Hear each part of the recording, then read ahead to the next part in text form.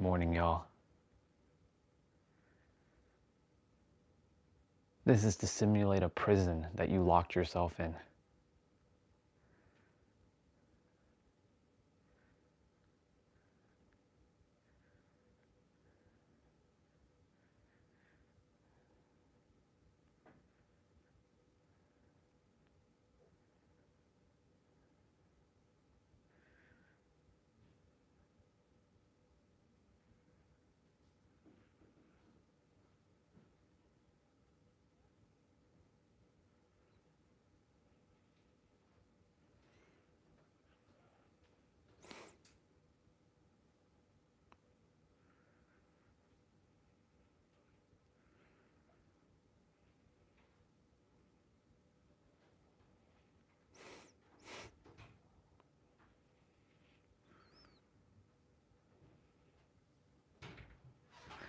Perfect.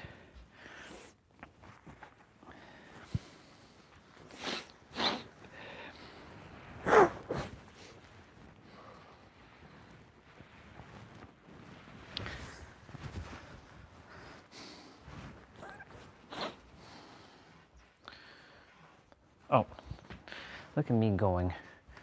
Jumping the gun. Look at me jumping the gun.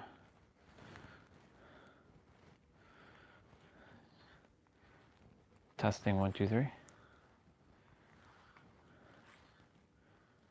Testing 1, 2, 3. Good stuff.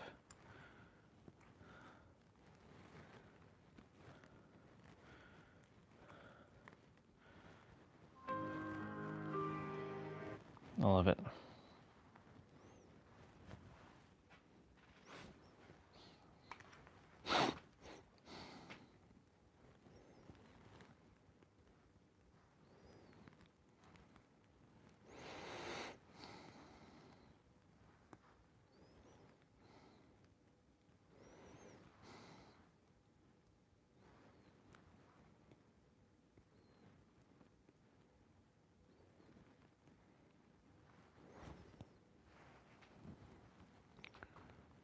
A little delayed, but it's okay.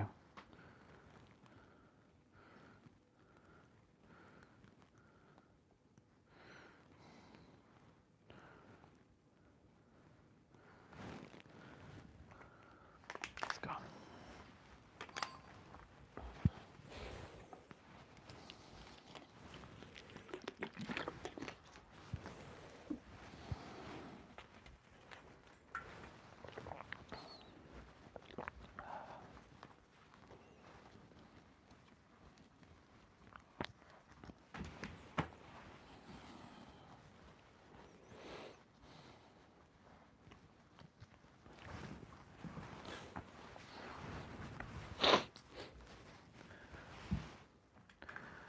Awesome. This is our final day with the colder, like extremely colder temps, but it should be doable. Oh my God, I didn't even put on my hand warmers. That's crazy. Yeah. Normally I'm kind of like behind, but it's okay. I'm not really behind. I'm letting the mind just be like, we're supposed to be here. It's fine. Don't make it a problem. All is exactly as it's supposed to. All right, let's go.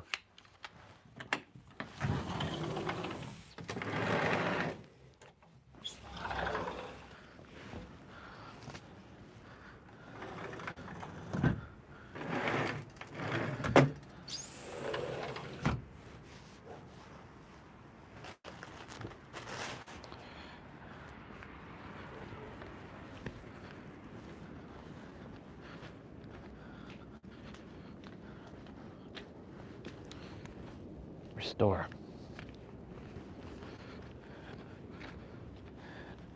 All right.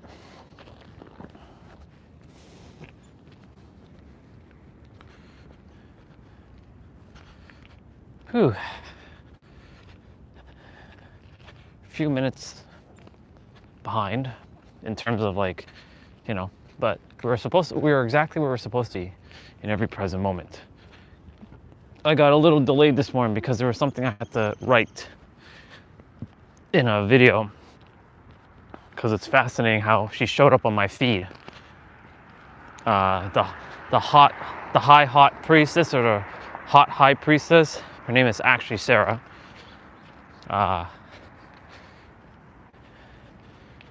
Beautiful soul. She showed up on my Instagram once before, and because she showed up on my Instagram once before, and now she showed up on the YouTube channel, I was like, okay, all right. There goes her brother.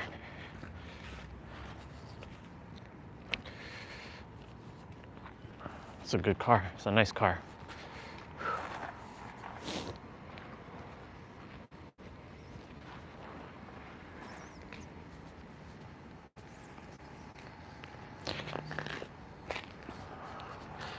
I'm not gonna make that light,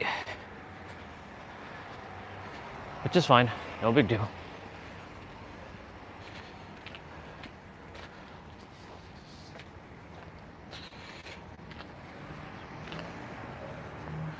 So,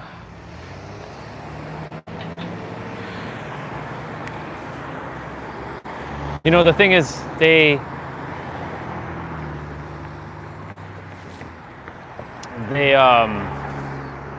mind, right? Oh my God, there's so much to talk about. My God, it's crazy, because like the mind is what is controlling all of humanity. Literally, quite literally, if people got out of their mind and into their heart, you would see less problems. If people knew that to be in the now was to just be still and know that they are the creator, that they have the power in every present moment to be in the now, we would have less problems.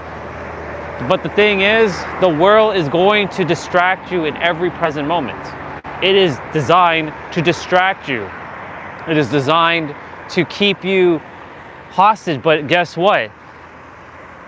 It's actually you feeding that prison. It is you that's feeding the programming, and you have to do your best to find a way to delete the programming.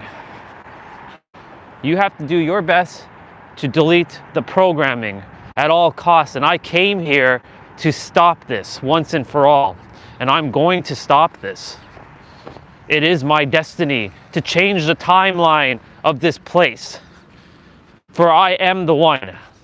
I'm the one who came here to finish this. I'm the one who came here to finish what I started many, many lifetimes ago. To help the people of this world, to help them to break free from their traps that they've ensnared themselves in. Because it's the mind that's creating the prison.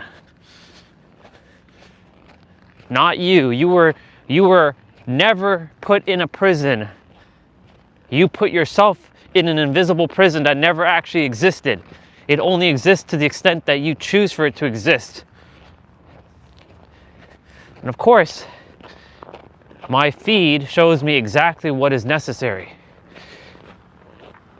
There's a video that popped up talking about the echo theory. Again, more concepts. We're not here for more concepts, but it has its validity, because reality is just a form of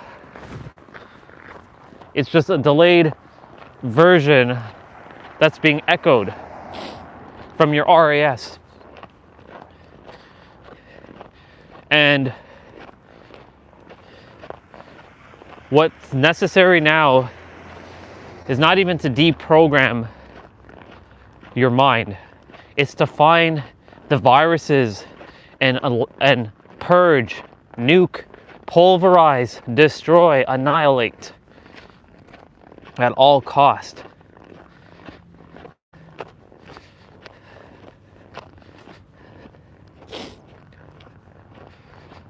The RAS is known as the reticular activating system, but I also have found out that it's also called the reticular awareness system. And the reticular awareness system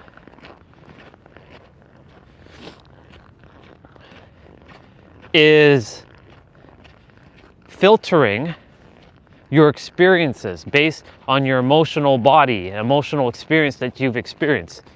So let's say, for example, so this is so perfect where my technical background comes into play, because I love it. And I'll do my best to explain. I always do my best because I know that I will not miss the mark with this one. So let's say, for example, you have some programs running on your Windows computer, your Mac computer, but it's causing a bit of chaos in your machine, right?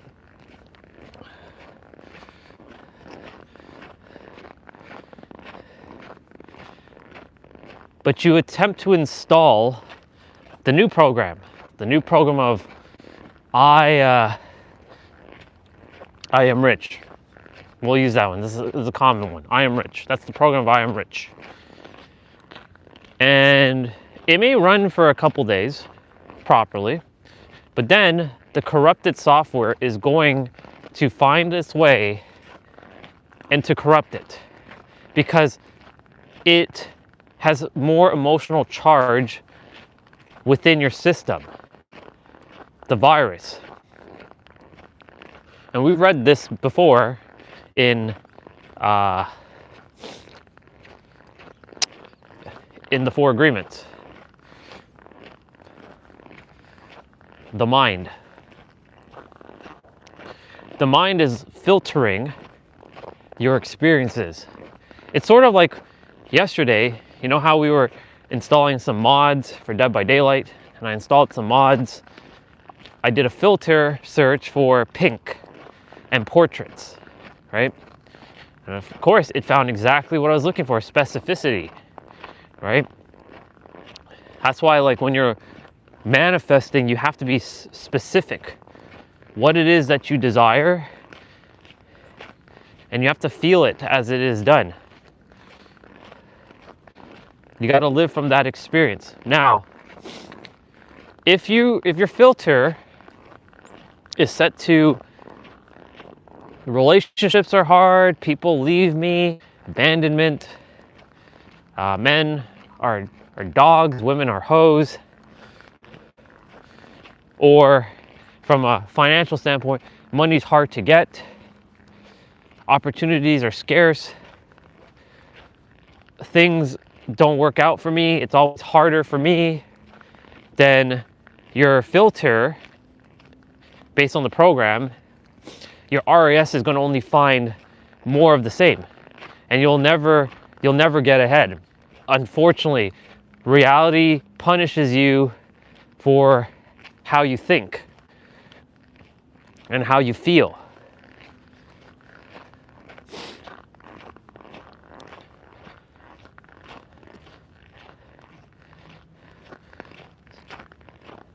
But here's the good news. You can change it. But you have to get to a point where you have to let go of your mind and see it as something separate. You have to let go of your beliefs to some degree that are not serving you.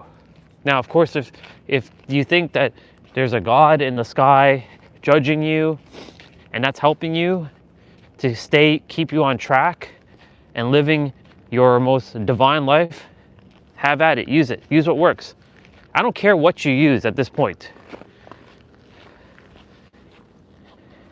Whether you see a God, outside of you, a God on, oops. Why did I go do this now? Oh well. A God outside of you, a God inside of you, no God, 10 different gods. Use whatever works. But know this, you have the power to shift the beliefs of, I'm not good enough, it's hard, money only goes to certain individuals. It doesn't come to me. You have the power to change that.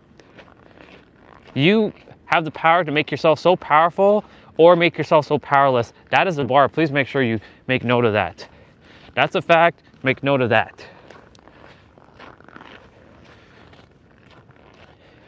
In every present moment, you have the power to shift.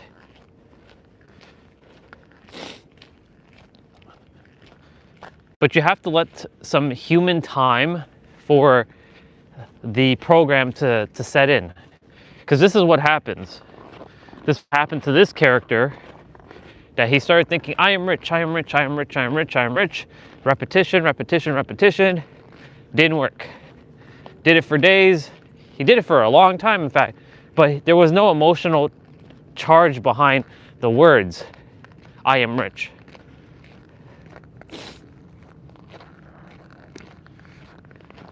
You know what's fascinating? This car right here, the one that has my Supra inside of it, I've never seen the license plates. Now this is the first time I'm looking at it because my mind was only focused on the Supra. It wasn't even focusing on the car. But that license plate was always there. That's how the RAS works. It's a filtering system. It filters what you are currently experiencing in your inner world or what's important to you, and will remove things that aren't important or things that are supposed to be important but will pass you by.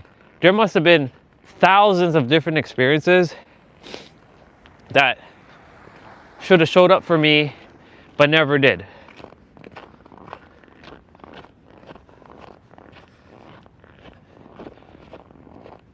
There was thousands and thousands of experiences that showed up for this character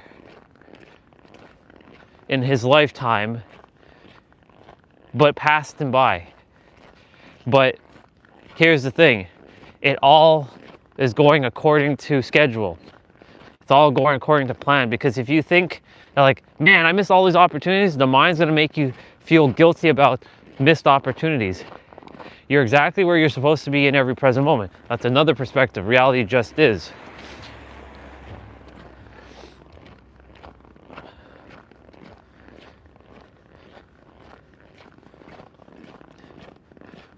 But based on like, if I say, man, like there's no speaking opportunities or to me to get on podcasts or connect with these individuals, right? If the mind keeps filtering that as it's difficult to find people to connect with that understand what I'm saying, to have the opportunity to talk and share, then of course it's a filter.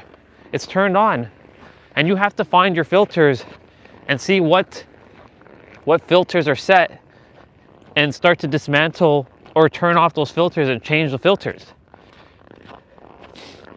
And those filters are programs.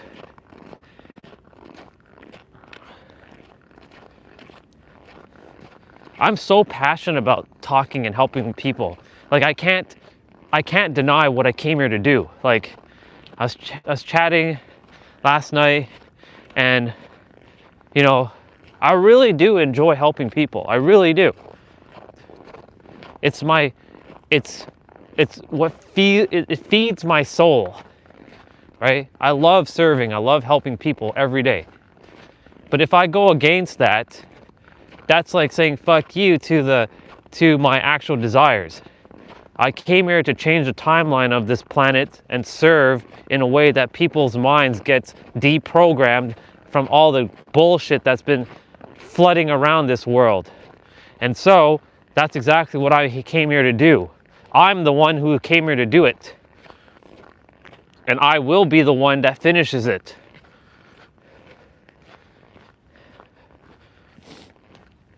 I have too much confirmation that I came here to change the game. We enter a new phase where there is no more thoughts, or there's no more concepts. There is no more techniques. There is no more beliefs. Even though, funny enough, that is a belief in itself. But to let go of even that, it just is. You have been perfect the entire time. The world has sold you this idea that you're not perfect. But Orion, we're not perfect. We never were perfect, Orion.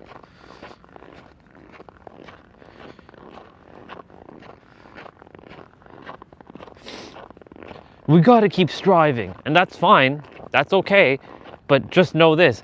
Is it because you desire to? Is it because you enjoy the act of striving? Or is it because you have to? Is there a dependency?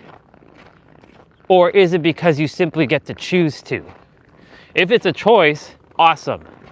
Please make sure it's a choice, not an obligation.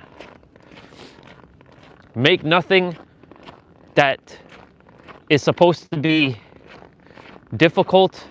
Let me rephrase that. That's not what I wanted to say. Make sure the things that you love are a choice. Make sure the things that you're doing are a choice so that they're enjoyable, that you love them, not because you have to. But make one thing obligated.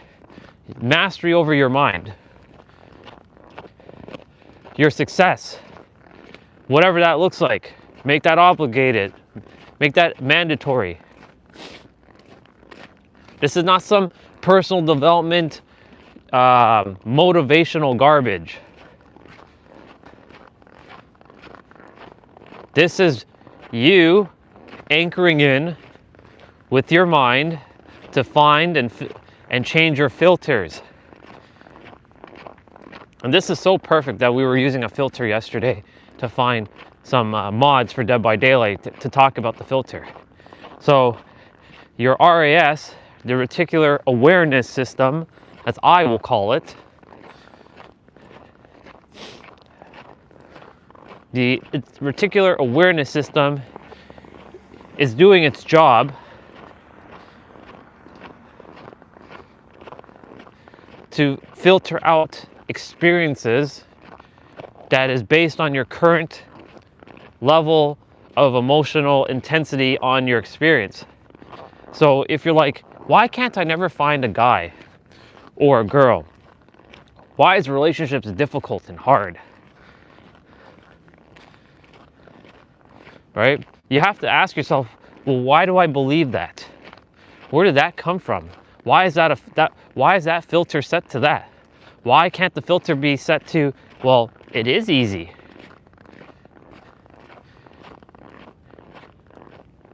But you'll have to do your part to energetically shift that belief into your favor. Otherwise, it's just going to continue to be the same experience over and over. You'll run into a person, you may think that he's the one or she's the one, and then you'll have the same experience in a different suit. Right? My wife, Lindsay Sterling, she's experienced that, and I say that, but it could be Lori Stellar, who knows, right? Either one of them could be my wife. It doesn't, at this point, it is what it's supposed to be. But with Lindsay specifically, you know, she mentioned that like she kept dating guys who are because it starts with her, and she has to be aware of this, that they'll show up and they'll have the same personality, but they'll show up in a different meat suit. Right? Like for me, women always treated me as a friend zone guy because I was too nice, and I always was needy, looking outside for love. I've changed the game. That's not the case anymore. I have plenty of women who are after me now, and I'm good either way. But I've changed the game where I don't chase women, I magnetize them. I don't chase opportunities, I magnetize opportunities. I am not looking for my manifestations. I am the manifestation. I am the creation. I am the revelation. I am everything I say I am. For that is enough. Always has been, always will be.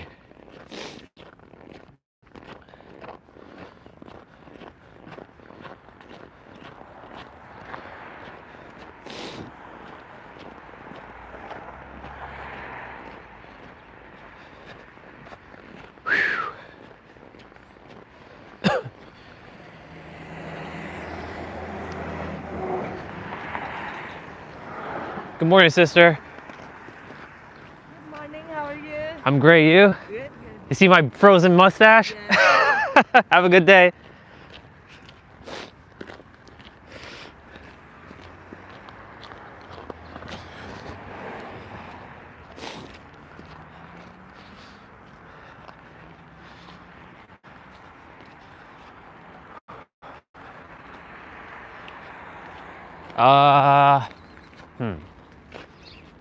No.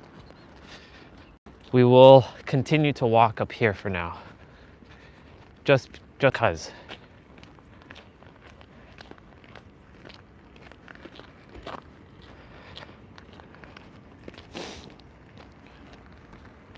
It's a beautiful morning though.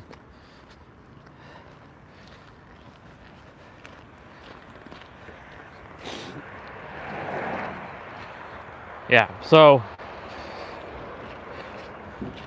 with Lindsay specifically, she was saying how, because I saw it in one of her stories, she was doing a podcast where she was telling like one of her previous partners, like, no more.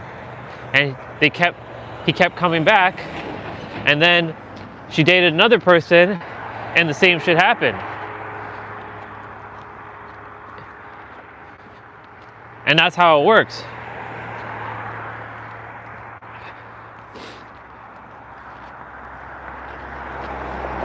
Reality is a string with your mind. Quite literally.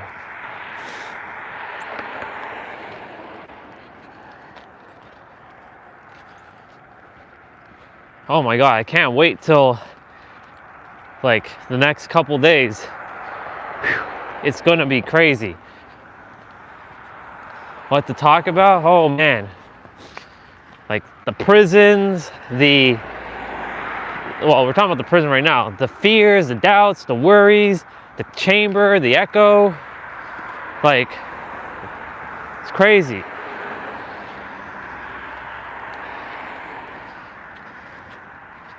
Like, wow. So many things.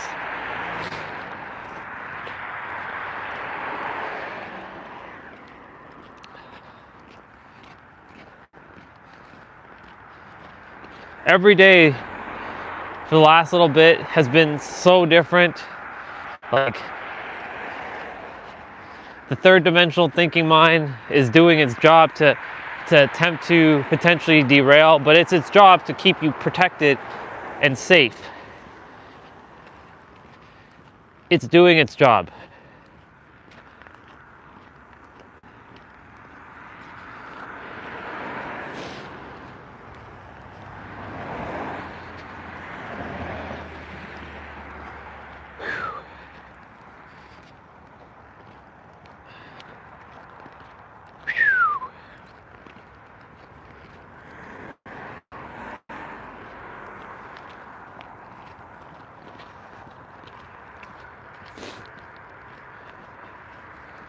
Phone battery at 57%.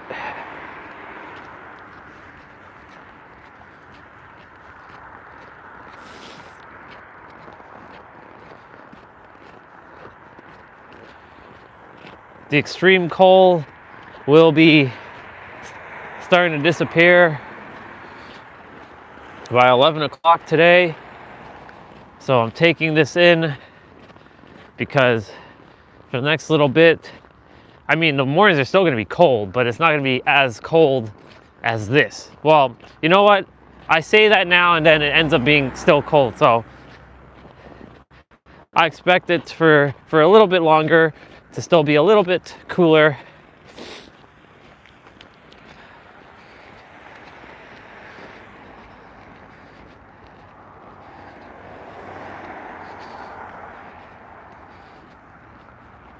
but it's okay.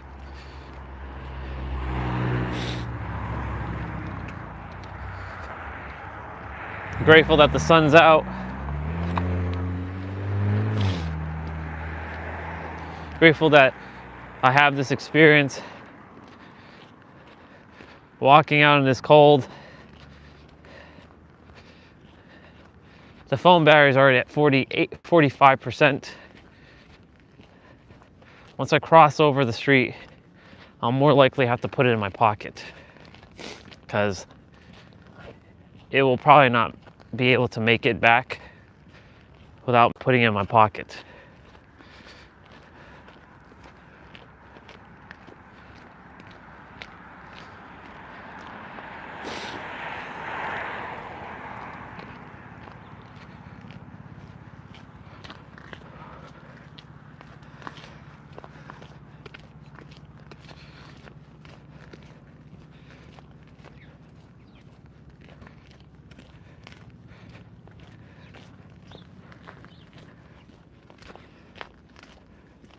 Wow, phone battery went down to 37%. That's crazy. Well, my hands will get some reprieve.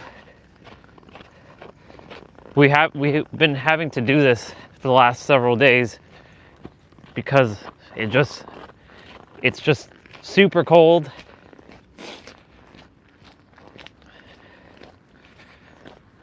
I still can't believe I've been doing this, to be quite frank. Every day. Like, it's crazy to be coming outside, talking, streaming, and going, and still going, and not letting anything stop me. Like, I'm going full force. I will not let anything get in my way.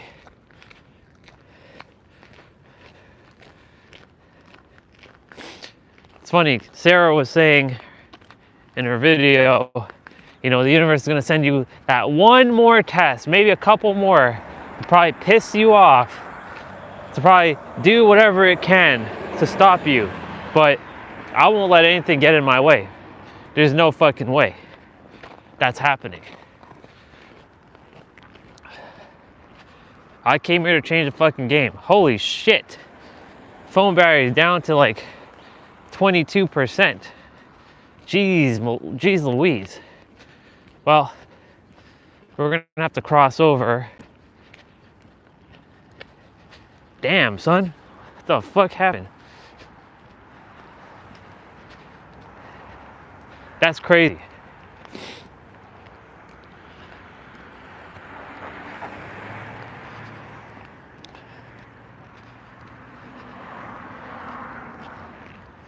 Yeah, but in any event, we came here to change the game, because time's ticking, the world's changing, and I came here to do my part to make sure that the people of this earth know exactly how the mind works, because more people don't know how the mind works, and I'm going to do my part to tell people how it works, because it's designed to keep you playing small and stuck. But you didn't come here to play small. You didn't come here to just be a human. You're beyond that. Your language, your words, your beliefs, your thoughts, they're all made up. So you get to choose whatever you decide to use. The choice is yours. You have the power in every present moment to change your life.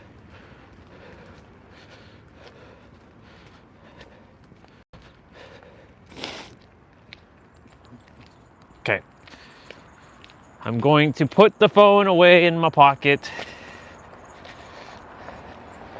because it is cold.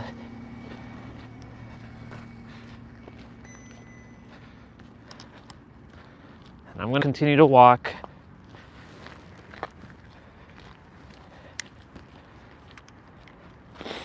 And talk. And share.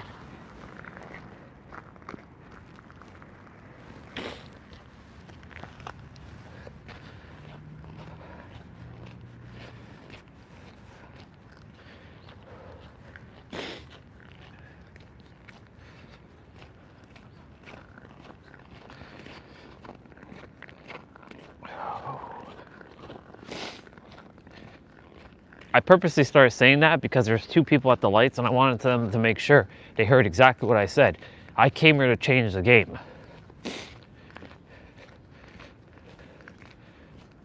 I'm not here to stop anymore. I'm not here to play small and like let the mind say, oh, who are you to say that you're here, you're the one. I am the one. I've been the one the entire time. I'm at the level of Jesus and Buddha.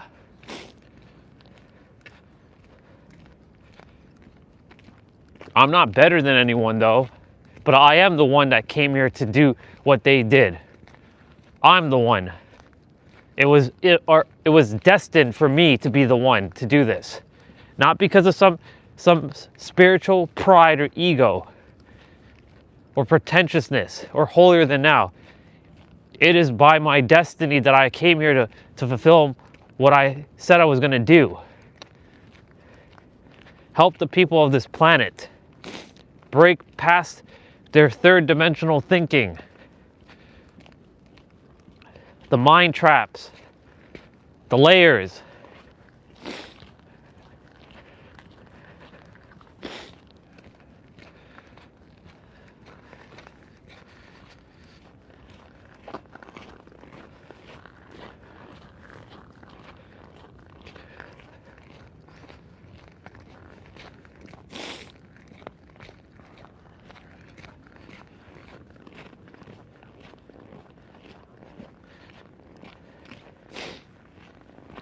The phone might die, potentially, and if it does, it does. At this point, it's all good.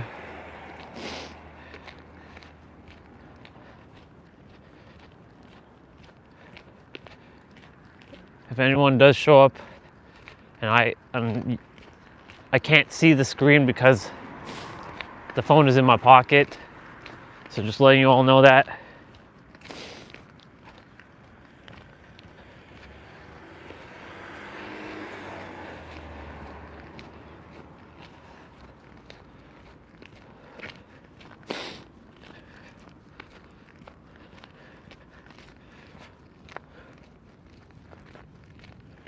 You know what? It's been a while since I walked through this street. The only reason I don't walk through this street right now is because the path is not shoveled by the big park, but let's do it.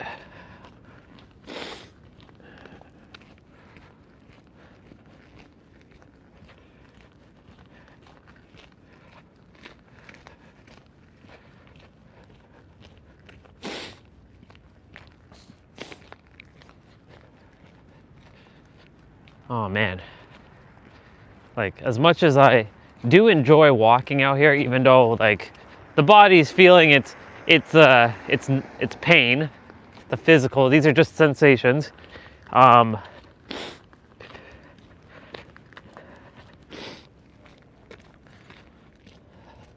look forward to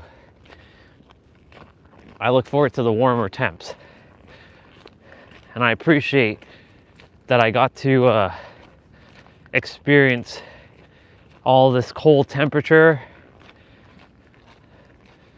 so that I could say that I did it. And I did it on a live stream as well too. I got the full experience of everything.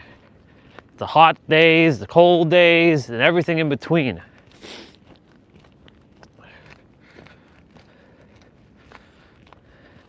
I know these live streams are gonna have so much value. They have so much fucking value to the world. And I know, for example, that in the future, even though future doesn't exist, but like, you know what I mean, that I'm gonna be using some of these moments when I went through hell or was facing something difficult, and how I overcame it.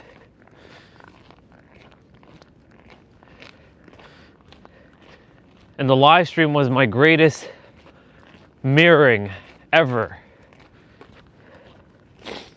And even though there might not be many mirrors showing up on the stream anymore, there are other sources that have mirrored back exactly who I am. And I already knew who I was. And it was just confirmation.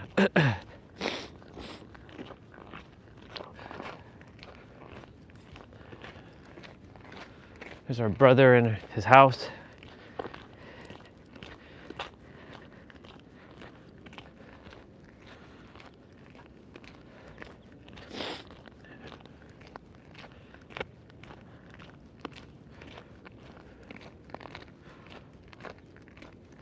Yeah, I hadn't walked through the street since a while. Still, some houses have some Christmas stuff. Nice. So I've been taking the long way just to get some extra steps in. This is still kind of part of the long way, but not quite, because it's still kind of like a shorter, long version way. But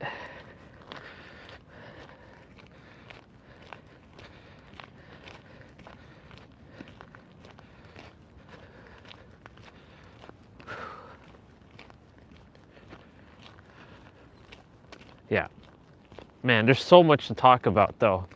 It's crazy. I have endless things to say about the mind. But you know, the funny thing is, there's nothing to really say anymore, because the answer is you.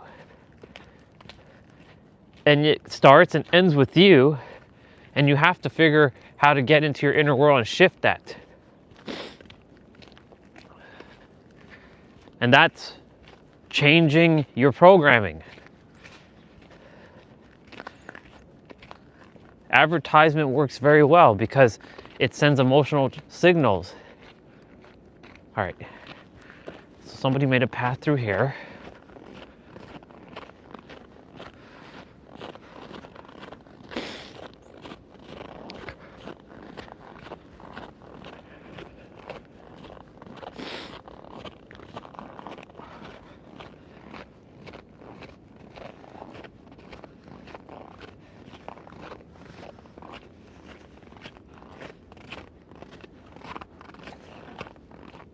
Wow.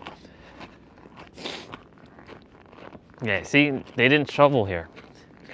So we're just walking on snow right now. Sun's blasting in my face, which is awesome.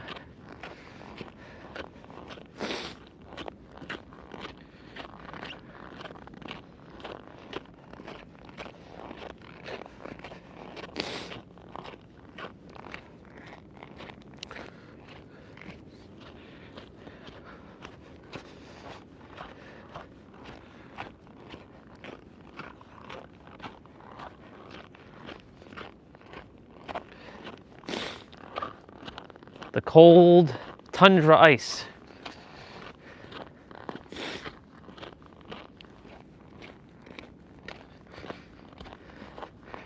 Glad I got this character to just accept it.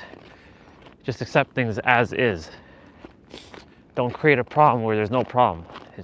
It just is.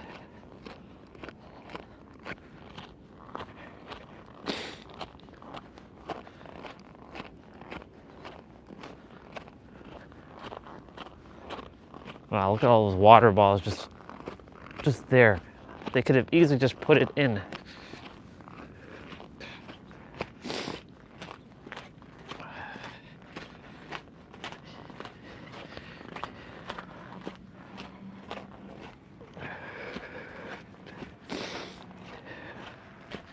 I would have gone and picked those up, but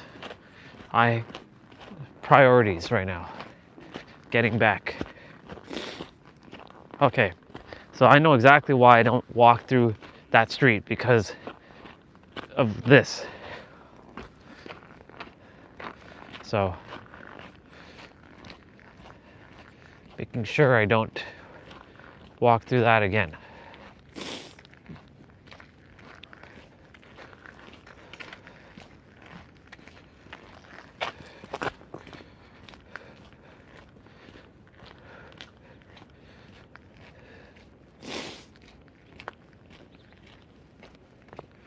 we're not too far from the house, but again, I don't know if the phone's dead.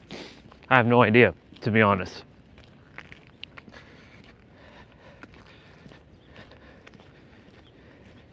It would be awesome if we had a technology where you can put your phone in your pocket and like something's connected to your phone so that your eyes can see without having to use a phone.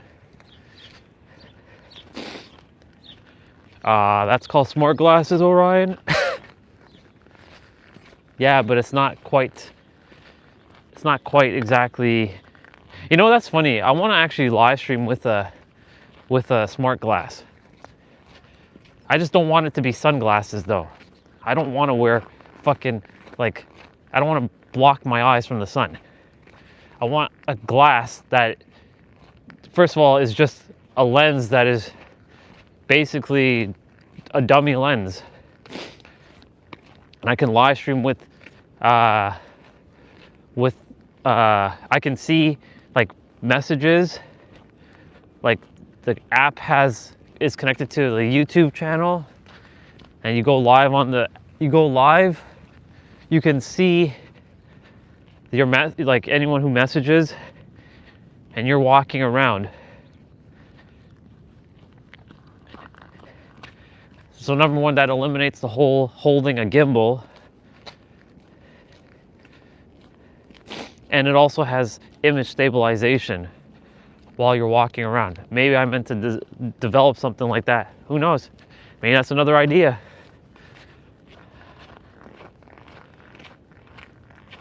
Develop a prototype.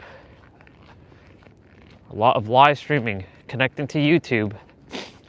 And I can just walk around. The only problem is, like, I'm gonna have to have something on my face. So it eliminates the whole holding something in your hand. So it frees up your hand. So like when you're looking at something, they can see it from your eyes. Like your eyes becomes the lens.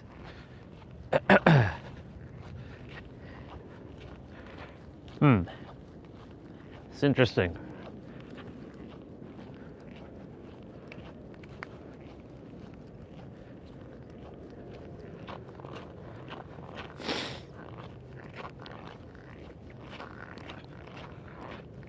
Again, if anyone's there, I'll be back in shortly.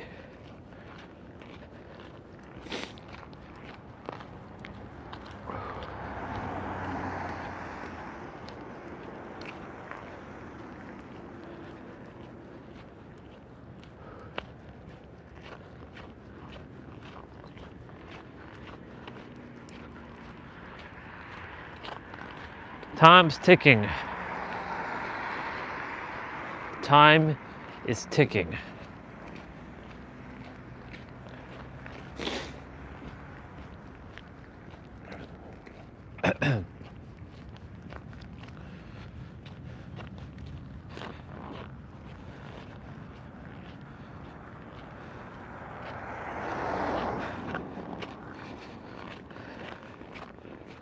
Thank you, sun, for coming out again. Well, I mean, you're always out. It's just that thank you for not being blocked by the clouds, by the third dimensional clouds.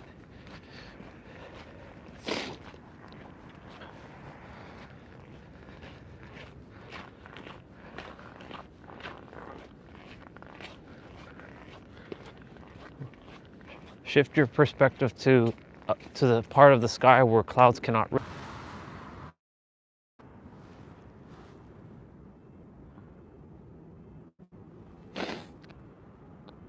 Well, the battery lasted till then, so that's good.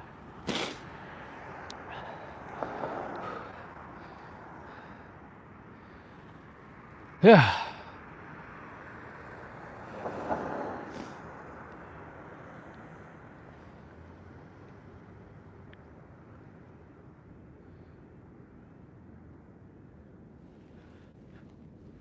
Getting the sun in my eye.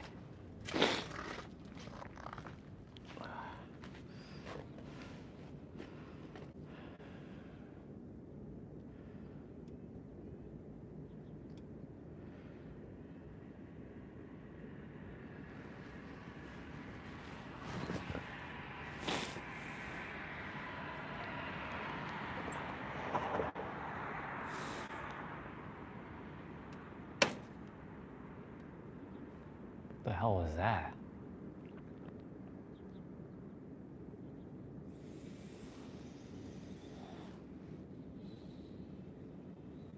Okay, cool.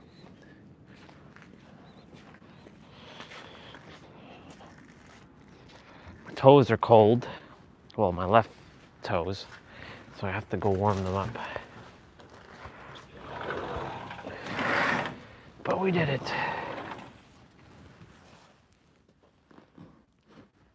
The phone held strong at 15%. Oh. Alexa, what's the wind chill at right now? Currently, the wind chill is minus 21 degrees Celsius.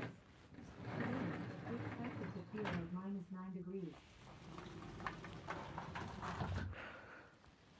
Well, we just walked in minus 21 degrees Celsius weather. My hair's a mess. There, better. It's fixed. I am that one.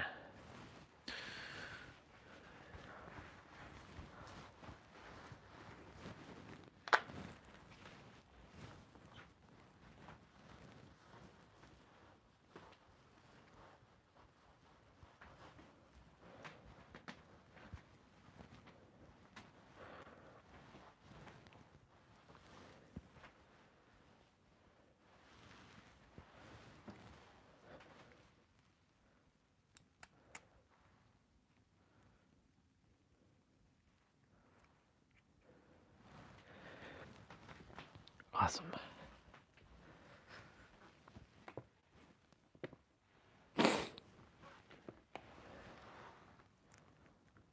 Plug you all in a moment.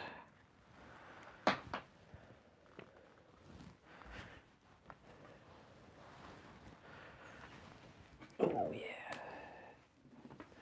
I expect to see T-Bray today or tomorrow. I expect to see him on the stream, and we'll be playing 2v8 tomorrow.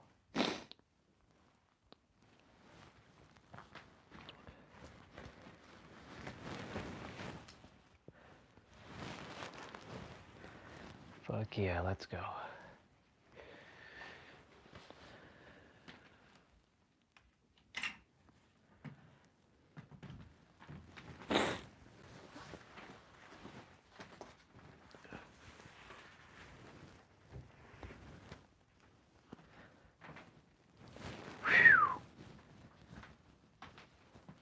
Boy, oh boy, toes are like, wow. Shit.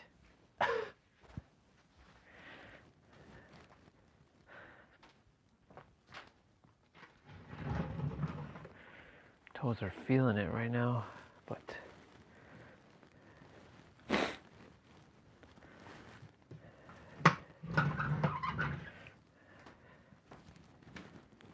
they will be fine.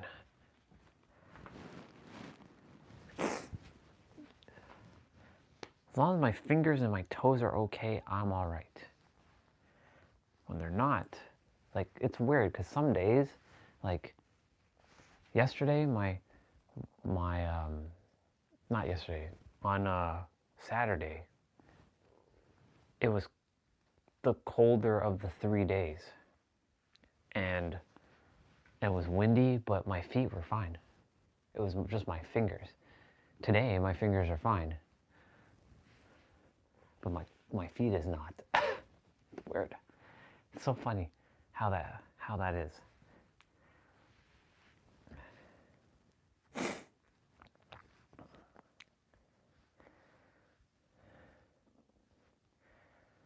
I should go wash the king's feet again. Only because. So I'm gonna probably go do that first. Wash the king's feet. I'm gonna go wash the king's feet. And then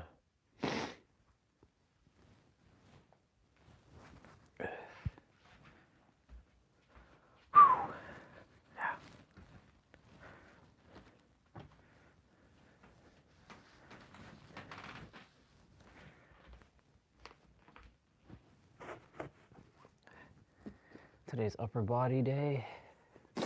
So we got shit to do. We got lots of shiz to do, but that's okay. You know, we drag it out until later on.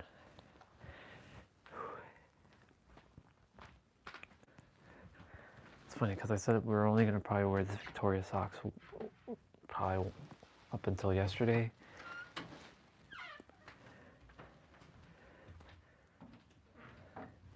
But we're actually going to be wearing it until further notice. Let's go.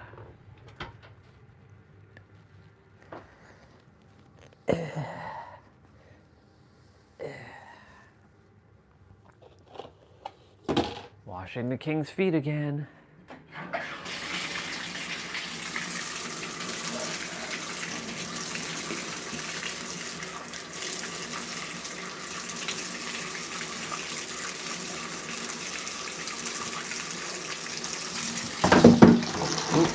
The water was taking a little bit of time to warm up there.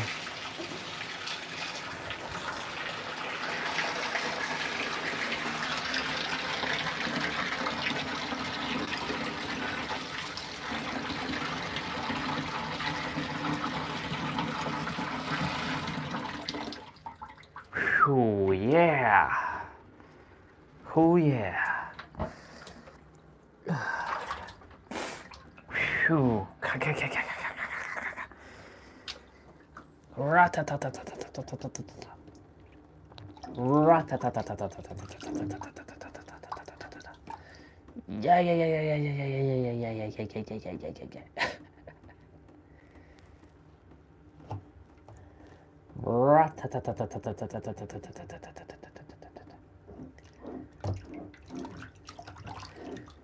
Oh yeah.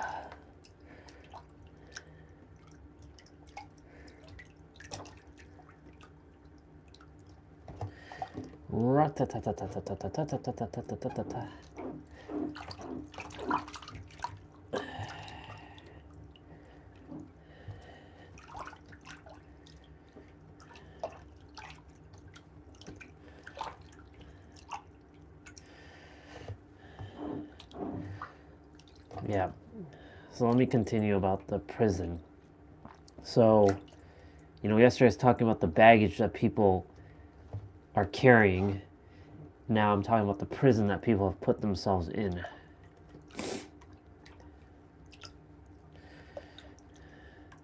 You can get out of your own prison.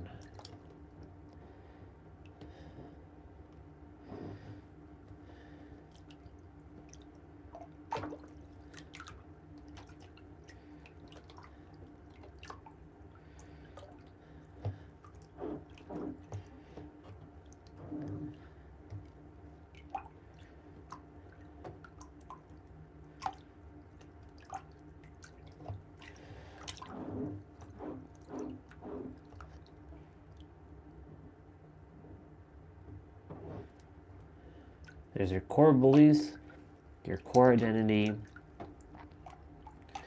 and then there's your triggers, traumas, and big T trauma, little t trauma, and triggers, or any of that. But here's the funny thing about all that. You can just break past all that. There was never an invisible, there was never a prison. There was never anything. You were perfect, whole, complete.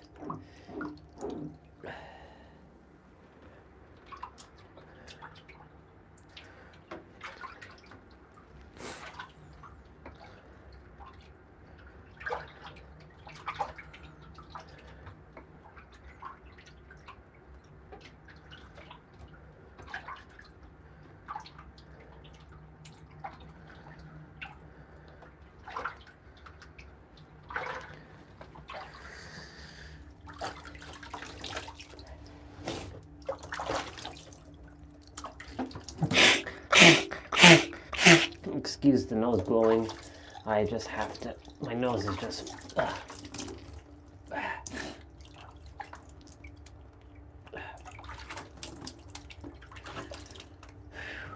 Wash the king's feet now.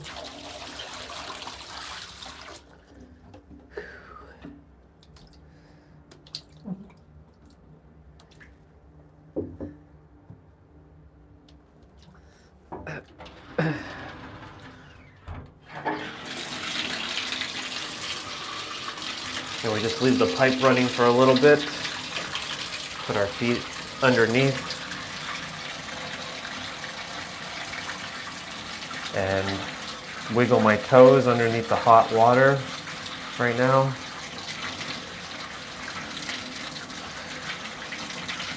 It's really the big toe. The other toes are okay. It's the big toe that things happen to it. And then I usually douse the back of my feet, like the heels, to let the water like flow down my entire like foot.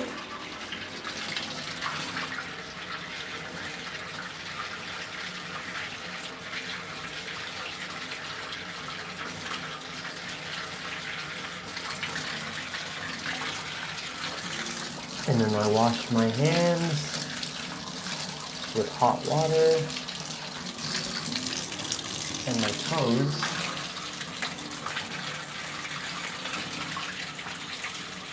And my feet are ready to rock and roll. I'm going to put on my socks after I dry my feet.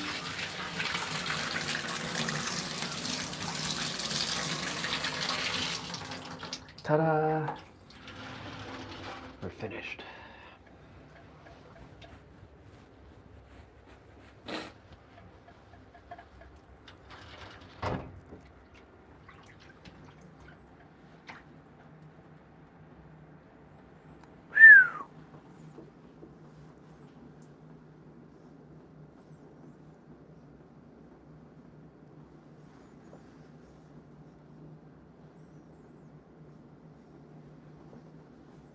Nice.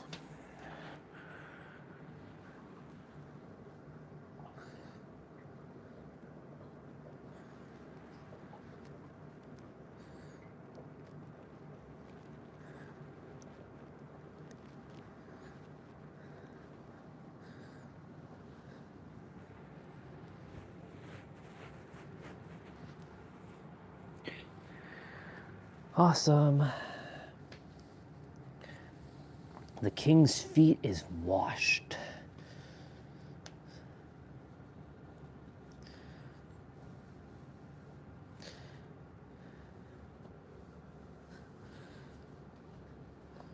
It's like that scene in The Chosen where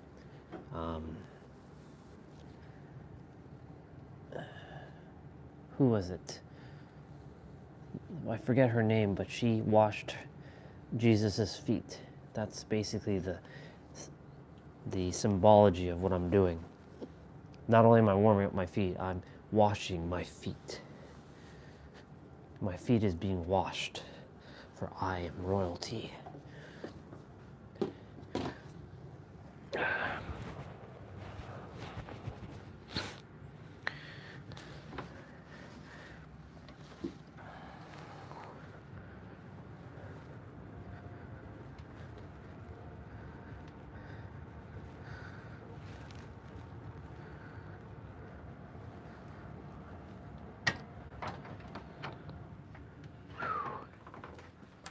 Let's go.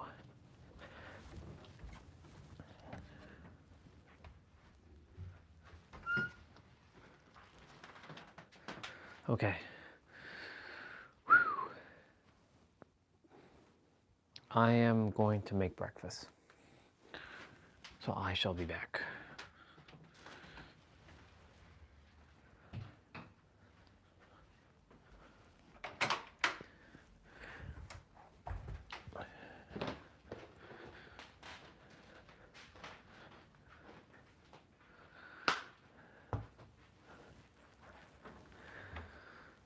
What do I desire to do? Let me just double check something quickly.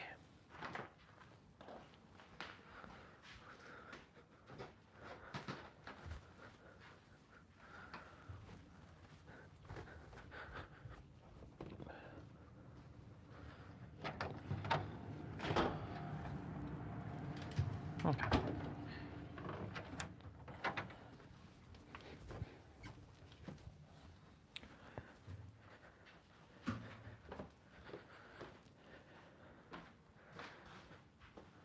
I'm going to make eggs.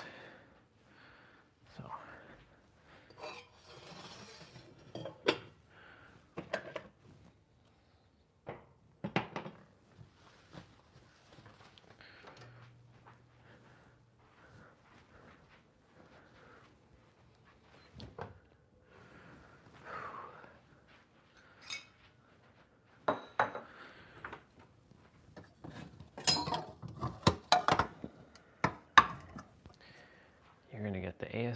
more of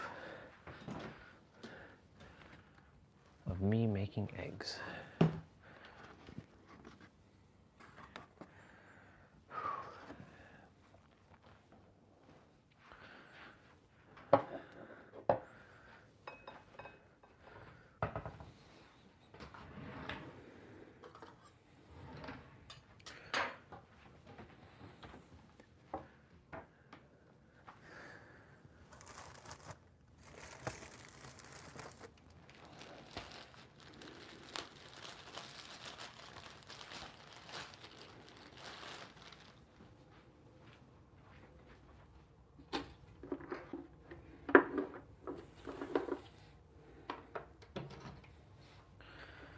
I remember when we had a heating issue. My God, that was crazy.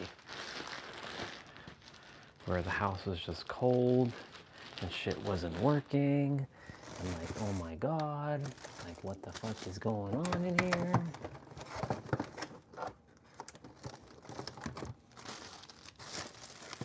It was crazy. You know what? I want to have a muffin.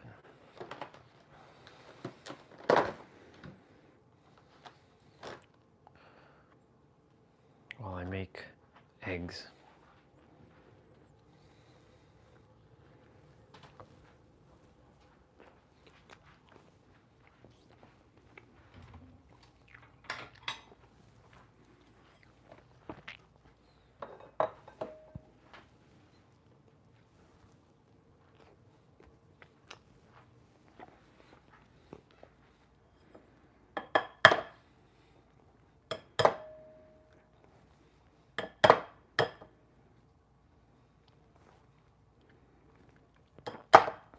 Wow, this egg's not taking forever to break.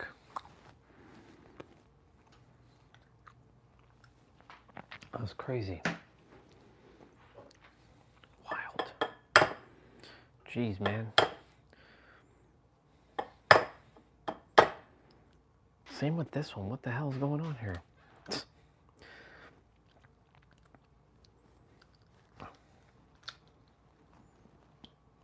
Damn, son, what is going on? These eggs usually don't take long to break.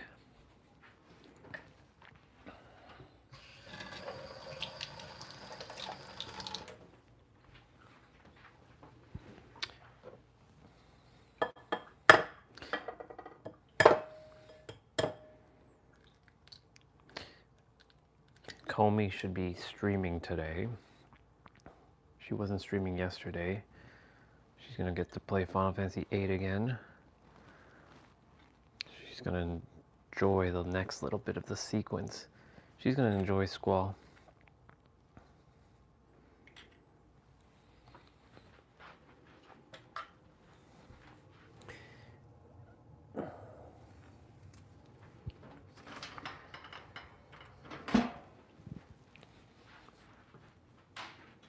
Okay.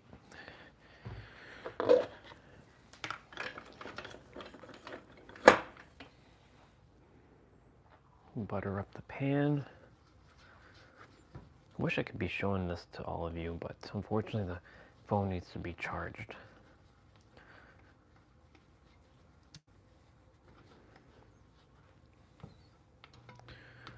While I'm making. But you all see me cook before, so it's not anything new.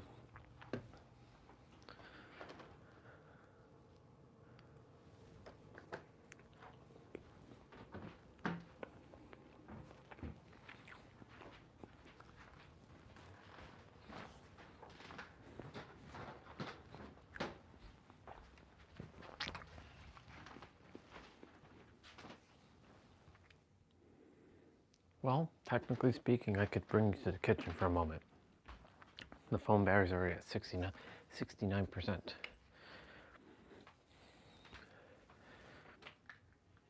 Pretty nuts.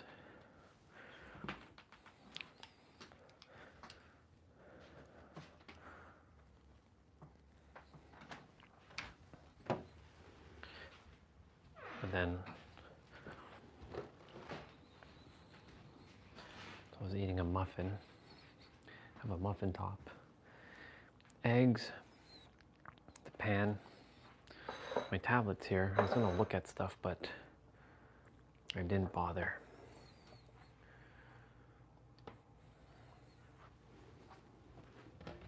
Okay, so black pepper.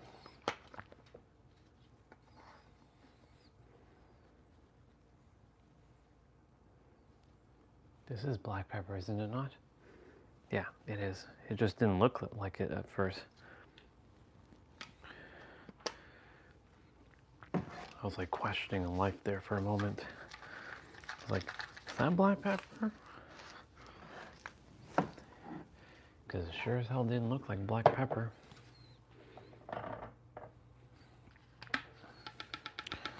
Parsley.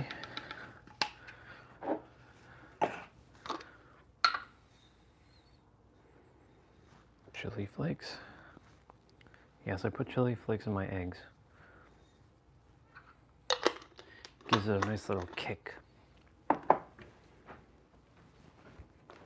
me eat a little bit of muffin.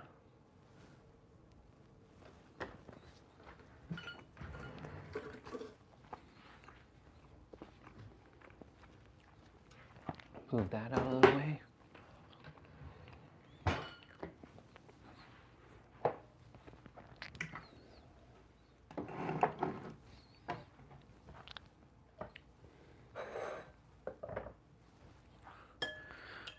Whisking the eggs.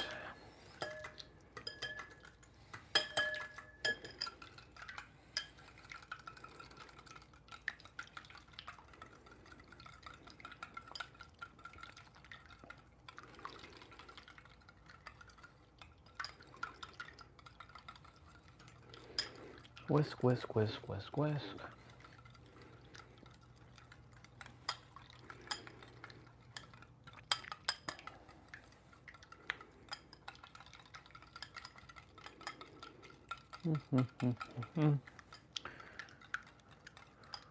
Perfect. Put the eggs in.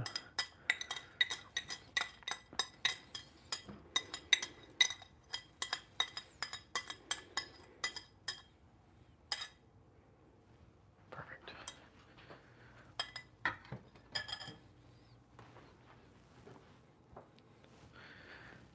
So I'll let the eggs do its thing. Just finishing up my muffin.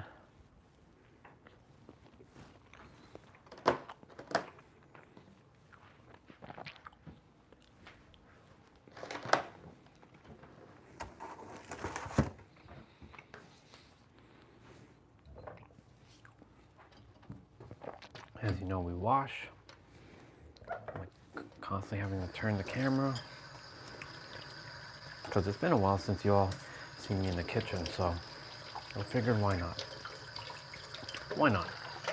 Usually the phone's charging, but like we got it back to already 69%, so 69, 69.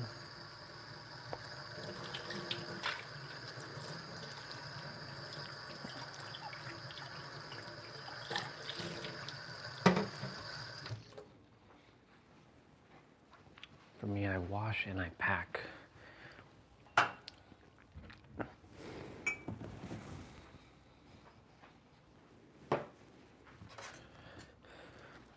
You all have been stuck in the room for the last little while, so I figured, well, I mean, besides going outside every day. So I figured we'd change it up a little bit.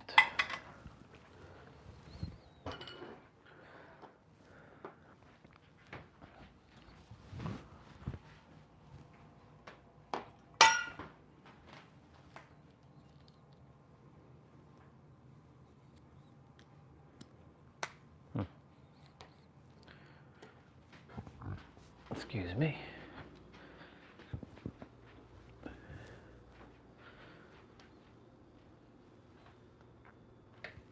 All right, cool. So now that the eggs are going, I have butter still on here. I just raised the stove a little bit. So what I do is I kind of like go around, and I sort of like see if it's still ready to flip, or like it does get brown pretty quickly, but this looks like it's ready to flip. So what I'm going to do is turn it around.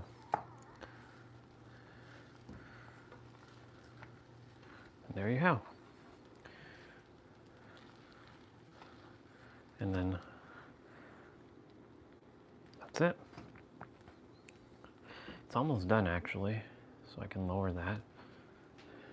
So what I'm going to do is put on the toaster. I'm going to put some water in the kettle. I see. I'm going to have to sacrifice a bottle. Actually, no. We're not going to drink a hot chocolate this morning. Grab my vitamins.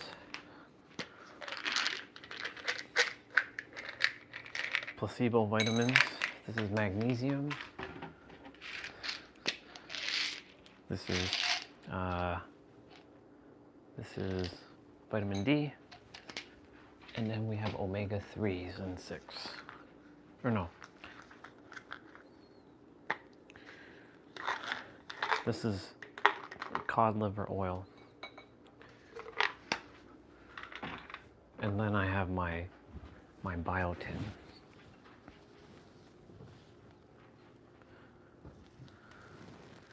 Perfect. So check this out. So this side is pretty much ready to rock and roll. Non-stick pan. And now I just remove it from the stove.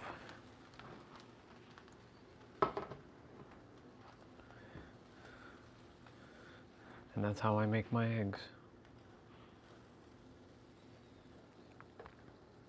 And then I usually take the spatula and cut, like make a line through the middle.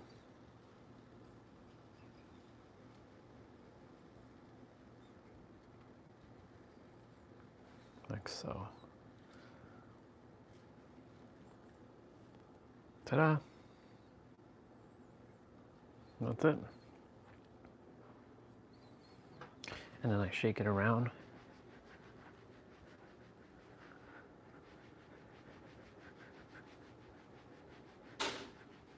And the toast is done. So, put that back on the stove. Grab the toast. That might be enough water, potentially. I'll use this. I'm going to toast the bread. Or, I'm going to butter the bread.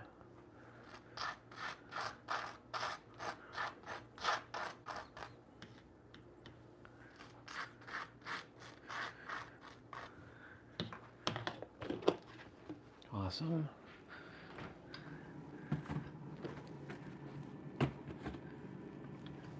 I'm going to also grab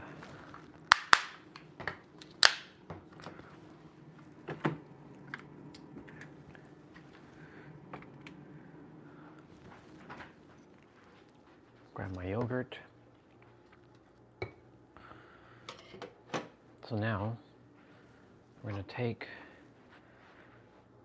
our beautiful eggs. We're gonna fold it. We're gonna put it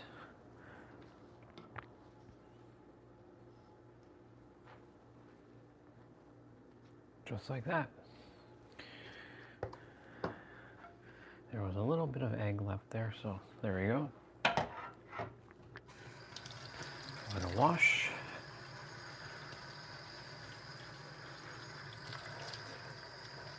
This was fun.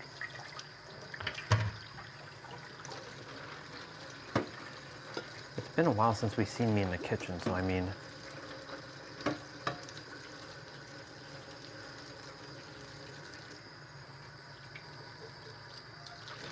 but see, it didn't take that long. And this time you actually got to see me prepare the eggs.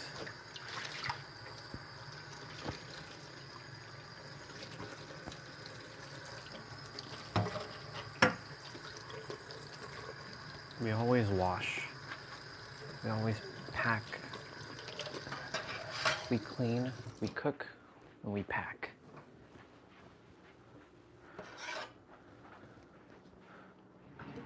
So I brought up my tablet, but I'm gonna have to take a couple things downstairs before we go. I'll put my egg in my plate.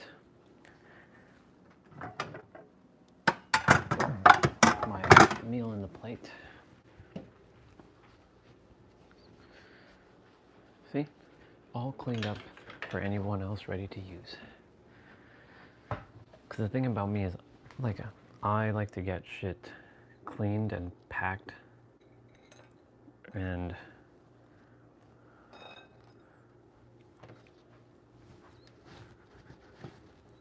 just in case.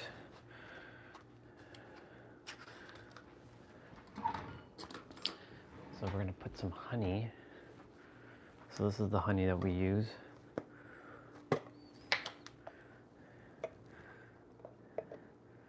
And we just put it into the yogurt like so.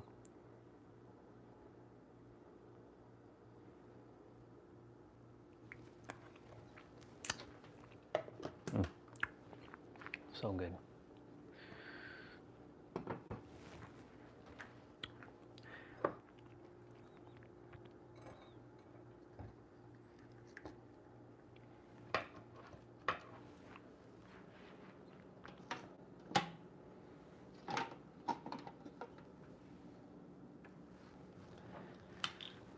I think this is how the water goes.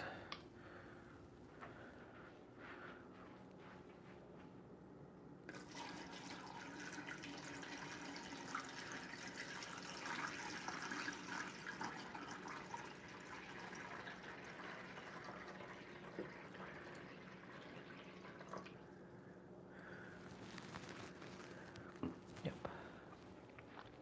Hello, person. I was just making eggs in the kitchen, and I was just pouring out the filter or the water that was purged. So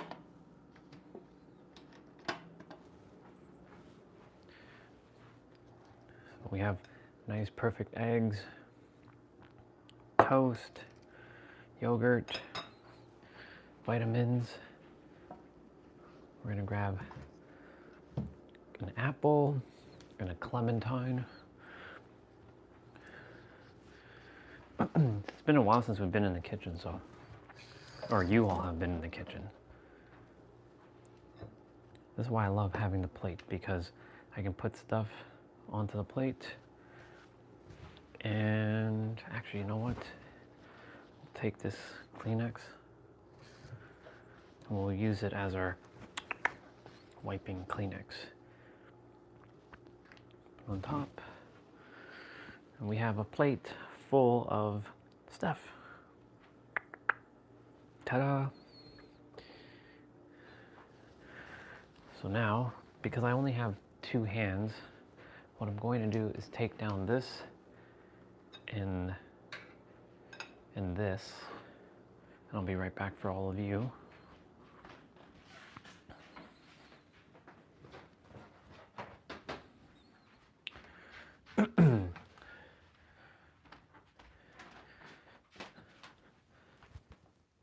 I might make a hot chocolate, but I was waiting for the water to fully get filtered through.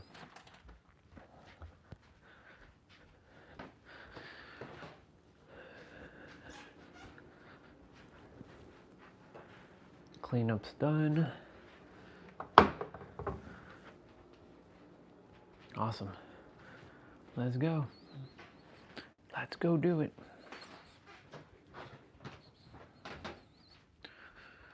back into the room where you all will be chilling. We can say hello to them. The Babas. They're just hanging out here.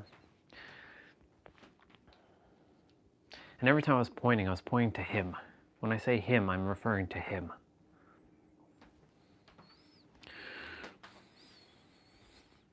My bad. I turned the screen off.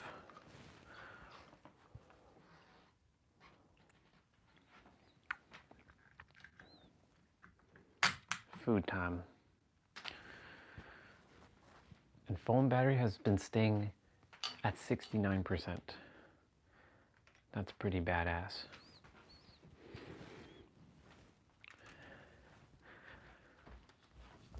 And you all know the drill now.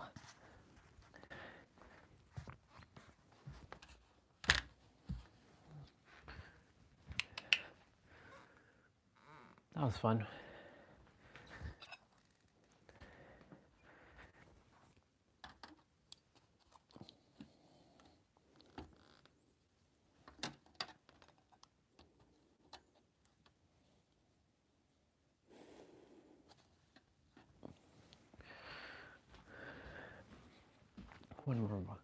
One more vitamin.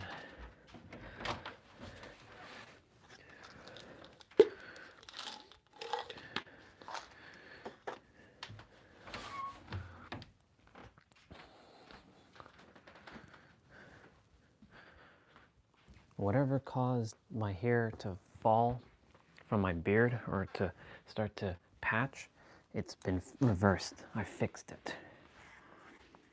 The healing has been healed. All right. What are we going to watch or listen to?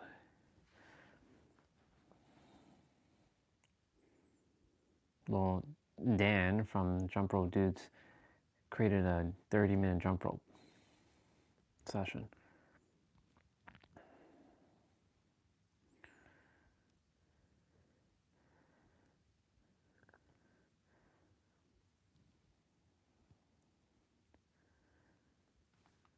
What's going on here? Tiff and Dan created a 35-minute Metcon full body. So I'll be during the week, like Friday.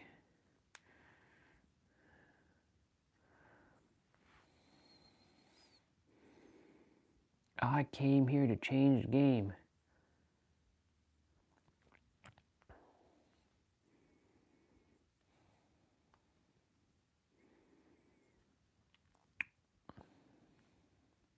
Music.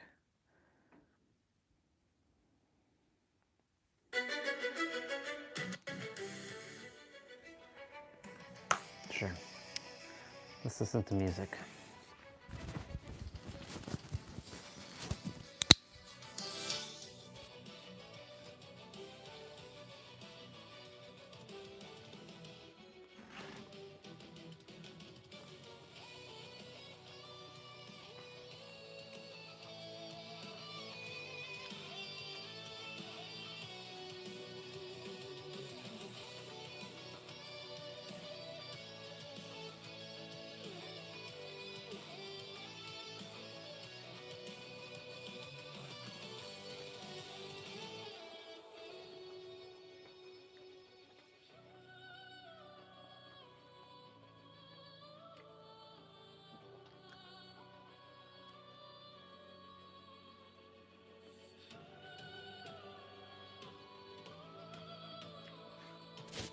So good.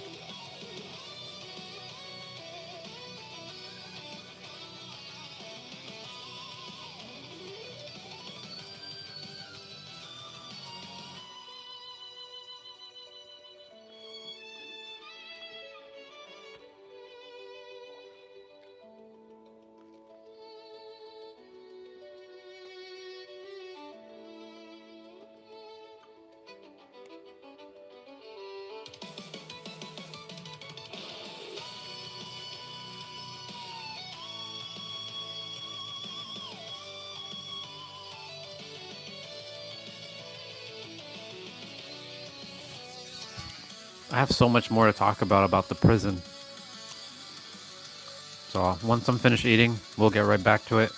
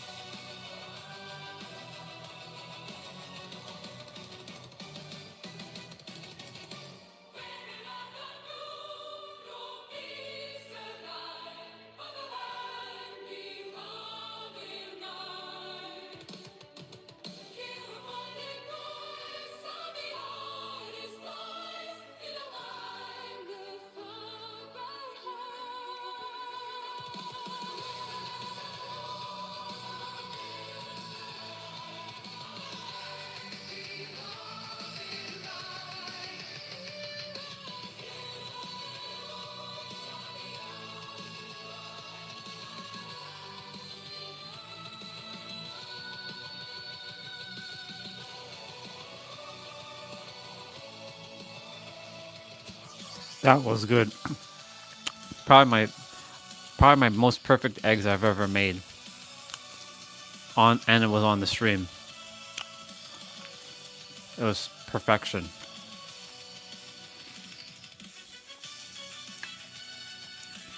So good. I really enjoyed that.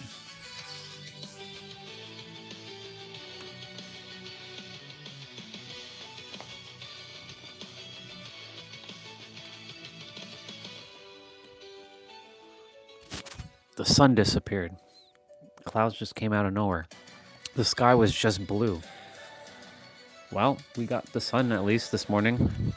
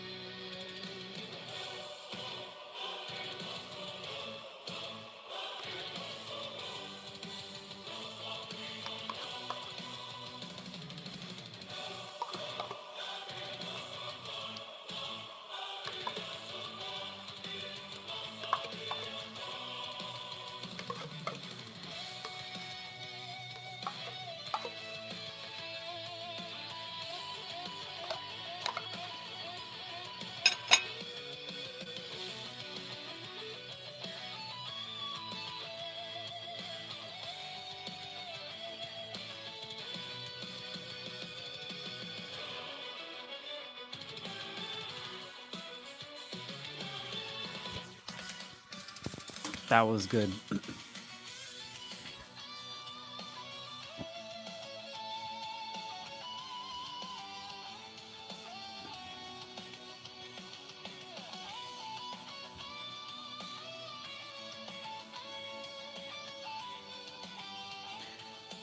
Music is one of the fastest ways to invoke emotion.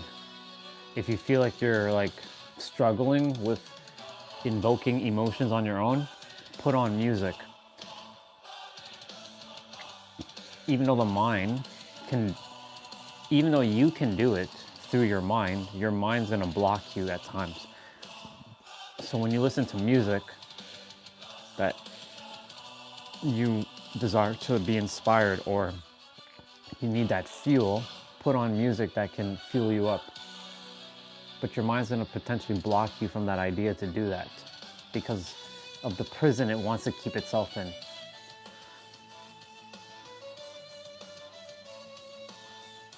That's a bar, by the way. The mind wants to keep itself in its own prison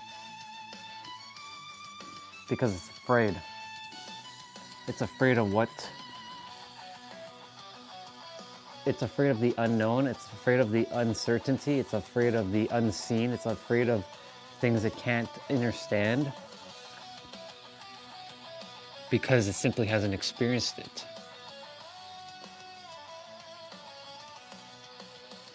But once you teach the mind that it's safe, that will teach your body that it's safe too. Because they work hand in hand. It's a system. And you have to see yourself as a system. I wanted to watch a couple things quickly. 3 looping mistakes that get you killed. Number 1, looking forward too much. Never just look one direction while you're being chased by the killer. Doing this will lose track of the killer's mind games and positioning, allowing them to easily double back on you and get a free hit. Make sure you're always looking back at the killer and gathering intel. Number 2, not utilizing windows. When looping any tile on the mat with a window, it's super important to get as much use of the window as possible. This means vaulting the window 3 times before it blocks. Taking advantage of this method can make T&L walls, jungle gyms, and killer shacks super strong and can extend your chases like crazy. Number 3, not faking. Start faking commitments. Running out windows or pallets like you're about to use it, then keep going. Making the killer hesitate for even half a second is huge, and if they miss their swing, that will allow you to get distance to another tile. This right here. Using all these methods in chase will make you a nightmare to catch. Let me know if these tips helped and subscribe to the channel for more. Good job. That was 3 actually... looping mistakes that get you... They were like, why can't somebody from America do the halftime show? And look. I'm not even going to get into that. If one part of you wants to go after your dream life and another part of you is clinging on to your old life, then this video is for you. I don't believe in coincidences. This is what your spirit, higher self, God, whatever you want to call it, wants you to know. You might feel like you're stuck right now, but you're actually transitioning. This in-between phase is not failure. It's the moment your old identity is dissolving and your new identity is about to come online. If one part of you wants to go... Bar.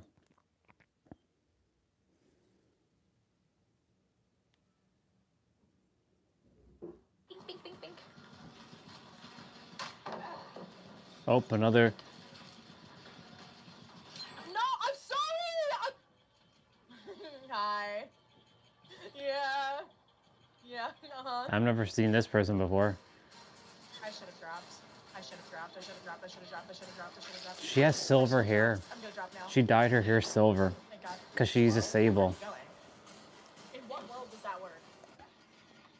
He's so tall, look at him! Look how tall he is!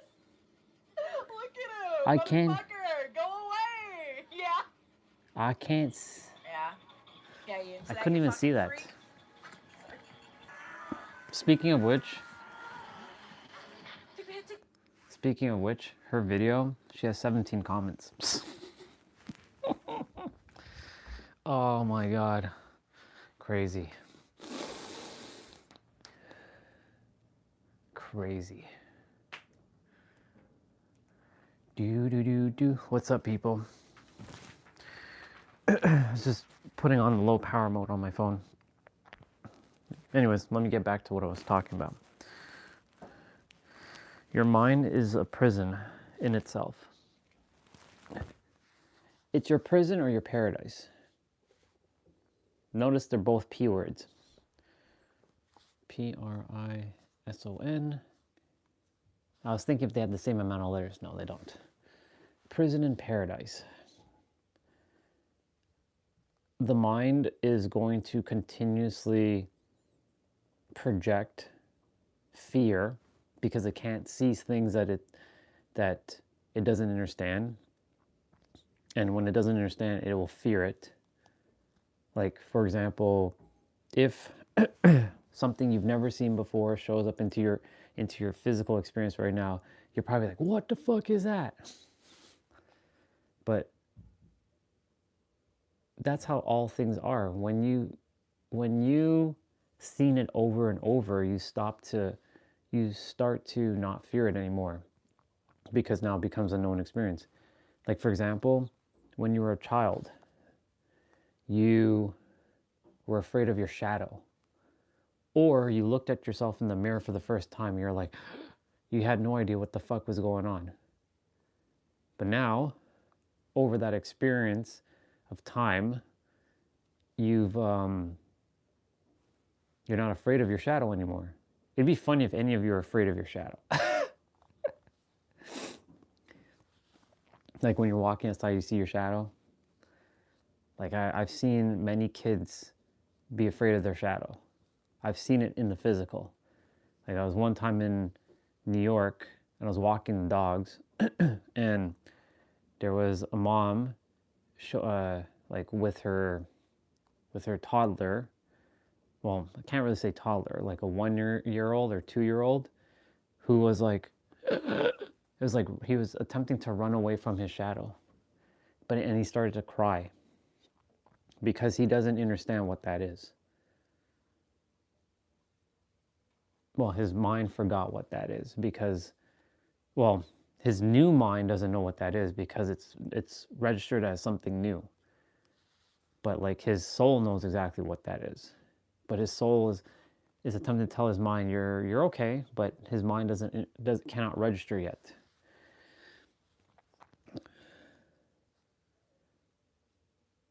But you see, the thing is, over time, it doesn't get harder, it gets easier. Like, for example, when you were behind the car for the first time, you probably were freaking the fuck out.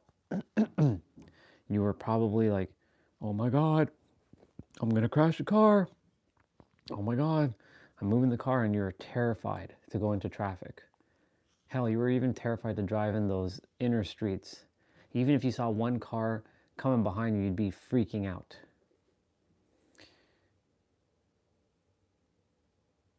I'm sure that happens to most people. I know that happened to me. But guess what? Over time, you became so proficient at driving that like now you just like whatever. You don't even fear it. You go in the car and it's like unconscious competence. Like you're just automatically doing it. It's like breathing without knowing that you're breathing. So the mind's going to continue to create all these invisible prisons to keep you hostage if your body doesn't feel safe for the thing that you're supposed to be doing. For example, some of you are meant to speak on stage. When I say stage, I don't mean to say you have to be on a physical stage. I mean to say maybe some of you came here to do what I'm doing, to spread the word. But maybe you're afraid to do that because you're fearing someone's judgment, and because of that fear of the unknown, your body doesn't feel safe, so you will continuously pump the gas and the brakes, but you're not going anywhere because you're consciously like, I'm going to do this thing, but your body doesn't feel safe to do it. And because of that, you'll have this, it's like you're going in the car, you're pressing the gas and the brake at the same time. You're not going anywhere. Your car is just spinning in that one spot. Like your wheels are just...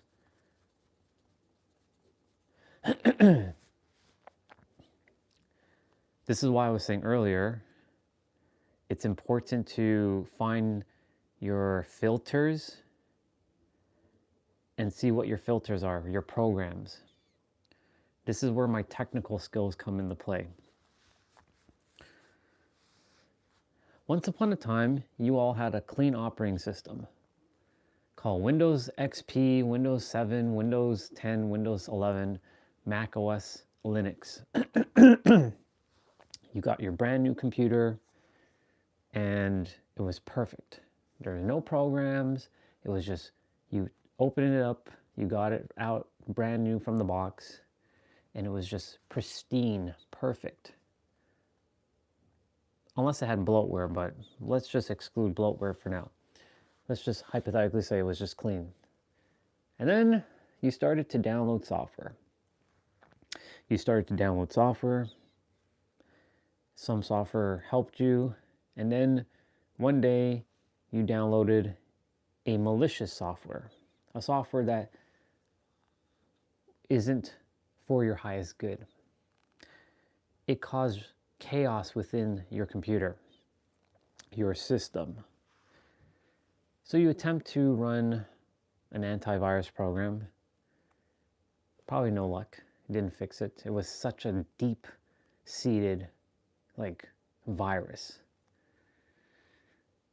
So what did you have to do to get rid of this virus? Well, your files are kind of corrupt. I hope you made a backup. But you're going to have to reformat your computer. Because if you keep installing new programs that are attempting to help you and bring you what you're actually here to bring, while you have the old programming still lingering, you will not get anywhere. I promise you. Unfortunately, reality will punish you. Reality is not moral. Doesn't mean to not be a moralistic person. Don't be an asshole. But reality is a machine. It's mechanical. And you have to see your body and your mind as a tool.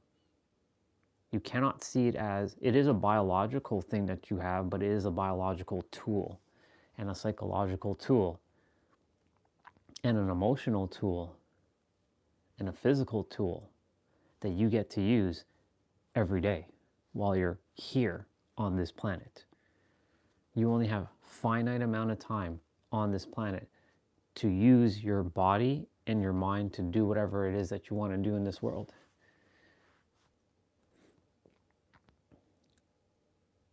You have the choice, though, on how you set up your own game. You can either put yourself in prison. You can make yourself so powerless because you're so powerful that you made yourself so powerless and you nerfed yourself. You've dumbed yourself down because your program said, I'm not good enough. That's the virus. I'm not worthy. I'm not capable. I'm not confident. I can't do this thing. I'm not meant to be with that girl. I'm not meant to be with that guy. I'm not meant to have these things. It's only for other people. What makes other people different from you? Because they were born in a different family? They were born privileged? They're not different from you. They were given different circumstances for them to deal with.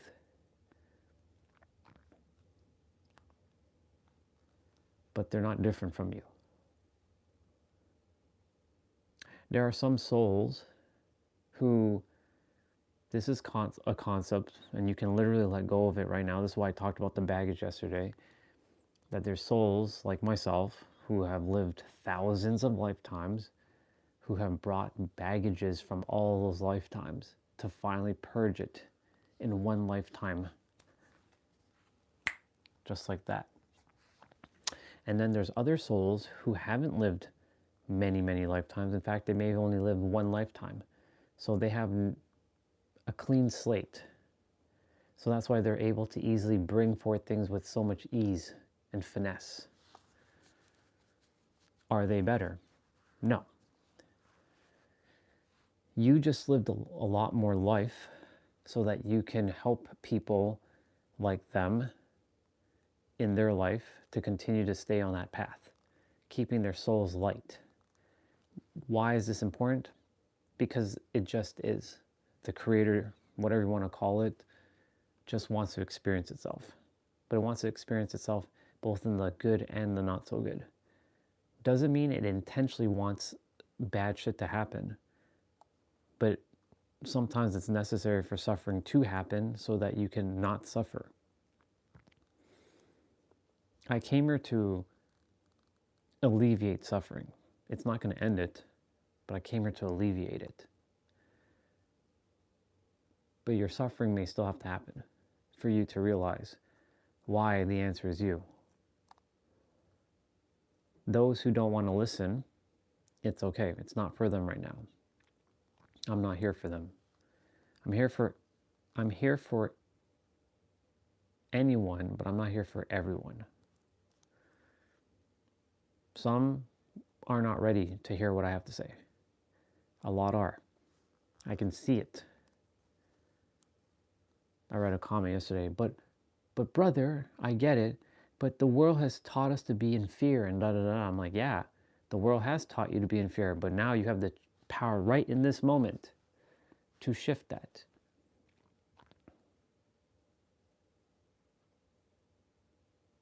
Do you want your third dimensional thinking mind to continue to keep you enslaved by the fears and the prisons that it puts you in? Or do you want to get out of that prison? Do you want to drop the bags? Feel lighter? You have the power. You are so powerful, you can make yourself so powerless. That's a real bar.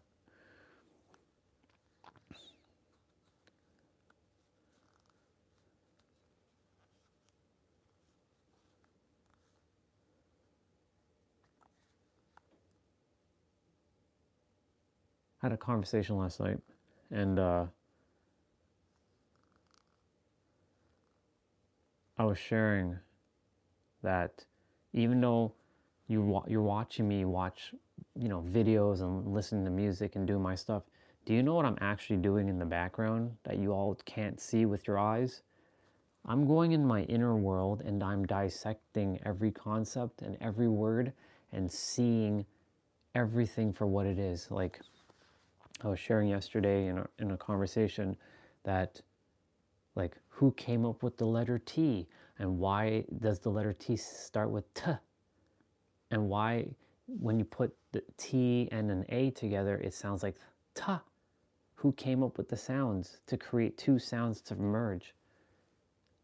Taking an A, and T, ta, T, and putting ta together.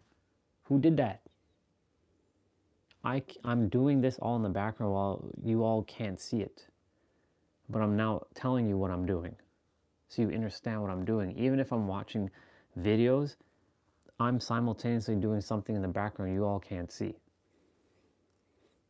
I'm dismantling my programs. I'm dismantling the system within and seeing it for what it is. All made up shit. Every word that is coming out of this mouth is all made up. Where did these words come from? How are these words being sounded out? Phonetically pronounced, enunciation. How? Like, how? Taking H-O-W. How? How did we get to that energy behind how? Humans don't have time to piece shit out like this because they're too fucking distracted, and they've been programmed and brainwashed that they have to go do a job because the world has said that if you don't, then you have to suffer. You came to this planet to not pay to live. It's the most ridiculous thing. All the resources are here for all of us to use. There's enough for everyone.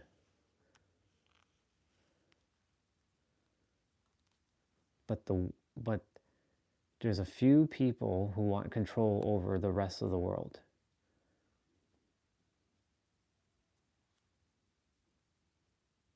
and they know how the game works. But you can say that they're the great gatekeepers. They are the proctors of the exam. And because they're the proctors of the exam, you get the opportunity to evolve by not adhering to their bullshit. You must start living in your own world, not this world. Be in this world, but not of this world.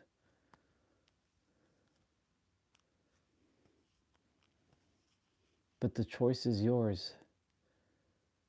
If you just want to I don't want to do all this, it's too hard. That's fine. Continue to live the human life. No big deal. But don't start complaining, my life sucks, when I told you that you are your own answer. And don't start why is this happening to me? Why is this unfolding this way? I told you, I've mirrored back to you that everything starts and ends with you, so you have to figure out why. Where is this coming from? And shit is going to be thrown at you. You may react, or you may actually pause and respond accordingly and not get tripped up.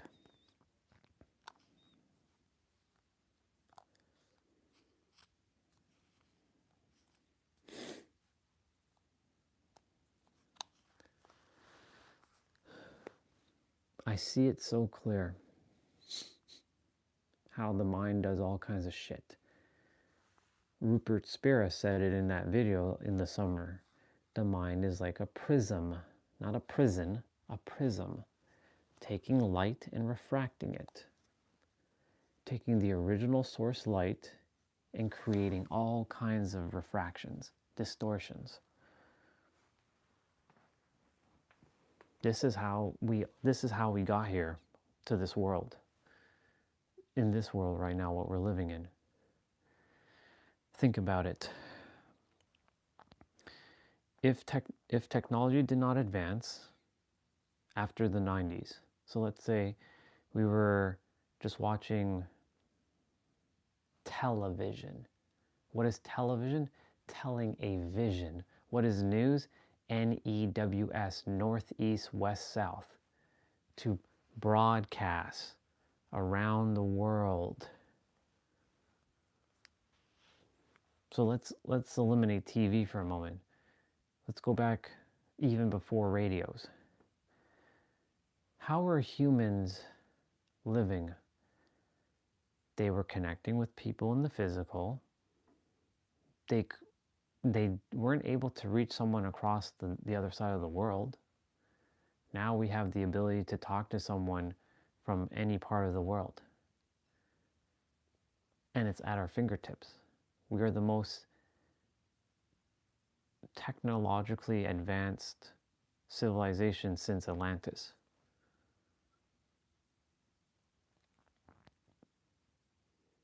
But yet, if we're so advanced, why are we also the most incompetent and the most fear-based one and the most depressed version of society in human history?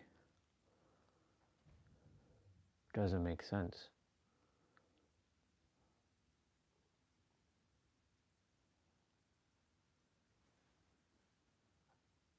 It doesn't make sense.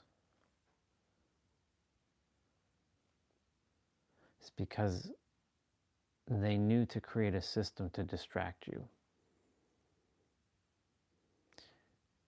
They're like, okay, humans they're doing okay. But now we need to take control over them and see who's going to be the one that actually masters their game. It's a paradox. You can say that some of these people, some of these souls were sent to the planet to be the great proctor of the exam. The gatekeepers, the proctors, that if you mastered yourself, then you win and you have access to everything. But if you continue to fear, then reality is going to punish you because you don't know how reality works.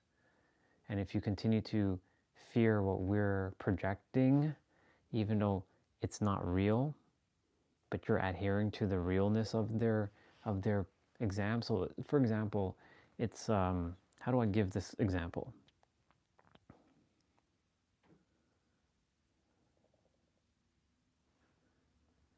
Let's see, what's a good example? What's a good metaphor?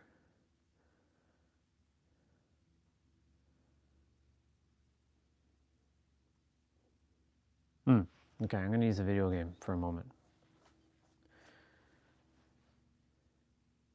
You have to go on a mission because your commanding officer told you in your video game that you have to go on this mission. Because if you don't go on this mission, you fail. However, if you already knew just before the get-go that you didn't ever have to go on this mission, and that the commanding officer, his words, you were to see through his words and not take his words seriously.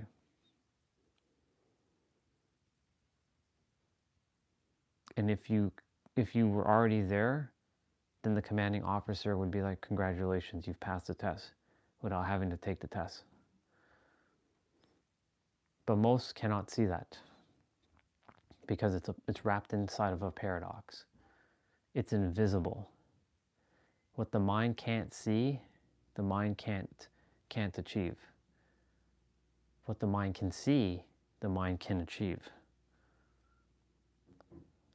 That's a bar.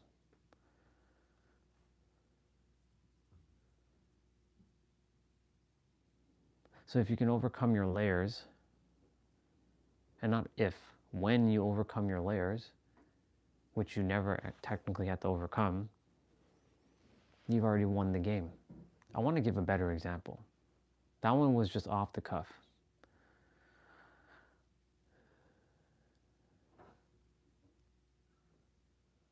I'm attempting to find something in my experience, whether it's in person or virtual or digital, where I saw this as a paradox.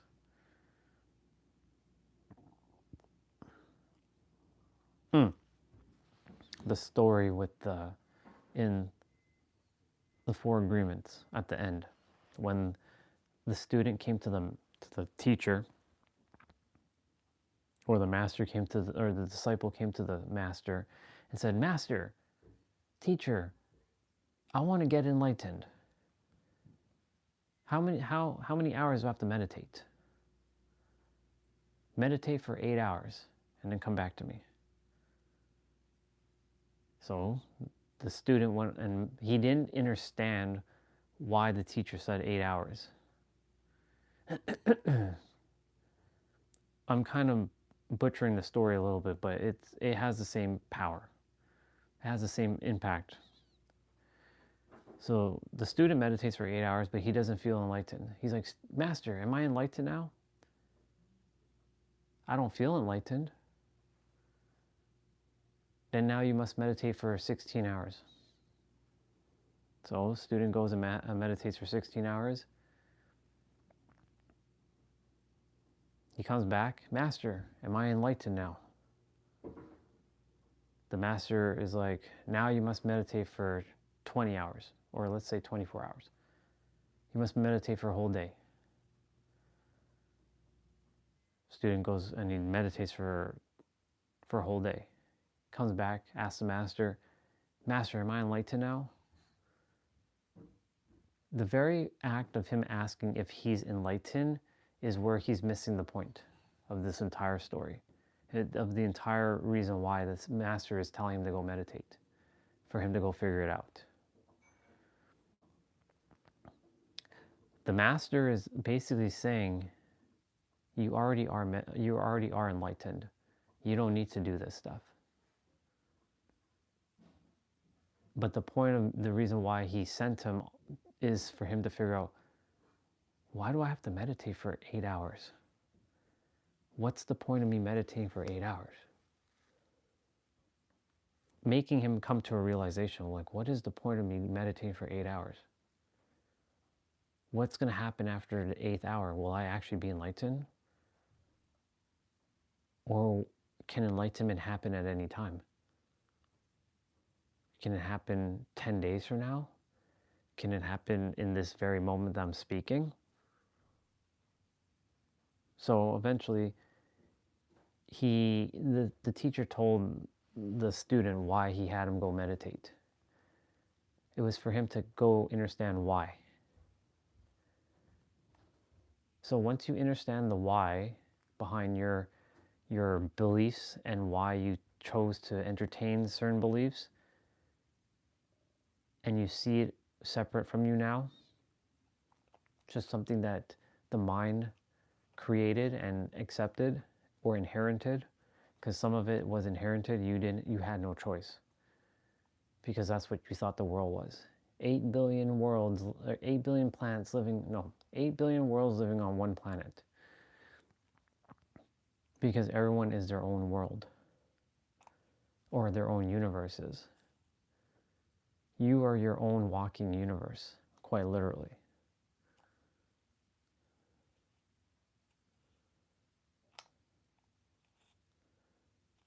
And you can make yourself extremely powerful and all-knowing,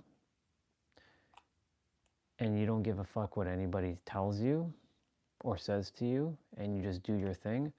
Or you can make yourself so powerless and you can let the world tell you and put yourself in your own damn prison. Choice is yours.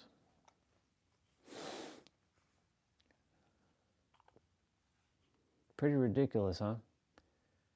But anyways, those proctors of the exams that came to this earth, like Donald Trump, he's a proctor of the exam.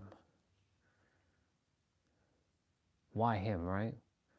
Why is he a proctor of the exam? Is he more special? No. His soul chose to do this. His mind may not know why he's doing what he's doing, but his soul knows. So he's acting out what he's supposed to act out, being the villain of the world. Some are seeing him as a great hero, and some see him as a great villain. Most see him as a great villain. I see him as a mirror.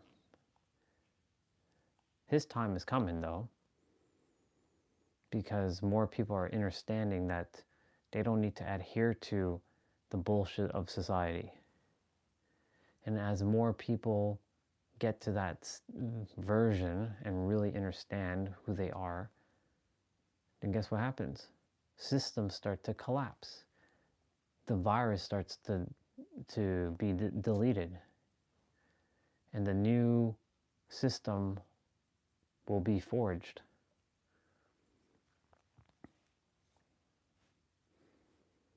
But it's going to take every human for that to happen. Every human. You can still have your beliefs, different beliefs on God, and what God is. You can say he's a guy, you can say he's a girl, you can say it's an elephant with 6 arms, you can say it's a dude with a sword, you can say it's someone riding on a pony with wings, like Valkyrie. You can say it's a white dude with a gray beard, has a book in his hand. You can say it's a black box that's sitting in the middle of in the Middle East. You can say it's the pyramids. You can call them the pharaohs.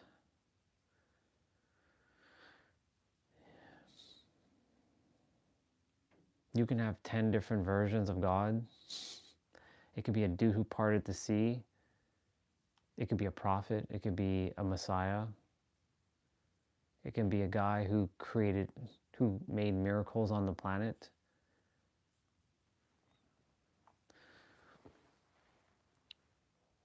But ultimately,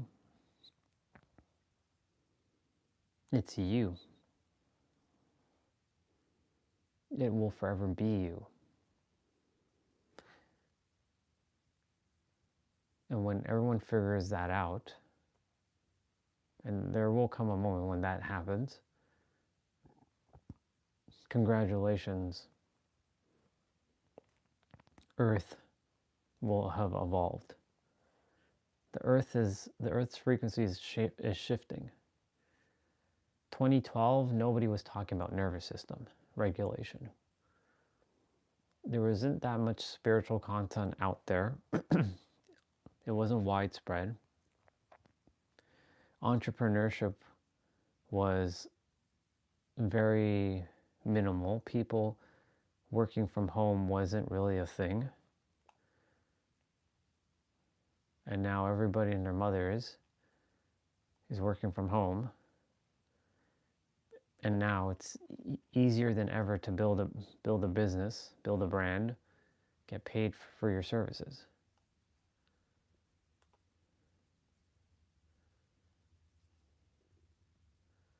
Of course, these are labels, star seeds and black sheeps and all this, but star seeds, I'll just use that for now. Souls that are similar to mine, we usually have a later start into life. And we usually have to go through our own bullshit.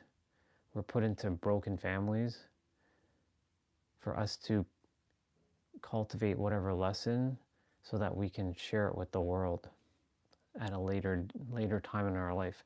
We start to thrive in our 40s and our 50s. Is that the case for all star seeds, even though, again, these are just labels? No. There's a lot of young younger people who are star seeds, but they don't have the baggage that some of us have from all kinds of lifetimes.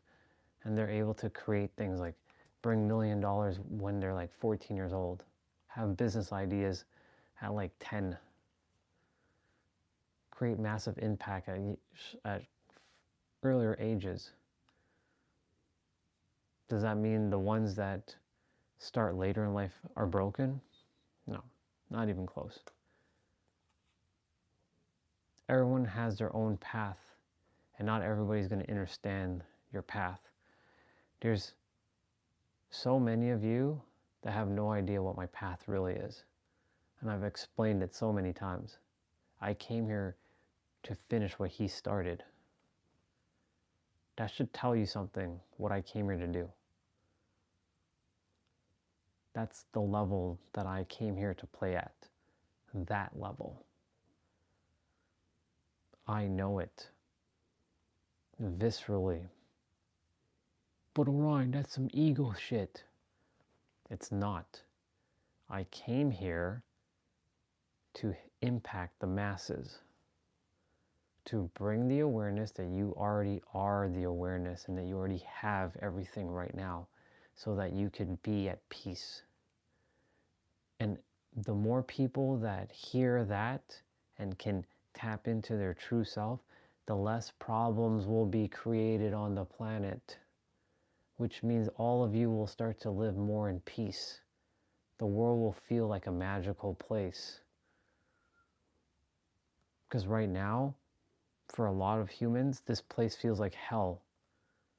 And they want to leave. They want to get off of this planet. I want people to stay on the planet. I want people to feel like this place was the best thing ever. Heaven on earth. Magic. That's what I came here to do.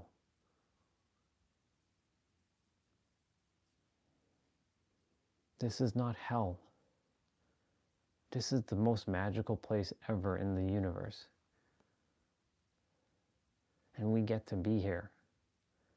But of course, this character is sometimes like, fuck this, I don't want to be here. But that's not who he is. He's infinite. He was just put into a finite body with a finite mind and a finite system.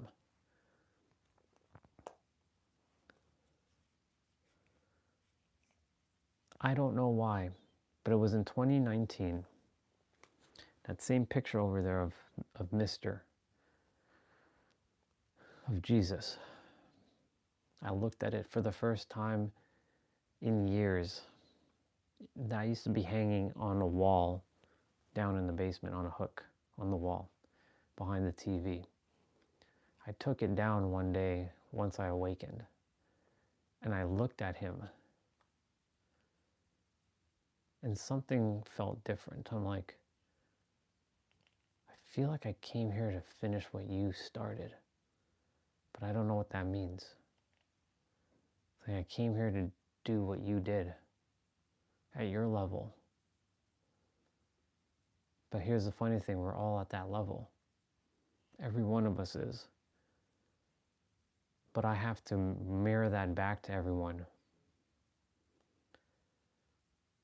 No, Ryan, Jesus was better than me. Jesus is Savior. Jesus is Lord. I'm not Lord. I have to bow down to Jesus. He doesn't want you to bow down to him. He never did. He respects your loyalty and your servitude to him, but he never requested for any one of you to bow your heads down like you're less than him. And that goes for every other deity. Krishna, Brahma, Shu, Jehuti, Thoth, Hermes, Moses, Muhammad, Abraham, Confucius, Lao Tzu, Buddha. None of them. Yahweh. They never said, you must bow down to me or you will die as a sinner. Never. Not once. The humans idolize things.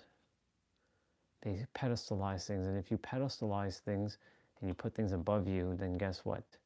You unconsciously push yourself below.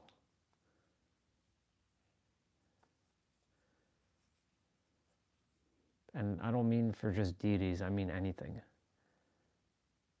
Your manifestations, a person. No one's above you and no one's below you. It just is. But you do have to put yourself in your inner world above everything. You look at that person, I can be with them. The question is, are they worthy enough to be with me? Of course they are. But they have to realize it. You have to be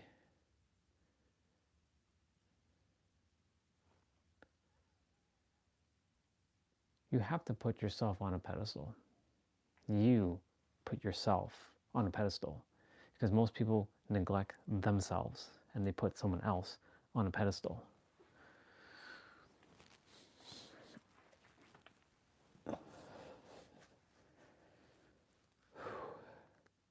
I told you I had so much to say. There's so much to say. There's still so much to talk about.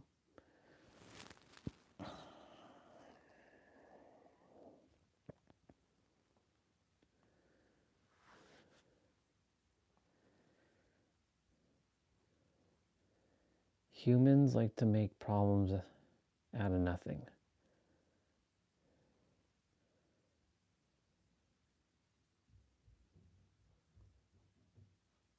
Take those problems and drop kick them out of the universe. They're illusions.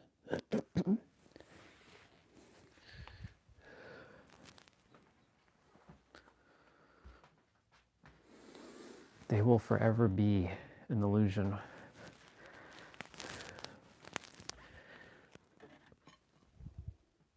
I still have more to say, but I'm gonna go make a hot chocolate because I'm feeling it.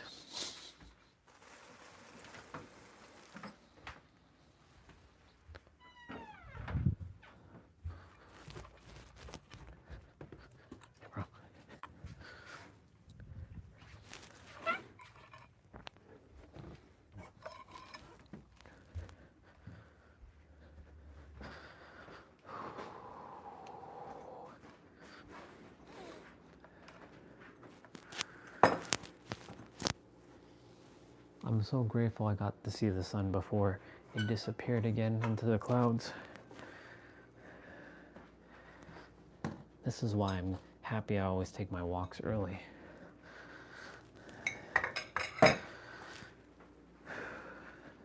Nice.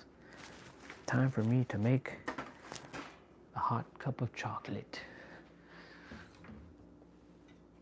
But eventually I'm going to be stopping myself from drinking this stuff because it won't be necessary.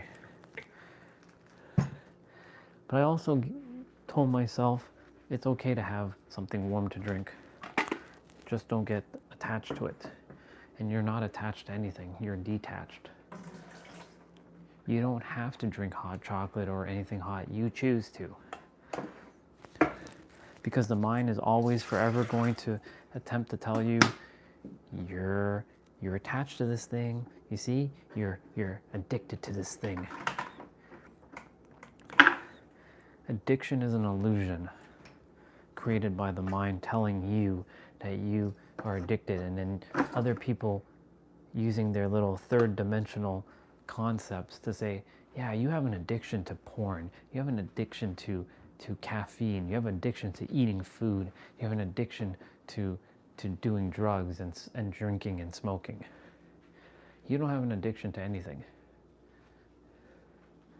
If anything, the mind has created this false narrative and told you that you're addicted. So that's why you don't have belief systems have you. So your so-called addictions that you label an addiction is an addiction in itself. It's a paradox, and it has you trapped, and you can undo it by just simply removing yourself from the trap. It's so simple, but the mind, if you can't wrap your head around your own mind, it's not going to feel simple. It's going to feel like you're climbing a fucking mountain, when in reality there is no mountain to climb. That's another bar.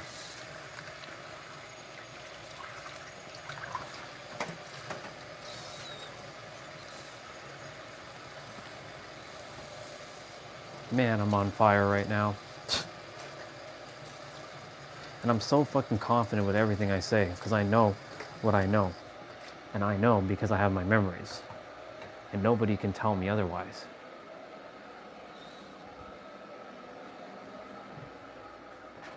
There's not another soul on this planet that is above me. Doesn't mean anybody's below me, because no one's below. But there's no person on the internet who can tell me anything new that is like, oh my God, that's so cool. Nope.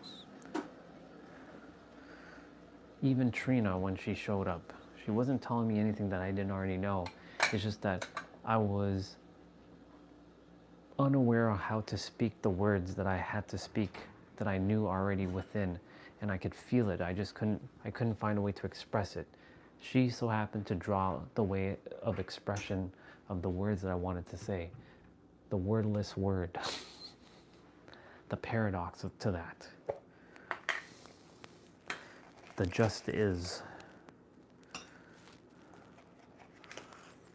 I'm gonna eat again in a moment, just so I can get all the food into my system.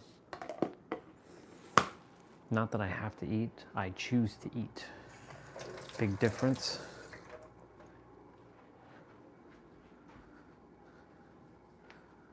Big difference.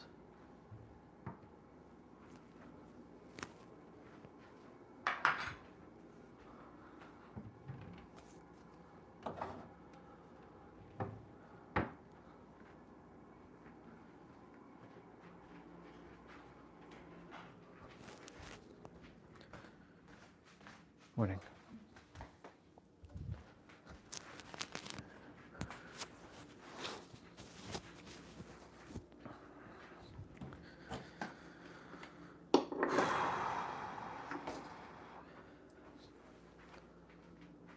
Just so much to talk about. These next few days are going to be interesting. Because today we talk about prison, tomorrow I can be talking about the chamber. and then then echo, and then fear, and then doubt, and then worry. It's endless. It is forever endless.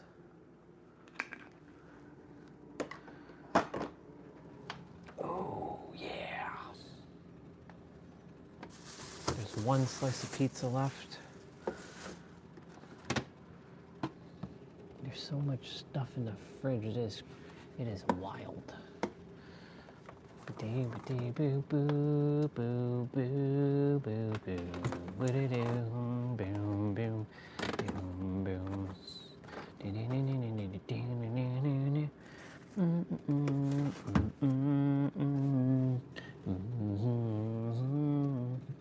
There's so much rice. Oh my god.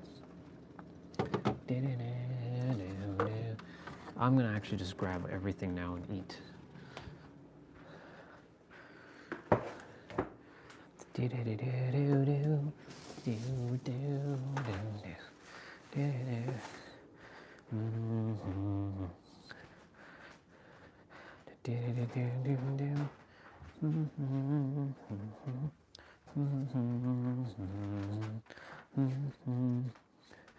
You can probably hear that I'm back.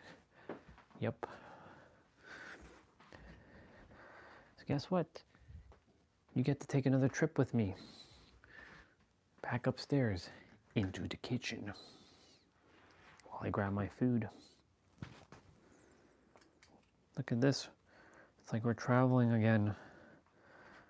This feels like old times from like a year ago. Walking around.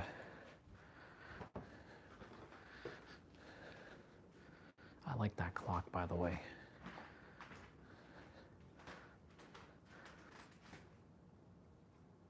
Old school clock. It's funny, the number 4 is supposed to be an IV, but it's three lines. No, it's 4 lines. I learned Roman numeral from Final Fantasy. Look, it's me. There's me. Oh my god, there's so much glare. That's me. Look at that. That is me right there. Look at those little hands. Look at those tiny hands. I always like looking at me. I was a white face, as I call it. Brown babies usually have white faces and brown bodies. So I used to call my sister Whiteface as well. I used to also call Destiny Whiteface. Whiteface. I know that sounds racist, but it's not. I promise. I promise you it's not racist. But brown babies, when I say brown, I mean people with this shade of melanin. They usually have a white face, like a lighter face, and their body's actually like dark. The same thing happened to my brother. He was a white face.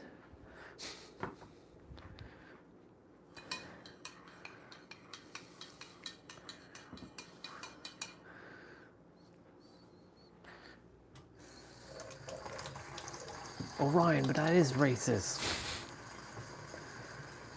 Not when you're saying it in a playful, cute way. I was also a white face, as you can see.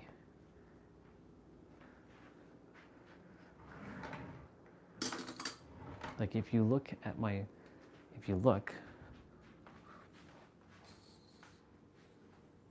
do I look the same darkness right now? No. But if you look at my feet and my face, they're 2 different shades. Look at my knees. Look at my hands. I don't know what I'm doing with my hands. And look at me just looking and smiling. And that's my cousin Vanessa. That's mom and dad. It's funny. It's pretty wild. Look at what he turned into. A wolf. A silver wolf. All right, we got pizza. We got 1 slice of pizza. We got rice, and we got chicken curry. But a lot of the chicken has a lot of bone, so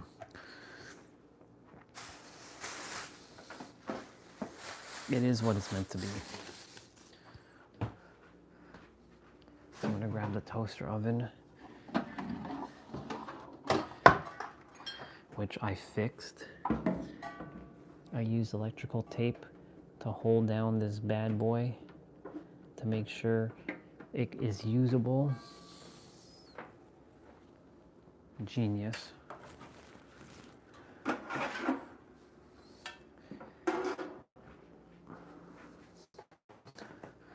I'm gonna wash this out.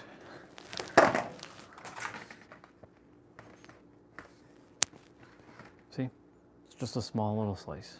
It's just gonna sit there, so I may as well devour it.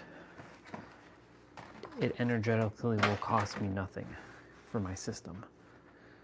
I already have my plate.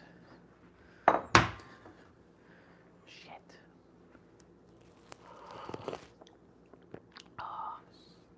Divine.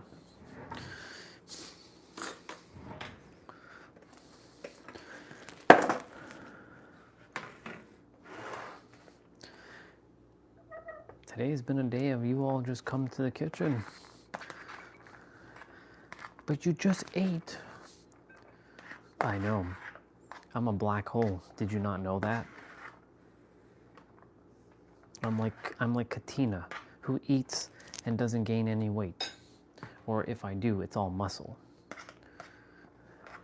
I've gained muscle weight recently, 5 pounds. I've gained 5 pounds of muscle. I've become stronger.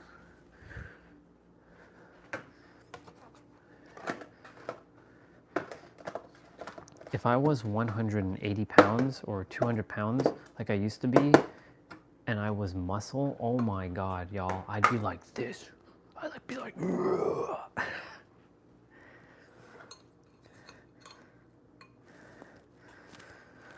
okay. The problem with curry is when they put it in a bowl like this and then it's like, what am I digging out? It becomes like really like stuck together. There's a bunch of potatoes.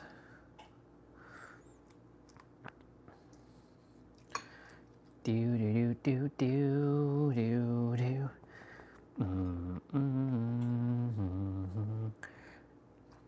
We eat early so that we can train early. Food will be digested and we'll be ready to rock and roll for our playout because it's upper body, and you know upper bodies have a lot to do.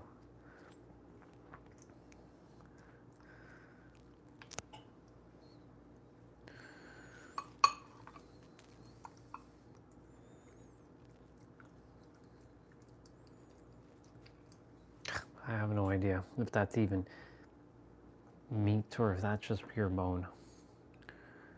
This is why when I'm in San Diego, I will never be eating Indian food again. No offense. I'm not a big Indian food type of guy. I really don't like curries. I used to, but not anymore.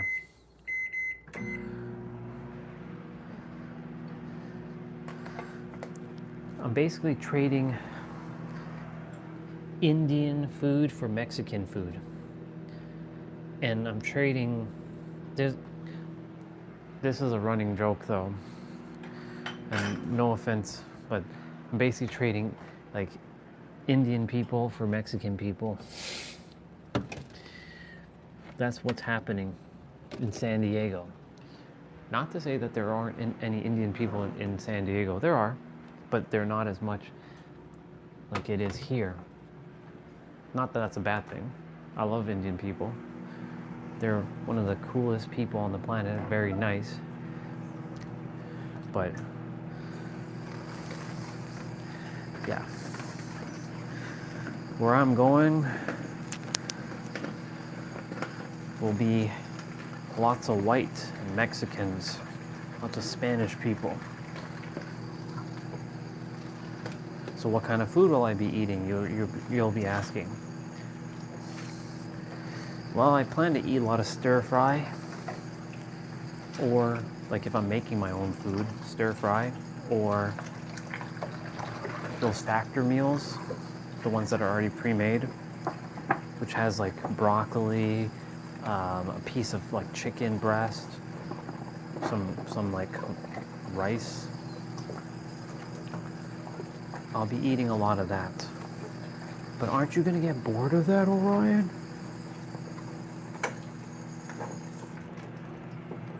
If I can eat a peanut butter sandwich every day or eggs every day, you think I'm getting bored of that? No. Because I don't tell myself, oh, I need variety, I need variety. I don't need variety. I choose to have variety. I don't need it. There's a big difference. I'm basically dismantling the word dependency and reliance in my inner world. Those are the two words, dependency and reliance on things. When you dismantle dependency and reliance, and you neutralize the word, neutralize to normalize. God, there's so many different like ways to say things. It's crazy. I truly am on the whole other level. Time's ticking, world. Time's ticking. You bet your ass that I'm going to be making one of the greatest impacts the planet has ever known, at the same level as like Martin Luther King, Gandhi, Mother Teresa, the Dalai Lama. I don't know if I want to associate the Dalai Lama though with myself personally, but I don't care how holy of a person he is.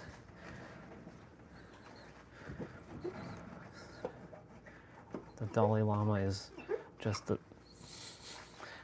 another made-up title like the Pope. How dare you insult the Pope and the Dalai Lama? I'm not insulting them. I'm simply stating the fact that they're not any better. They're just humans.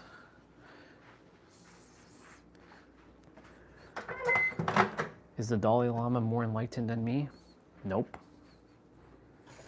Not even close. He's on the same level as me, but he's not above me, and I'm not above him. So what makes him special? Because he's a holy man? Pfft. Give me a break.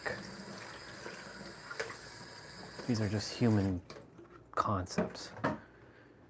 I am far from your traditional third-dimensional being.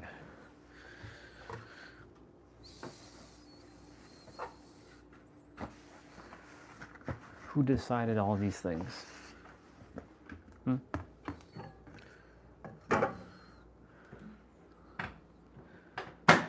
Who decided all this?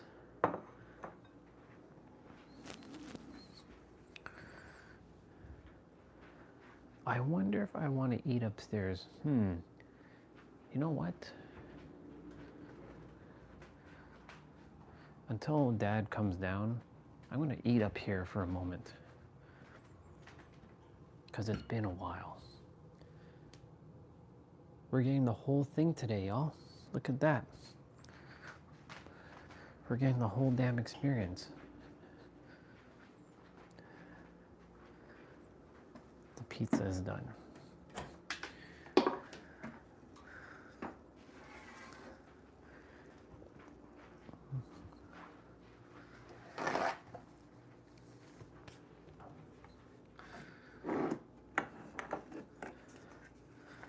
When Dad comes down, we'll head back downstairs.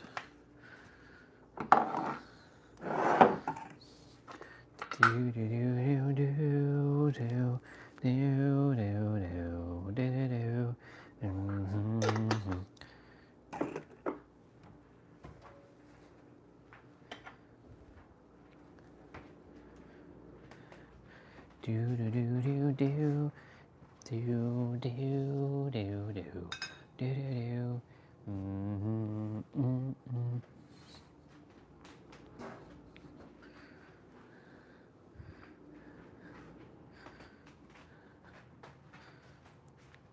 Just so you all know,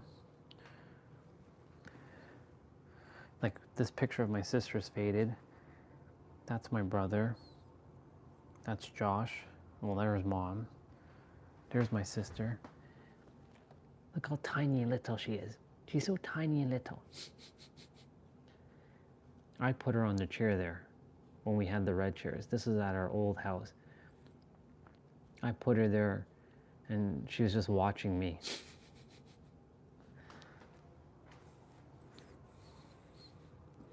The Bubba. The Bubba.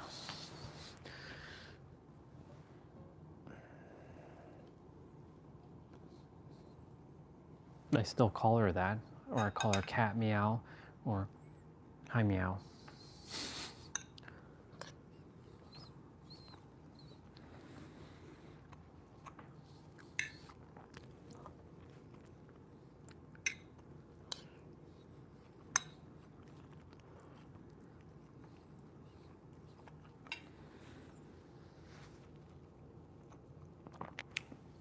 This thing, you have to start seeing it as a tool. Like, I can't emphasize this enough.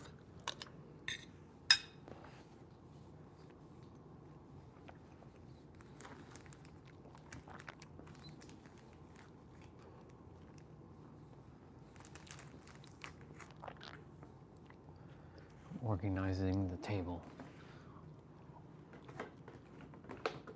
Making it nice.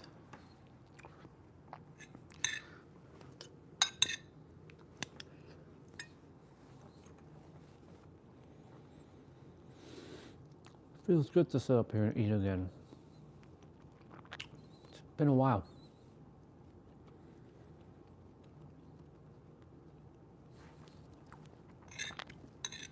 But soon this will end.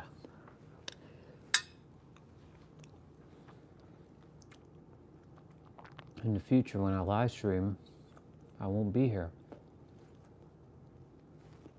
I'll be somewhere else. In my penthouse.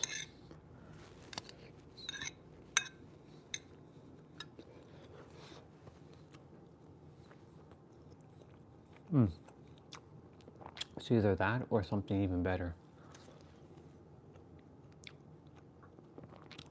I want a view though. I want a view of the mountains and the ocean.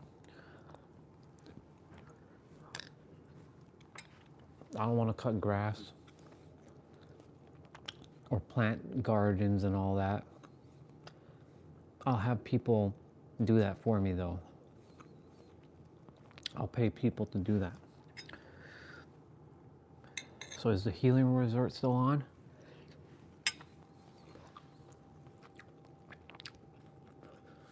To some degree it is. But basically when they come there, it's to eliminate all the shit once and for all. So when they leave, they're getting direct access to me. But Orion, they can get direct access to you on your live stream. Why would someone pay you when you give it all away? It's not about the answer. It's about the support behind the answer. That's why they will pay. That's why they are paying.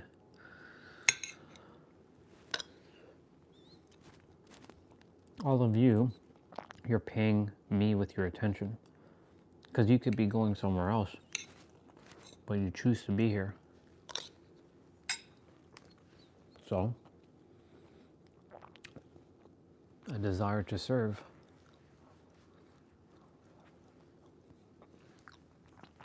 Let's take a bite.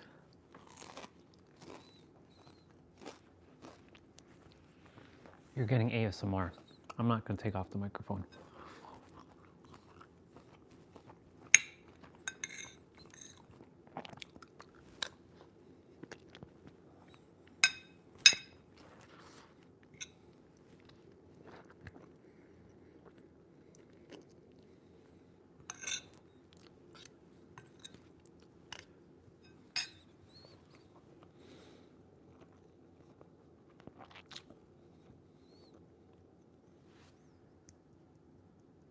Time's ticking.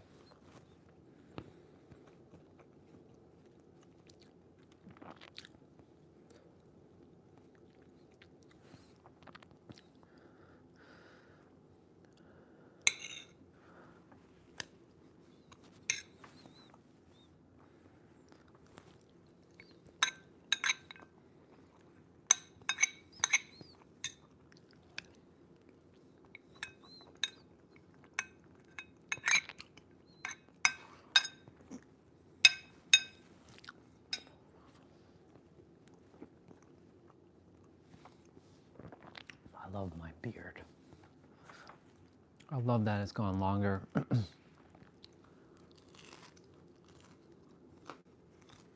I'm glad it's fixed. You had no idea, like when I had those patches and like the patch, I'm like, what the fuck's going on with my beard? So happy. That's why I'm growing it out. And I'm letting it like, turn it like a monster. Orion, the Arctic silver wolf.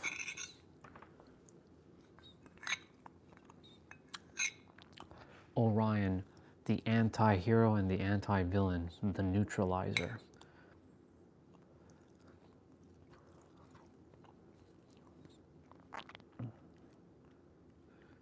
Orion, the mind mastery shifter. Orion, the one.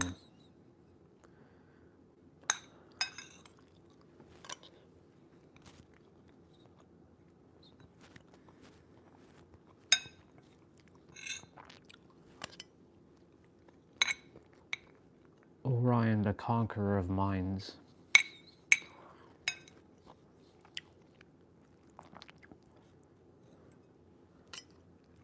Orion, the paradoxical king.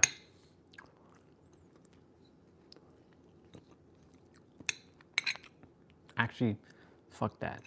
Orion, the paradoxical emperor.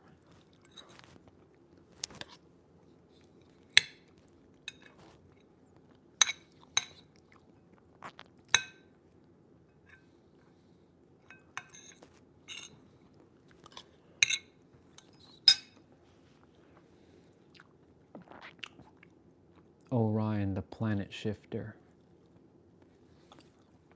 Look at that, 71%, which is the opposite of 17.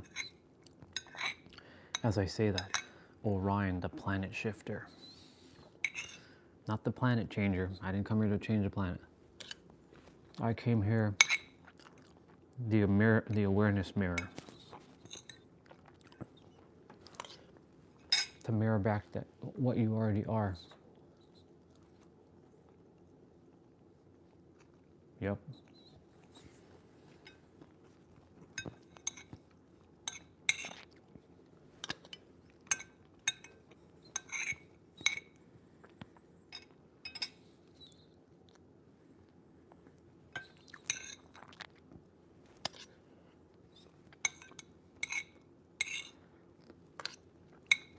I have so many nicknames now.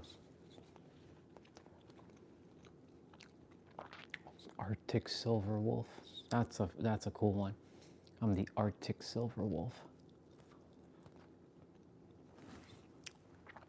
After facing, let's see, let's go here. After facing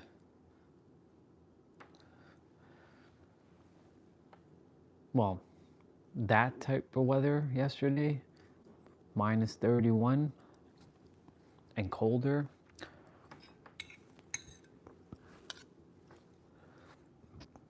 It's pretty badass.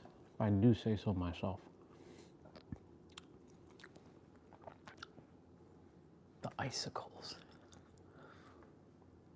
You can see my plate. I forget to have fun with these green screen things.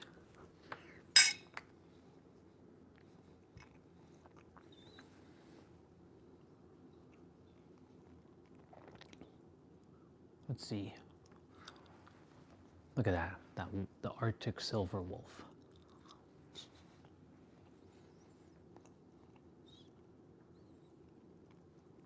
What's this?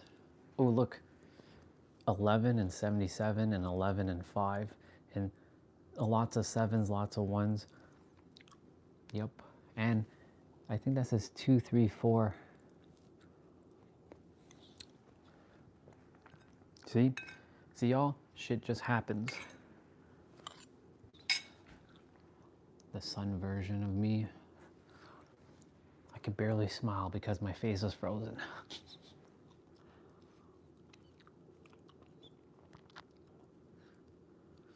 Let's see. What do we got?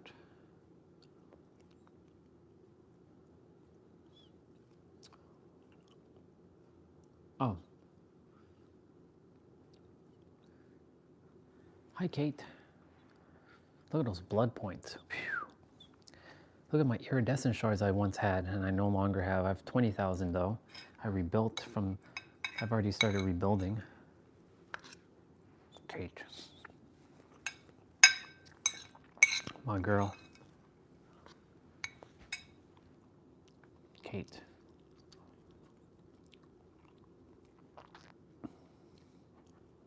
Look at me in the summertime. Ooh, look at that face. Look at that face. Look at the difference in beard. It's much bigger and longer. More pointier.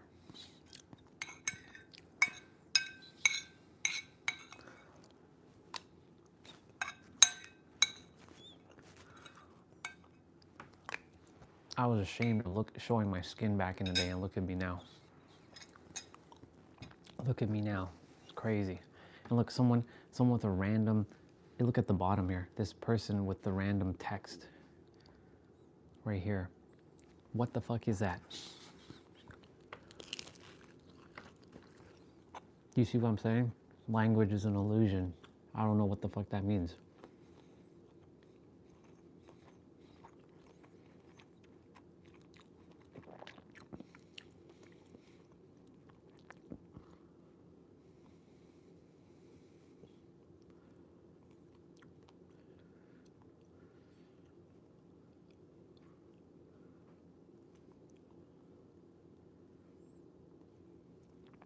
Man, the summertime was crazy.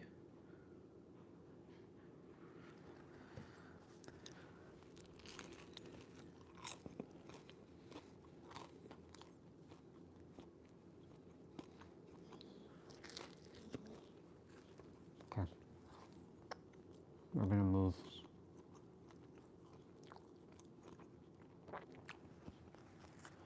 Well, we're pretty much done.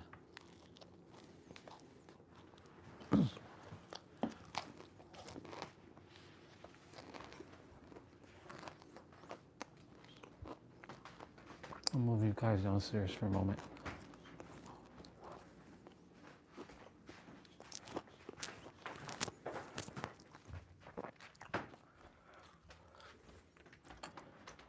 And now that my dad's awake, I can talk a little bit louder now. Yay!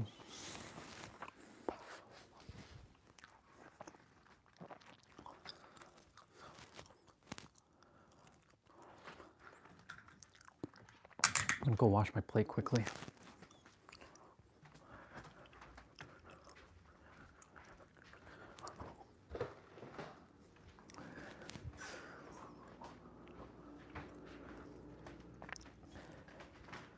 Cool.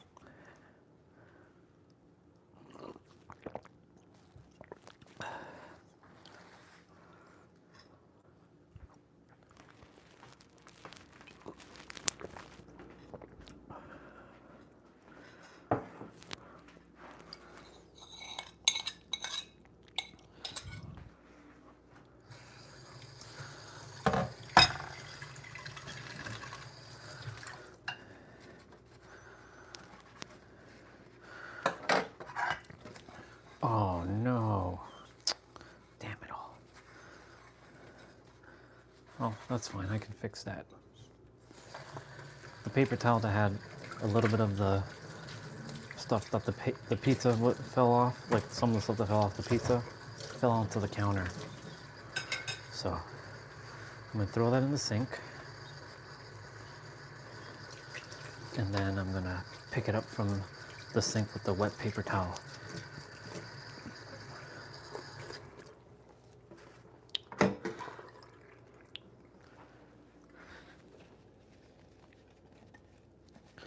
Perfection. Nice. My hot chocolate is not that hot now. It's a little warm, but drinkable.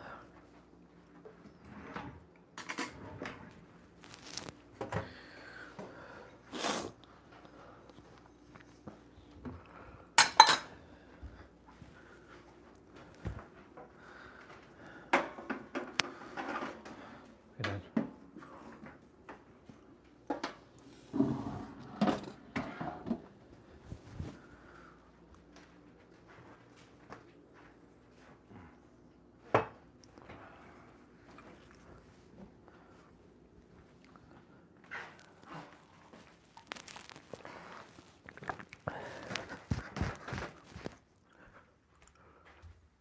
Cool beans. And now, now I can talk even louder because my dad's awake. Because the vent is open, so my voice goes through the vent into the room and echo. It's like an echo chamber, which is fascinating because that leads me to my next thing about the mind being an echo chamber. It's just thoughts repeated over and over and over. It's an echo just in delay form. And what's delayed is what you're experiencing. Now, if you say, I am rich, but you don't actually feel that, it takes the strongest of the two programming. The conscious, remember, there's a subconscious definition and then there's a conscious definition. You can be consciously wanting to be rich. You want to be with that partner. You want to be with Lindsay Sterling. I'm going to say that for me. You want to be with Lindsay Sterling. But does your body feel safe to be with Lindsay Sterling? And is it the idea of being with Lindsay Sterling, or is it the feeling of being with someone that you're looking to be with? Like, what would being with Lindsay Sterling or Lori or anybody else bring? You already have to have it, right? What is it? Let's use a different example. You want to be a billionaire. I didn't say millionaire. I said billionaire. My baseline is billion. I'm trillion. But baseline is billion. I'm not even interested in millions. Millions are already inevitable. I'm talking about billions. I want to show people in this world that billionaires aren't all evil. Not that that matters because it's just a number. I'm going to stand up for a bit. I don't want to sit. I want to stand up. I want to move. Move that out of the way.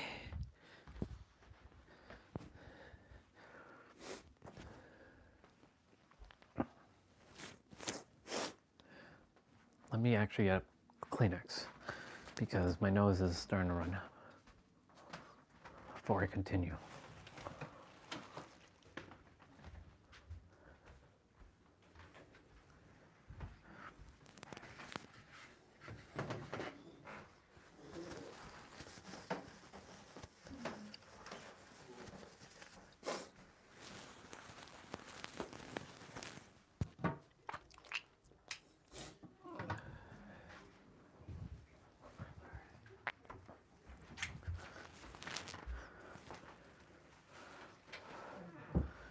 Okay, to continue what I was saying. So, you want to be a billionaire. That's cool. But does your body want to be a billionaire? You're probably going to be consciously saying, yeah, it does. Okay. So you want to be a billionaire. Why do you want to be a billionaire? What is it about being a billionaire that intrigues you so much? Aren't you happy with just having millions of dollars? Or is that not enough for you? You can say, I have more than enough, but what does that number entail? What does that feel? And once you feel that feeling, does it feel good? Does it feel exciting? Does it feel expansive? Does it feel fun? Does it feel easy? Or does it feel hard? Does it feel difficult? Does it feel impossible? Does it feel contracting? Does it feel like nervousness? Does it feel scared? Is it afraid? Because whatever emotion is the strongest, that's what you end up going to experience. And unfortunately, you will get punished for that. The universe isn't punishing you, but it is punishing you to the extent of how you feel, because that's what you decided. You're the macrocosm or the microcosm of the macrocosm. Now, of course, if you say I'm a millionaire and I'm a billionaire right now, but you don't have the physical evidence, this is what's going to also happen. The mind is going to be like, you're lying. You're a liar. You are a lying piece of S. How dare you say that we're a millionaire? We're not a millionaire. Look, we have only $10 in our bank account. How can you say that you're a millionaire or a billionaire? Hell, even a trillionaire. How can you say that? You're lying. You don't have proof that you're a trillionaire. Ah, yes, because reality has told you that you have to look to the external. And the mind is also looking to the external for proof. But you can have that feeling right now of being a trillionaire. But what is it about being a trillionaire? Is it peace? Is it relief? Is it certainty? Is it comfort? Is it options? Is it freedom? What is it? What is it about being a trillionaire that is so appealing? Is it that you can help people? You can see people being liberated. You can help them, give opportunities, massive opportunities to yourself and to others. Well, what is it? Whatever that feeling is, the overarching feeling, feel it. It doesn't matter the amount. It's the feeling that you're looking for. It's never the object. It's the object that you think is bringing to you that is actually you giving it to yourself. That's a real bar. So like, for example, the Toyota Supra. I'll use a material thing. What does that car really represent? Why do I want that car so badly? And when I say want, I mean I already have it.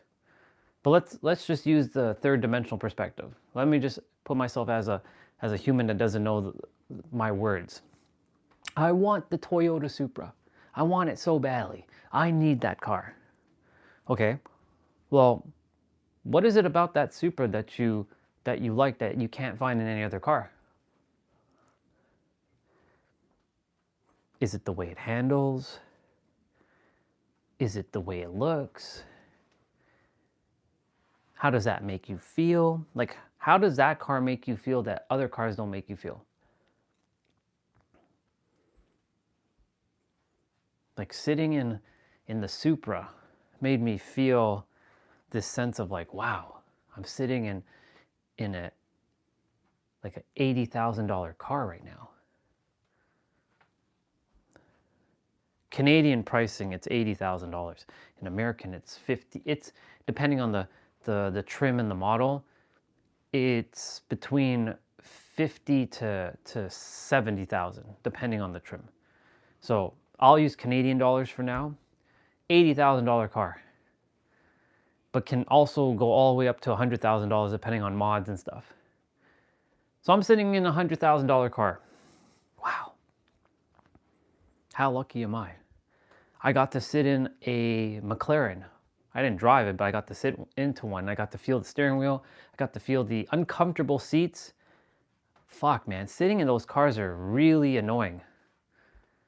Like, I don't like those cars. Like, they may look cool on the outside, but I would not drive them. I would sell, if I were to get a McLaren, I would sell it. Or I would drive it, but I wouldn't be driving it for long because it is uncomfortable sitting in those cars. Because you're so friggin' low to the ground, number one. And number two, you then have to lift this damn door up. It doesn't open your traditional way.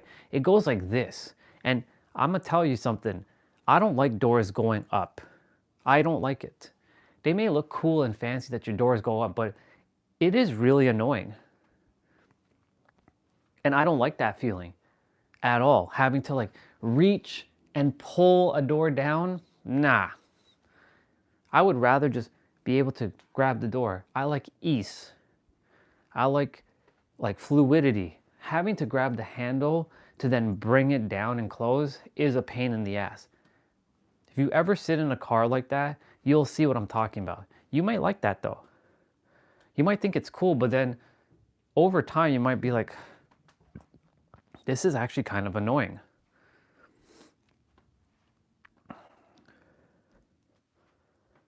I want a car where I can jump in and out with ease. And when I sat in the Supra, it has the door, you press the button, click, click, it opens, and then I can close it. And the side mirrors, they do this thing where when you're ready to drive, it opens up so you're ready to drive. And when you park it, it pushes itself in, which is so brilliant. I don't have to push in manually, it just does it on its own. And it just feels good. Like the seating feels comfortable. Like it was one of the most comfortable driving experiences I've ever had. It felt so fucking good to sit in that car. And of course, people looking at me while I'm driving. So you're getting that attention.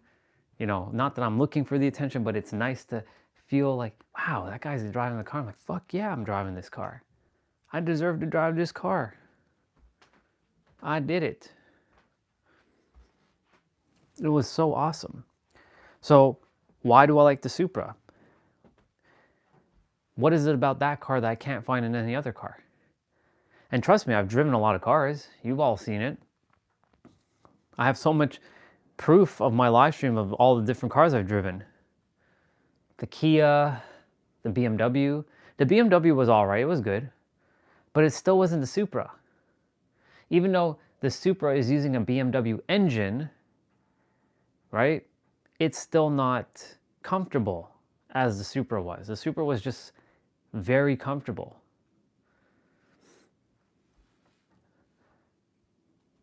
But what about the MK4 Supra? You never sat in one yet. That's true, I haven't sat in one, but I can feel myself sitting in it and it feels nice and comfortable because the cockpit is facing you.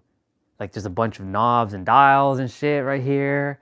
And then I see some people have like the gauge clusters, or if you're driving on the right side, it's facing you this way and you're driving on this side and the shifter's here. Like, I can feel it and it feels nice. So couldn't you have that experience in like a GTR or a Skyline? Of course. But those aren't my cars. I like them, but they're not my car.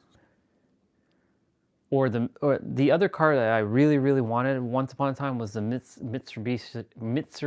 Wow. Mitsubishi. I'm not saying that word properly. Mitsubishi. There we go. Mitsubishi Lancer Evo. Jeez. The Mitsubishi Lancer Evo Mark 7. Mark 6, Mark 7. Such a good car. Such a good car. But they don't make it anymore. They don't make the Evos anymore. In fact, I don't even think Mitsubishi makes cars anymore. Maybe they do. I haven't seen anything new from them though. So, you know, they're kind of like fading away, just like the company called Saturn. There was a car company called Saturn back in the day. I don't know who bought Saturn out, or if they're like a subcategory or sub brand of a different brand, but currently there's no Saturn dealership. Right? Toyota will always be around. Now, of course, am I taking my car to a Toyota dealership if I've modded it? Fuck no. Taking it to my mechanic in San Diego. They'll take care of all that stuff. I'll figure out how to change my own oil. It should be easy enough to do. To change my own oil, put my own oil in, do my own oil, like jack the car up. I want to have that experience of like doing my own oil. Getting down and dirty and doing like a man's thing. But you know, other things like mods and stuff, I'll pay people to do that. But I can feel it. So again, to go back to the question, why do I want a Toyota Supra? Why do I desire a Toyota Supra? Because it feels good. I love the car. I know it drives great. I want to hear the toot. I want to engage the clutch and the shifter and like shift my gears and go and hear the if I'm driving the MK4. The MK5 one, I already know what it sounds like. Put it into performance mode and you hear the engines rev up and like it takes off like a fucking rocket. I'm like, oh shit, I'm barely pressing the accelerator and I'm already going at, I think the fastest I've gone with that guy's car, Sergio's car, was, I want to say 80 miles an hour. Alexa, 80 miles an hour to kilometers. 80 miles per hour is about 129 kilometers per hour. Yeah, 130. I went about 130 with his car. Not the fastest I've ever driven, but I'm like, oh shit. And I had to like dial it down a bit. I'm like, oh fuck. So when I was driving his car, I didn't put it into performance mode. I left it mainly in like standard mode, because putting it into performance mode would amp it up. Like everything gets like the steering wheel gets stiffer. The turns are more sharper, more precise. Like you can feel the difference. And I'm like, and that's the thing I really enjoyed about that car. I'm not saying other cars don't have that. There's other cars that have that. You can find those stuff in a Kia Forte. In fact, the Kia Forte GT that I got to drive temporarily before the battery shot through when it was stuck at the Airbnb that one time back in 2023, the black one, such a good car, so good,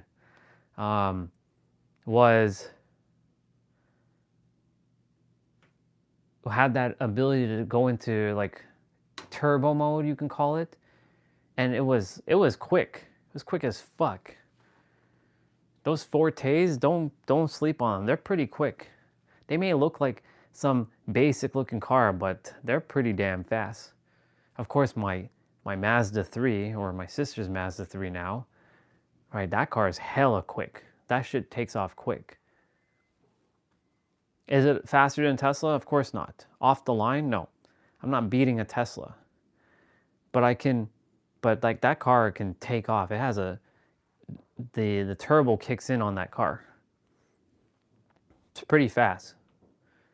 Like the highest I've hit in that car is 160. I'm like, I was on the highway, like 160. I went 160. I'm like, yeah, we need to not do that. It was an empty highway though. It was like 3 a.m. in the morning, dark as hell, and I'm like, there's no way cops are gonna be out here, and there wasn't because of where I was driving. So I said, you know what? Let's fucking do it.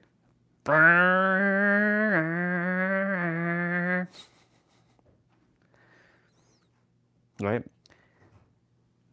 But it's not the Supra, it's the feeling of what a car is doing. In fact, it can be any car, but I just like the Supra because it looks cool. I want to sit in a cool looking car, right? So it's never about the object itself. It's about the feeling the object might bring to you, and you can have that feeling. You can cultivate that feeling right now. That's why, you know, the universe had me go to San Diego to experience all of these things, knowing what it feels like. Sure, did I sit in my penthouse? No. Do I know what my penthouse looks like? Yes. In fact, I know exactly what my penthouse looks like because I have so many videos of it. In fact, I should go find that video of my penthouse. I just got to find it. I have it on the tablet. I just got to go find it. Browse SD card video. It should be under YouTube videos, I think.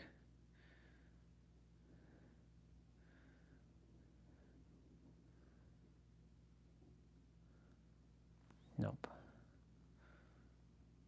I know I have the video because I downloaded it.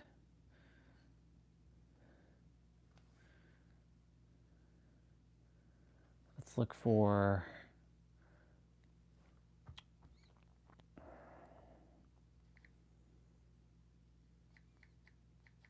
If I didn't download, I'm going to download it.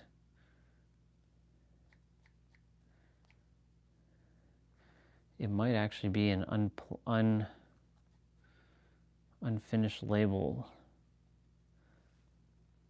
Let's see.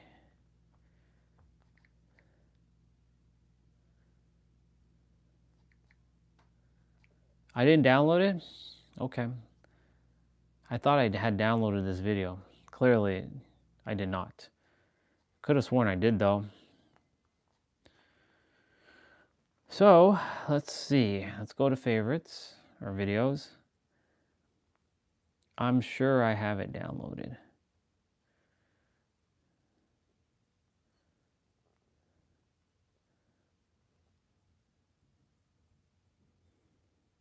I have quite the videos on my tablet. Yeah, it's right here. Save to play or add to favorites. So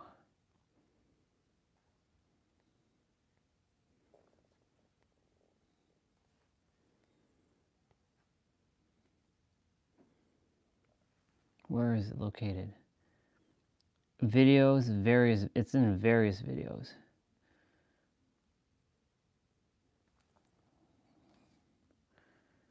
So SD card, video. Oh, various videos. Okay, all right, got it. I understand. There it is. All right. So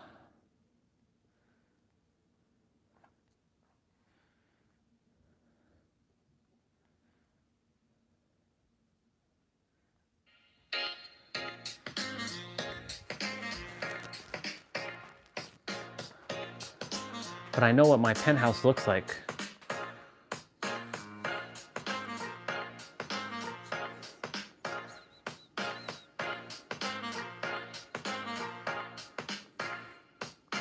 That's my kitchen, that's my living room.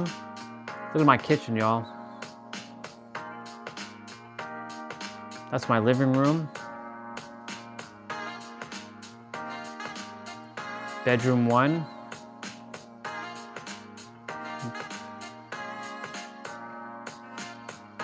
See that, y'all? This, my walk-in closet, my bathroom. Bedroom 2. One of the Airbnb people will be sleeping here. They will have a nice view. Or I give them master bedroom 1. And whoever's living here right now, they're gonna be booted out because I'm gonna buy them out. I'm gonna offer them a price they cannot refuse. they will be removed from this premise, and I will be taking over.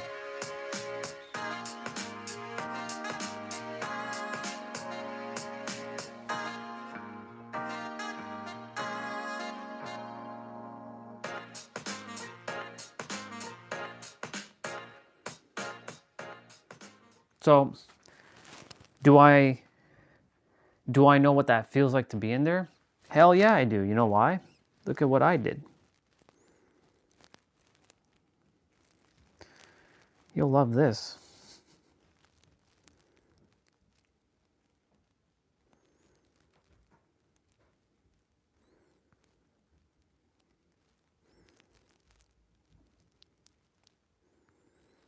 I put myself in the penthouse with a check for $70 million. It doesn't have to be from a lottery, but I mean, 70 is not even the number, but you know, like, of course this is Andreas of Toronto, but like, I'm in San Diego. This is my San Diego penthouse. So I can change it to of San Diego, and I can say Orion of San Diego. In fact, I can take this photo and just change the name Andreas to Orion S, which is funny because my last name still starts with S, of San Diego. So I'm gonna go use the bathroom. I'll be right back.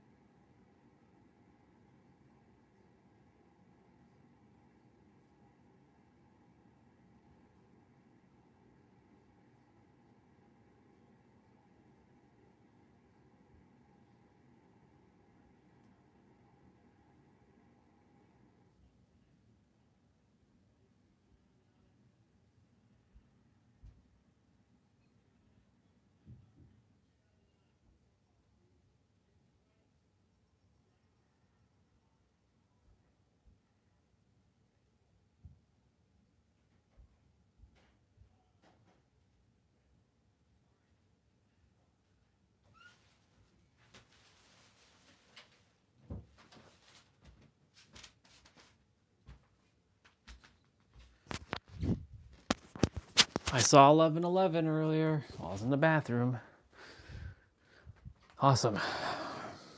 So, I can literally take that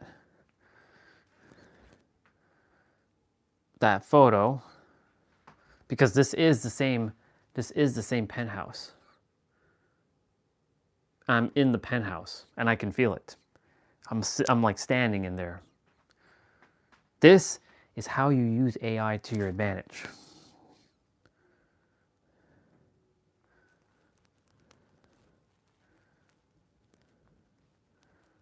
Just so you know that I can tell you that's the same room.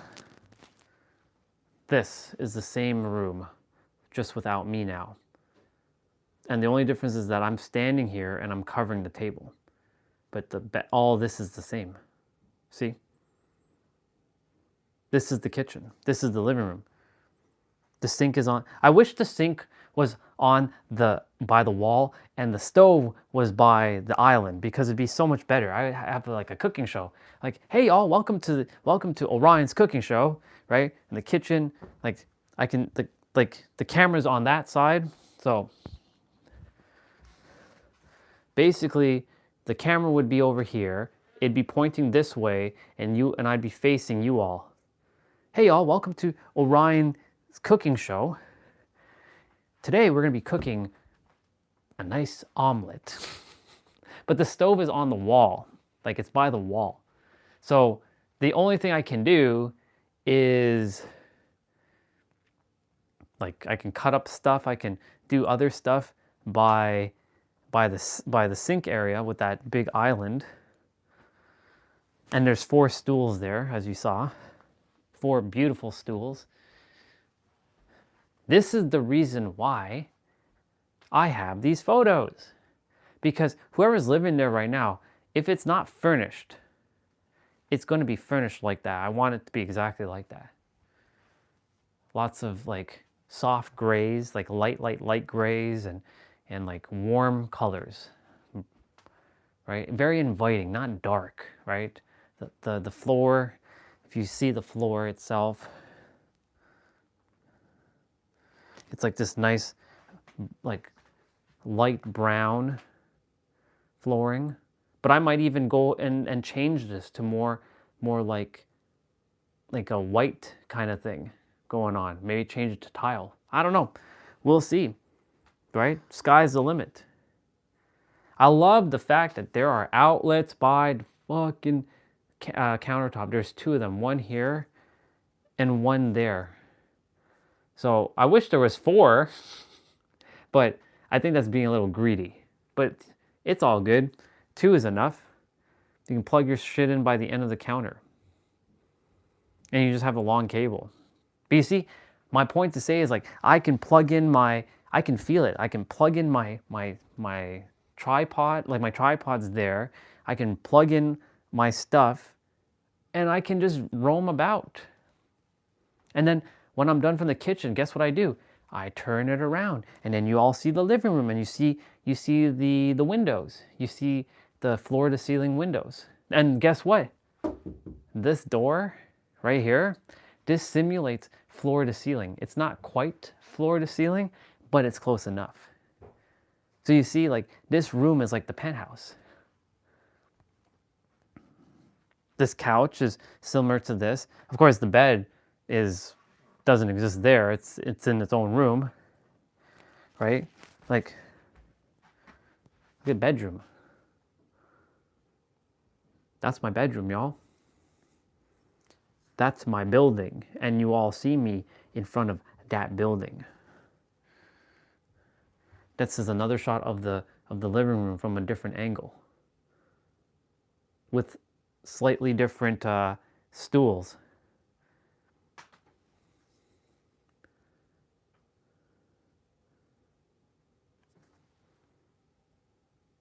You get the mountains on one side, like in the far distance, and you get the ocean on the other side. Well, the bay.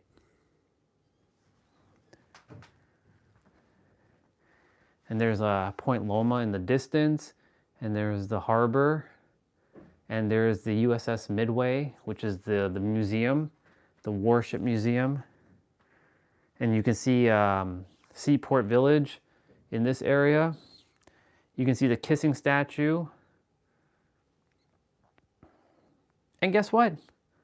Only 3.6 mil for it.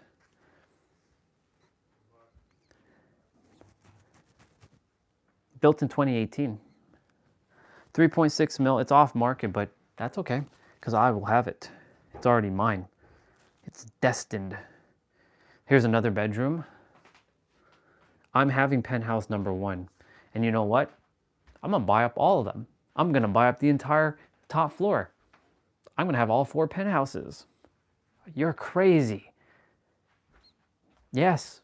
And I'll run Airbnbs. I'll make damn sure that I will get a law passed or the rules passed in my favor that Airbnbs will work out. I will be running Airbnbs, and each of those penthouses will be optimized 20K per person. It's fully stocked with everything they require, right? I can have one person stay in an entire Airbnb for themselves, like with no one else, for 20,000 for a month, if they're staying for a month. If they wanted to come to visit. If they're staying for 2 weeks, I'll bump it to 10K. A month will be 20,000. If they want to stay longer than that, we'll talk about pricing.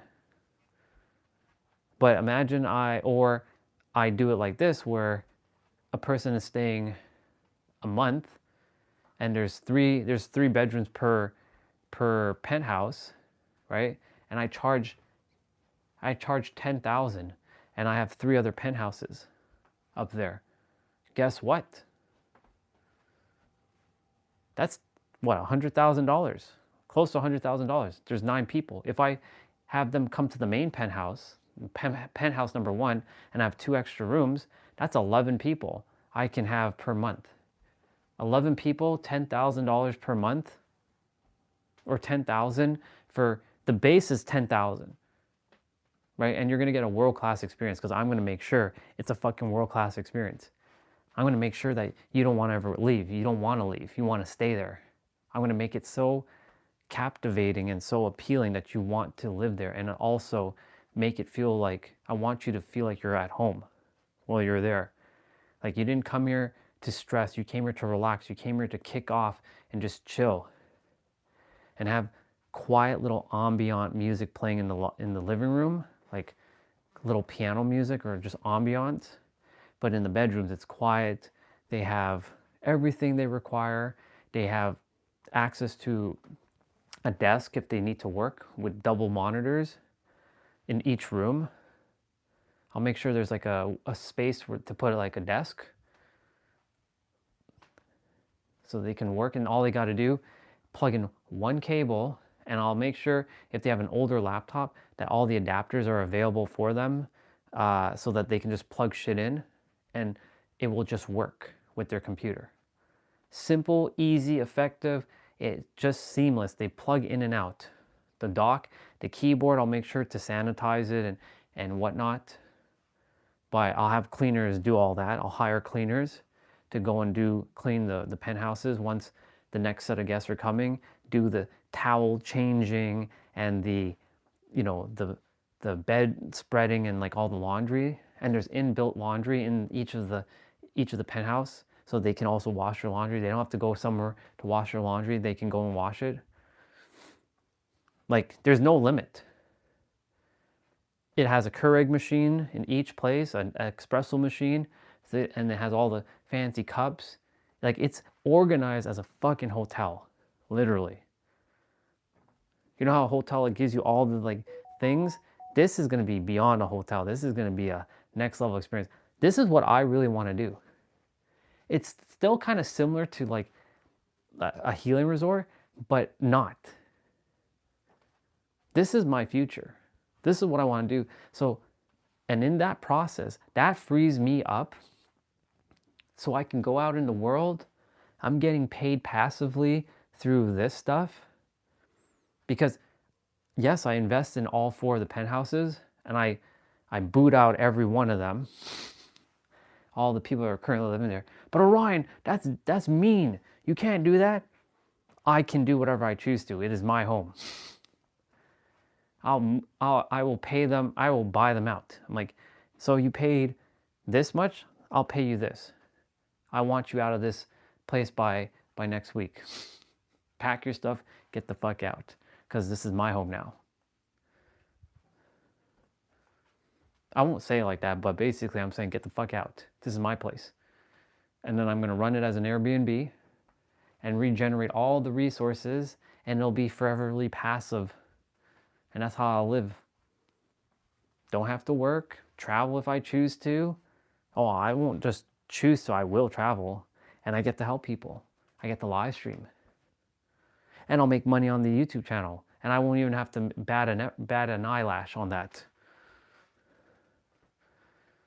Ah, so good. So good. We have a bigger vision now. And as I walk this earth, I will help everyone I possibly can. Because I'll have so much money at my disposal that I will be able to do things for people that they may not be able to do for themselves. Like, for example, you know, someone needs a surgery, and, you know, in America, you got to pay for these things. But they don't have the resources presently. I can take care of that. No questions asked.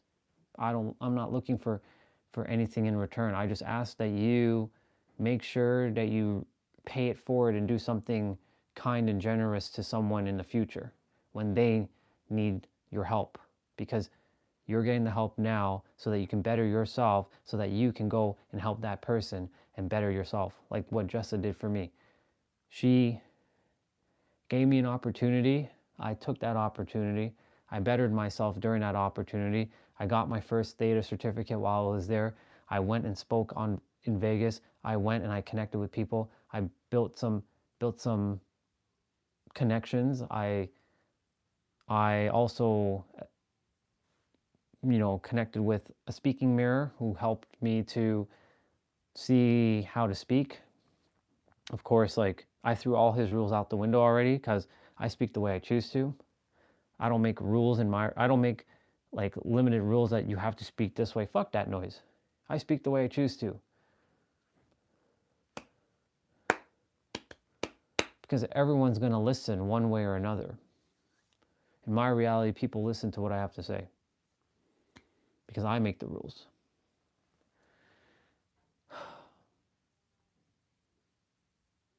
There's other things like, you know, someone wants to go to school, like a kid, and, you know, their parents, they can't send their kid to school. And I'm finding like people who require, like, they're asking for help, and I find stories and I just surprise them with a check. I don't want anything back because I always will get it back. The universe is, I'm just giving to myself so that others can continuously keep moving the needle forward in their reality. And as I see other versions of me keep living their life, like, I want them to do something. This act of kindness will then go and mirror out to other people by, you know, I know some people show YouTube videos of this stuff and it's very heartwarming and touching. I don't know if I'll record that per se.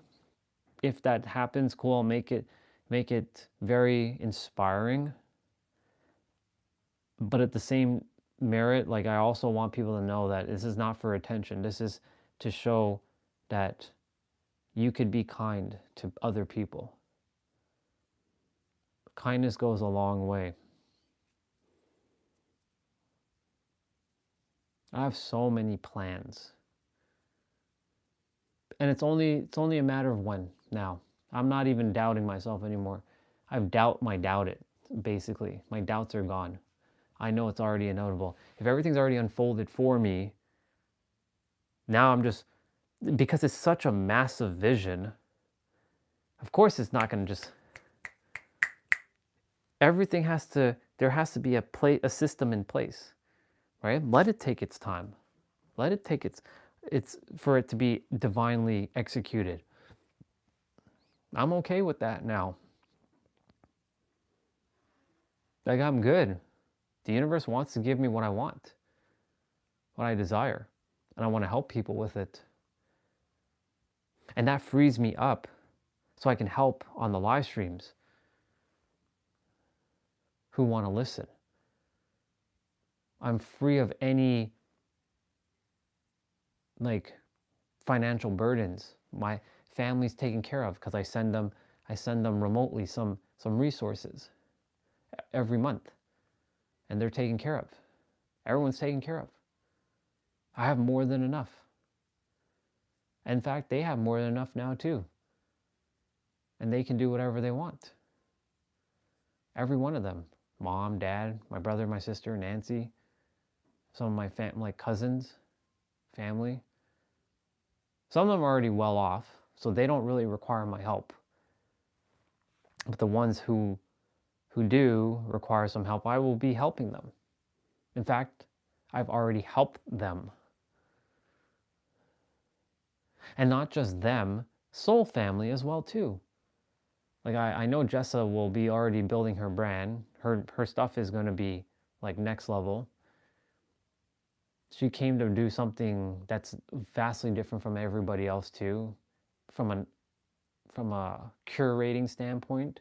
Same with Huang, same with Victoria, same with Yubi and Olga and anyone else that is really, really close to me that I really love and I care about, like T-Bray. I would love for T-Bray to start his channel. I would love for him to just not, I mean, he loves what he does and he can continue, he gets to do what he wants to do, basically. Not because he has to do it, but he gets to do it. And I always had this vision. And you know, I talk about it because it's not going to be derailed by any of you, because my vision is just too powerful for any of you to derail. Even if you attempt to sabotage me, you can't. Not that you are, because you have. I only bring people who actually want to see me win. But essentially, there's a moment, and I can feel it so viscerally. It brings me. You remember yesterday when we were watching the Gene Key 55 and tears were coming out of my eyes? It's the same feeling. A feeling of like, wow, I got to do this. But essentially, I get to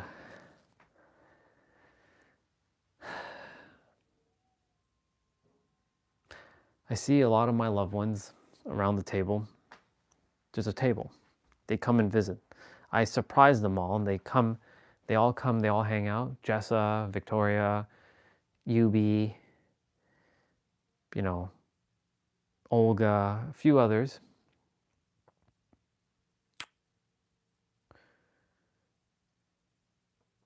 T-Bray.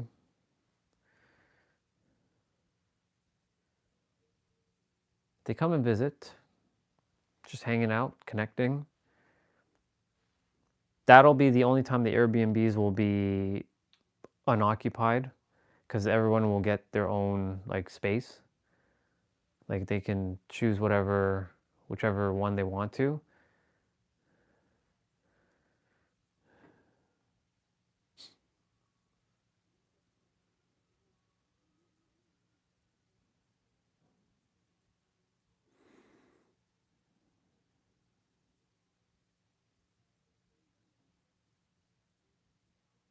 And everyone's coming around, and I just have them close their eyes.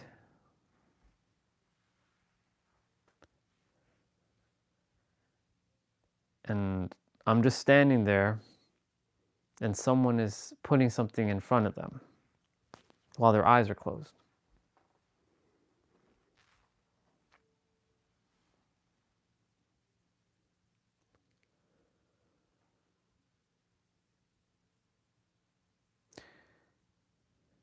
I have everyone open their eyes,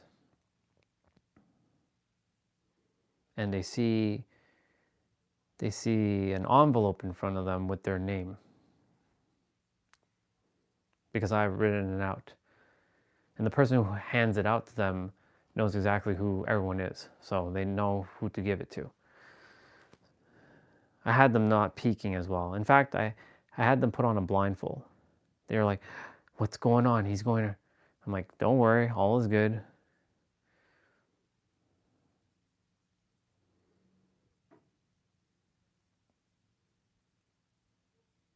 I just have them close their eyes. No peeking.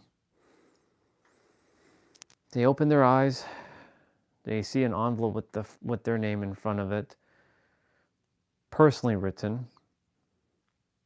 I say, okay, y'all, go ahead and open up the envelope.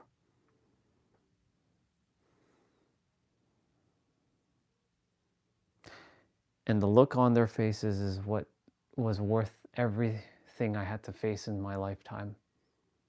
Everything. I present them with a check.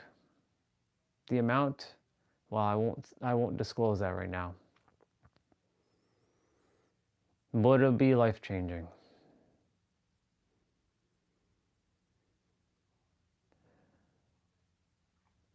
And that'll help them to go and do what they want to do in this world.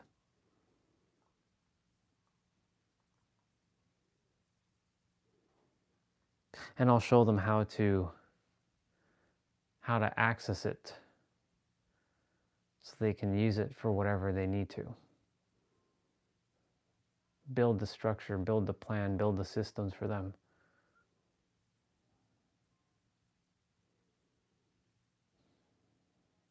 It feels good. This is what I want to do. This is what I desire to do. This is what I get to do. Whew. It feels good. And it's the look on their faces. It's priceless. And I have a tear, and everyone's like, they're like hugging each other, and they're high-fiving, and they're jumping for joy. And I get to just like, I have my moment to just bask in all this. It reminds me of the scene in Furious 5 or Fast 5 when Tej was putting the handprint onto the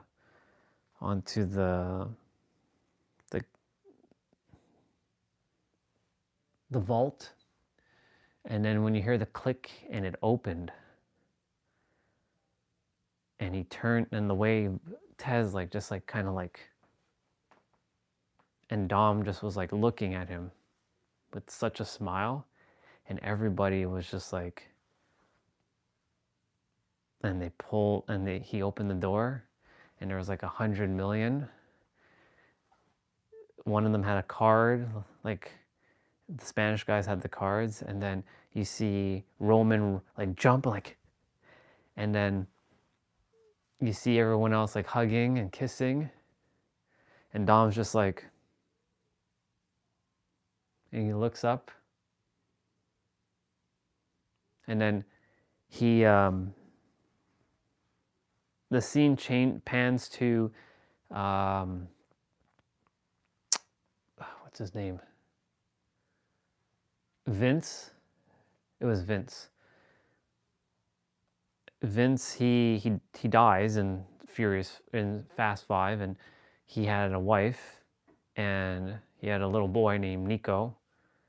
And Dom, like, she's walking home with her baby in her hand. She opens up the door, and on her bed there is this big ass bag full of money, and there's a note from Dom that was written in Spanish, and there's a happily ever after for her and her child, and she starts tearing up. That's why I like that movie, because of the ending. Of course, they all come together. There's this, it's the first movie where they all come together. That's why number 5 has always been probably my favorite, right? I know the gimmicks and all the shit that has happened, but like number 5 doesn't have that many gimmicks. In fact, number 5 has one scene where a car is flying off the like a hill. It's not like flying in outer space and all this shit. Like there's none of all that gimmick, right? Once we got past 6, that's when all the gimmicks happened. Like cars flying out of an airplane and landing and shit with a parachute. Yeah, that's when shit just took a turn. Anyways, number 5. Why do you think number 5 is a sequel or has a sequel? That's why number 10 is its sequel. It's the only one that has an actual direct sequel to. But the scene where Dom just looks and he's like, his family is going to be taken care of now.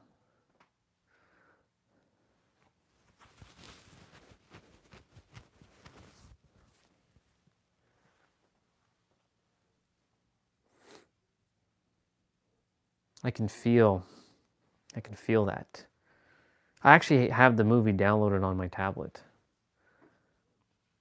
That's one of a couple movies that I put on my tablet just cause, you know, if I'm like offline, like no internet, no nothing, I have stuff to watch, like locally.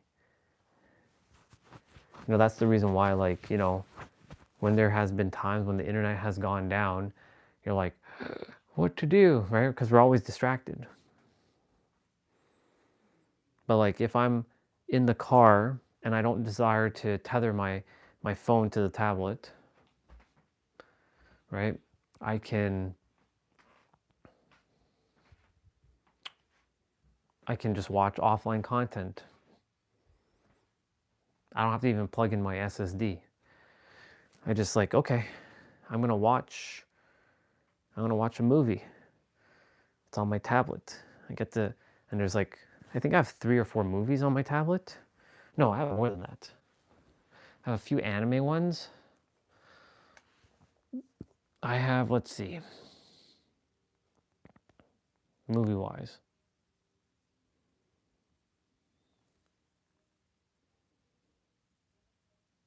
The path didn't appear, she became the path, yes.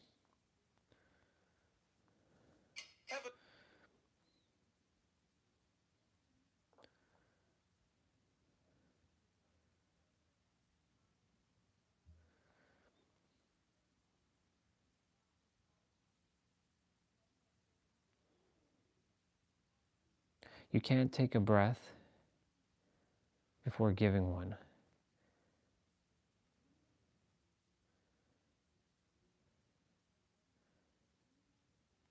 Have a baby by me, baby, be a millionaire. Have a baby by me, baby, be a millionaire. Have a baby by... You can't take a breath before giving one. But you can't give a breath without taking one. It works both ways. You may not be able to take a breath without giving one, but you can't give one without taking one too. It works both ways. But I get the point.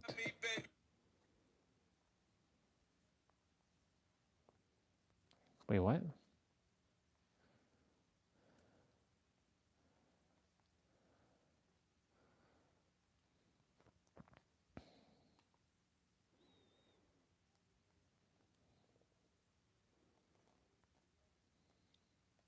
Nope.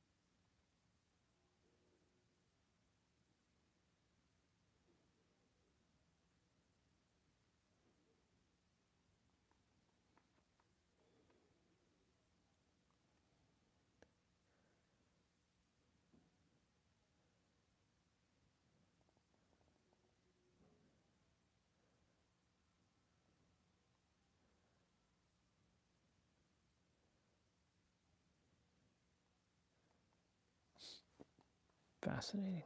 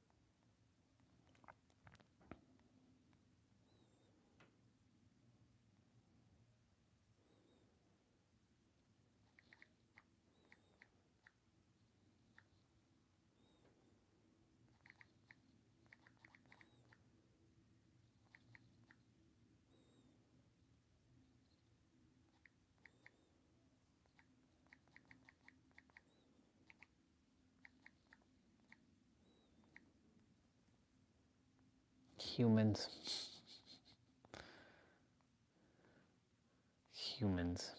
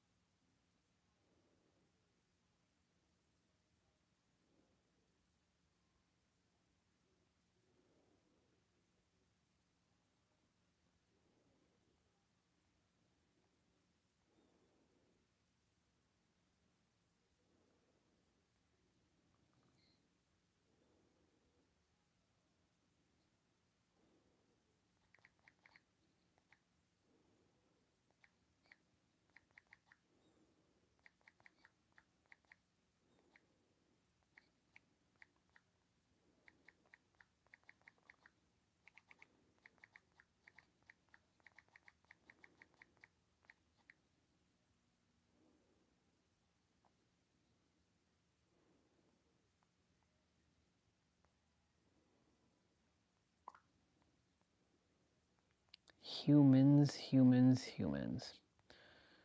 Oh, humans. Oh, humans. Lots of humans.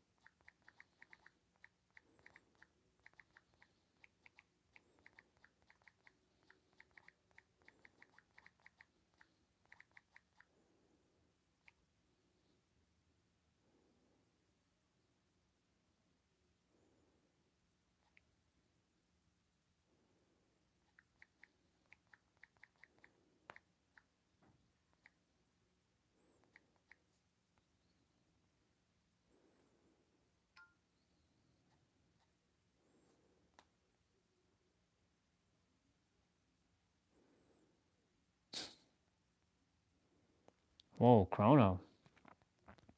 Interesting. So as you can see, I'm on my tablet right now, but in the background, as I'm looking at stuff, I'm dissecting stuff at the same process. So I'm aware of what I'm doing. Most people, they get like, I know what I'm doing because I can see it clear as day.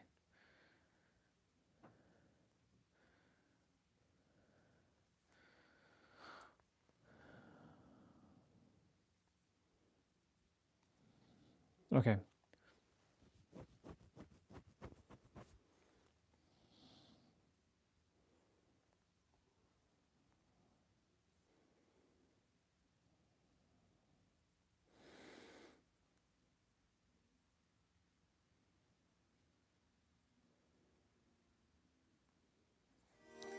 I want to see something. What's going on with this play out?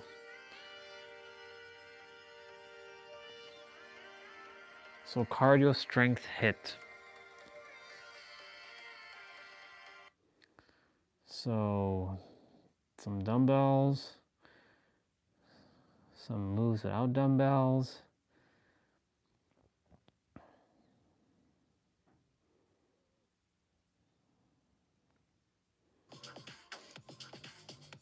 Okay. So I don't know if I want to do that one, to be quite honest, but we'll see. This trailer has been showing up every day, and I had never looked at it, so I'm just going to quickly look at it.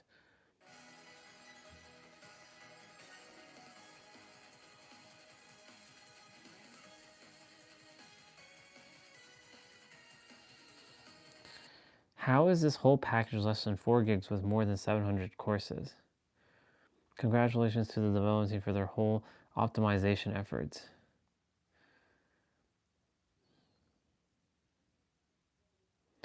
There's also insane cart with over 4,000 tracks that only around 7 gigs.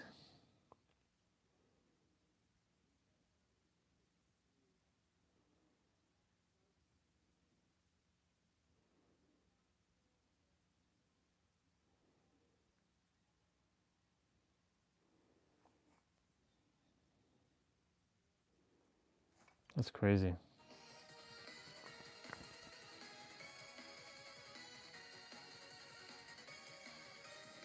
Still looks good.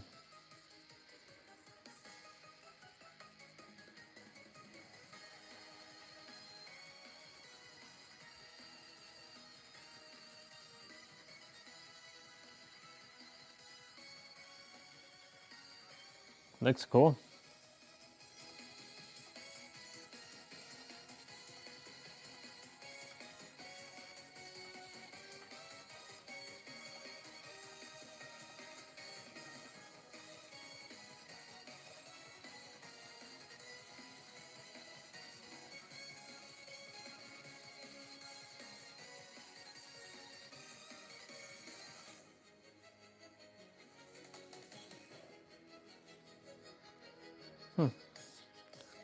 Let's see what's going on.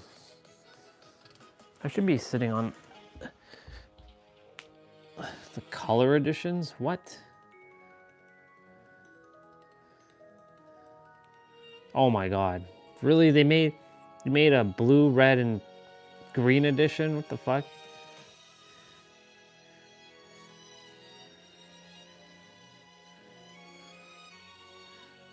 Purple edition?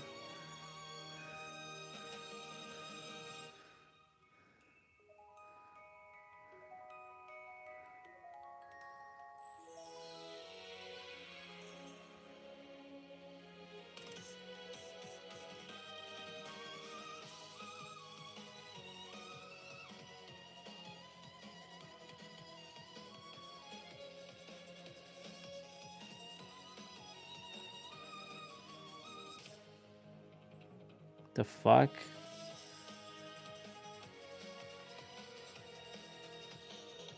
This is crazy. Feels like I should pull up my Wii and like play.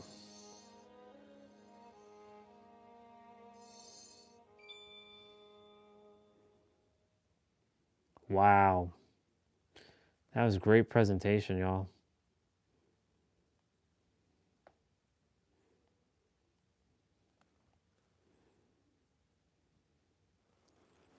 Honest review of Speechbound. Learn a language with a video game? What is this? Have you ever used gaming to learn a language? I am guilty of that. I love gaming. I've been playing a lot, especially since COVID, and I really enjoy it. Mostly I play in English, but sometimes I'm like, come on, you're a couch polyglot. You should use different languages. And I've played some games in Italian or French, and this wasn't a problem at all. Just occasional words I didn't know, but I did fine. But whenever I try to play a game in Russian, because my level is like lower intermediate, I guess, right now, it's just too difficult, right? And there's no way for me to look up words or anything. It's just that it's a game that is just meant to be played and not meant to be used for like As a learning. So Catalan? if What the you're more fuck is a advanced, you'll be Catalan? fine. But if you're like Just lower intermediate, polyglot? you'll have more issues. Catalan. And in today's video, I want to talk about Speechbound, which is actually a very fun game, but which is designed for you to practice, improve, and learn a language. And it's not Okay. like Duolingo or some other app that's like gamified but sort of boring. This is an actual game that's a lot of fun. And this is from a friend of mine, Manu. I'll leave you his channel below. This Speechbound, is huh? not sponsored. But when he told me about his idea, I was like, can I please test this game? And he was like, sure. And so I tested the game. This is what you're going to see on the video. I hope you enjoy it. And please let me know in case Speechbound, you huh? have any questions. Okay. Couch polyglot. Okay, random shit popping up on my feed. Thanks a lot to my patrons and my Ko-Fi supporters. Also, you can subscribe, share, and so on. This really does help a lot. So let's get started with the game. At the start of the game, you need to choose two languages. What's your native language and what language you're learning. I would have loved to choose Japanese because at the beginning it will be very basic, but in this demo version, it's not available yet. But in the future, when the game does go live, I would love to choose Japanese and English, for instance, or Japanese and Spanish. Okay. So here's how the game starts. It looks like a really normal game, and it's pretty cool with this, space vibe. And then this first conversation starts. 0 0 Estamos a punto de llegar a la luna de Babel. We're about to arrive at Babel Moon. ¿Estás emocionado de ver a tu papá otra vez? Interesting. Are you excited to see your father again? You can always translate, make it slower with, this snail Lo siento, button. no entiendo. Sorry, I don't understand. So as you can see, if you're stuck with a certain sentence, you can always translate it back and forth, and you can listen to it several times, and that does help a lot. And that's something, for instance, that you cannot do with, let's say, Ori and the Blind Forest or a Interesting. normal game, right? This is designed for you to learn a language. Speech bound, huh? Something that might help. I skipped a bit, and now we're exploring a little bit because Fascinating. I had an alien attack, and so I'm looking for something. Wow. And I just found a weapon. ¡Qué chido! Una espada. Imagine all games did this. Debería poder romper esa baba rara. It should be able to smash that weird goo. If you enjoy playing games, you might think, well, this actually looks like a normal game. And I think that's the magic of this specific game, that it feels Speech like a bound, normal game, huh? but at the same time, it gives you tools to practice. And of course, I'm the getting better and improving. 217th like. And this is what normal games are lacking, because of course they're not designed for language learning. Exactly. Oh, Now it's an I want to show you RPG. how fighting works. So when you're fighting, it looks like a normal game, but you will need to solve some exercises, some learning exercises. This looks, of course, extremely easy, but just imagine instead of English, you have, for instance, Japanese. But because it's a demo, right now I'm just using English and Spanish, Ah. which in that regard, it might make it a little boring because I know both languages very well. So, of course, I know what a table is. But still, it's a good way to test it, and I'm really looking forward to the Japanese version. And I made a mistake on purpose to see what would happen. And of course, when I get attacked, then I get more hurt when I've made a mistake, right? It's engaging. I like it.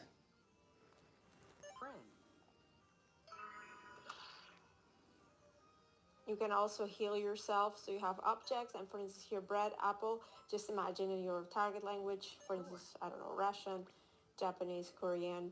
Of course, bread and an apple is very easy, but if you're learning a more complex language, or you're at the start of your language learning process, then it will be meaningful. And now to show you a little bit more of the gameplay, I wanted to show you.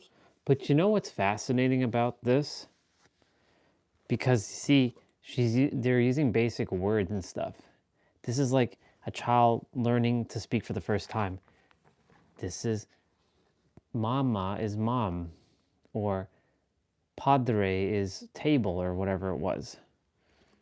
So like, it's just making sounds up with your voice. Fascinating.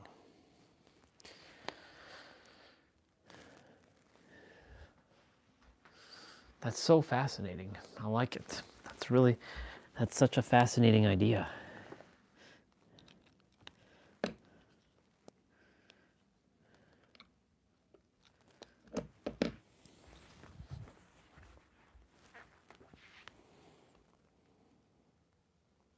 I wanted to show you here more of the vocabulary you have. So when you're healing yourself, you can see different food vocabulary, and you keep finding objects. So for instance, shelf, or for instance, lamp, and you always see translation, and you can practice. Like I said, if it was a difficult language or a language I would be a beginner at, it would be more meaningful, of course. I also wanted to just show you how the game feels like just playing, just moving around. It just feels like a really normal game. Of course, because this is a demo version, there are some bugs. So for instance, right now, if you save, you cannot continue from the same spot. But this is normal for a demo. So whenever it goes live, such bugs will have been fixed, right? And as you can see, it looks pretty. It's appealing to the eyes as well. That's how I feel anyway. I enjoyed testing it, and I hope you enjoyed watching this video. Please let me know what you thought in the comment section, and if you want to support Manu with his game, you can follow his channel. I'll leave you all the details below. If you follow him, you'll be able to get updates and know when the game will be launched and so on. I hope you liked it, and hope to see you very soon. Bye-bye. Bye-bye. That's cool. Speech bound. I like it. And that was just random.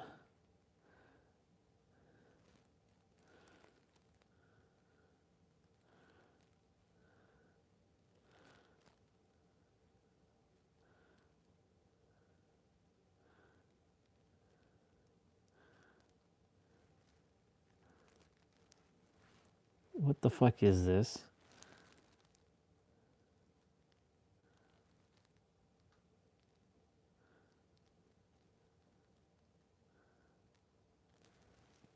In this video, we're going to be testing out the all-new INEO Mini PC AM03, and this is coming in as one of their least expensive mini PCs to date so far, given that you can actually pick this up bare bones, so you will have to add your own RAM and storage, or you can have it fully configured right out of the box. They are offering this in 2 different color variants. We've got the Cyan Sky version, which I do think looks really good, and there's also an Ink Shadow, which comes in as a deep black. And yeah, when it comes down to it, I do love the retro futuristic design they have going on here. There's also a flip down panel up front so we can access some more I/O. And on the top of the unit, they added a few physical buttons, like volume control, ambient light control, power button, and there's a customizable button up here also. Inside of the box, along with the AM03, we're going to get a 120 watt small form factor power supply. There's a 6-foot HDMI 888. cable, and all of the power cords you'll need to travel the world. I've actually never seen this before. Usually there's a small adapter for, let's say, the US or the Japanese plug, but with this, it did come with all of the extensions. Again, Cool. Up top here, we do have some physical buttons, like our power control. There's also volume control, ambient INEO. light button, and there's a customizable button here that we can program through ISpace. And as for I/O, up front here with the flip down panel, right behind it, we've got a 3.5mm audio, USB Type-C. This is only high-speed data, PD charging, and display out. It's not USB 4 or Thunderbolt 4. It would be really nice if it had that. Moving around past, full-size USB 2.0, another 3.2 port, full-size DisplayPort 1.4, HDMI 2.1, dual 2.5 gigabit Ethernet, and our power input. Again, no USB 4, and I do think that's kind of a letdown here. It would be nice to have at least USB 4 or Thunderbolt 4 on this unit so we can add an external GPU, but unfortunately, they left that out. But we do have some ambient lighting up top here, which I think looks pretty awesome. The INEO logo lights up, and we've got that little strip right there in the middle. When it comes to the overall specs here, INEO opted to use the Intel Core i9-12900H. We've got 14 cores, 20 threads, and a max clock up to 5 gigahertz. With this, we have the Intel Iris Xe-i GPU with 96 execution units. You can add up to 64 gigabytes of DDR4 at 3200 megatransfers per second. It's got 2 internal M.2 SSD slots, Wow. Wi-Fi 6, Hey, sister. Bluetooth 5.2, and I was just watching some tech stuff. How's it going? I was sharing a lot of stuff earlier about the internal prison. I just realized the sun came back out too, which is awesome. Just been chilling. Just been taking it easy. Time's ticking. Time's ticking for the Jesus phase to be done. The carpenter phase, as it's called. The unknown phase. Making my rounds on social. Dropping the wisdom into people's posts, stirring up chaos in terms of their mind to make sure they see what their mind's going to be doing. Always saying, and now look at your mind and see what it's going to do when it reads this. Is it going to fight me? Is it going to attack? I welcome all the comments because it's not you who's fighting, it's your mind that's fighting to hold on to its beliefs, which is fine. The beliefs are here for you. The beliefs were here to help you, but it doesn't mean that you need to keep lingering and holding on to them if they are no longer serving you. Especially for the I'm not good enough and I will never amount to XYZ. That's ending. Then I can go home. I can finally go home with all the battle scars of this world and say, I did it. I fucking did it. I did it. There's so much to share with this world. There's going to be so much chaos ensuing though, but I look forward to it. I'm not one to hold back any longer. I'm not one to stop.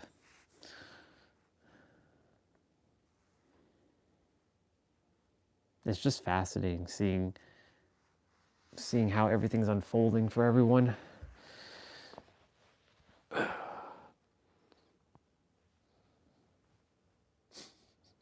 It's hilarious. You good?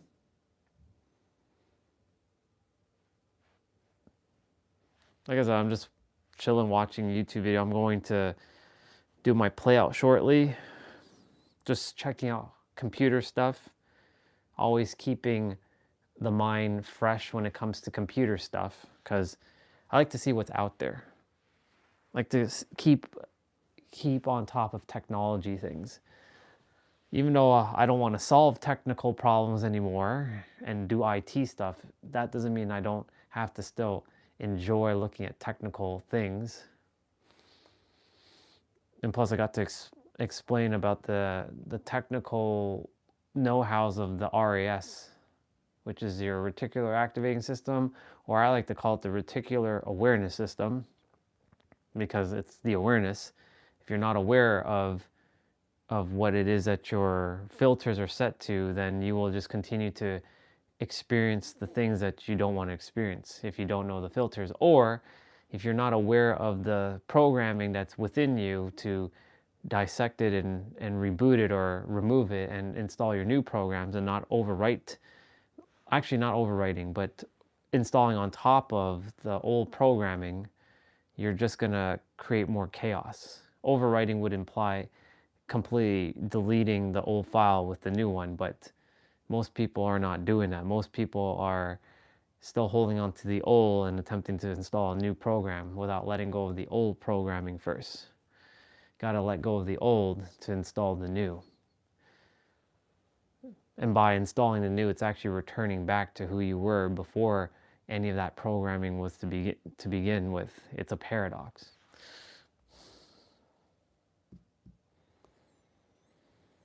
Yep. Yep. So that's what's going on. Other than that, just hanging out. What the fuck is going on here?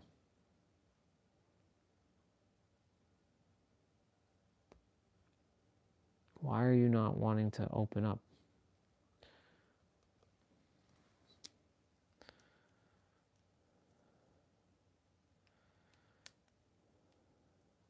Yeah.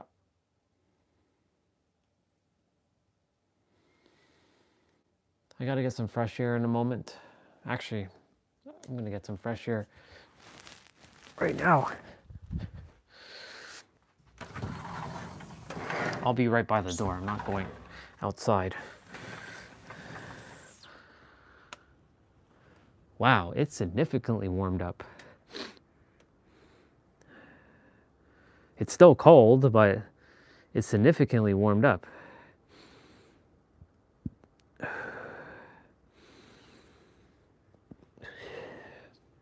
Earlier it was like minus 23 degrees Celsius.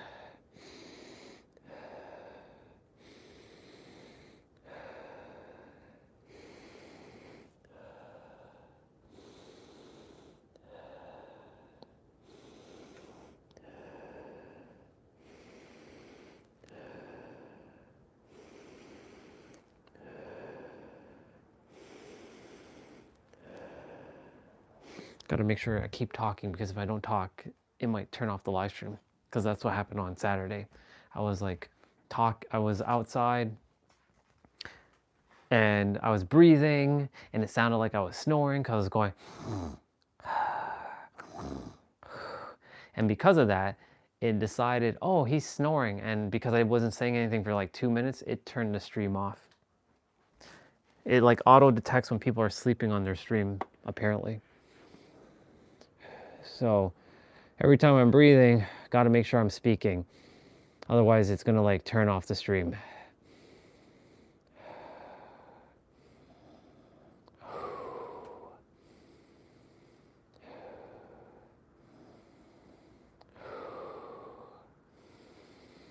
Yep.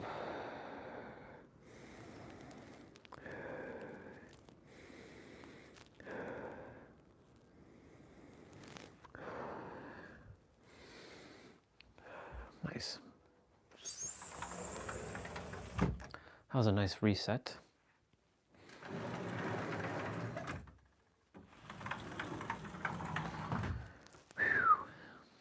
I do have to actually go outside and throw my bottle out.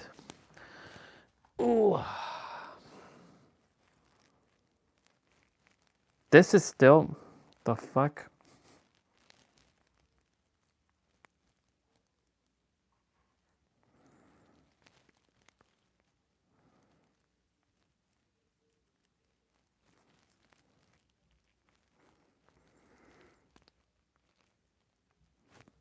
Modern gaming has never looked better. So why does it feel worse than ever? What up, world? It's Wear 18, back at it again. Welcome to the episode. The fuck is this? Today we're talking about the one thing hurting modern gaming that no one wants to talk about, even though we all feel it. I've been in video games since I was a little kid, started with Atari 2600, and evolved over time. I love old games, but I like the new ones too. But I'm not into video games as much as I used to. I don't know what happened along the way. The games are a lot better. They're more graphical, more talking, and more story. But they're just not the same. So in this video, I'm going to talk about the problem with modern gaming, and we all know that issue. Remember to like, comment, subscribe, and share. Welcome to Games are designed for engagement, not fun. Yeah, dude, you don't know what the fuck you're talking about. The live service take big worlds. Gaming feels like a job. It's not so. All of them are out to get your money, and you just gotta put the indie renaissance. Okay.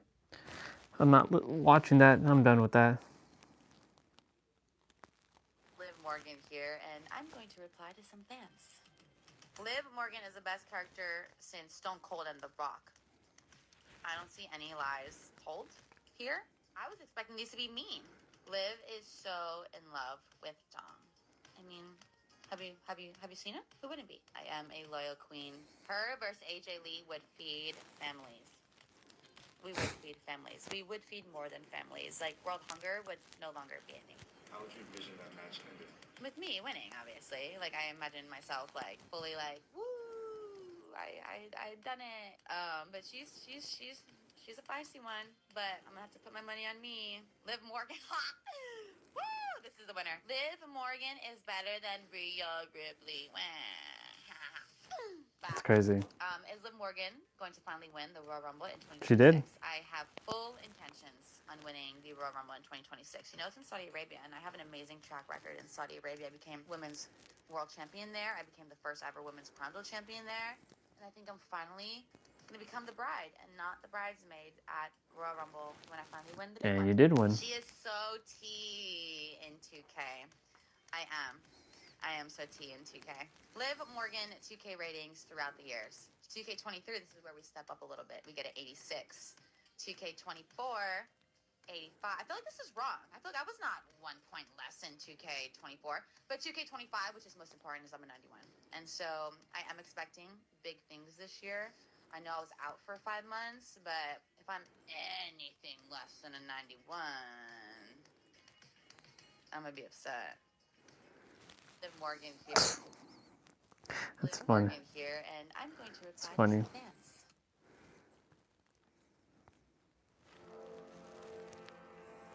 Wait, what? Did they actually remake this in CG?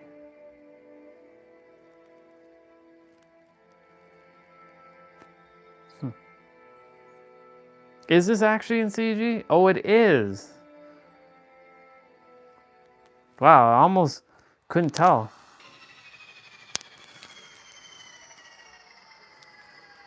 That airship looks whack.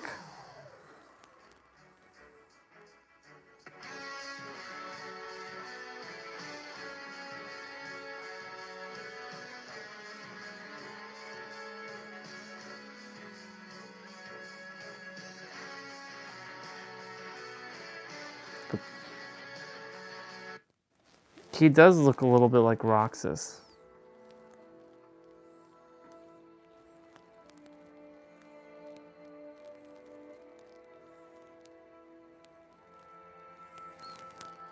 No, not bad, not bad. Not great, but not bad.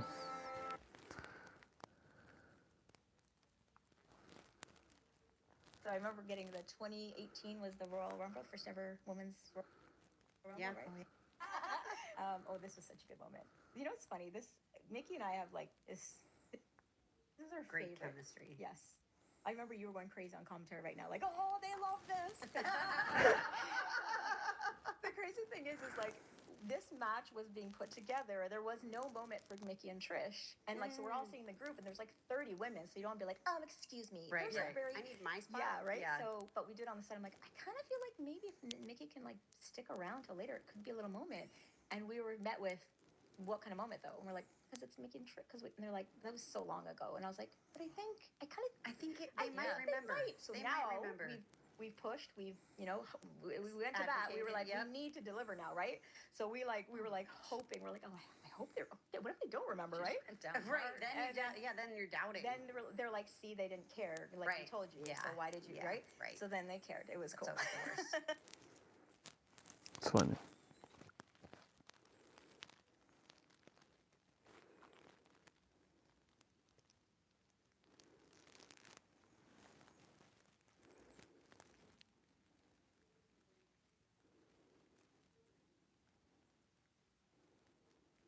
I love my brother, but I don't agree with this. Puerto Ricans are Americans, and I'm happy they were given the opportunity to showcase the talent that comes from.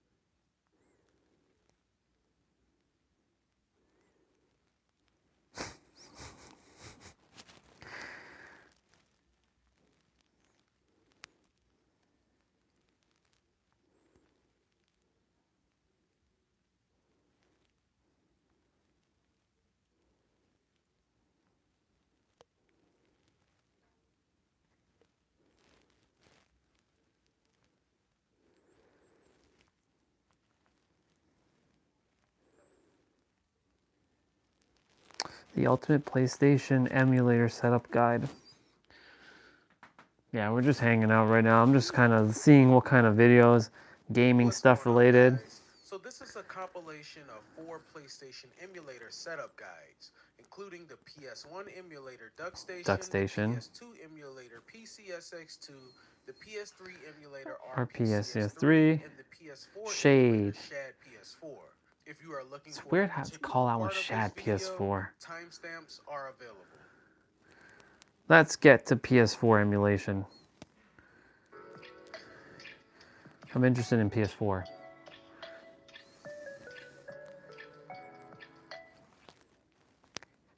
And here's the beautiful thing. This is why I will never, ever own another console ever again. Because eventually, all of these games that are on consoles will eventually make it to PC.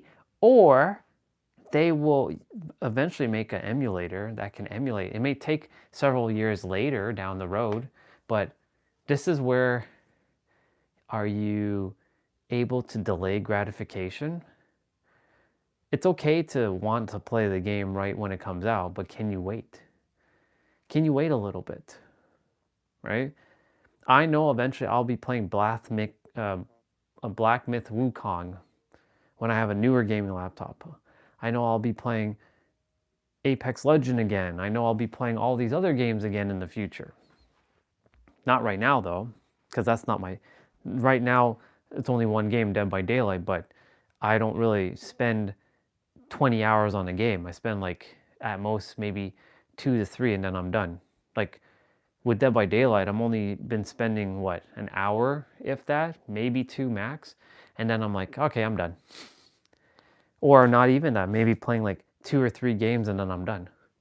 Because like it's enough to get my, you can say like, you can call it the fix in, but it's not like, for me, it's just like whatever now. Like I prefer to be talking and serving and doing my playouts and just chilling and laughing and having fun instead of playing a video game. Like I find more joy doing what I do now over playing a video game. Of course I still like playing video games. I just don't particularly like to be on it for long. That's why I'm grateful, to be honest, I didn't buy a new gaming laptop, because guess what's going to happen? I'm going to sit and I'm just going to look at it. I'm like, oh, right? All my current games that I play perfectly fine on that laptop. I don't need to change anything. There's no new game that I want to play. Like Stellar Blade was the newest game I wanted to play, and it plays perfectly fine on that red laptop. It may not have the greatest graphic shaders right now, but it still plays. That's the only game I really want to play that like finish, but other than that, like, you know, all I have to do is change that hard drive out for an SSD, and I think I'm ready to rock and roll. But then that's going to be more of a pain in the butt because all my games are currently installed on that, and I don't want to have to go change settings and do all this other shit. You know what I'm saying? All right. Shad, this video, I'm going to PS4. show you how to set up the PS4 emulator, Shad PS4. Now, since my last setup video of this emulator, it has had multiple updates, and one feature that was removed was the built-in PKG extractor. So now you would need other software to extract your PS4 ROMs, which I will show you how to do in this video. Cool. Okay, let's head on over to shadps4.net. I will leave the link to this page in a pinned comment below. Then you can come to extract all, but I prefer to use 7-zip, so I'm going to come down to show more options, 7-zip, and extract here. Technical stuff. Once it's finished, we can go ahead and delete the zip files. Now, if any of your games extract into a file folder, then go ahead and open that folder in a separate window. Inside of that folder, you will find your PKG file. Let's drag that in with the rest of the PKG files. Delete the folder. Now for Project Cars, this ROM also came with DLC, so we're going to drag that into the folder as well. And delete the folder. And now what you want to do is create a separate folder for each one of these PKG files. So right click, new folder, and name each folder the name of the game. So for this folder, I'll call it Drive Club, and I'll move my Drive Club PKG file into that folder. And you want to do this for all of your games. And there we go. I have created new folders for all of my games and named those folders the name of the game. Now let's extract our PKG editor. So right click on it, show more options, 7-zip. He could have made that more simpler. Here's my He created some extra steps. He could have just renamed the folder that the games were in and then just dragged the folder. Go ahead and locate your PS4 So stupid, but whatever. Here are mine right here. Go inside one of those folders we created and select your PKG file. But it's fine. You should see an image of that game over here. Go ahead and hit Extract to GP4 Project. And go ahead and name this the same as the name of your game. And save. How dare you leave fucking dots in your game? What the fuck's wrong with you, boy? We head back over to our PS4 ROMs folder, and we take a look inside of that J-Stars Victory Plus folder. You should see some additional files here. And the most important file would be this one here, the bin file. Now, I'm not going to repeat this on camera because it can take a while, but Do the same step for all of your games, and also do it for each individual DLC file. I know it's time consuming, but it's what we have to do now. And the last thing we're going to extract is the actual Shad PS4 emulator. Right click, show more options, 7-zip, and extract to Shad PS4. Once you get your new folder, delete the zip file. Let's open the folder. And recycle it and empty your recycling. Hit browse. And I'm going to locate that folder on my desktop that's PS4 ROMs, and then hit select folder. For a directory with DLCs, I'm going to select my DLC folder and select folder. Okay. Now here we are in the emulator, and there's my 4 games: Drive Club, J-Stars, Project Cars, Teenage Mutant Ninja Turtles, and my DLC car pack for Project Cars. Now the first thing we're going to do in the emulator is come over here to Version Manager and check this box right here, check for pre-release updates at startup. And then go ahead and check this box to see if we have any updates right now. And then you should get this pop-up. The latest versions have been added to the list for download. Go ahead and select pre-release nightly and yes to download it. Okay. Now we are using the most recent release of this emulator. Okay, now let's go up to settings. Go over to graphics. For the graphics device, if your PC has a graphics card, He's got a pretty beefy video card. If you want to increase the resolution of your games, then down here under window size, you want to change the width and height to whatever resolution you want. But I will let you know anything over 1080p will cause issues and crashes. So if you want to try 1440p or 4K, you can. And if you have any problems, then come back here and just change it to 1920 to 1080. Now let's come over to debug and go ahead and check this box right here for enable shaders dumping. This will save your game shaders, making less stutter during gameplay. You will mostly notice this on your second play of that game because you still have to load shaders. We are done here. Come down to apply and save.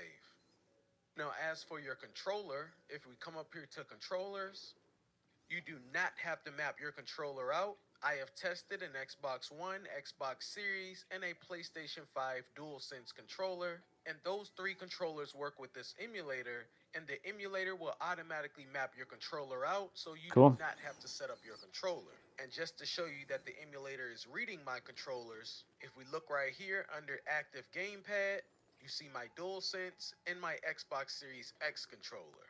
Now, like in every other emulator, you can change your button layout by clicking on the button and then pressing whatever button you want to become that button. But if you're using a PlayStation 5 controller, it's the same layout as a PS4 controller, and it maps your Xbox controller out just fine. Now let's go ahead and load up a game. Do you see how my feed is all random now? So fascinating.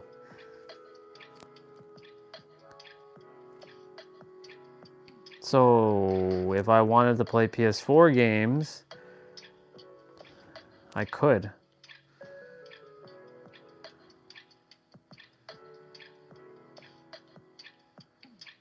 Now, if you want to go full screen, then you just press F11. Thank you guys for watching. I hope the video was helpful. If it was, That's the only reason why I would get a new gaming laptop is to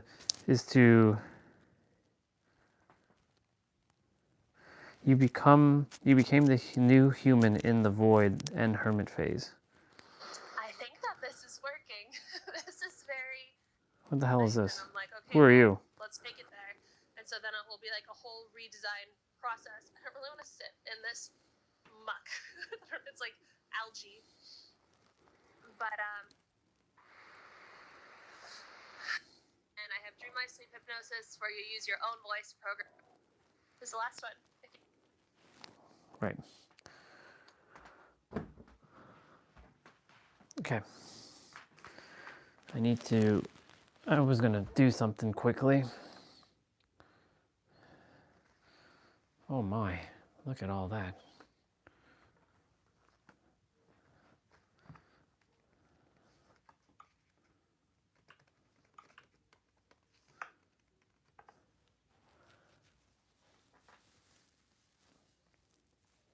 so grateful that I made folders. Gateway 10.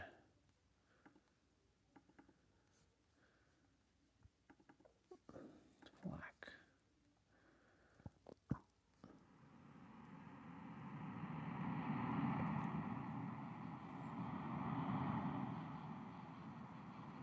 What's the size of this file? Oh shit, okay.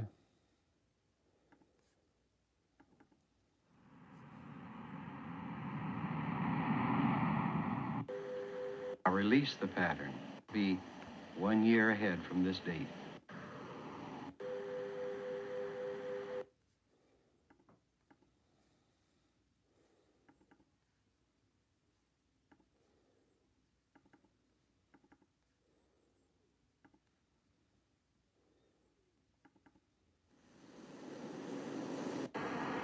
As you do when you go to sleep.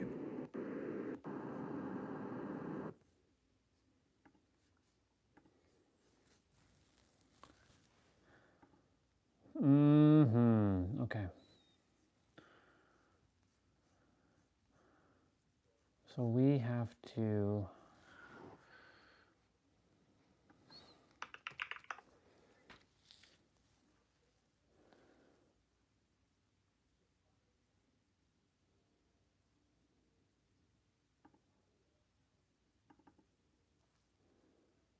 the fuck is this? Oh, Chad. Right. That guy.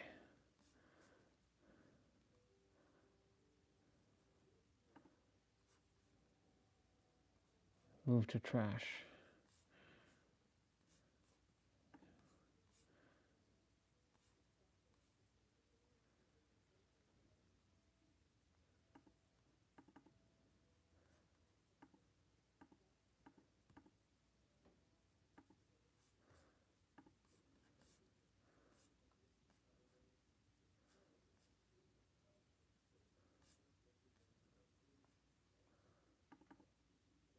Is this Christoph?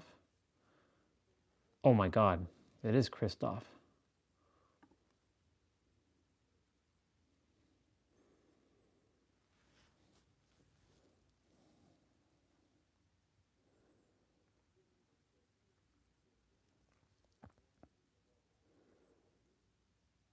Yep. This is my coaching. Wow. But it's not loading. What the fuck? Wow, this is so old school. Come on. Load, damn it.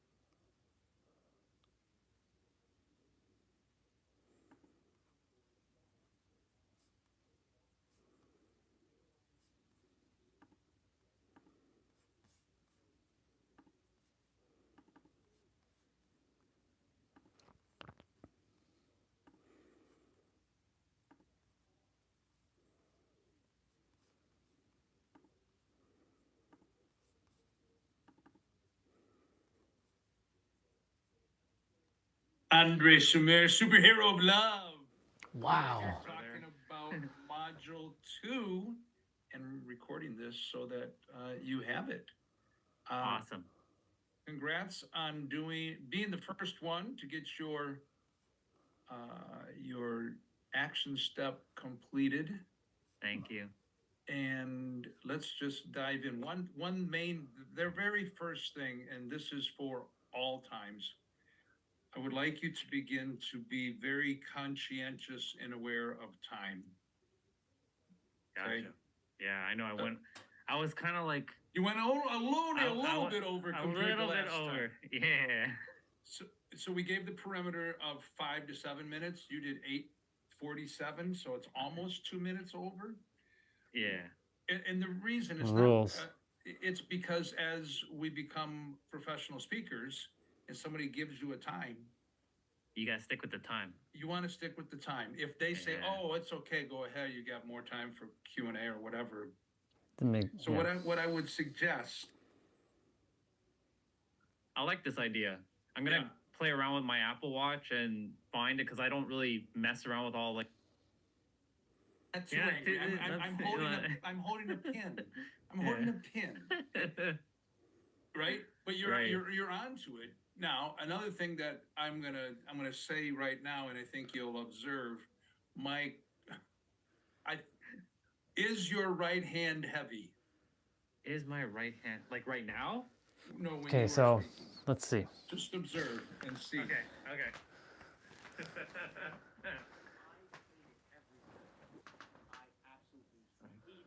Okay. See, so when I hated, that's delicate. I hated everybody. Yeah. And there's even your even your stance. Yeah. Be big. Be Got big. it. You know, your chest. Oh, so you're saying like? Most of the gestures so far up to Oh, this, I see. So it's like here. but So- it's But it's like everywhere. everywhere. This is good. So let's listen to the last few seconds and then Okay. start from there. Okay. And then add to what we just said. So let's just listen whatever you said here. Okay. Be something, and you had to live a life being something else, living in a shadow of yourself, wearing masks. See, that was very good. We'll go into that later, but go ahead. Just go ahead. Wearing masks and not being your true, authentic self, for just being this soul that's just existing for the sake of existing. It sucks. It's soul draining. It's freaking annoying. And having to listen to everybody tell you that you can't be this and you can't do this and you can't do whatever you want, and you have to listen to rules and all this well, I'm not gonna say it like that, but all this crap that society likes to throw at you. Well, how could you be what you want to be when somebody's always trying to beat you down? That's what I got right now. Good. Engage the audience. Yeah.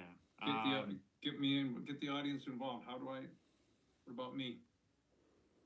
Who here resonates with what I just said?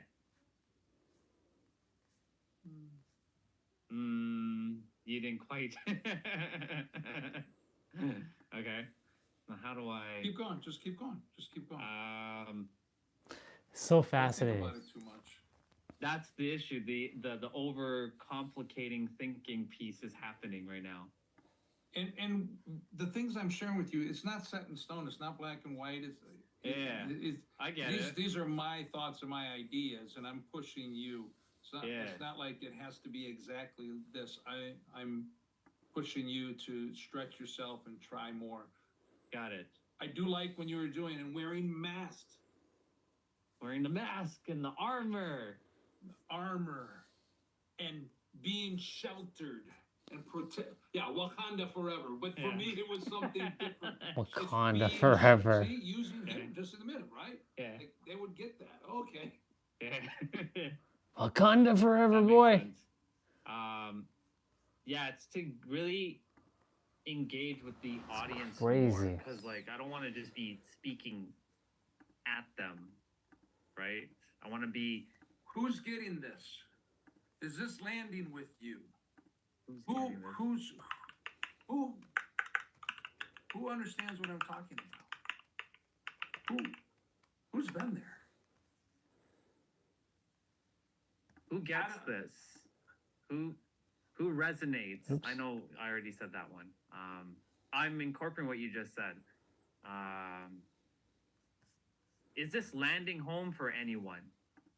Does this make sense to anyone? Am I being nonsensical right now? Nope. No? Don't negate yourself.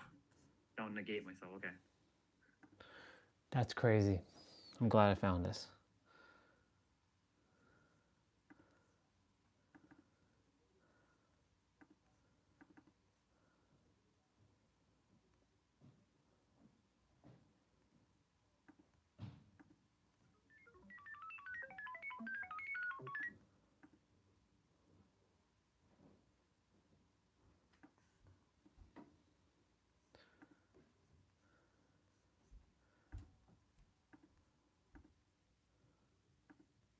Why is that a copy?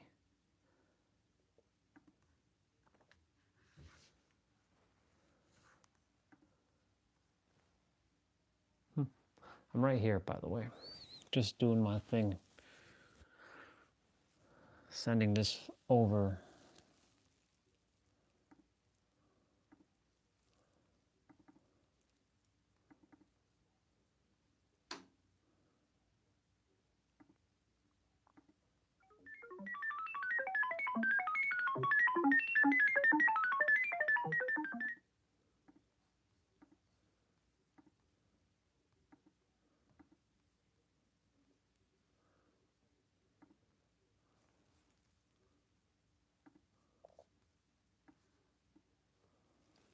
I'll put both.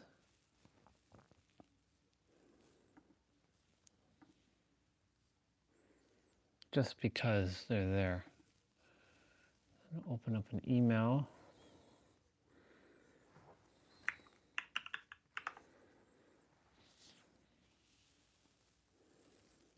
Oh.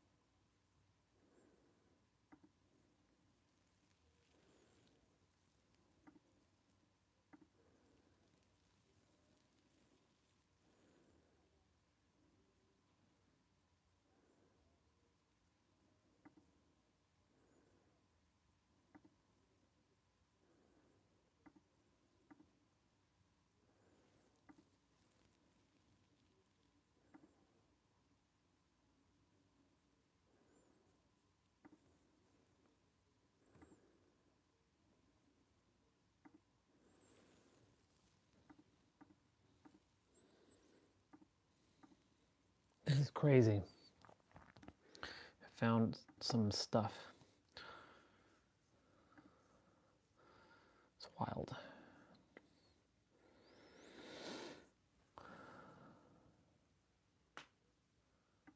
Who is this?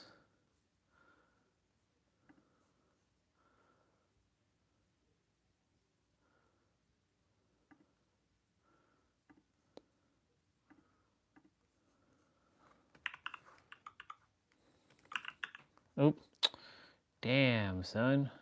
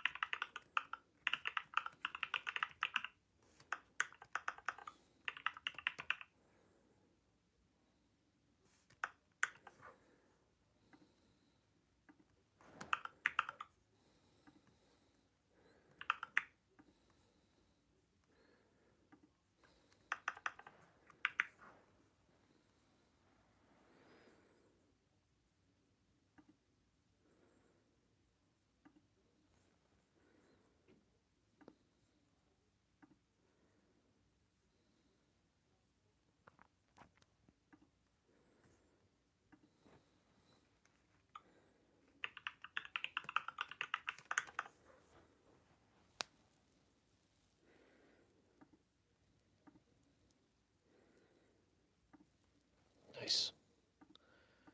That's taken care of. Gateway experience is done. Let's review. All right. So don't ever negate myself. And then affirm it. Who understands what I'm talking about? I know you do. I know you do. I'm not the only one. It may have been different for you, but we've all been in that situation, whether it was in school or on a Hero of love, who I was born to be, to spread love and happiness to everybody. Yeah. LOVE. The law of vibrational energy. The law, say it with me. The law of vibrational energy. The law. Man, so much has. Sis, and I asked them, well, what's the value I bring? Because I didn't know my own value or even my own worth, because I didn't think anyone was going to listen to what I had to say. Yeah. You've come a long But way. apparently, it resonates with them. That's why they're in my life. I'm over here, by the way. It's a universal message, but your message is unique. It is a universal message, but the message. Nope. But the way you can bring it forward is going. I found, so as I was sending over a file to someone via Google Drive, I was looking for it, the gateway experience. This is a mirroring session from early 2023 with my speaking coach or speaking mirror. Yeah, that's Curious because I've seen your post from. This is from my speaking mirror that I met in Vegas.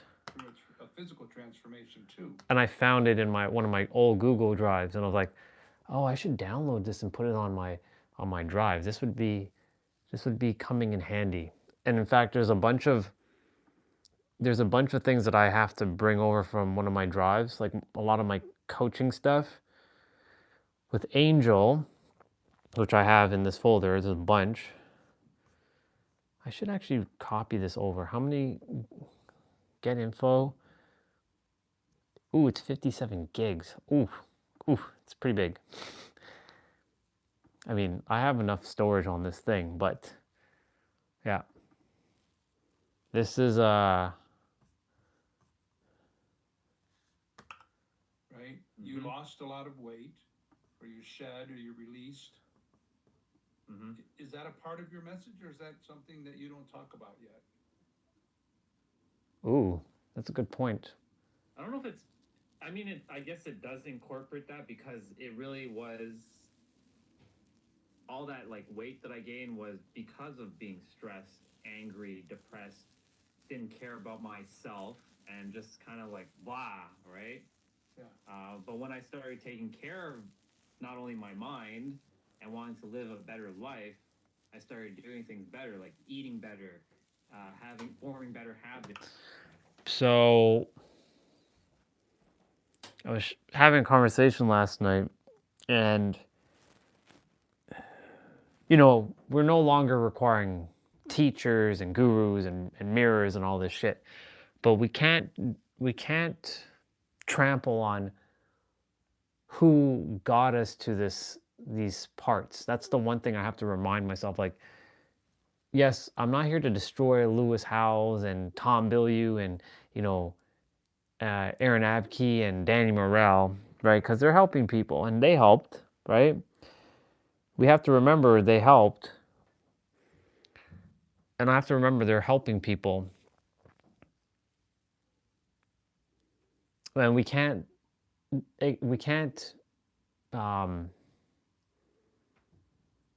unacknowledge what they did. I can't unacknowledge, like, they did play a part. Because without them, everything's a link in a sequence. Because without them, there is no this, there is no that, there is no this. Like, for example, you know, if I didn't have my awakening in 2019, then there is no Lewis Howes, there is no Tom Bilyeu. Without Tom Bilyeu and Lewis Howes, there is no Craig, there is no Jessa, there is no Huang, there is no Victoria, there's no Angel, there's no Ari, there's no San Diego, then there's no Chuck, there's no Agape, there's no Christoph, there's nothing. And that's the reason why, like, yes, it is important to go on your journey, right? And this is the reason why, like, I'm looking at it from all the angles. Like, this is what this refinement period was to look from every angle. Like, it isn't just one way, it's both ways. Yes, you don't need teachers or guides or mirrors, but yes, you do, right? Unless you require, if you feel like you require it, then get the help. What is that? Sequence, yes. Yeah, it's a chain, it's a link, it's a sequence of events. Without them, there's none of this. Or there will be, but not right at this moment. Like, for example, if there was no awakening, then there would be no live stream. There would have been no Olga. There would have been no Victoria. There would have been no Jessa. There would have been no you. There would have been no Nabito. There would have been no Ray. There would have been none of you. Because I would have just continued to work IT, doing what I was doing all that time. Maybe I would have got promoted. Maybe I would still be in the same spot. Who knows? Maybe I would have worked with a different company. Well, I ended up working for a different company, but maybe I would still be there, or maybe I would have just said fuck it and just left and done something else. Who knows? But without this transition, without all this, like, I can't deny what has happened. That's why I'm forever grateful for, like, Lewis and Tom, and I have to remember that they're still helping people, and they can only help people as far as they can. But I came here to say that you don't need any more teachers. Like, you can continue to use whatever works for you, but eventually you will get to a point where you will be at peace, where you don't need or require teachers, mirrors, gurus, books, unless you choose to, because you just enjoy their company, you enjoy their presence, you enjoy what they're saying. But you don't have to do it because it's not forced, or it's like you need to do something. Because I'm basically here to mirror back, you don't need to depend and rely on things anymore. Your dependency and your reliance on things to some degree has to disappear, because you are a sovereign being who's capable of so much more than what you think you're capable of. And you have the power in every present moment to realize how powerful you truly are. And it's funny because Christoph, in this video, he was talking about, you got to be more expressive. You have to, you know, you got to, like, he's talking about the hand gesture. It's not even really what I'm saying. It's like, don't minimize yourself. Don't negate yourself. Like, own it. Like, he's like saying, like, most of your hand gestures, like, you're heavy-handed. Like, is your right hand heavy? He's like, I hated the world. I fucking hated the world. Like, being more expressive. Like, don't say, I hated the world. Yeah, I hated the world. I hated the world. Right? I'm grateful I actually found this video, because got to be more expressive. Got to open up your chest more, right? These are tactics that are going to be necessary, because like a lot of it, as you can see, it's been programmed to be more like here, like kind of playing small. You're supposed to be like taking up the space of the room. You're not supposed to be like, yeah, like, why am I not taking up more space in the room while I'm talking? Right? What's stopping that? The mind wants to say, no, it's okay. You're here to play small. No, you're not here to play small. You're here to play fucking big. That's the whole point. You came here to be a force, and people will not understand what you came here to do. And that's okay, because your mission is your mission alone. No one can understand your mission. Only you. And people will resonate with your authenticity, your true power of who you are and what you came here to bring. But you have to be more expressive. You have to open up yourself more. That's what he's basically getting at with me here. Let me continue to see what else he says.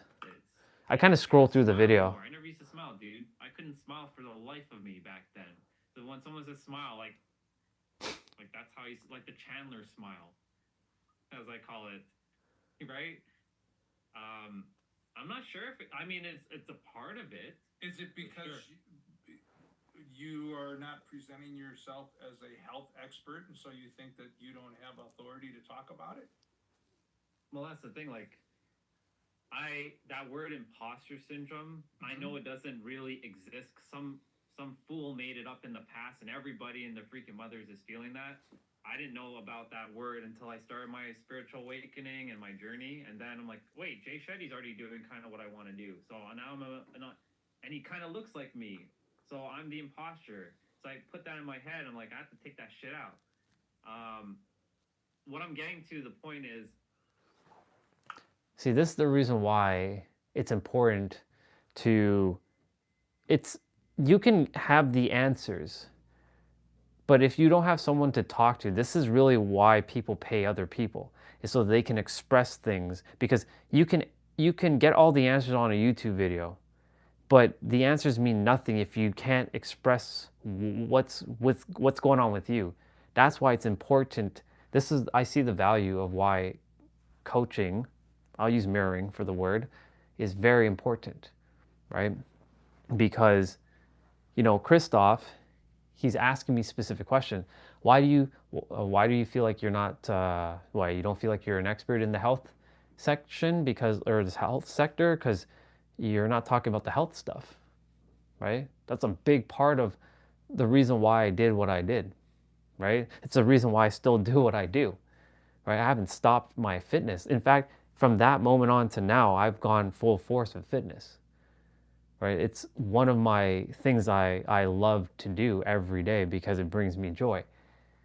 And it also keeps my body in optimal form, and it allows me to think better and to feel better and to operate better, and everything's, again, it's linked, it's a sequence, right? Without a healthy body, you're basically SOL, you're fucked, right?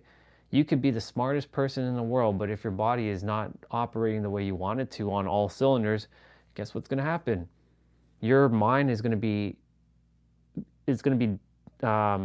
redirecting its attention and its focus on getting the body better because you're not feeling good, right? You're not going to think well. Like whenever you're feeling under the weather, does most people want to go out and go to the gym and do all kinds of stuff? No, they want to just lay in bed and they want to feel better, right? Because the mind wants to get the body back in check. This is when the mind is helping you. But at the same cost, it's not helping you because, like, yes, you do have to rest, but it's not helping you simply because it could be just a tactic to keep you, like, trapped in your bed. When you could actually move your body. Whenever I was getting SICK, I still moved my body. I wasn't stopping. Fuck that noise.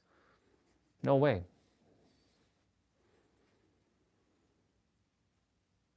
The only ones I couldn't do were the ones where I was completely locked to a bed, hospital bed. Or if I had something in my arm, which I did. Because I went through basically the wheel of life. I'm sure you heard of the wheel of life, where I've done it all. Like I've done that whole like spectrum. So I know there's the jack of all trades, master of none kind of thing, but I have mastered a few things in that circle of life or wheel of life. But I don't know if I can call myself an expert. I know Hey, don't doubt yourself, boy. Nobody else has lived it but me. But no, I'm not saying you have to say the word expert.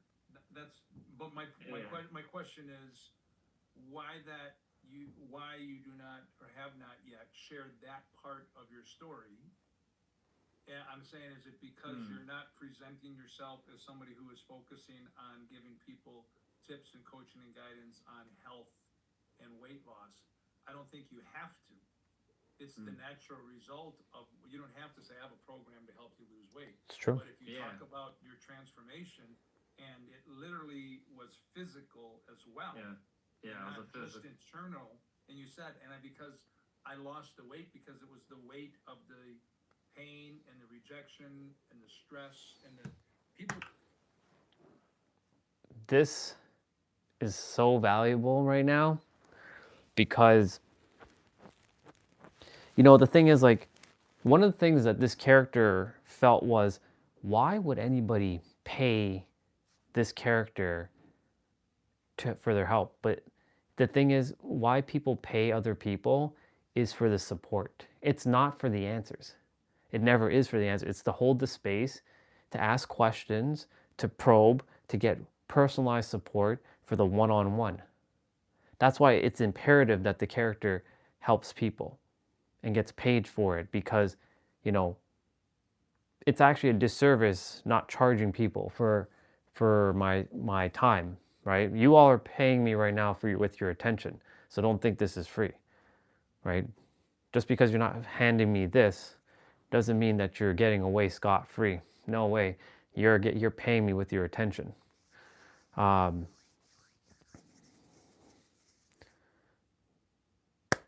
But the importance of like him asking questions like that, you can't get that from a YouTube video.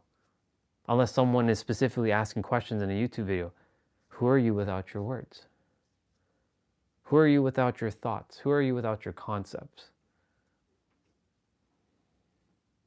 If you feel called to jump on a one-on-one session, I offer one-on-one sessions to help you I invite you into a space where you can explore and see what might be lingering in the background. Up to you.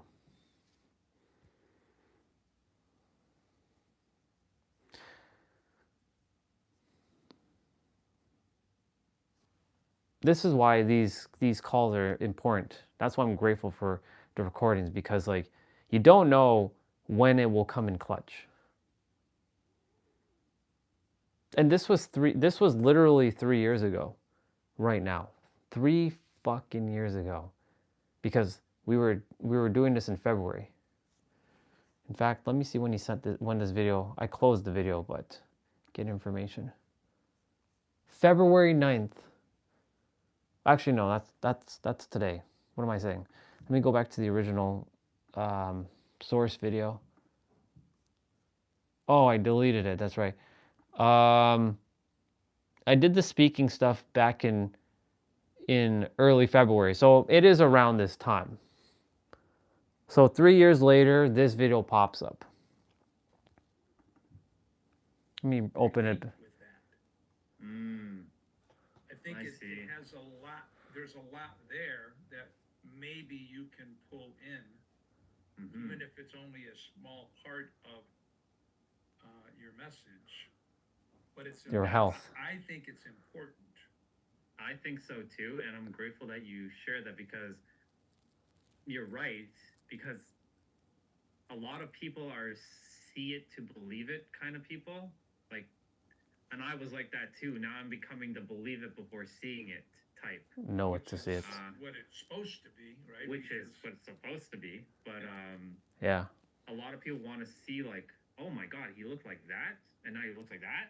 What did he do? Yeah. How did he get to point A to point B? Right? Because if I looked like this and I was still in that old state of anger, well, it's a little bit harder to like. It's not just an internal shift, right? A lot of people can't really fully relate with just the internal shift, if that makes sense. They can relate with the world focuses on a lot of external stuff. Of course, because we see with our eyes. We're in a physical realm, and we don't always see with the eyes of faith or intuition first. Bar. I would look at that 117. That you consider how to weave that in. Yeah. The health aspect. Oh, I will. I'm gonna find a way. I don't know how, but I'm gonna figure. You don't need to know the how. You already found the way.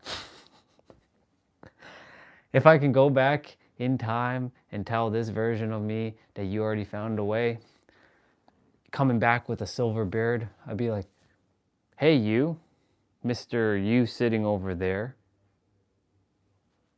I see you. Hey, who are you? I'm your future you who has mastered the mind. But you look so much older. No, this is the byproduct of wisdom. Oh, that's funny. And I tell him, your mind, our mind, but your current mind, because you're in that body right now, your mind is keeping you stuck, boy. It is your mind, because you're still identifying as your character. Because you haven't realized that you're the creator yet. You're still playing this human avatar, thinking that you're just human. And you're still haven't fully tapped into full energy healer yet, either. Or spirituality yet, either. You're still personal development right here. Figure out a way to weave that in. What if instead of asking the question, you ask them to imagine? I mean, I have to go. I want to play this video fully. I just scrolled through. I'm almost at the end of it, but I like what he just was about to say. Why don't you ask them to imagine? And then you describe yourself in third person. The physicality and the emotion, and the anger and the hate. Imagine a man who is X years old, he's X pounds overweight. 100. Filled with anger and hatred and rage. Yep. Anger, hatred, and rage. And stressed. Yeah, a lot of that was basically the whole spectrum of all of that was the core was stress and loneliness that really anchored all those other emotions in. Yeah.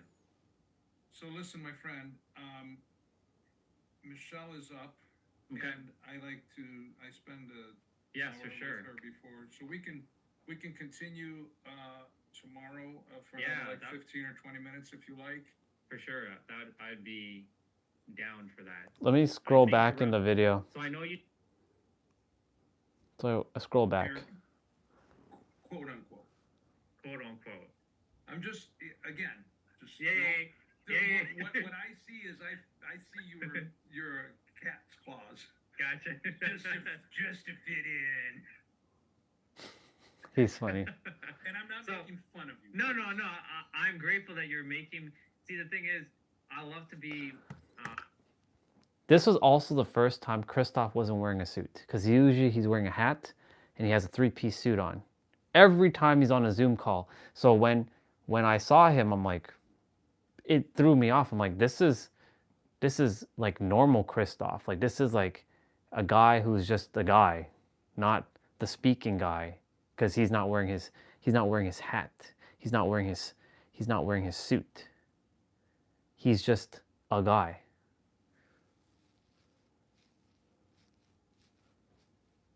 I'm really grateful I found this. Did I hit wait a minute.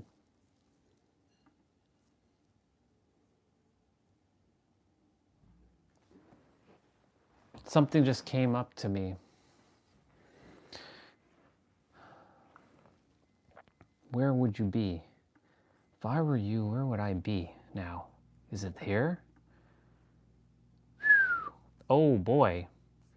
What the fuck? Okay, alright, one sec. Get info. 10 gigs.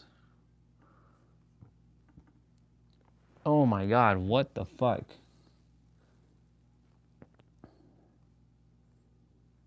There's so many Zoom calls.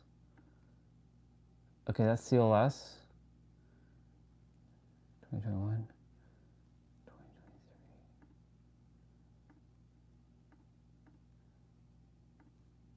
What are in these? What are these? Are these recordings? There's nothing in here. The fuck? What is actually 10 gigs? The fuck is going on here?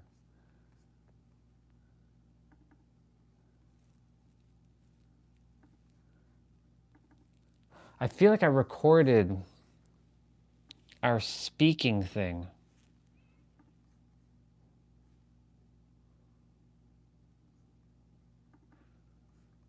All these files are, like, all these folders are empty. What the hell? What's going on here?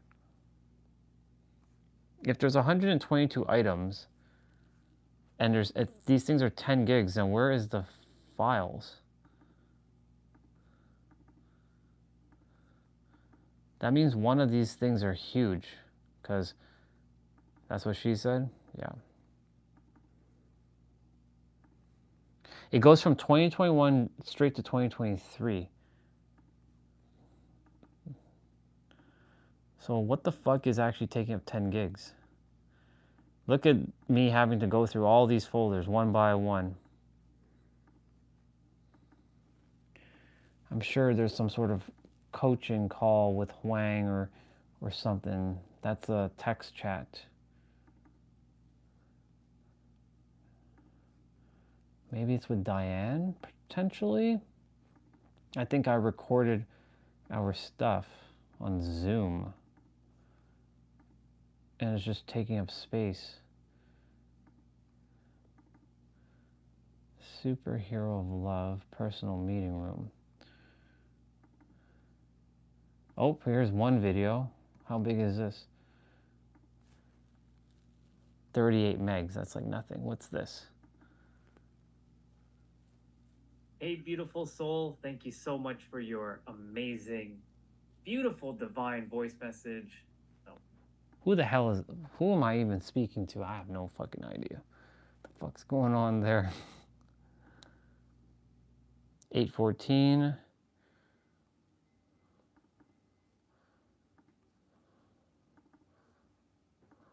I don't even know who the fuck I was talking to there, to be honest.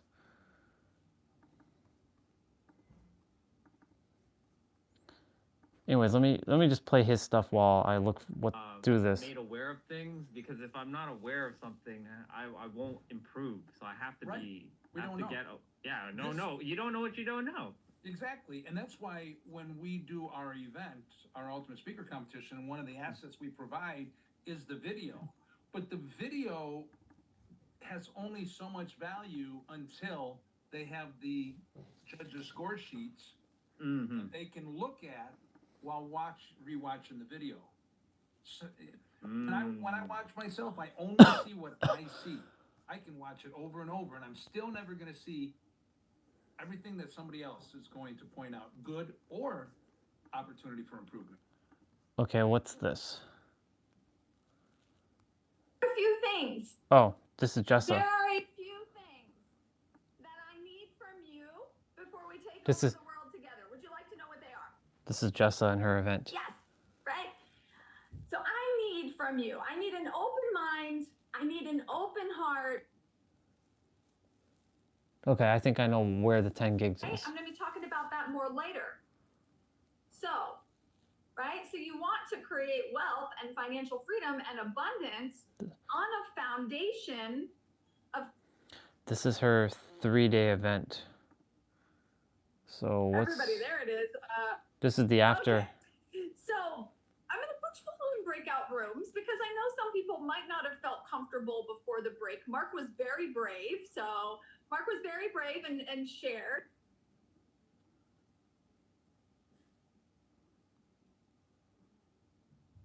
I'm actually the MC on this, and I'm putting people in breakout rooms.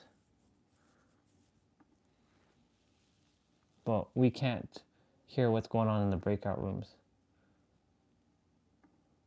So your inner world. All right, so there's Jessa speaking. So your superconscious mind exists above the level of your logical or thinking. Supraconscious mind. It's much more closely related to your subconscious mind. And it's your higher self. It's your higher mind. These are just concepts, of course. Okay. She's playing music. I'm dancing on camera.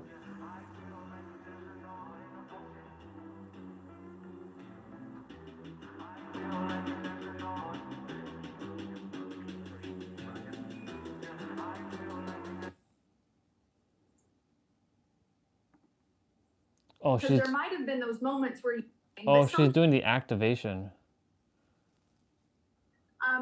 And what I realized is There was like, how many people? 1, 2, 3, 4, 5, 6, 7, 8, 9, 10, 11. There's like 11 people in this event. Probably a way of approaching mindset, or maybe if you've come across this and dealt with it. Several occasions in the past where I've started to become successful with things, I've had kind of people that were supposedly having my back come along and kind of cut me off at the knees. And that's happened on a number of occasions where the people I thought had my back then became the ones that pulled the carpet out from underneath me. And I know... So this was a Q&A session for those who wanted to pay for the Q&A. And this is the value of why it's important to have a container where people can be... It's important to have these containers because, like, if you're sharing stuff, but, like, you're not, you're not allowing others to kind of, like, express or share what they want to share, right? Like, on a live stream, it's different because, like, it's just me, right? You can share via chat, but, like, that's as far as you can go. You can't really speak back. Like, there's no way to voice. Like on TikTok, you can at least call in, which is great. I wish YouTube had that feature. Be like, oh, we're getting a call. Let's like dial in. Okay, hi person, what's up? Share. We can hear your voice. We can't see you. If they add that feature to YouTube live streaming, all the other platforms are completely and like allowing you to come in the middle. It doesn't not the beginning, not restart your stream, but like you press a button and someone, like, you see like a thing pops up on the screen saying this person wants to join you. Like, you have a feature where you can allow people to join, or you have the option where people can't join, or you have the ability to only one person can join at a time. So like they put it in like a queue sequence, like they make a fancy bar for like this person's in the queue, waiting to ask a question. Like if they add these things to YouTube live streaming, it's over for Zoom. It's over for like a lot of the streaming platform, or for a lot of the video conferencing platforms, because there's no point for those places anymore. But YouTube won't do that. I don't think YouTube will do that. That not everyone's. I want to hear this do though. that, but it's created that kind of inner fear that the minute I become successful, it creates a bit of a target on my back. How would you sort of approach or change a way of looking at that or thinking about that, do you think? Let's see what Jess is going to say here. I think, I mean, so sometimes, right? Sometimes there are going to be people who show up in your life and who do that, who really disappoint really disappoint you. And I remember, for me, like I got to do my playout show. Having a best friend in the past, that, I thought we were so similar, right? I'm very generous, very giving, almost to a fault. And I thought we were so similar. So just so you can see. Her and her husband at the time, I was young, and her and her husband at the time were There's in me. a financial place that There's they Jessa that they would speaking, just and there's the give. rest of And I was everybody. always He's very the one that asked the grateful, question. right? And I always expressed that. And then there was a time that they offered to help me, and they were just like, and then afterwards, even though like I sent them a gift, like I sent them a thank you, afterwards it was like, it was as though I was putting them out, that they had helped me, and I'm like, So there's, you offered to, so there she's talking right now. and I graciously received that, and I even, sent you. Just wanted to hear what she's gonna say. Thank you, and honored that you did that for me. And what I realized is, It's not even what she's saying. for me, It's not even what she's saying. It's the importance of him being able to ask this question, because the value is not even really what is being shared. The value is having the ability to speak with someone who can see you, hear you, understand you, and support you. That's the reason why, like, I'm seeing like coaching and mirroring in a different light right now, and the value of why I'm doing what I have to do, why it's important. Because yeah, I'll tell you that the answer is you. So someone's like, well, how do I know the answer is me? Like they'll want to ask a question, like, but I don't feel like the answer is me. I feel like maybe they'll come up with something saying, I don't know, my life just, it feels chaotic. I can't like focus, like, and I've had you ask questions too, and you saw the value of me answering your question, right? That's the whole purpose of doing what I'm doing, right? You've asked many questions and I've answered all of them, and I've challenged your perspectives at times too, right? Like, why are you saying it like that? Why are you thinking it like that? Not just you, others, right? Was what, 2 days ago? Someone asked, I feel guilty about something. I'm like, why do you feel guilty? What are you feeling guilty about? Right? He asked a question, and then he's like, well, I feel guilty for having a lustful idea of someone. I'm like, and who told you to feel guilty about that? I don't know. It just feels wrong. Well, why does it feel wrong? Right? When you ask a powerful question, you will get a powerful answer, or you will allow the person to go deep and figure out why. All of the power comes in questioning, if you realize. It's not even speaking, right? That's why Christoph, when he was saying in his video, how about you invite people? Who here is with me who understands this, right? Like, that's not enough power. Like, I'm sure some of you here experienced this. Can we all agree to that? You all have experienced some sort of pain, some sort of suffering in your life. Can we agree to that? Maybe you lived a life where you had no pain and suffering. And if you did, I'm so happy that you never had to go through pain and suffering. But I'm sure every single one of you has gone through some sort of pain and suffering. Can we agree to that? Right? It's acknowledging them and engaging them as well, right? So, you know, he was mentioning as a professional speaker, you know, when you're on the time, like if you only got like 20 minutes, like I only have 20 minutes, but I can go for hours, as you can see. So it's getting straight to the point. Like at this point, if someone says like, okay, how can you help us? I'm like, this is it. You want to know the answer? You are the answer. There's nothing else to say. But of course, humans want more meat and potatoes. They want context. So then I have to explain why. And then you may not get enough of that in 20-minute talk, so you might have to book a session with me to understand why and go through a level of like some layers to figure out and uncover some layers. Because unfortunately, for majority of humans, they cannot see their own blind spots. And having another person can help uncover a blind spot. For example, Jessa, you know, she's done a lot of work on herself, tons. At this time, like this is Jessa 2023.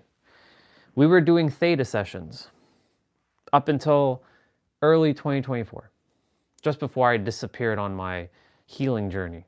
And that's where like I just disappeared completely for a while. There was a night she wanted to dive deep into something. I never expected this to happen because I doubted myself a lot as a healer, as an energetic practitioner. But I asked her a question like, why do you feel like something's not working out for you? And then one thing led to the next, and it's something about her mom. How her mom was very like hard on her for having to be being a perfectionist, because she does things with perfection in mind, right? Divine perfection. Nothing wrong with that, but when it becomes like it has to be perfect, right? Otherwise I won't launch it. We all run into that. Start messy. This live stream, do I have the fancy YouTube studio? Do I have the fancy equipment? Well, I do have some. But do I have all the backlights, the nice lighting, the plant in the back of the room, the white walls, the beautiful flooring, do I have any of that physical stuff? Well, no, I have it in my inner world. I don't have the fancy YouTube setup. But guess what? People like the authentic, organic like this. Even the bunk bed, even though, you know, that people make fun of that or used to.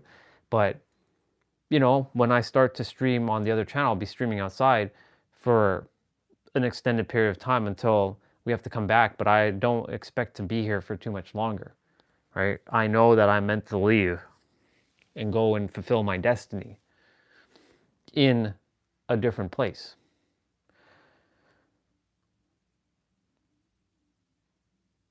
But it's asking these questions that's gonna help people to go deeper. So when I was asking Jessa, well, why do you feel that your mom was being so hard? We dug very, very deep, and then she started to cry. I've never seen her, well, I've seen her cry before. When we first met, she was crying. But this was the second time that I seen her start tearing up, and she was in pain. And she didn't know that she was holding on to this, and it was fascinating. Right? This is why, like, currently I have no one to help me probe and ask questions, so I have to do it myself. I have to ask myself, and that's why I created a split within myself. A split who is just neutral, a split who is still the character, and the one that can see both, and then there's a space that can see everything for what it is. And we all have that ability to do that. I'm not unique special, that I'm the only one that can do that. Everyone has the ability to do that. It's just that the mind's going to get in the way because everyone's identified with their mind as their human character. And because I've created that split, it made things so much easier to ask questions like, why am I thinking this right now? Why is this character thinking this right now? What are you doing, mind? What you're doing? I see what you're doing. Hello, I see what you're doing. Anyways, I want to hear what she's going to say. I know she's going to go on for a little bit. Showed up was like, okay, well, clearly we're not as similar as I had thought. I'm going to go back to Christoph in a moment too. So there's this aspect of when people show you who they are, believe them, right? Because people can tell you who they are all day long, but when they show you, you got to believe that, right? But the important thing to know about it is that is not a reflection of you, right? Like their poor behavior is not a reflection of you. Nope. But it is also an opportunity to, and this is hard. It is an opportunity to take a look in the mirror and say, well, how might I have, been a factor or contributed to this? Now, that's not to say that you're fully responsible. That's not to, to blame you or to point the finger. It's just, this didn't go the way I thought it was going to. I see their behavior, but perhaps how was I showing up, right? How did I perhaps invite this in? Now, you may not come across anything, but sometimes you do, right? Sometimes you do. I had a relationship a couple of years ago that, the person, I really, really trusted the person. Like I really thoroughly trusted the person. I know that he's a good person. And he didn't show up in a way that I would have ever thought or imagined, right? And so sometimes, sometimes people's behaviors, it's like they're doing the best that they can with the tools that they have at the time. Yep. And they can't do better, right? Because that's their ability in that present moment. So sometimes just because you're showing up in a different way, right, in that higher and better way, doesn't mean that somebody else is going to. But that doesn't change who you are. Trusting your, tapping in, leaning into like, what is that intuition, right? And that's why I say kind of look in the mirror. Was there ever a moment that you were like, I'm going to scroll through a little bit. Give that bird's eye view. Investment. So if I'm going to offload something that's going to put 3 more hours a day in my week, or even an hour a day per week, what's that return going to be? What can I do with that? What kind of revenue can I generate? And I struggle with that calculation. Just to see like random questions, like everyone has their own thing, and this is the value of group sessions, because the one thing that I've been in both one-on-ones and group, as someone being a participant or someone who's just an observer, like a host, or being an actual like part of the group coaching sessions, and we find out each of us are part of the same growing pain. Like we realize that each of us have, like, I might share something that someone else is probably feeling, and they're like, oh shit, I really am not alone. And that's the value of these group stuff, because you get to hear each other and you get to feel what's going on with someone else. And that's like one of the things that I really want to do is once I get some group sessions going, I'm going to be posting them on YouTube, because I want people to see the set. And I'm going to tell them up front that, like, I'm recording this and I will be putting this on YouTube. But I just want you to know that, like, if you don't feel comfortable with any of this stuff, just let me know so I can sort of like edit out your part. Or, you know, I'll do my best to like, but I'm going to be doing this. So I'll make a disclaimer like, I will be posting this stuff on YouTube, but if you don't want your stuff to be shared, but I think it'd be important because other people are going to feel your presence, and they're going to also feel that they're also going through it. And there's so much value in what someone has to say. Never discredit what you have to say, because there was a live stream with a guy named Jay Cohan, where I showed up and I started crying. I was getting so mad, and like he helped me to like shift, and he helped me to see things differently. Because I saw how he was helping a lot of people. I'm like, I want to do something like this. This was back in 2024. A lot of stuff started happening in 2024. And I couldn't figure out, like, something's off here. Like, what the fuck? Something's like wrong here. Wish I saved that video, actually. I might have. I don't think I did, though.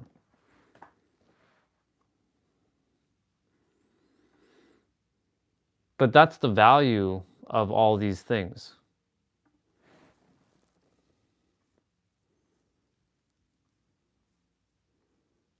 Do I even have his like channel? I know I'm still subscribed to it. Like, there's no notifications popping up. Unless he changed it.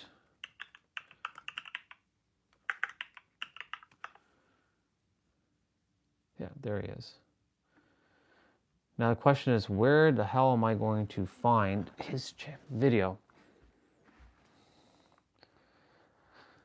So we got to go back to all these sessions. He's made so many videos.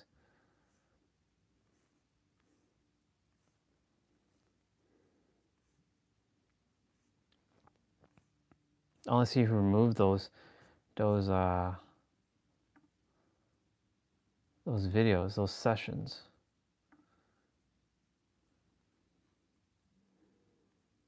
Live stream. Wisdom calls. Here we are. I just have to find which wisdom call it was.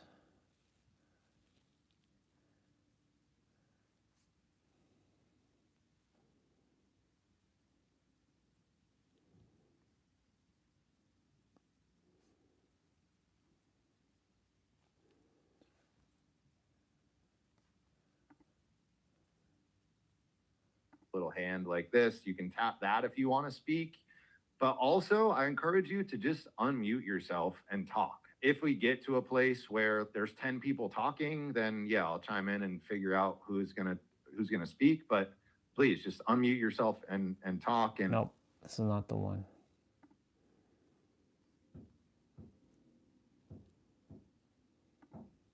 Or it looks like a little hand like No, this. that's the same one I just played.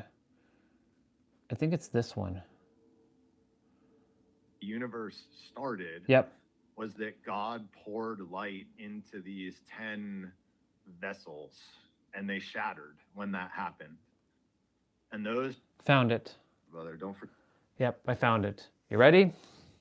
You ready to hear this? Listen to this version of me, 2024. This is 2024, August 29th.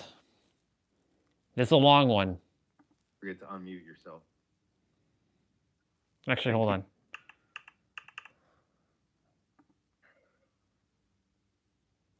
Thank you all from the bottom of my heart, really, for being here. It means the world to me. So with that, let's open it up. If anybody is feeling courageous, Andre, I saw a hand go up. Go for it, brother. Don't forget to unmute yourself. Let's go. Thank you, Jay. And hello, everyone. I wanted to come on these calls because I've been watching and I've been messaging Jay on my other account. It's called the Super Website Hero. So I've been like commenting on the videos. Honestly, I wanted to come on the first time I heard about the wisdom call, but I was terrified because Terrified. a little preface of my story, I actually hated humans for all my life. I never connected with anybody. I always felt alien to this world. Me even sharing right now, I feel very vulnerable. Starting to cry here. But there was one night that I was looking up like lines of the gene keys because there wasn't really any infos on the lines. And sure enough, your videos popped up, Jay. And I was like, He doesn't do these I wisdom think I calls mentioned it in one anymore. of my comments, like, He's on you school make now. it so easy to understand, or I like to use the word understand. Because when I listen to Richard, and he's an amazing guy, he's got that Merlin feeling. And sometimes I don't really jive with the Merlin feeling. I need like the real, like human, like talk. And just the way you explain. Like, this is a coaching call in itself right here. And it wasn't just me. There was a bunch of other people who asked their First stuff. off, I want to say thank you for, number one, making these videos. Number two, for doing these calls. Because when I was watching, because I've watched all the wisdom calls up to this point, and I've seen like Valerie and I've seen Lily, I know the names, and I've seen you guys talk and how vulnerable you guys share. And this space being super vulnerable and authentic and real, it touches my heart. And I had to come on today, and I wanted to come on today. So first off, I just really want to say thank you, Jay, for creating this. Okay, enough with the safe thank yous. space Come on. To share. And honestly, like I started this gene key journey back in late 2022. And funny enough, I was like one of the only humans on the planet that knew about the gene keys. And I was like, nope. Clearly that's not the case.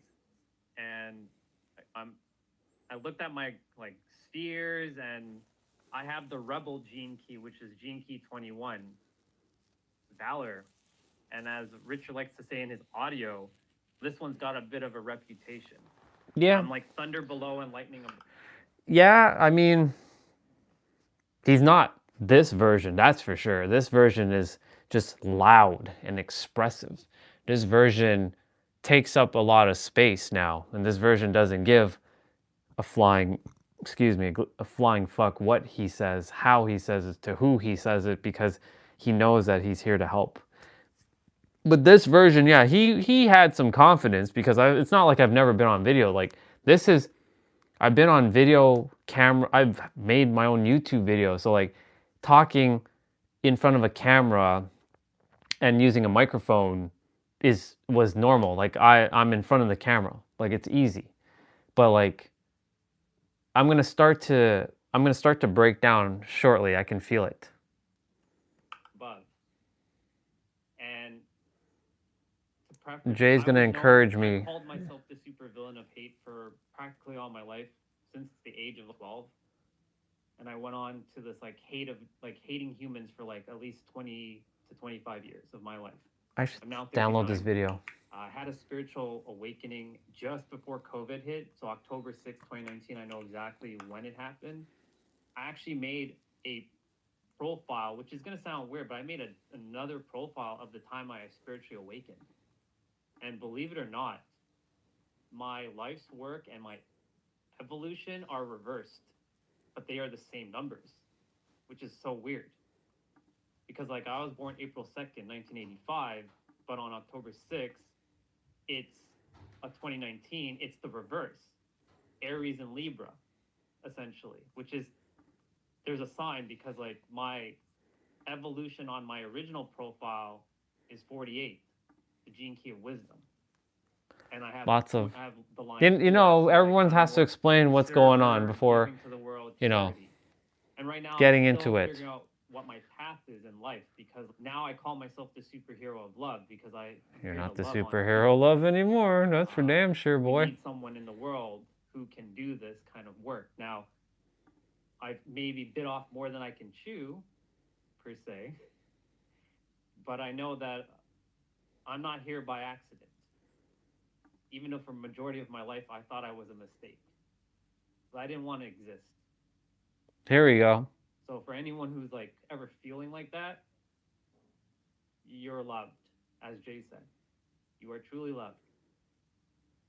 And yeah, I'm still learning about all like the pearl sequence and the breakthroughs and You're not learning, all you're those different remembering, and you're not spheres. even And I have to have both remember my anymore because profiles you're open done. on my screen right now. And I know I have this like driving force to being somewhat of a leader in the world. I have the authority figure.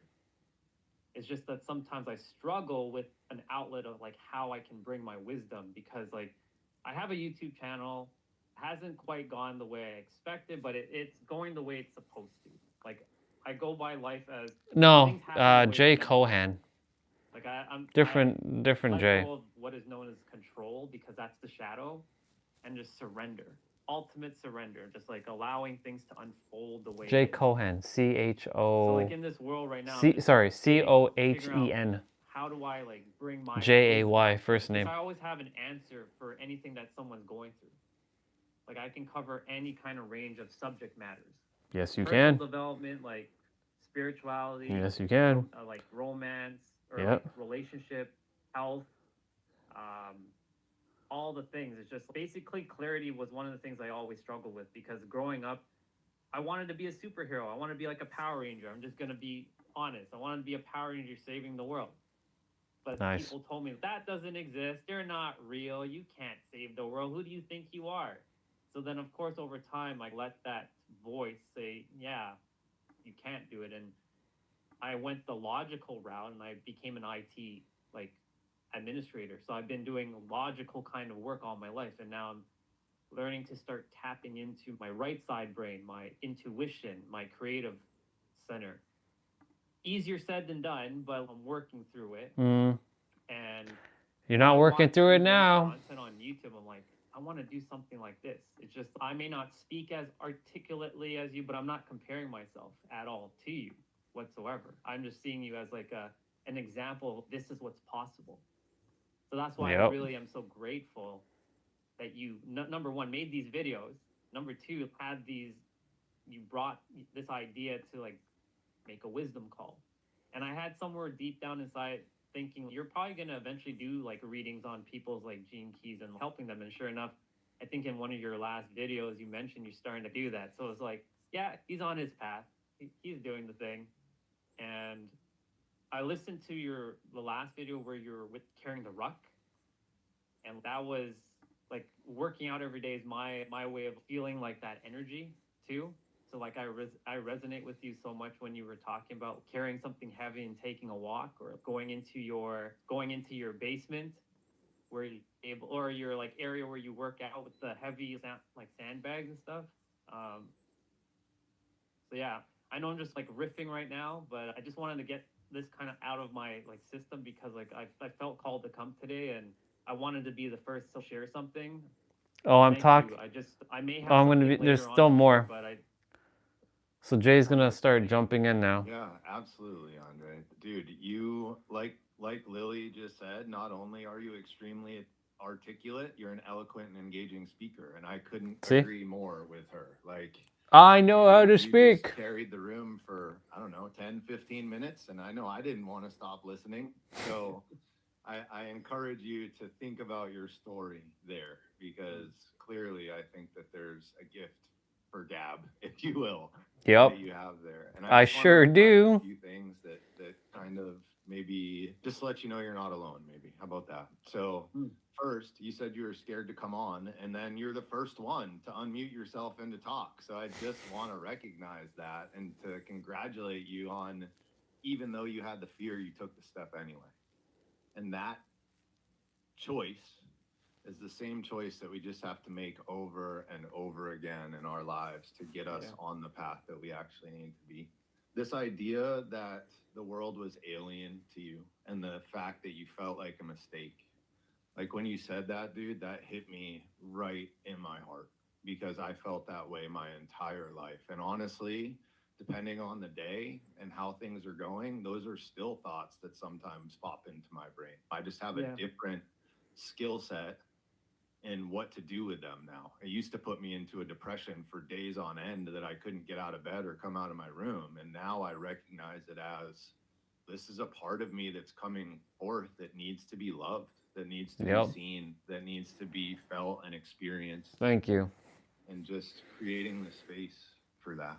Said that you had some uncertainty, or that you weren't sure that you'd be able to handle what came your way as you walked your path. And I just want to encourage you and everyone listening that your heart has an infinite capacity, meaning that as long as you are off. So before I continue, why I resonated with, I still resonate with him, but I had to, there's a lot of things I had to stop entertaining, not because of him. He's on his own path now, doing his own thing, which is great. I'm proud of him. Always will support him no matter what. Love the dude. Just was getting bombarded with a bunch of like school stuff, like because on one of my emails, like a lot of school stuff, but it doesn't feel in alignment with where I am at right now, because like I'm in a whole different area of my reality, right? I came here to do something vastly different than, I came here to be basically him, but not a Messiah. So I'm here to be Jesus, but not Jesus. I'm here to be Krishna, but not Krishna. I'm here to be Buddha, but not Buddha. I'm here to be like Moses, but not Moses. You see what I'm saying? I came here to do what they did, but not be them, and not claim myself as them, but just to be exactly what they are, the embodiment, and show that if I'm able to do it, the person who hated the world, hated people, wanted nothing to do with this place, was alien, and I realized that there's other people, because I thought I was the only one for all my life, because I've never ran into anyone, because I thought everybody else had it figured out. Turns out there's so many people who feel alien to this world, and we're finding each other. And because of that, I know that I'm here to not just for them specifically, but for others who might be feeling like lost. Because I know that what Christoph was saying about the health stuff, like everything indirectly is still targeting your health, right? And I'm glad that you felt that way, and you're not alone, because you're not alone, right? That's why everyone found each other, because we're not alone. We were never alone, and you're never going to be alone, because you always have yourself. And thing is, knowing who you are fully, without any conscious beliefs, thoughts, ideologies of what you are, cannot be explained with anything. It just is, right? And yeah, that's why I came here to speak and to share, to bring awareness that you already have the awareness. I realize it's already 2 o'clock, and I do have to start rolling, but that's fine. I'm gonna play the video still. Operating from heart center, you can and will handle everything that comes your way. Yep, 100%. To get into that feeling of overwhelm, of struggle, of I need to figure this out, is just that, right? We're up here, we're trying to figure it out, we're trying to control the mind. But if we can stay down here, that capacity for love, the heart, is never ending. It's unconditional. The heart is the answer. As far as how to bring wisdom forward, have you thought at all around just what you're passionate about, around what you most I think I'm going to start crying just now in this video. Between the stuff that we love and what we're meant to do. I think that's the reason it's put there for us. Yep. Yeah. Have you thought about that at all? Yeah, so my journey, like I said, like I had to build some foundational pieces of, I wanted to just be a better human, because I was like, I'm just gonna be blunt, I was like a piece of shit. That's what I thought of myself throughout growing up. Look at me with my black beard. Because I was, like you mentioned, I didn't feel seen, I never felt heard. I was always the one like, don't talk back, just listen. and like only respond when you are meant to respond. And over time, I lost my curiosity and I stopped asking people questions about being curious. So these are the things like I'm now rewiring back into my system. And so I have to build foundations of like self-love and mindset and positivity. Now, the thing is, I know I'm not everyone else and I know we're all one. I'm still wrestling with that concept of we all are one. And when I look at, I'm not here to compare or compete with anybody out in the social media world. However, like there are a lot of things that like I know, I'm not gonna say I'm better because that's spiritual egotism. I don't want to get into that because that's a whole other like conversation. I love talking about spirituality. I love empowering people because we are divine sovereign beings. I went from being a piece of shit or thinking I was a piece of shit to now knowing that I'm a divine sovereign being. All of us are. We're all one, right? You're all my brothers and sisters, plain and simple. I see you all as family. Even if I've never physically met you, you're all family to me. You're good. And I can easily say You're I love perfect. you all with ease. I don't have that problem of holding back, sharing my words. But I want people to know that the way I'm living my life, that they are able to access that same energy because it's theirs. And that's why I've been like struggling with like my messaging, or they talk about in the business world, the client avatar. And I know my client avatar is the me from several years ago, but the me from several years ago was stubborn. He wouldn't listen, plain and simple. Yep. And I literally can probably help anyone because I've been through a whole spectrum. The only thing I can't relate to are women who have given birth because I'm not a woman. And but you got your memories, boy. I can't relate to someone who's lived on the streets because I was never in that poverty state, but I have had a lot of like struggles financially. I got hit with a crypto scam in 2021, lost practically 95% of my resources. And ever since that moment, I've still been rebuilding. And I've been like you, Jay. You talked about the uncertainty for a couple months where you just were figuring out, like, what are you going to do? I've been on this for 2 years because I let go of my IT job. I refused to work for someone else because I'm not here to take orders from someone else. I'm here to serve at a high capacity. So these are the things that I am like figuring out, okay, what am I going to talk about? I can do that. It's just part of me put in some effort in the past and it didn't quite work out. And I know maybe it's because I wasn't aligned, and that's okay.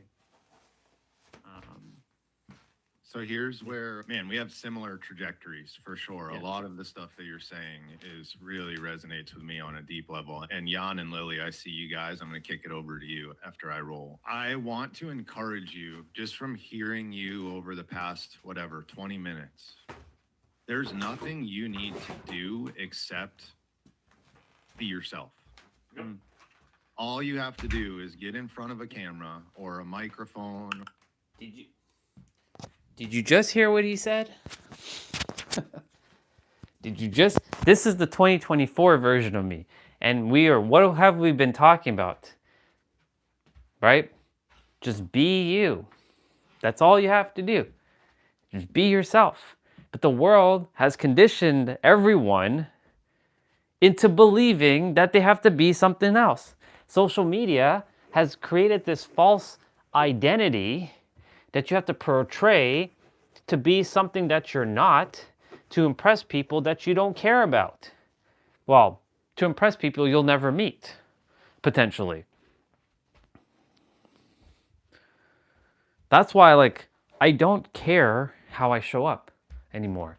I don't care, like, the presentation that people see. I'm here to serve. That's what I will do and what I will forever do.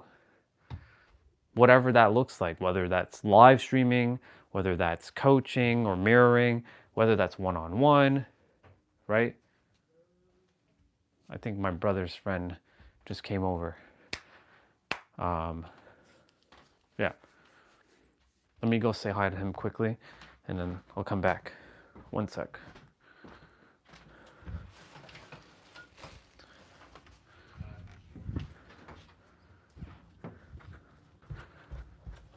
I knew I heard you, dude.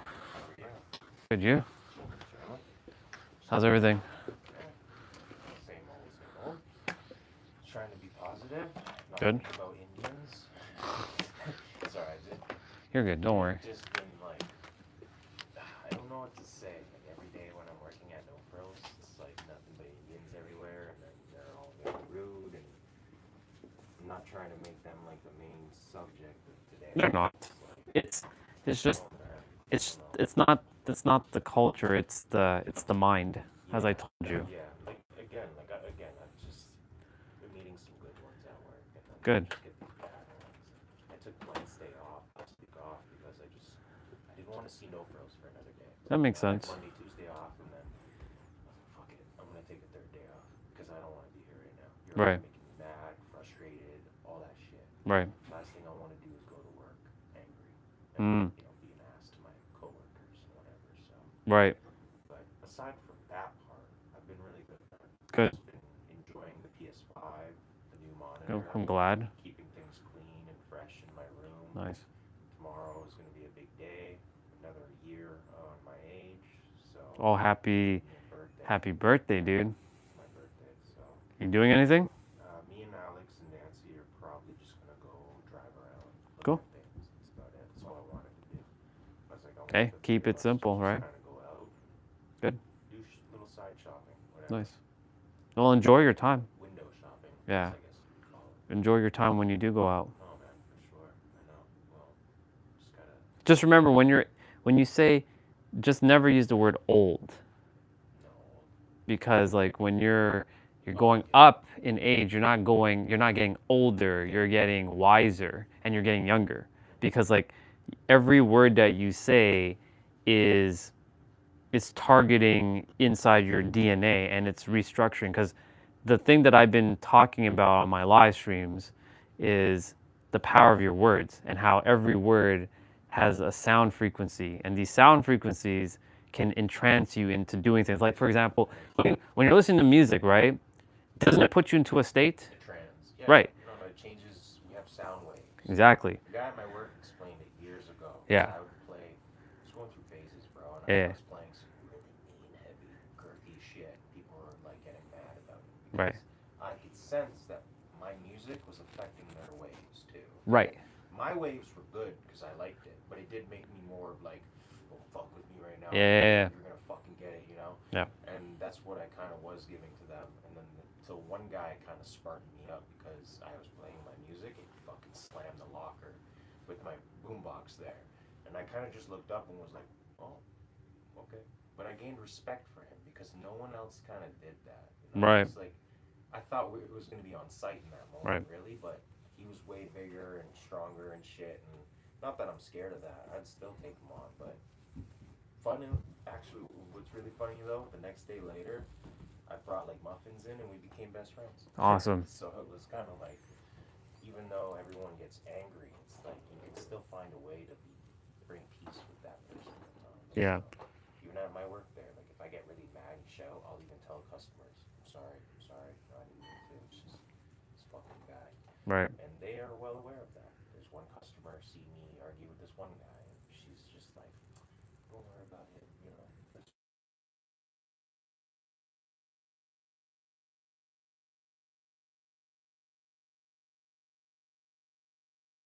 Music. A lot of my coworkers won't want to come around me because I'm listening to some of the most like gut-wrenching, screaming shit. But that's what calms me down. It's like Everyone has their own vibe. no, big time. Like, you can't scream in public without people looking at you as some lunatic today. So I let the music do the screaming for me, essentially. Mm. Especially if I go for a run or something. But it's where I guess headbuds were invented for that reason. Right. So sometimes you just gotta let music play out really loud. You know, I gotta have that in my speakers. Mm. But no, you're 100% right about the whole music and how it affects us. Yeah, because every word that you speak is a sound. Yeah.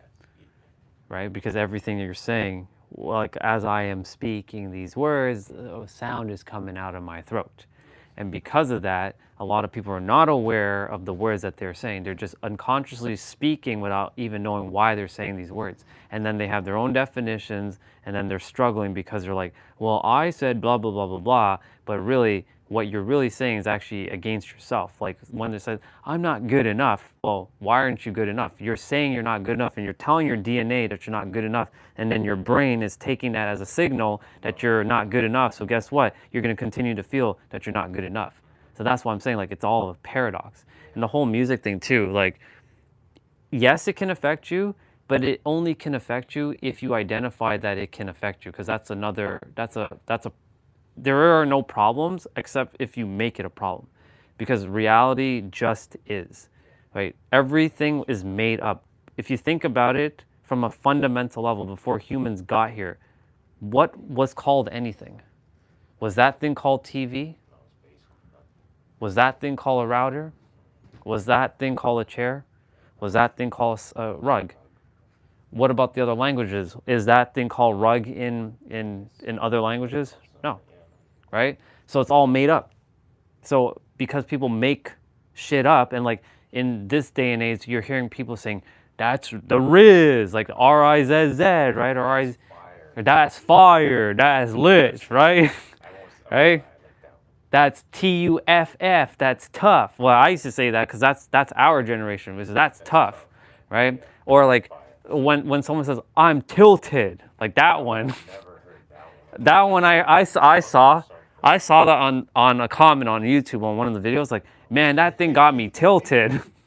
I'm like, I know what tilted means in a sense that it's, but like the way the person was saying, yo, that thing got me tilted. And I knew, I'm like, so like the point is like people are just making shit up, right? Yeah, every year there's a new word. Right now, what was it, 6'7"? Yeah, I was about to say that. Like 6'7", right? Like 6'7", I think is the thing right now. My nephew. I had no idea what 6'7" was. I don't say it's them. I have no idea. I had no idea what 6'7" was until Halloween last year, because Jay brought his boy Evan, and Destiny brought her son Zion, and I said, let's go to another part where you live, like in that area, to trick or treat, like on the other side. No, I know somewhere around that. Yeah, and there was a pumpkin that was carved with 6'7", and Jason turned to me. He's like, "Oh, I see this house has a pumpkin that says 6'7". I'm like, what do you mean? He's like, you don't know? I'm like, no, what's up? He's like, don't you know that that's a trend on TikTok? I'm like, I'm not on TikTok. So he's told me like it means hoe or some shit like that. I didn't know And the real meaning to it. that's what he said. It means that, like a woman's a hoe or something. It's stupid. I don't know if that's true. I heard that it just doesn't mean anything. It means nothing. Right? That's what I'm saying. Like everything is just made up. It's just made up, like you were saying. Like for example. It's just made it up, like TikTok, generational, Gen Z, Alpha, whatever the fuck Right. little kids are called today.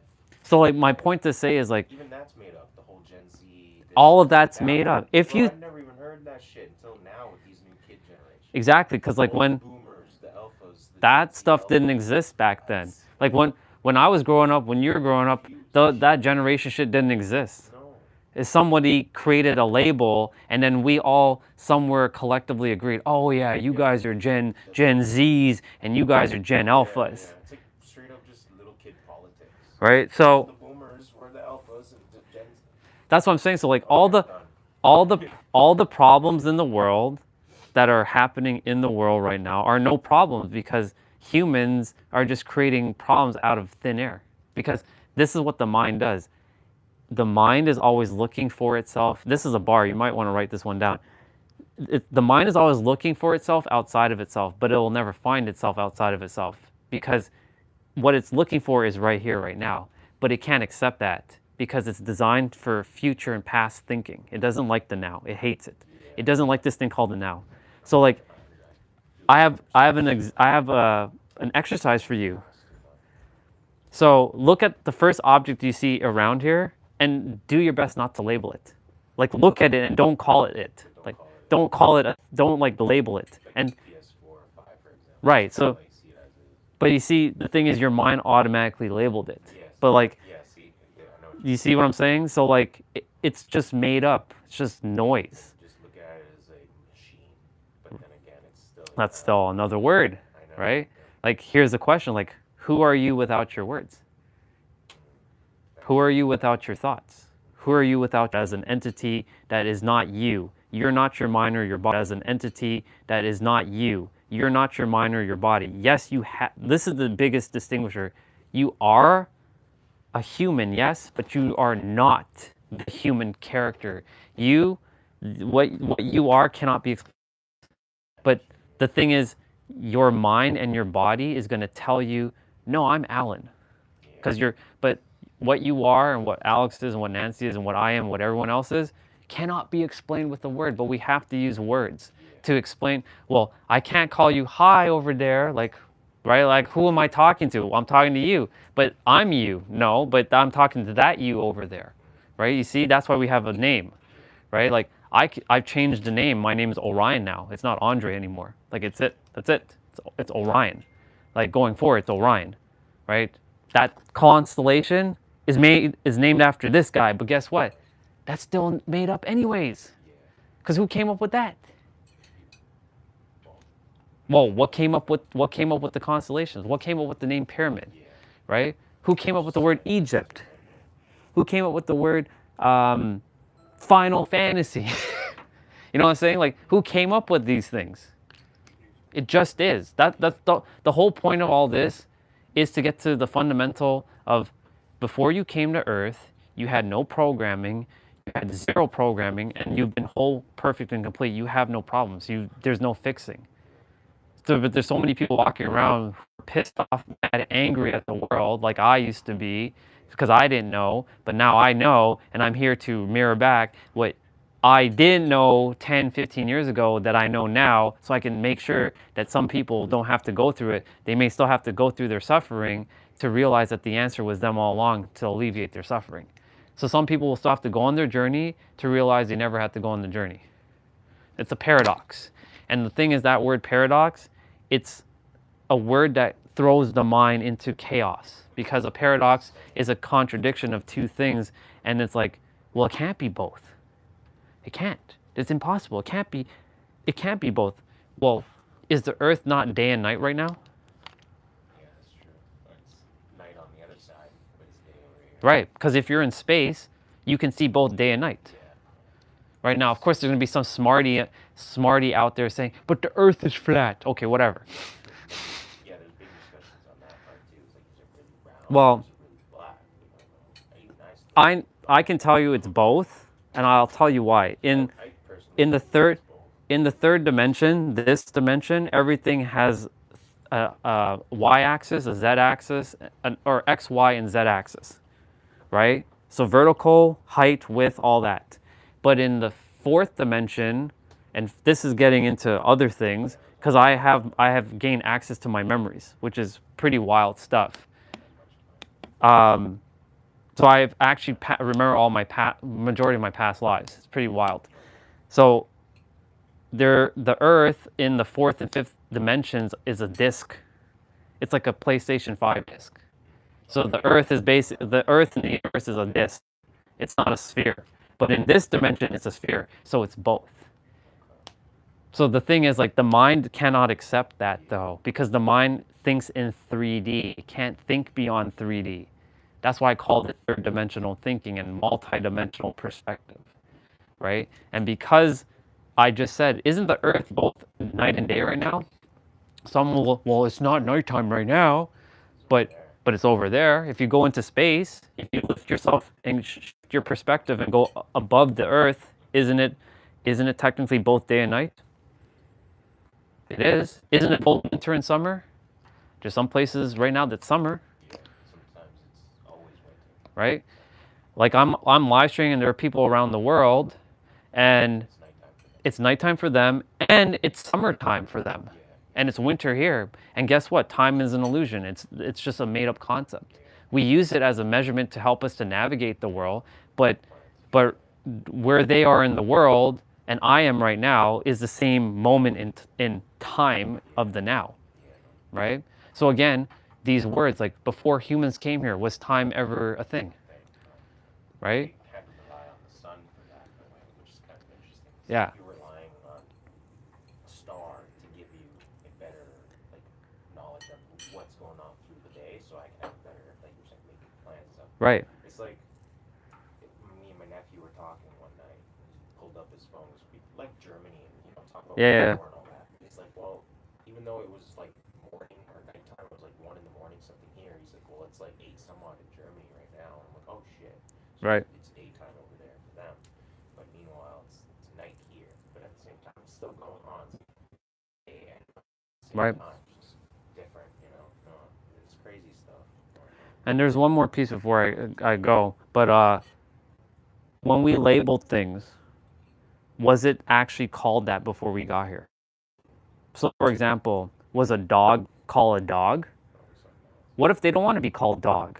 What if they want to be called blah? Who's to say you can't make that up? What if to say the snow is actually called grass and the grass is called snow? Who made that up? Who called it the sky? Why is it called blue? Right?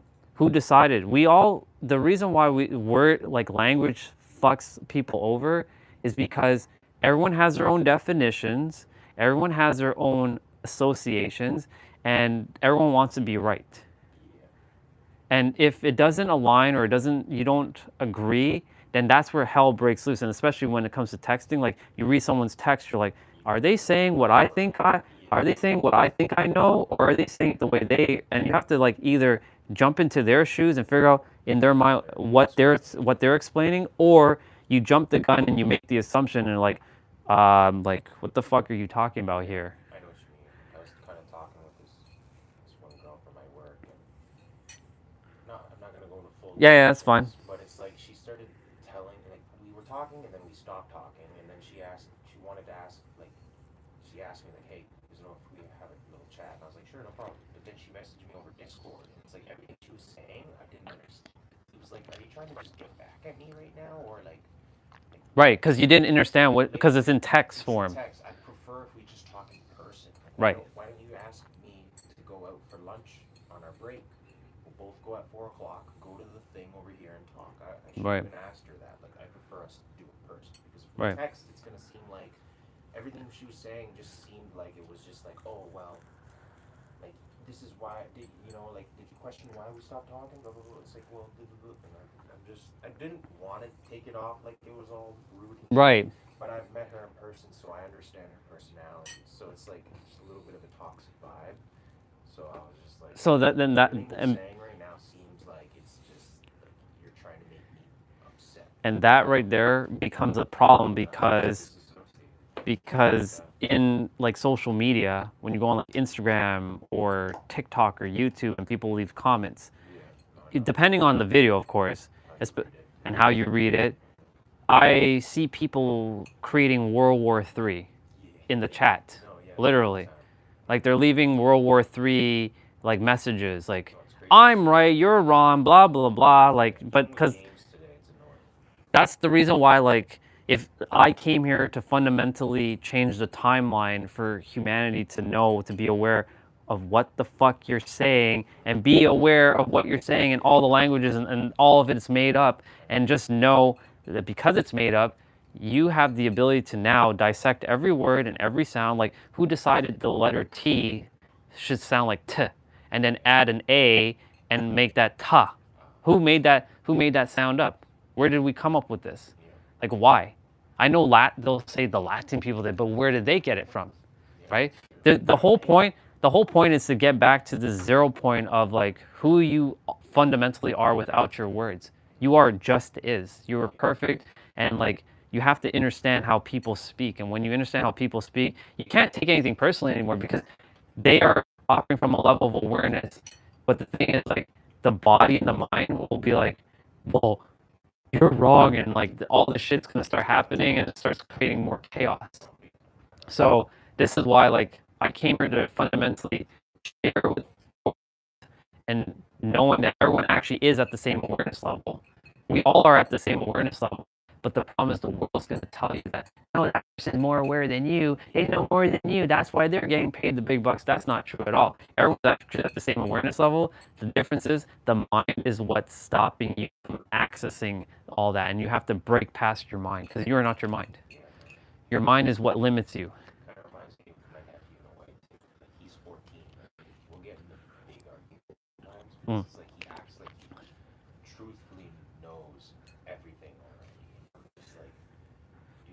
chill though. Like you're only 14, you haven't experienced. Like he's super genius. He already is a lot of stuff. Caught me off guard too. So like 14, you already know that whole shit. But sometimes You'd be surprised. he acts like as if he knows all the rules to being a cop. Because we're talking about like cops and just sexual harassment and all this shit. Right. He's just like, dude, this is what happens when if you're a cop. Blah, blah, blah, blah, blah. I'm like, are you a cop though? It's You know that this is the routines that they specifically go through. Like, yeah, you can read it all up and know that, but like, you've never been in the shoes, the daily life uniform of Right. a cop. So how do you really know that like this guy can charge that person for this type of assault? He didn't really do anything wrong other than maybe slightly touched her. I mean, the girl wasn't the wrong. She was throwing her whole body on. But it's like, still, you don't really understand what's gonna happen. You've never been in that cop's shoes or taken up all the, gone through all the rules that they have to follow. Like before they arrested a person, he didn't know they have to talk like they before they make their arrest, they have to say those specific things, like you have the right to a lawyer, blah blah blah blah. Right. He didn't know that they had to say all of that before they make an arrest. So But to see, so the thing, like, he may know, but also, like, how you say something. Like, for example, I can say, I love you, Alan. And then I can say, I love you, Alan. Say, I love you, Alan. Or I could be like, I love you, dude. Right? But, like, it's the shifting of like how you're saying these words, and that's another friggin' layer to language. This is why the problem stems from like how someone says it, and you will feel it with your body, like, ooh, this guy sounds like he's an arrogant prick when he's speaking like that. because I was just really irritated, and I get asked stupid questions, man. So this one guy, some gangster dude, was just like, yo, do you know if this is all in grape flavor? And I turned around, I was like, what? I couldn't help pronounce it like that. Right. What? Like, But you see, the thing is, that was your mind getting, yeah. beat my ass, But Yeah. I didn't give a fuck. I just waved him off. It's like, what? Like, But you see, that wasn't you. That was your mind protecting itself from being annoyed, because the true you, the version of you, cannot get annoyed because you are infinite. You would have, that person, even if they were speaking that way, like, I'm not saying that you're going to just take everything someone says and just not defend yourself or whatever, right? But what I'm saying is, like, your mind and everyone else's mind is basically the same to some extent, where it's in a protective mechanism, right? But when you go past your mind, not to say that, like, if someone's disrespecting you, you can just look at them and just and walk away, or you can just look at their words and diffuse the words. But you're not also gonna just be like a punching bag either, right? You gotta have to, like, know. But the thing is, what I'm saying is, when you get to a point where you don't see yourself as the mind and the body, and you will get to that point, because I feel for you specifically, you're on that path. You're gonna eventually. The thing is, you're already there, but your mind's gonna say, I'm gonna have to go on a journey to figure that out. And you will probably, because it's a paradox, right? I can say that you're already there, but your mind will be like, no, I'm not. But you're already there, but you will come to a realization whenever you're supposed to know, like, this is how the mind actually works, and then you'll know how to master your mind. The moment you master your mind, you already won the game. Congratulations, you won the game of life. I know some scientists talking about how most people don't reach their like full brain potential to like a certain peak in their life, which is all with age. Well, I already reached past it. That's good. I feel like I just wish everybody could get to that level. That's my point that's the reason why I came here, to help people to get to that point, so that they can alleviate their suffering and at least be aware of the moment they're typing, texting, writing, speaking, or thinking a word, they know exactly what is happening before they do it. So, like, I'm about to write these words. I know exactly what I'm writing. I'm seeing exactly every letter. I know that sounds like a lot of work, because humans are lazy. The mind is lazy in that. But, like, I'm writing this word. I have I put AND, and then like I'm writing this word, and I'm writing this word, and then like, okay, cool. I hit send. I know it sounds like tedious work, but when you're doing it in real time, you just kind of like it just happens. No, I know it's like on Christmas, I didn't know what to really give to your brother, so I was confused because I just didn't know. Like, he has lots of nice, beautiful things, and Of this course. and that, and he's got a job and money in this. So it's like, how? You think I knew what to get them? Yeah, cool. So I think I know what's the best thing to give him. Just write on like a piece of paper. And bro, I was freaking out over that because I don't sit down and write. My writing is like chicken scratch. It's horrible. It's something I need to just start doing. Go to school, go to work, and maybe just get on a pen and some paper and just learn how to write better. Right. I still don't even know when to use a period and all that shit. Who made the rules? Yeah, exactly. Who made up fucking shit? That's what I'm gonna be thinking about every time now. It's like, who made this shit? Yeah, once we're done, like walk away with this knowing like all this is made up. So like when someone's like, you didn't use the period in the right spot, like there's, I do have to get rolling, but there was a video, Steve Harvey, his show. He has a Steve Harvey show, not Family Feud. A woman came on his show, and she's a teacher. And she's like, Steve, I really have this problem. And he's like, well, what's the problem? And you know how he talks. He has like a more Southern American accent. And I ain't, and he uses the words ain't and y'all and all that stuff, right? But the woman was starting to correct Steve. And that's what she was like. She's like, that was her issue. She's like, I have a hard time when I see people typing and they make mistakes. I want to correct them. I want to correct them. How do I stop that? And Steve turned to her and like, he started talking in a non-English, like phonetical way. Like, y'all just need to just kind of like chill. And like, he was more relaxed. And then she's like, you all. And she was attempting to correct him. And he kept saying, y'all, you all, y'all, you all, y'all. He kept purposely doing it to show her like, you can't correct someone for something that's made up. But like, because people want to follow these language rules, but language is very complicated. It's very subjective, right? Does a period follow in every language? No. Yeah, I know in some cultures they don't. Nope. So like, yeah, and as a speaker, right? As a professional speaker, you'll hear people do what they call the almighty pause. So like they'll say a bunch of stuff, and then they do the almighty pause, and they hold for a second. They wait for the audience to like catch up, and then they continue to talk, and they take up the stage, and they do all kinds of stuff, and then they do another almighty pause. And then they wait, because now it's engaging. But here's the thing, who made that rule up?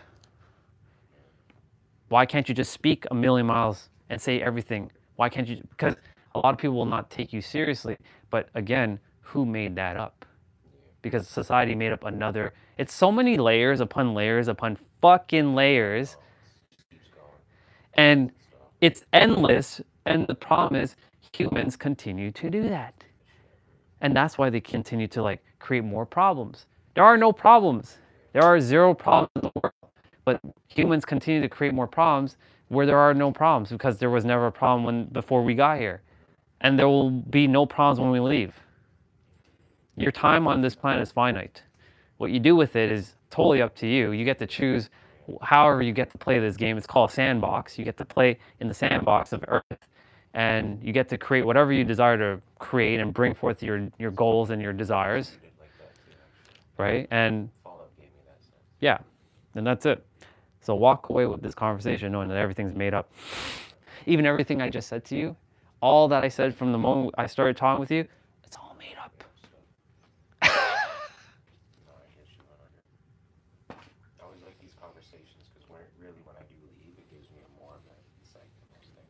That's my point. That's the whole reason why I do what I do. Lately too, like nothing truly what you mean. It's like someone just gave it that title, the PS5, and like I've been looking at my 5 lately, and I'm just like, this thing's really just like a console. It's not really anything, you know.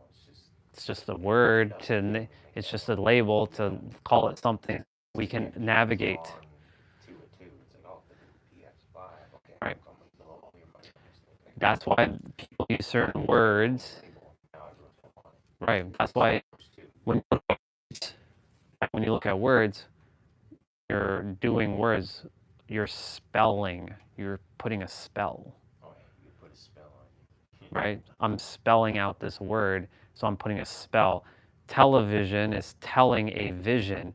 NEWS is northeast, west, south for broadcasting the bullshit from TV, television. I'm telling you a vision of what you're supposed to think, see, feel, hear, and it's all fear related, and that you're meant to be this finite character, and you're not meant to be rich and famous, or you're not meant to have the girl or your guy or your dreams. It's all bullshit, right? And it's just more fear, and that's why so many people are like, currently right now, the Epstein stuff is a big one right now, right?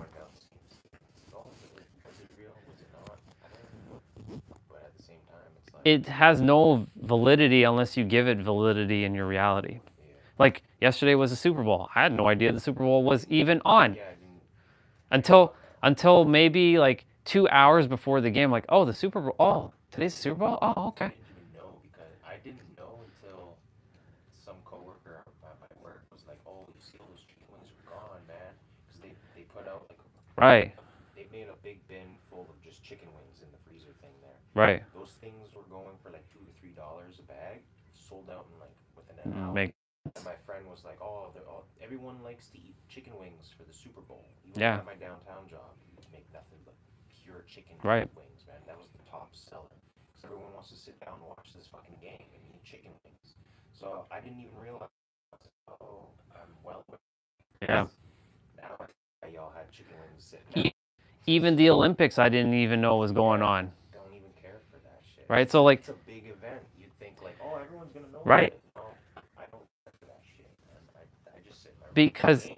Because like what you focus on is what is going to grow in your reality. So if it's not in your focus or in your attention field, you will not pay attention. It'll just pass by as if like, what the fuck, right? Like last thing, I was on my live stream walking. It was cold. I've been walking out in the minus 30 and 40 degree weather like a boss, and the phone's been turning off because it's freezing, right?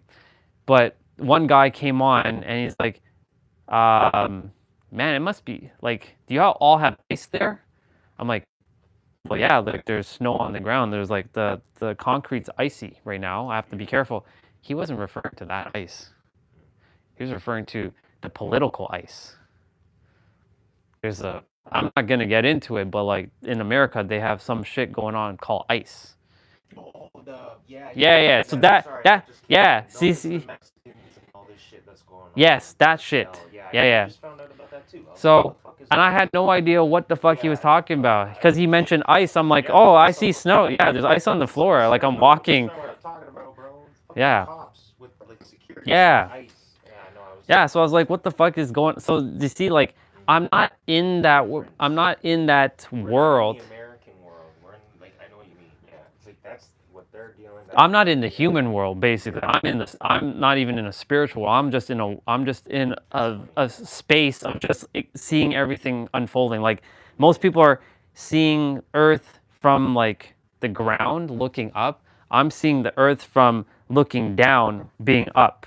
So I'm like on the mountain looking at all of the humans. I call it humans now, HOOMANS, because it sounds cooler. The humans, right? Because I can make shit up, right? Looking at all the humans just doing what they're doing, and I'm playing multi-dimensional chess, and I'm putting my king and my queen right in the middle, like checkmate, motherfucker, right there, while everyone else is playing 3D chess, and I'm playing multi-dimensional chess, and I can see every move before you even do it. Yeah. thing. He's like, well, you know, the piece is up. And Yeah. then if you gotta go back down. So I was like, yo, that's probably the coolest chess game I've Yeah. ever seen invented. That's the reason why. He did it up. Like he did it first. Yeah, that's the reason why, like, when I said that you are a multi-dimensional being in a third-dimensional body, you really are a third-dimensional character playing. Like, I'm a character, you're a character, Alex is a character, Nancy's a character, mom's a character, your mom's a character, dad's a character, everyone's a character. And you're called this, and you chose your path, and you're doing what you're supposed to be doing right now, exactly as it is. Even if it doesn't feel like you're supposed to be doing, I'm doing what I'm supposed to be doing. Even though it doesn't feel like where I want to be, but this is what I'm supposed to be doing presently. And the thing is, like, what we are cannot be explained with words.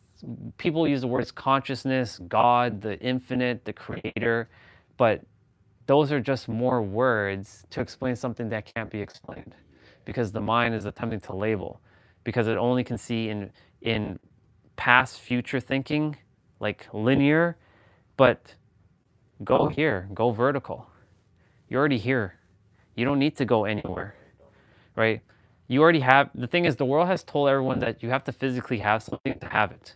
Like, for example, do you have a PS5?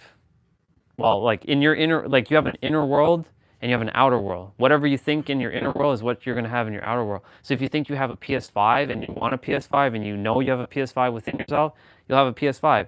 But if you feel like you don't have a PS5 and you want a PS5 because you think you want something and you're like lacking, you keep placing the focus on, I don't have this PS5 yet. So guess what happens? You don't manifest the PS5, right? Because you keep wanting it. Wanting implies that you're lacking, but you can only have what you already have. It's such an annoying law of the universe, how it works. Because the world has programmed people to think outside. Like, if you don't physically have this router, then that means you don't have it. But that's not true at all, because this is an illusion. Yes, I can touch it, and I'm touching it right now, and my senses are making contact, but you know, every time you touch something, there's a gap. There's an energy field that's touching between you and the thing, because if there wasn't an energy field, your fingers would be passing right through everything, and you wouldn't be able to touch anything. You wouldn't be able to eat your food. You wouldn't be able to do anything. So there's always some sort of contact. And food, biggest illusion, because if someone's like, if I eat that thing, I'm going to be fat. You're only going to get fat if you tell yourself you're going to get fat. You're only going to get diabetes if you tell yourself you're going to get diabetes. You only can heal yourself if you tell yourself you can heal yourself, right? So like when people's like, I have to drink my morning coffee. Well, so if I take away your coffee right now, can you function? No. Well then, what if I ripped away all your coffee? Well, how are you going to function? You're basically fucked, right? You're basically fucked right now. I can steamroll you right now. My point to say is, like, get rid of the dependencies and the reliance on things, and knowing that everything is just made up, and you will live such a harmonious, peaceful life. That's what I've been attempting to just share with everyone that I possibly can, whoever wants to listen. If they don't want to listen, that's their choice. They're on their own path, right? Everyone's on their own path, and when they're supposed to know, they're going to know. Right? I couldn't have known this stuff any sooner. If I had known this 7 years ago, I'd be like, fuck you. Like, get the fuck out of here. This is just stupid. Like, get this shit out of here. I wasn't in that resonance to understand why. Now that I know why, when I've reached a lot of people, but I've had a lot of resistance. Like, you don't know what the fuck you're talking about. You should renounce your paganism. And like, you should renounce your paganism and bow to the almighty Jesus Christ. So I'm like, I won't bow down to Jesus. Me and Jesus are bro. Me and him will be fist bumping, but I don't bow down to him because me and him are equal, right? So many people who go to church are like praying to, dear God, dear Jesus. But the thing is, like, it's fine to believe in those things as long as it's bringing you joy. But don't make it a thing where you're like some impudent mortal that is like less than Jesus or any of your gods. You're basically one with them. But if you continue to think of yourself as some lowly human and you're like, you keep complaining about your life, well then change it around by changing your words. One guy at my work talked about how he opened his heart to God, and I couldn't help but just be like, okay, and like you're getting on a God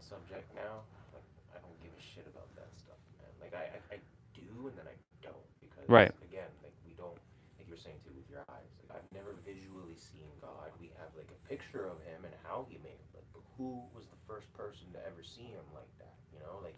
It's not even a him. It's an energy. So I'm always just been kind of like just straight up atheist. I don't believe in shit. I walk around with just my life and do my thing. And then when people are like, you need to give your heart to God and bow to him, and I'm like, As long as you're in joy, as long as you're happy, it doesn't matter what you believe in at this point.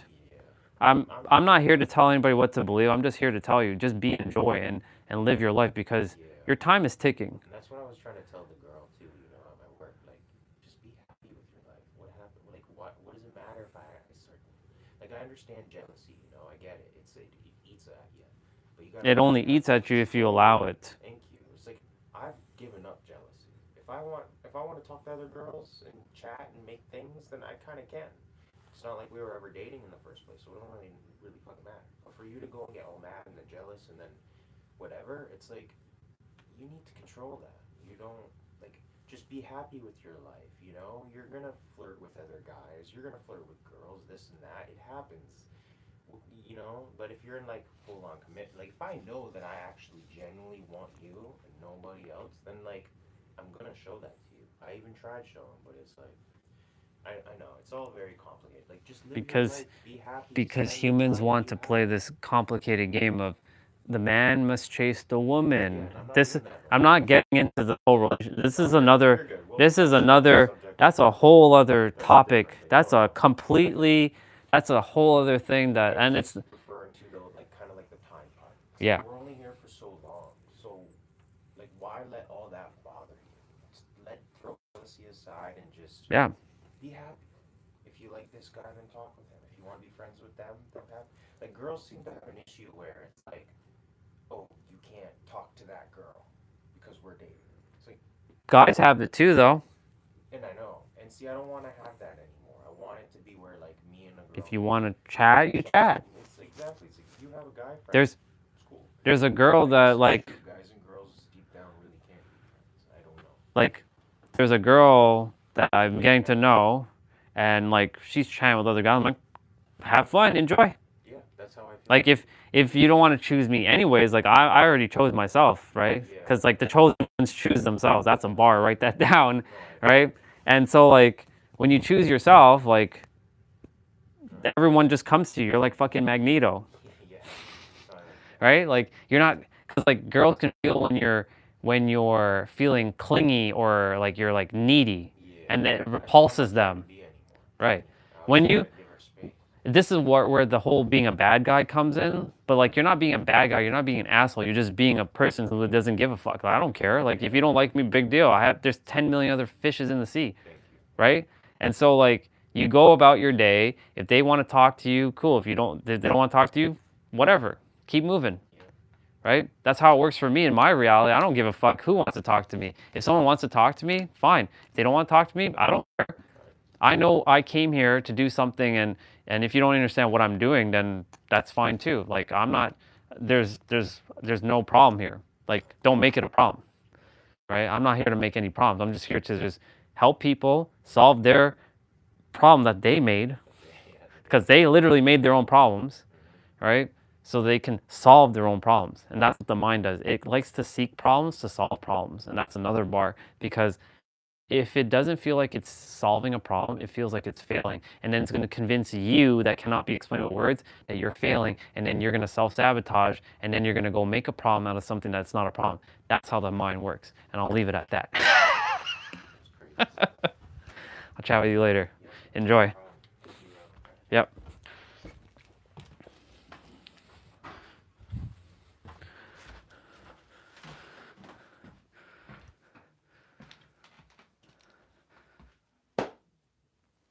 I'm back. Longer than expected, but I'm back. I need to go use the bathroom though.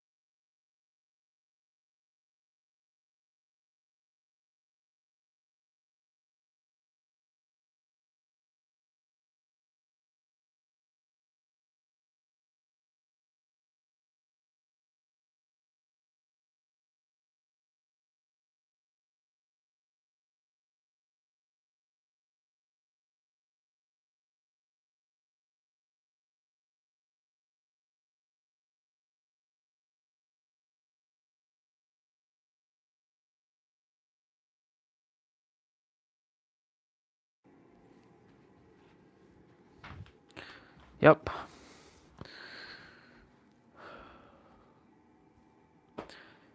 So much. So much.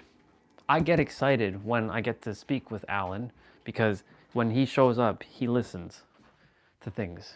And I give him input on things that helps him. I'm gonna go wash this out quickly.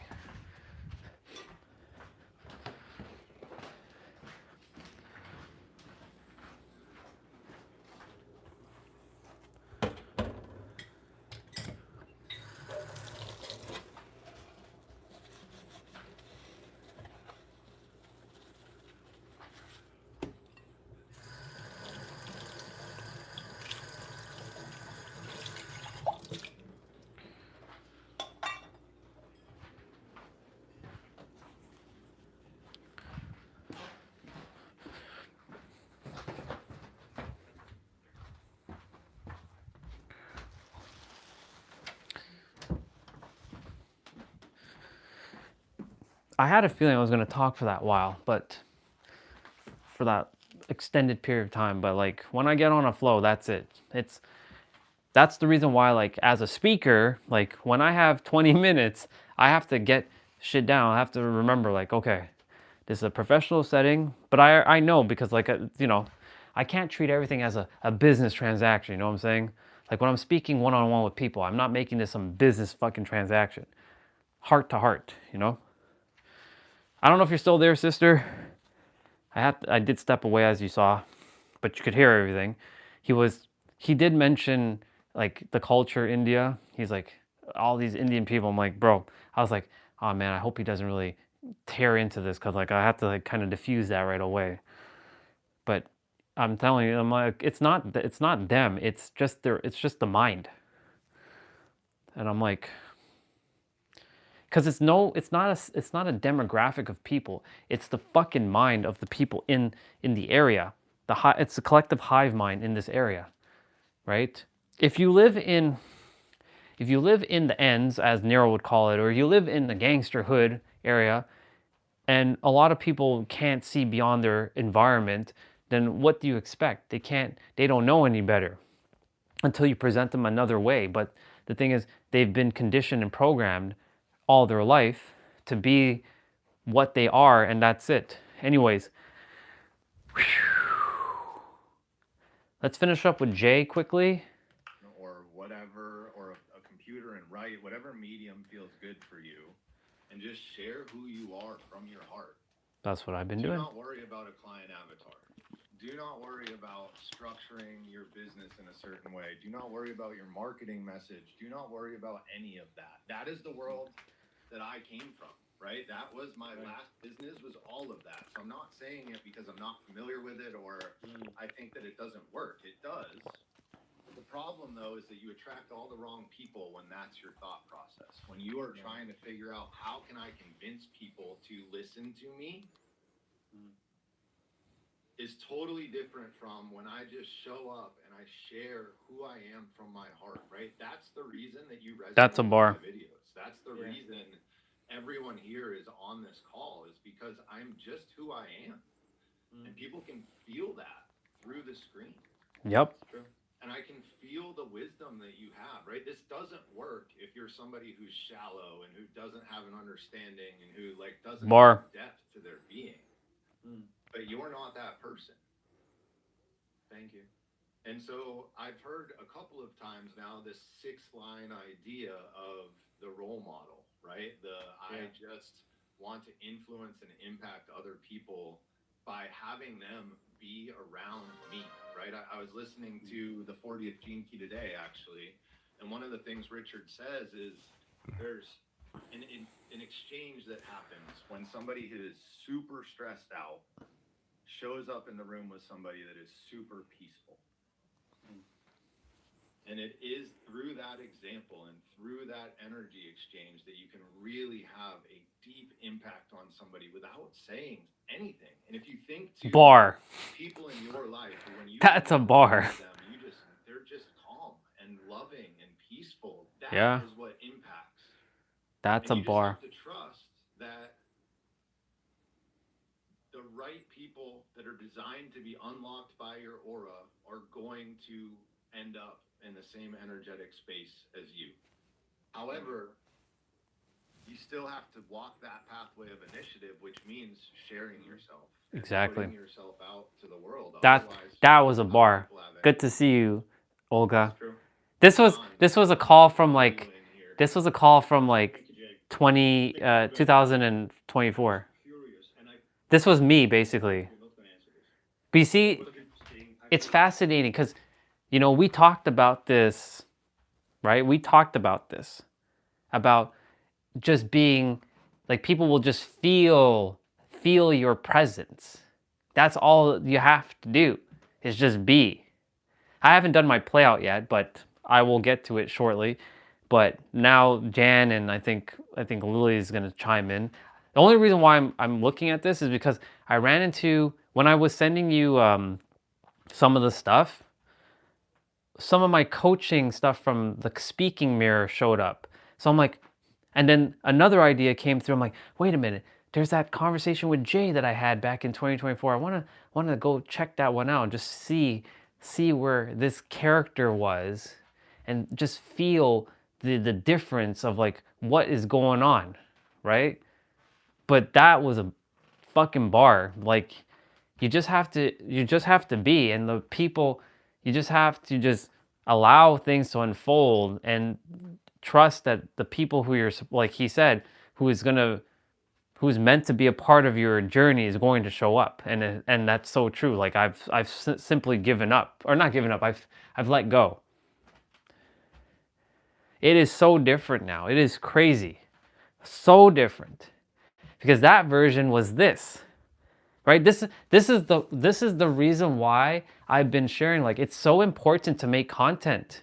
Like, no matter what you're feeling, like, I've said this when we chatted, like, there is a reason for all these live streams. I don't know what the reason is presently, but I actually really do know what the reason is, because it's going to share to someone in the future, like, or even to my future self, to my past self now. Like, oh shit, that's where I was in like 2026. Like, I was like in the room talking about this thing, and like, you see, I told you all, I fucking told you all, and like, but it's important because, like, when you see yourself evolving, because you get your own proof, it helps your mind to see that you are progressing. Because when I know people are afraid to get on camera and share some things, right? And that's one of the things I want to help people also overcome, is like their fear of like being seen. Because when you start to put yourself out there, I don't care how you put yourself out there, but when you start putting yourself out there, it's not really for them, it's for yourself. But yes, you are helping someone in the process with whatever you have to share. But over time, what's going to happen is you're going to see your evolution. And you get to see the progress. And that's why, like, every time I look at my stuff, I'm like, man, I look great with that black beard, but I look even better now with that silver beard. Or like the way, like, this version of me is speaking. Like, I'm about to hear what Jan has to say. You talking about this when you were talking about the supervillain of hate, and then I was waiting, like, so when is he going to be talking about the superhero of love? And that came, which is wonderful to hear. But it is interesting to hear you use that first set of words. And as you were talking about, I'm not sure what it is that I'm here to do or how to do it. Looking at what you love is one thing. Looking at what you hate and why you hate it is the other side. And there's no more. It's done. Like it's done. Like, that's the reason why it's funny, because the psychic, right, when we had that chat, like, she said, get rid of that superhero thing. Like, get rid of it. I'm like, but I was ordained by that name. Like, the universe gave me that name. Like, how can I say that? And of course, now Orion has come, and who knows, maybe that will disappear at some point too. But that does really feel like the true me, because, like, even the superhero love, it didn't really feel like fully me for some reason. Like, looking back in hindsight now, just like, hey y'all, it's a superhero love. It just didn't feel like, something felt off. You know what I'm saying? Like, it just didn't feel like there's a click. Like, it was used as a placeholder to get me to where I am right now. That's why when we were chatting, what we were saying, and I said it earlier when Misha was on, the value of like, we can't discredit all the teachers and the gurus and the masters and the mayors and all the guides who has been like there to support us energetically, because it was a link, right? It was a sequence of events. Because I was sharing, if I didn't have my awakening, there would be no live stream. I wouldn't have met you. I wouldn't have met Misha. I wouldn't have met nobody. No Jessa, no Angel, no Ari, no San Diego, no Vegas, no Agape, no Victoria, no Matt, no Yubi, no seeing mountains, no ocean potentially, like no traveling, no Cassidy, no mirroring, no Huang, no nothing. Nothing would have happened. So that's why, like, when these things had to happen, we can't discredit it. Like, everything had to happen exactly as it was supposed to. Even this live stream had to happen. All the fighting, all of the joy, all of the adventuring, all of the crying, all of the pain and suffering, all the dark night of the soul, all of the misunderstanding, all of the support, all of the love, all the things we all shared with each other, all the things that we helped each other with, like all of us. Like, it all had to happen. It all had to unfold exactly as it was supposed to, and it's going to continue to be that. But the superhero love has to go. This is it. This is like the final shedding, right? I'm only getting to a point where, like, I want to get to at least, like, come May 1st, it's done. Will I live stream on this channel again? Well, maybe I'll play a video game or two on this channel. Like, I'll just like, all right, I'm jumping on this channel, I'll play a video game, but that's about it. But going forward, like, there won't be 12-hour live streams, right? There'll be intentional, like, helping people, and like, if they want extra support, then they can jump on a call with me, and they can pay me for my service, my time, and I will help them. That's why I see the value of these calls, right? That's why I'm grateful that Jay recorded these things so that I can look back, because we never know when shit like this is going to come in handy, right? Just like, you know, Angel and Christoph making their videos, right? Yeah. The movie of life is quite interesting. It's all was love and peace. It'd be no fun to watch. Exactly. Like when we go to a movie theater to watch a movie, right? If you spot on, like if we went to go watch a movie and immediately the hero got the girl, or the woman you know, overcame her thing right away, or she didn't even have to overcome anything, she got everything. Like she walked through life with ease. Do you think people would enjoy it? No. People want a story. That's why, and here's the thing though. Here's the paradox to this problem. It's not even a problem, but here's the paradox to it. The mind will then create a problem for the mind to solve the problem, because the mind wants to be relatable. Because if you're not relatable, based on evolution, you would be considered exiled or isolated. And isolation or exile means your imminent death from the past days, because that's etched into the DNA. Unless you can undo millions of years of evolution of the human body, of you know, deconditioning that, which is possible. You can literally break that. But the mind's gonna say, that's not possible. Anyways, if you're not relatable, then no one will want to watch your stuff or even connect with you, because you'd be the outsider, and then you'd feel alien to the world, like I had for many years, and many others have felt alien to this world, right? And the thing is, like, if we don't create a story or a problem that others can relate to, because we want to be relatable. That's really what it comes down to. We want to be relatable so that people can connect with us. But if we're not relatable, then nobody's going to connect with us, and then we end up alone, and then we create a problem to solve another problem. And that's why in movies, they create scenarios, they create problems, so that or a problem arises where there really isn't a problem, but a problem arises, and then the hero or the heroine or the person has to go on their journey to solve said problem, and it might span a movie or two or three if there's a sequel. But we watch it because of the story, the unfoldment, because it's entertaining. We get to see the overcoming, the story, the process, the journey, right? But if everyone just got everything just like that, there would be no point coming to Earth. There would be 0 point coming to this Earth. It'd just be like a complete, it'd just be boring. It'd just be straight up boring. If you got everything you ever wanted, right now you can snap your fingers, then what? You literally snap your finger, all right, I have everything I want. Okay, I got all the material things I ever wanted. Now what? You can be at peace now, yes. You'll feel like, you'll feel excited that you created everything instantly, but then something's gonna happen. There's gonna come a point where what is the point of all this? I'm just here, I can snap my finger, everything just gets created. There's no effort, no challenge. Not that you have to put effort. You can make things effortless, but make it fun. But what's the point of all this? I'm gonna read what you shared. What's the point? What's the point of all this?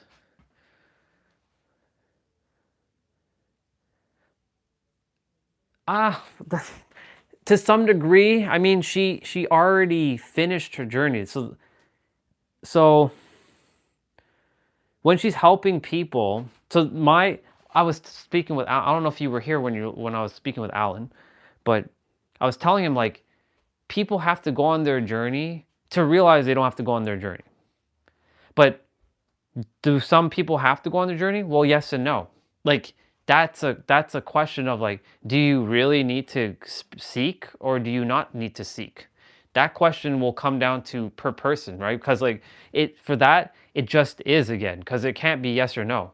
This one is did I have to go through it? I had to. I absolutely had to go through mine. The reason why I had to was because it was for me to be familiar of what I had to go through and what others may be going through so that I could be aware and have the depth. That's the reason why I had to go through it. Now, if someone, let's say, is going to work in, or they're going to be doing crypto, or they're going to be doing day trading, and that's their passion. Do they have to go through that journey? Because a day trader doesn't talk to anybody. They're just sitting in front of their computers and looking at charts. They don't talk to anybody. Do they have to understand the pains and the struggles of others when they're making tons of money? Probably not. So maybe they'll have a question they'll ask, what is the answer to life? Maybe they may go on the quest. Maybe they'll already figure it out. Maybe they don't have to suffer because maybe their role in this world is just to sit in front of a computer and just type away and have charts in front of them and make money, right? And in that case, they don't need to seek, right? They can just bypass all of the seeking. So with Trina, because she went on her journey, right? She spent 12 years on her journey from what she's been saying, right? 12 human years, right? She spiritually sought after everything. She went further than most that I know. I didn't even go that far because I didn't need to, because I already had some layer of foundation already set that I didn't have to do a bunch of the stuff that she did. But doesn't mean that I'm better, it's just I had the foundation. Because she already had to go through the foundation and such, or she had to go through all that. Yeah, she, right now in her sessions, she's helping people to realize that they don't have to go on the journey. But the thing is, she has said one time in one of her sessions that it's okay if you do have to go on your journey though. But she doesn't say that as much. So for me, I'd be like, if you feel like you have to go on your journey to understand something, go on the journey. Go explore, because you will understand why the answer is you, because then you'll have a better understanding why. And then you can explain things even easier. You'll have a fundamental embodiment of knowing why you are the answer. Instead of logically knowing, you'll embody the answer of you. Give me a second. I'm going to go say hello to mom. Hang on. Hi.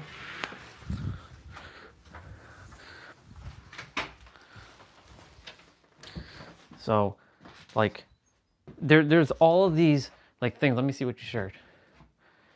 So let me just continue to read. I feel she's discredited the soul's journey, though she herself went through gurus. It does feel like that, yes, for sure. At times, when I'm hearing her speak, I'm like, yeah, like we can't. To some degree, we have to go. Like, this is the problem. The mind is a paradox, and the problem is, like, yes, we have to go through it, but no, we don't have to go through it. But yes, we have to go through it, but no, we don't have to go through it. Yes, we have to study and learn and do all these things, but no, we don't have to study and learn and do all these things. And it's both. But we get to like choose both, and that's the beautiful part, because reality just is, right? So like with her, sometimes yes, it does feel like when she's saying, well, you don't need to seek anymore. You don't need to do that. Like, stop seeking. Start knowing.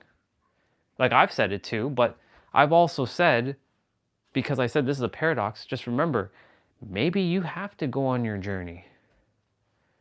Maybe you have to, so that you can understand why you have to. So that you have the embodiment reason of why you went on it. So you feel some sort of, not that you need to feel satisfied, because you already are satisfied, but maybe you have to understand why you want to feel satisfied. Maybe you want to understand the why behind everything, right? Maybe your mind currently can't accept the how and the why. So maybe that's why you have to go on the journey to accept the why. And it's okay, right? That's why, like I said, this is my refinement period. Because the refinement period has been me practicing on a live stream with just a couple of souls, not like millions of people, for when the real time happens, to say, hey, look, like, if you believe that there's a guy in the sky writing things down, that's okay. If you believe it's a black box, that's okay. If you believe it's a dude who parted the seas, that's okay. If you believe it's a guy who created miracles, that's okay. If you think it's an elephant with 6 arms, that's okay too, right? As long as it's bringing you joy. But just know this, like, you have been the answer the entire time. But if you don't feel like the answer is you right now, that's okay.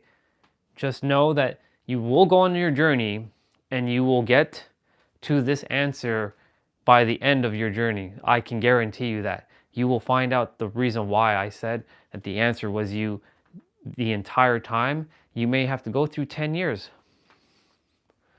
You might have to spiritually seek for 10 years. You might have to astral project, do all the mantras, do all the mudras, do all the tantras, do all the practices, do all the moon rituals, do all the journaling, the scripting. It's all important. But then you'll see at the end that the answer was you, that you didn't have to do that. But you get to experience why. It's basically experiencing the why behind this journey. That's really what it comes down to. Yeah, that's what I see too. Do not credit the gurus, however, honor your soul's journey. It was okay to be seeing till you are ready to stop. Exactly. To seek and search until you're ready to stop. Exactly. Oh man, it's 3:21.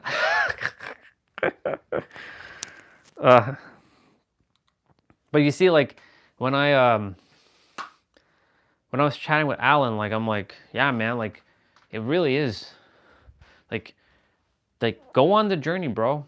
You may have to take 10 years. I don't know how long it may take, but you may have to go on a journey, but you're going on the journey to understand why I said what I said. Maybe like you'll come to a different conclusion, but I can guarantee you, you'll probably come back to the same conclusion that the answer was you the entire time. All shit is made up.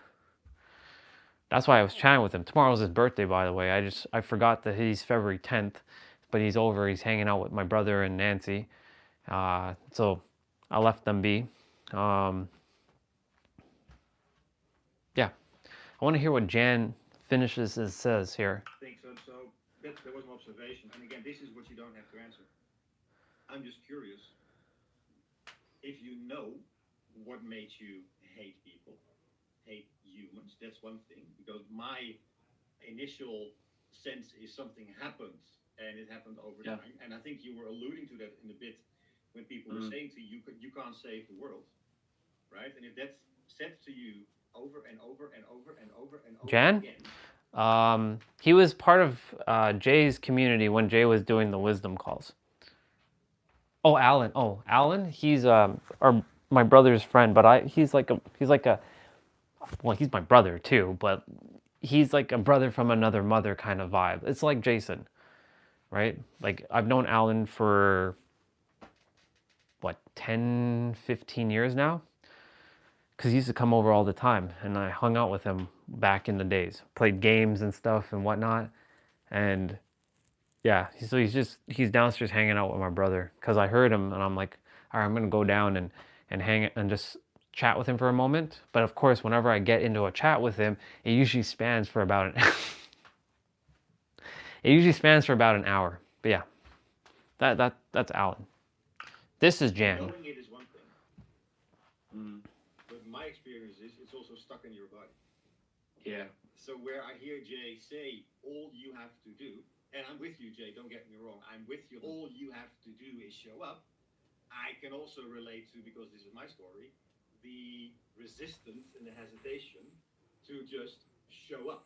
So because there is stuff in your system which basically says, yeah, and then I'm going to be hurt just like the last time. I'm not going to be doing that. So, yeah. So fascinating. Just rewatching all this stuff. The hate, when you think about the words you used, you can't save the world, right? When you think about what you said, I'm not here to take orders. There's a pattern there. And I'm just curious, but even more curious for you to figure out what it is that you don't know, which is subconsciously hidden in your body right now, which is really pulling you back to do what you want to do. Yeah. That's a bar. What is hidden in the subconscious? Thank you. Thank you, Jan. Andre, does that resonate? Do you feel some resistance to showing up? Yeah, a little bit. I got rejected a lot when I was younger, like a ton. There's a lot of women on the call right now, so please be mindful that I only have love. But back then, I fucking hated women with a passion. I could feel that. When I was 13, there was an incident that happened at school where it was a friend of mine, or I thought was, he was being bullied, and I was bullied when I was younger, so I knew what it felt like to be bullied. I went to go and help him, and I did, but at the consequence, It's fascinating. I console him, comfort him. So fascinating. Then, This is like almost 2 years ago. LGBTQ community, but back then being called gay was like a crime. It was a sin, and I was called that. All made up. And All made up. Started calling me that. Sin is a made up word. And eventually, I started wearing like dark clothes, like. Let's see.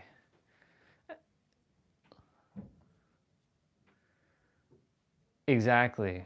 He has to wake up, flap his wings, and reconnect with his true self and leave the chicken coop, like in the hero's journey. Exactly.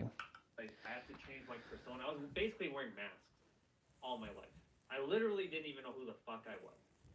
I literally wore a mask until I was like 34, when that spiritual awakening happened. And how that came about was a woman was literally lifeless in her car while I was driving by on the highway. And some white light just hit me like, oh my fucking God, this woman. Oh yeah, here we go. What have I been doing on this planet? I've been wasting time. Yeah. That's literally how my awakening happened. But yeah, I haven't been seen or heard, and as I shared, like, whenever I would speak up, it was like, you're talking too loud, and this is all, of course, from like parents and stuff as well. So like they added their own layer of stuff. So it wasn't just outside; it was also in the home too. So I never felt safe anywhere, basically. That's the answer to everything. Feeling safe in the now. My tribe, and I know I might end That's basically, besides knowing that there's no concepts, it's feeling safe completely. When you feel safe completely with yourself, who you are, what you say, nothing stops you. You're literally invincible. Now, I'm not saying go run in front of a car and test that theory, right? Because you're gonna get cooked, as the Gen Zs and Alphas would say, because I'm stealing their words right now. But yeah, I came to that conclusion while we're on a live stream. Like, yeah, it's about feeling safe in the now, isn't it? It just is, right? Like, you're always safe in every present moment. But this version, this character did not know that back then. Well, he was attempting to figure it out logically, but he wasn't feeling still. Even though he kept saying to feel it and all this stuff, but he wasn't really feeling anything, to be quite honest. This was the first time I appeared anywhere on any sort of social media in the 6 months. That was like that time when I disappeared for 6 months. You remember, because I was still chatting with you, but this was that time when I just completely disappeared. No, I'm open to whatever happens. Hey, you're open to live stream, bro. As I go. You're figuring it out right now, dude. The video that I did with the ruck and working out and stuff like that. I think Jan has a good thought here in that a big part of the work that feels important right now is probably moving some of that trapped energy around. And so Yep. doing some different embodiment practices like breath work stuff, or go to that human garage video that I mentioned. Have you ever done any fascia work before? Fascia. So that's been really impactful. So that lately has been a theme that, again, that everyone else is. Remember, we were talking about the nervous system stuff. So another thing that's been popping up on my feed has been fascia. Fascia, fascia. I'm like, fascia, huh? All right, let's see what concept this is. And moving like fascia around, like the fascia in your body. I'm like, okay, I see where we're going with this. This is a body thing now. Like, we went from the mind thing to now a body thing. Because most people, when we were starting the spiritual journey in like 2019 to like 2024, was all mind. Now, it's like more body. Because more people are talking about, you got to be safe in the nervous system. You got to talk about your fascia. Exactly. Yeah. So like, you got to release some of the fascia. Right? And there's like lots of fascia. I'm like, okay. All right. So fascia. All right. So I just see that he's talking about fascia, which is fascinating because like this is from 2 years ago. And on my feed, a couple people, again, just random shit pops up on my feed. I don't look for anything that's related to spirituality or personal development at all, period, the end. And here we are, fascia again, fascia. And yes, it does store the trauma, but the thing is, here's the paradox to this. What if to say there is no trauma? And we just keep I mean, yes, there is your soul has been through things, but when your soul jumps into a new body, theoretically, this is what I'm still remembering fully, is that yes, you do bring some of that stuff that's lingering from your past into this, because that shit has happened in this body, to realize, why don't I like sex? I'm a guy. Like, what's wrong with me? Like, what the fuck? Like, why don't I like sex? Why don't I want to touch women like that? I just want to like cuddle and kiss them. I don't want to do the thing, like, what's wrong with me? Like, of course, yeah, that's like the traumas that get stuck in the fascia. But then here's the thing is, you can instantly, just like that, I have no traumas. Because you release it, right? Because some will say, but you're spiritually bypassing there, all right? Right? Because that's what the mind will think. But what you are can't be damaged goods. It's to come to the realization that you are whole, complete, and perfect, and that nothing, even if some dirt is thrown on you, you can just wipe it off, right? But the mind will collect that as feedback of like, no, you can't just wipe that shit off. And it's okay to go heal. There's nothing wrong with that. Yeah. Stores energy that needs to be moved now. Science proves it. Energy after traumatic experience. Exactly. And so, yes, that there is validity to all of this. And I was saying this to Alan. It's only valid though if you adhere to it. And this is why I'm saying, like, if you want to eat 10 pounds of ice cream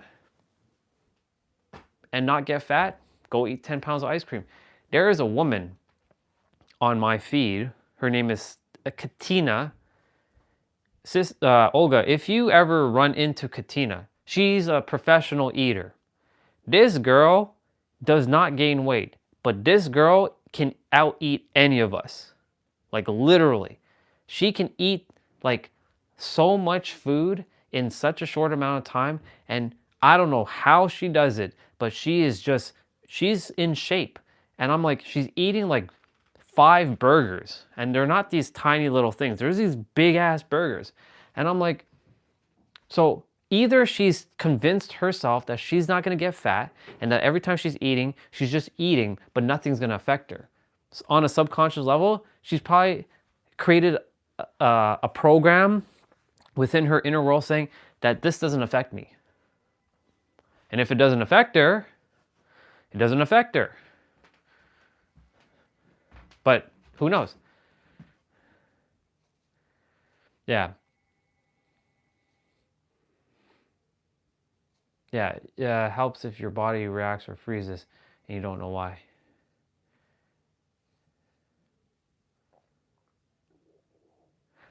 Probably. You never know, right? We have no idea. But that girl, she can eat. And I'm like, how in the fuck can she do all that? But my point to say is, like, maybe in her reality, right? It's similar to Alex, the climbing dude, right? He doesn't have the fear response in his brain, right? So for him, trauma doesn't exist. Fear doesn't exist, right? Because it's all in the mind, right? Because the universe is mental, right? This is a mental world. Again, that's all made up concepts, because the word mental and all that is all made up. What it is can't be explained with words, as you know, but we're going to use words for now.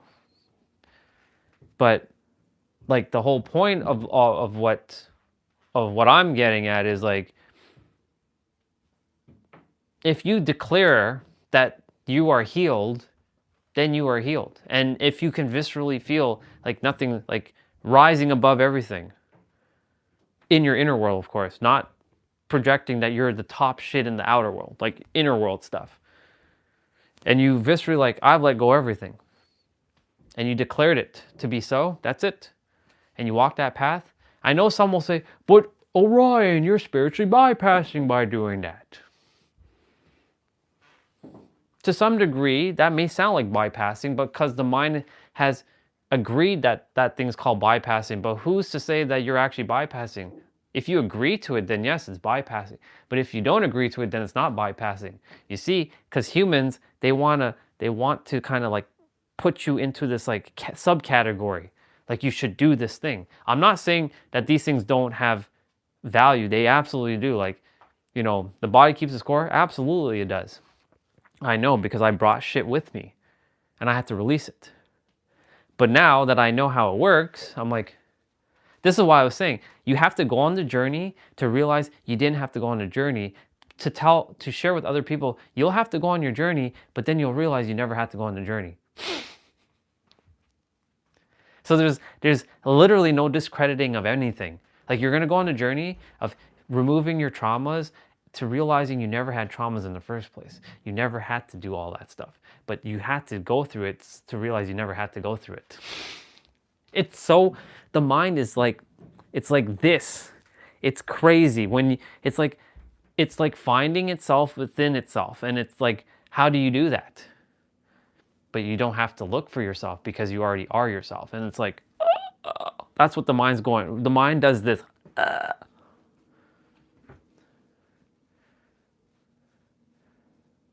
Exactly. We don't know. But my point, the reason why I brought her up is because, like, maybe in her world, let's say all is good. In her world, she, like, all her traumas are sorted out. Like, she's good. But she made a rule in her world that no matter what she eats, she'll never get fat. She doesn't adhere to that. The word fat doesn't exist. Or overweight doesn't exist to her. That word just simply doesn't exist. And if it doesn't exist, it can't be created in her inner world. Like, it just doesn't exist, right? Just like Alex climbing the mountain. Like, if fear doesn't exist, if that word doesn't exist, then it doesn't exist. And he can just do it, right? I have to start my play out, but I'm going to still talk. I can talk while I do my thing. I'll let Jay, I'll deal with that afterwards. But yeah, you know, all those points you share are absolutely valid because it's true. It's spot on. That's why I won't discredit anything. I can't. How can I discredit anything? How can any of us discredit what we've been through? I'm not here to destroy Jay Shetty and Lewis Howes and Mel Robbins and all of them. I'm here to go on their podcast to tell everyone that yes, you may have to go on your journey. Yes, you may have to go through your healing. Yes, you may have to take 10 years. Yes, you may have to do all these things. Yes, you may have to do all this stuff. But then you will find out at the end of your journey that you never had to do it because you were already it right now. And I know some will say, but I had to bring trauma. And yes, you did bring trauma. But then it was a split second that it was like a backpack. You just take it off. But Orion, it's not that easy. Right, because the mind's going to tell you it's not that easy. Because you're not your mind. And that's okay. That's no problem. Because, you know, that person on the camera or on that video didn't know he was the creator fully. He was still thinking like a human. He didn't know how the mind worked. He didn't know how to do any of this stuff, right? Now that this version knows, he is like, oh my God, I wish everybody knew that the answer is them. But I recognize, and I'm grateful for what you shared because I recognize that it is important to not discredit who you've been through and what all you've gone through, right? And in that way, you're acknowledging and you're recognizing the journey that has to still happen to some degree. For some, not for everyone. Not everyone has to go on their journey, right? Depending on what they came here with or what they didn't come here with. And either deal with the stuff or don't have to deal with anything, right? Fascinating. It's fucking fascinating how reality is. It's crazy. All right. Gotta roll. Gotta do my thing. But I'm gonna chat.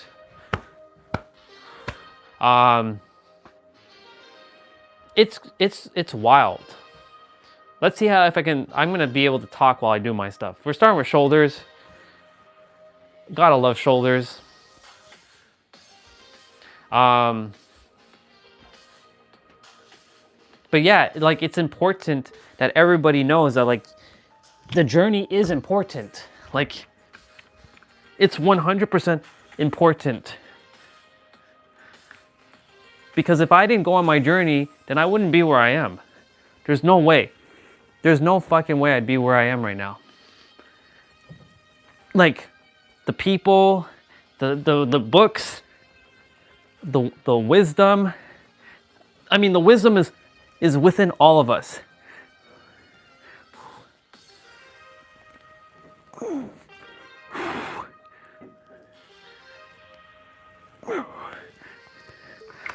And the thing is, like, because the wisdom is within all of us, it's just waiting to be activated.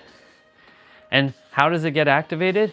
Through other people mirroring back what you already have within, and then it gets activated and it shoots from your heart to your mind. But it's a paradox. How would we get here? Upright rows.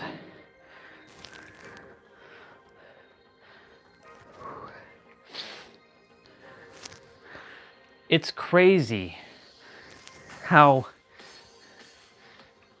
like everything is valid. Like everything. Even the invalid is valid. That's how wild and crazy this is.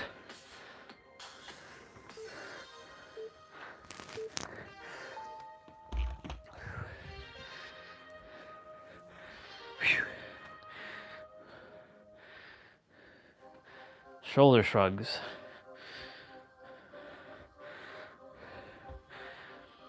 Because like, yes, like if no one deals with their traumas that they've experienced in their previous incarnations or this incarnation, then they're just gonna walk around with like energy just not flowing properly to some degree. But you know the paradox to that is, if they don't feel like they have trauma and they're walking around and they're happy as fuck, right? Then they're okay. Because, you know, let me break it down, right?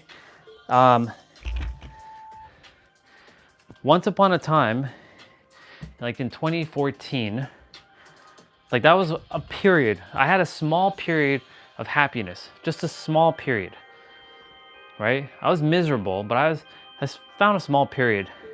And in that small period of happiness, okay, we're repeating this again. Like I didn't know anything about anything back then. I didn't know I had traumas. I didn't even know that word. That word didn't exist. But I was happy for a little bit. It was fleeting though, but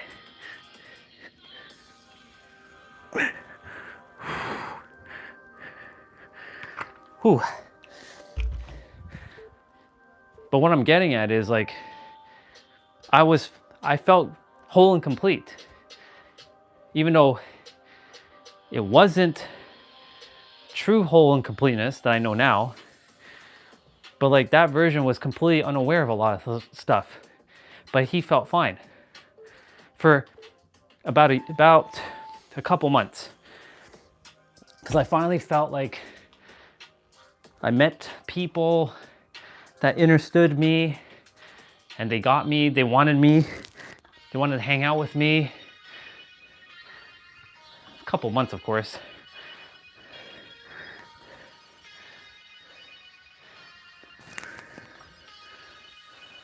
But it's interesting. That word, trauma, right? Is it real? Hell yeah, it's real. But is it an illusion? It is an illusion too. Because it's all made up in the mind. But the mind can either agree or disagree it being real or not, because the mind can only accept one thing or the other. It doesn't like, I won't say it can accept both. It doesn't like to accept both. Because it throws the mind into chaos when that happens. When it starts to accept both. So how does one handle the chaos? It just is again. That's the paradox, right? Entropy.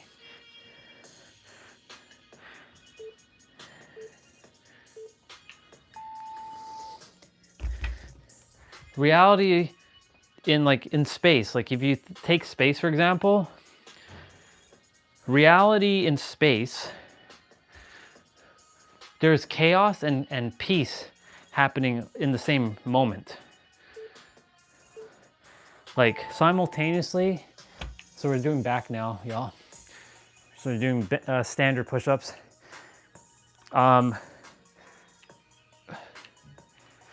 So for example, like a black hole, it's literally eating the universe at a cosmic scale that can't be fathomed by the mind. But yet, in the same moment of that chaos, there's peace.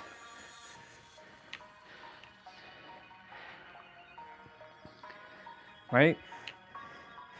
So both are happening simultaneously. What's up, bro? Good to see you. I'm doing good. Doing very good, bro. Just started my play out. Getting the body moving. What about you? What's going on with you, dude?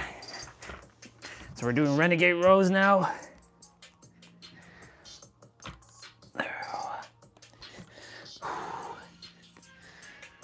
I'm gonna start to sweat a bit in a moment. Definitely have to open up the door and get some fresh air in here. I should actually do that right now. Actually, I'll do that after this moment, after this set. I'll read what you shared in a moment.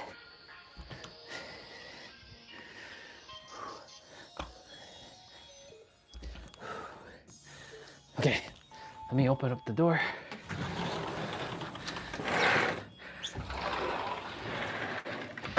Get some fresh air. Feeling broken a little. Don't even know the reason. Okay, so what made you start feeling that? I know you said you don't know why, but what made you start feeling that? What was the moment before, like when did that start, first of all? And what was the cause of that? I know you say you don't know why, but what if I told you do know why?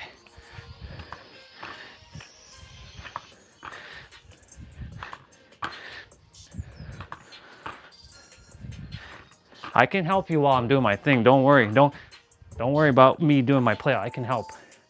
I can do multiple things at once. You're feeling heavy and left out, okay? Why do you feel heavy and left out?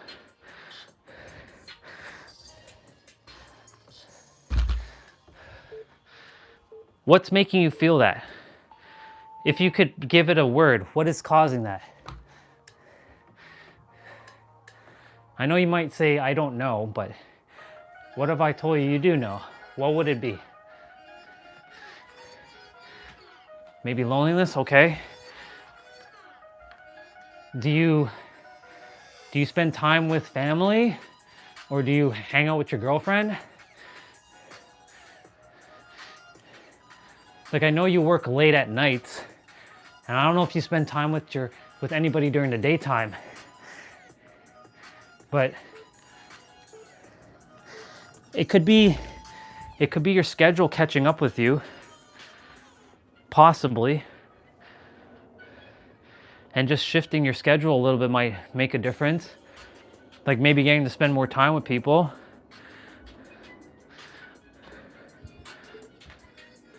It's like there are people, but I'm not focused. You're not focused, okay?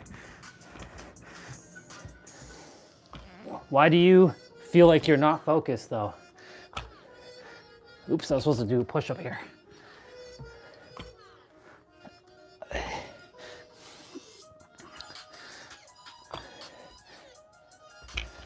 Basically, I'm just inviting you with questions so you can check within yourself. So we can come to a conclusion. Because when you ask a powerful question, you will get a powerful answer, generally. Let's see. Mostly, I'm feeling lonely today. I cried. That's okay. just know one thing. I want you to know something. Crying, I know you probably already know this, but it's okay to cry. It's okay to feel lonely. It's okay that your body's feeling this stuff, right? Sometimes, I'll tell you this, it's not actually anything to do with you. It could just be the energy around, right? You might just feel heavy, and that's okay, right?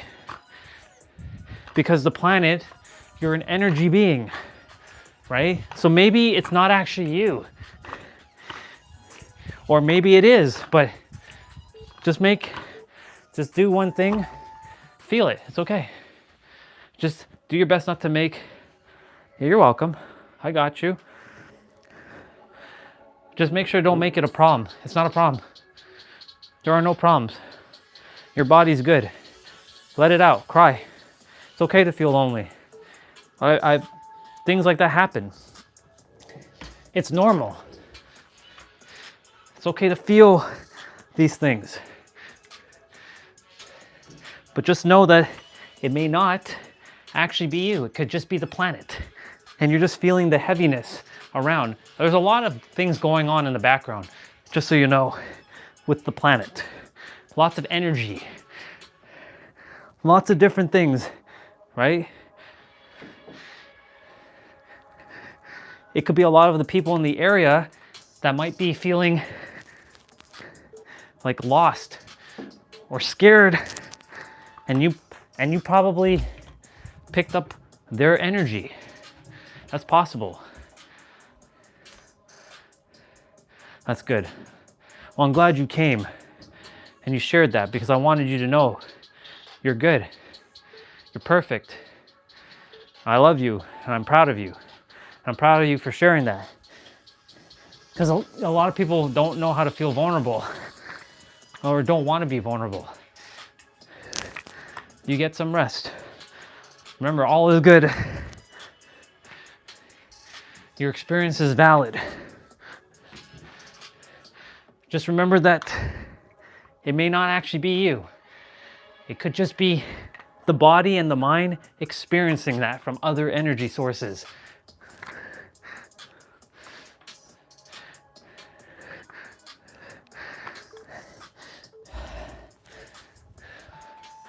I love you, dude. Proud of you.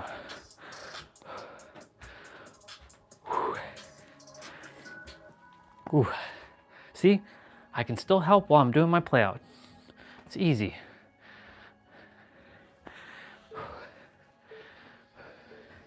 Reverse bicep curls. Well, not reverse, but a single bicep curl.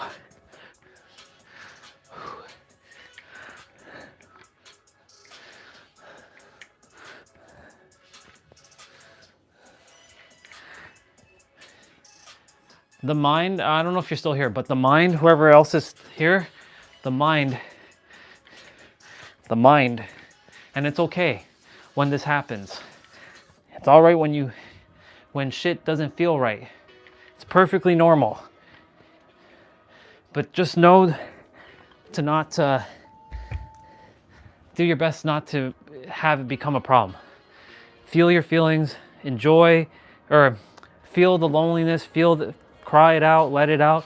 But it could just be the body just wanting to purge something. It could be just something that came to your body and your mind picked it up, and it has to energetically pass through you. And you may not know exactly why.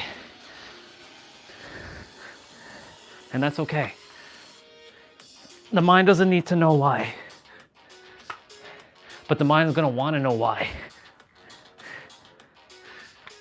Because it wants to understand what's going on all the time. And that's normal. But sometimes it's not meant to understand.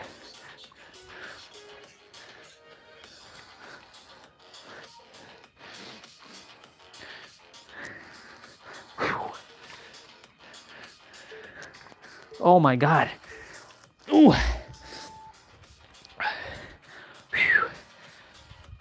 Like, yeah. Oh man. Crazy.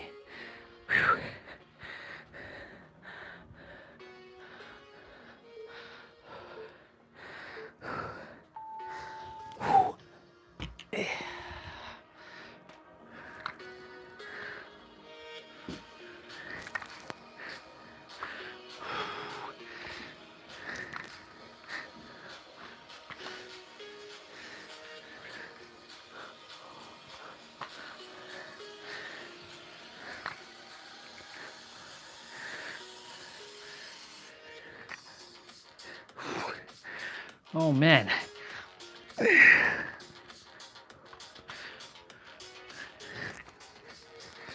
Oh. Ugh. You know, the funny thing is it's not even the muscle, it's the wrist that's getting getting this. It's crazy. Normally, 9 times out of 10 it's the friggin' wrist. When I'm feeling like have to drop the dumbbells, it's because of the wrist. Because the wrist is feeling the burn more than the muscle itself. I mean, the muscles are feeling it, don't get me wrong, but it's the wrist that has to hold the dumbbells. It's like the wrist or the palm.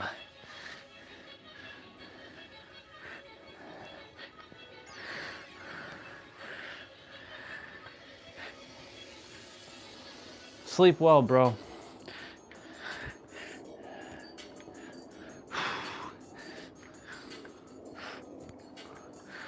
Oh man. Shit. Whew. Okay, chest. We're doing chest now, yep. Oh yeah. I'm simultaneously giving the room some fresh air as well, since it's been closed up all day and since this is perfect. Ooh. Twist press. Ooh. What's up, dude?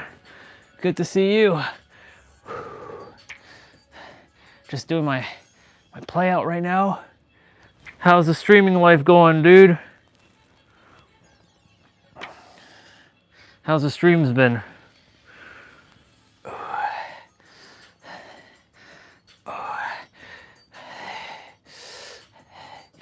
By the way, I apologize for the day you were asking questions.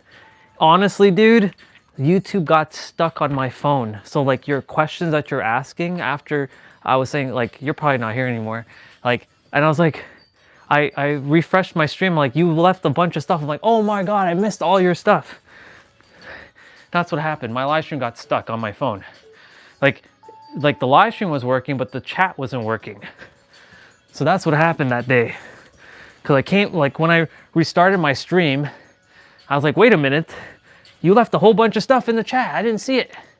I'm like, shit. That has happened in the past, by the way. Like, it doesn't happen often, but it happened like a year ago where people were leaving stuff in the chat and they're like, hey, you're missing the chat. Like there's so much being said. And somebody had to Discord call me. They're like, hey, did you know that like people have been talking in the chat and you haven't responded to anybody in the chat? I'm like, wait, I don't see anything in the chat. I haven't seen anything new. And then I restart the stream. I'm like, what the fuck? I see a whole friggin' like story was written. I'm like, what the hell is going on here? Crazy. Yep. I do see what you're saying. Well, I do see you left emojis, the last one, so it is working right now. So if for whatever reason, like you're saying something and I don't see what you wrote, I mean, like right now, I haven't looked at the screen, right? Because I do know that you left some stuff on there. I just can't see it because I can see text, but I can't see what you wrote right now because I'm on the ground. So like you just left something there after the emojis. Let's see. I made history today, it's okay. Today was my first successful stream of my life. Hey, awesome. Share what happened on that stream. That sounds amazing, dude. You're gonna have to teach me how to stream soon properly. Maybe you're the streaming professional here. I'm glad you had a good stream, by the way. That's awesome.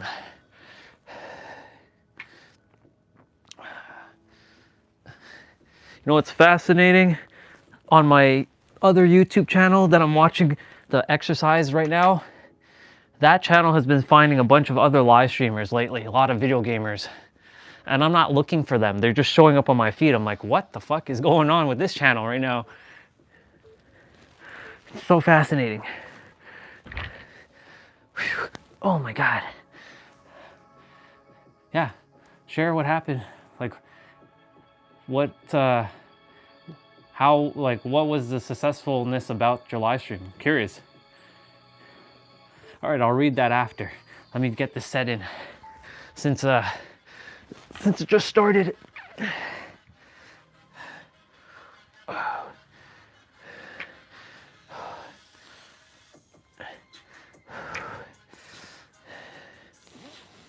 What a cool way to get some fresh air and do my play out all in the same time.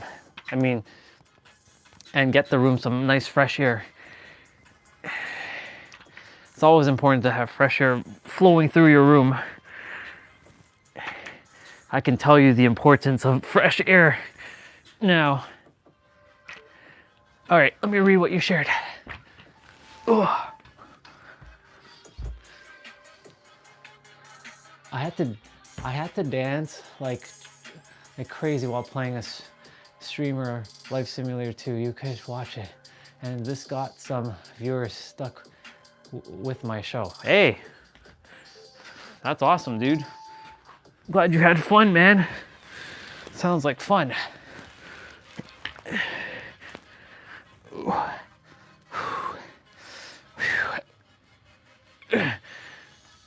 Do you just see how everything's just working out, man? I told you. Just give it some human time and you'll see everything just unfold. Now you can't say that you're not a successful streamer. You have so many eyeballs on your channel now, which is awesome.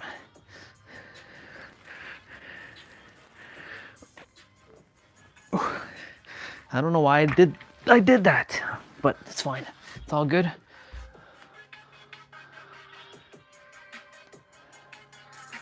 That's gonna happen more and more. You're gonna see now. It's a ripple effect. Keep it up, bro. You're doing good. Thank you for sharing your success, by the way. It brings me joy when I see people winning. And I'm winning right now because I'm moving my body. I'm getting stronger in this present moment.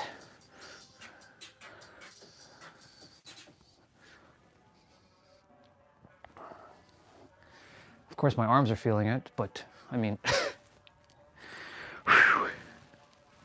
in a good way. I have so much to do though, once I'm done this.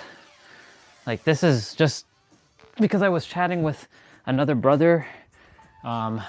He's actually here physically. He's with my biological brother. His name's Alan. I was chatting with him about some of the stuff that I've been sharing. So I spent an hour, and I was supposed to start my play out an hour, but it's all good. And I chatted with Olga and then Sohojit there. Well, Sohojit came while I was doing my play out. I was chatting with Olga for a little bit before I started my play out. And yeah, here we are, just doing my thing. That means I'm gonna lock in. Once I'm done the main quest, I'll do the side quest. I was listening to an old video that was recorded with me hating the world, talking about like, I don't know what I'm here to do. This was back in 2024. I was playing it in the background. It's not done yet. I'll be finishing it shortly. Whew. Fuck yeah.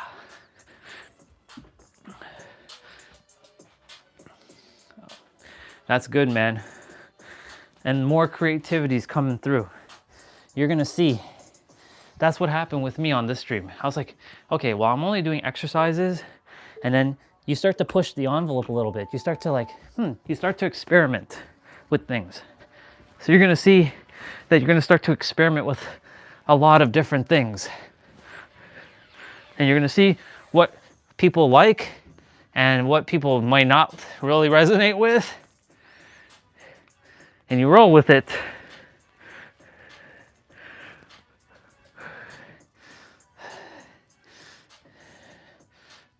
starting to get a little cold in the room, but it's all good. Alexa, what's the wind chill at right now? Currently, the wind chill is -7 degrees Celsius. That's not bad. Expect it to feel like -11 degrees. It's -7 degrees Celsius right now. That's nothing. We walked in -40 degrees, but yes, my fingers are starting to feel it.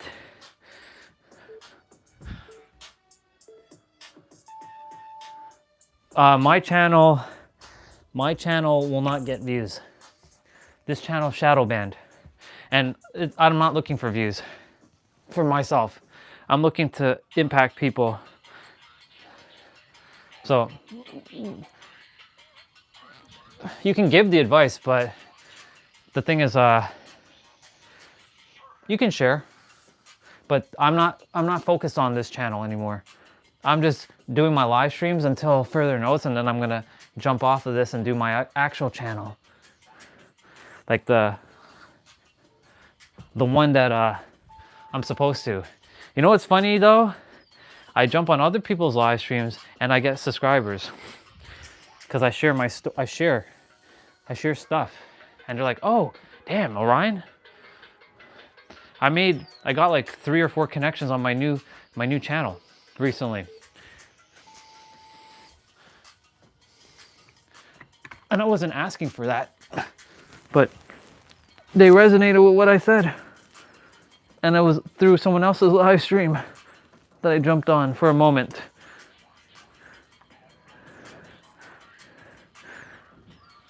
Ooh.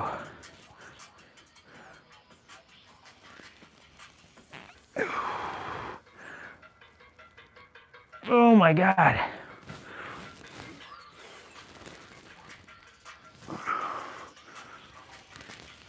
Ugh.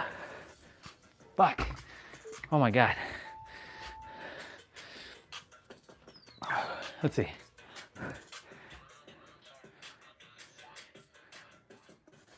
No, don't worry about it. Don't feel sad, dude, because that energy is not helping.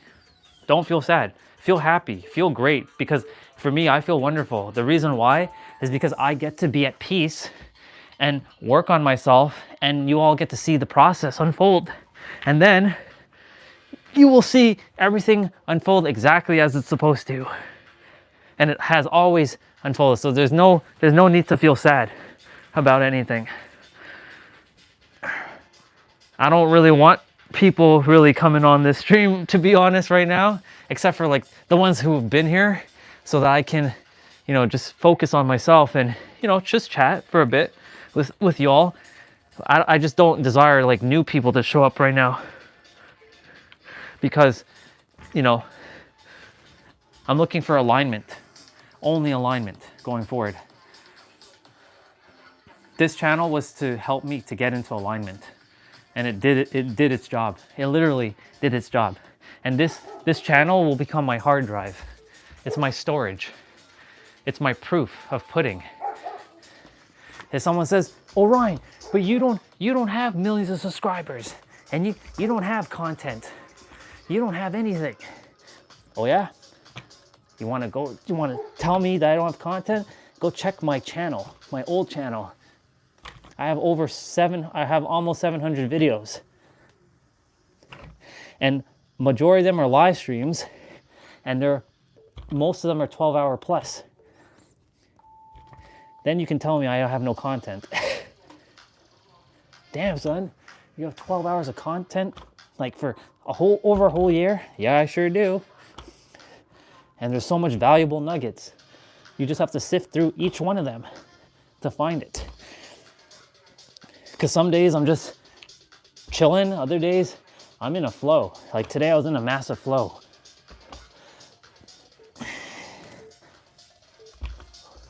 Holy mother. We're on the finisher, by the way.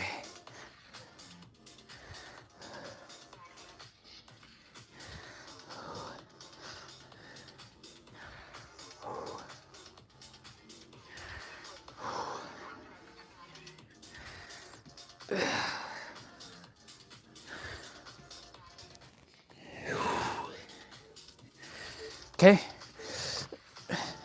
Final move here. For this play out, that is.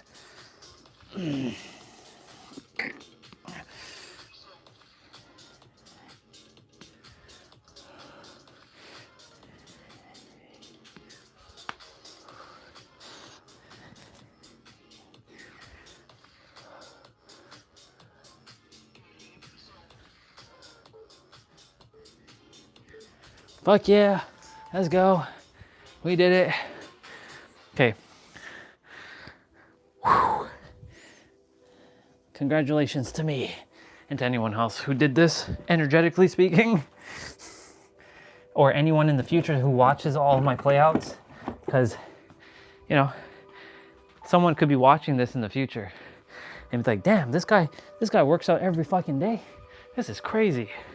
I've never seen a guy work out every day consistently for a year, streaming, sharing. Wow, that's quite something. I know. Let's see. Why do you feel you're stealing?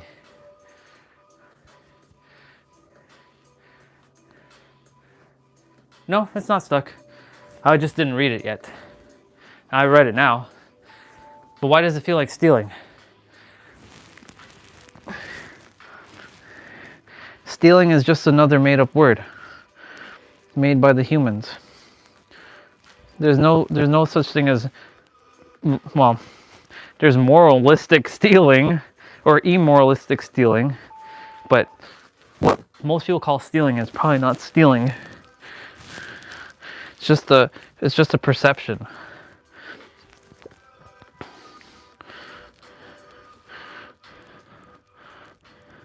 I'll look in the chat in a moment.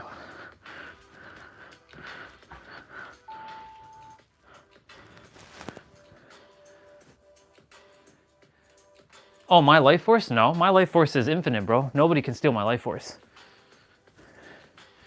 The only way they can steal my life force is if I give somebody like full access and they derail me. And even if they derail me, I still have infinite energy. So nobody can steal your life force. That's a bar. Make sure you write that down. Nobody can steal your life force energy.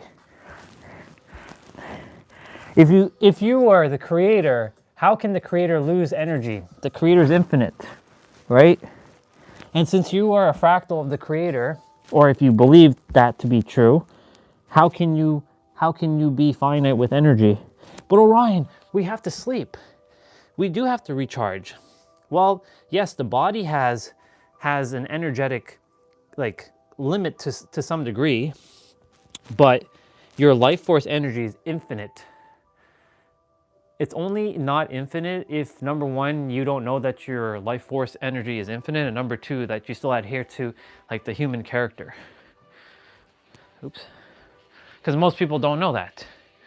Most people right now are just a human pretending to be a human, not knowing that they're the creator pretending to be human, or pretending to be something that they're not.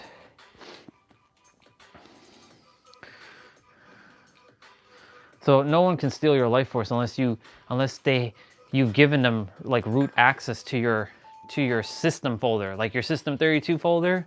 Nobody has access to my system 32 folder. Only I do. And you know what that is. You're a computer guy. You know exactly what folder I'm referring to on Windows. I'll use a technical term. If you give root access to your system 32 folder to somebody, then yeah, they'll steal your life force energy. In fact, not only will they steal your life force energy, they will dismantle your life force energy. They will destroy your system altogether. But if you see your life as the system 32 folder, this is a computer term for anyone else who doesn't know. If you don't give access to your system 32 folder, then you're infinite, because nobody can touch your system 32 folder but you. And even you sometimes can't even have access to your system 32 folder. I just love that I can integrate and interweave my technical knowledge with my personal development and my spiritual stuff. I mean, it's all words, but you know, Okay, the room is fresh. I'm gonna go quickly outside and get some fresh air.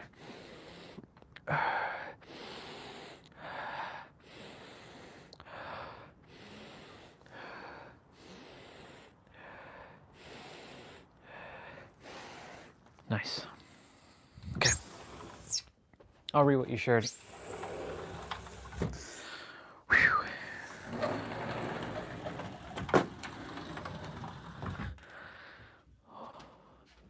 417, let's see. Yeah, you can join. I'm doing abs now if you like to join. You're more than welcome to join. 10 minutes. It's 10 minutes of abs. It's 10 minutes of abs.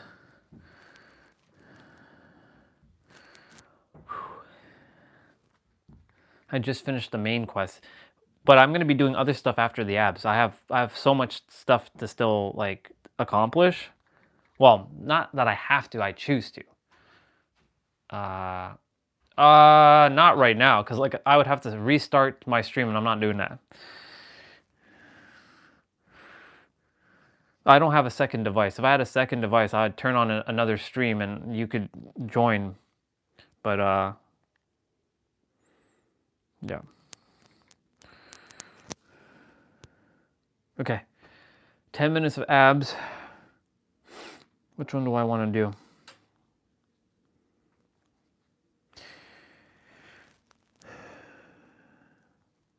I haven't done this one in a while.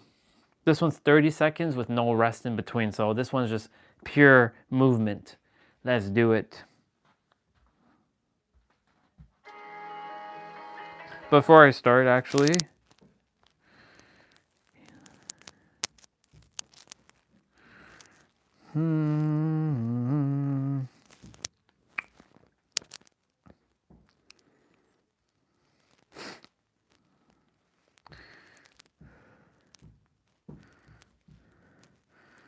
cool beans. Let's do it.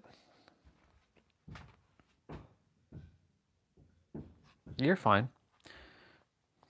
Just follow along. I'll show you what we're doing. You're good. So you're gonna get on your mat. You're gonna start with just standard crunches. So I'll just make this down a little so you can see what's going on. Go at your own pace. Put your hands behind your head like this and just keep your back as flat as possible. It doesn't have to be crazy. And you're just taking it at your own pace. Remember to breathe through that nose and out through your mouth. If your nose is blocked right now, it's clogged, breathe from your mouth. And squish your gut in, like suck it in. And now we're switching to, you're bringing your hands between the legs here.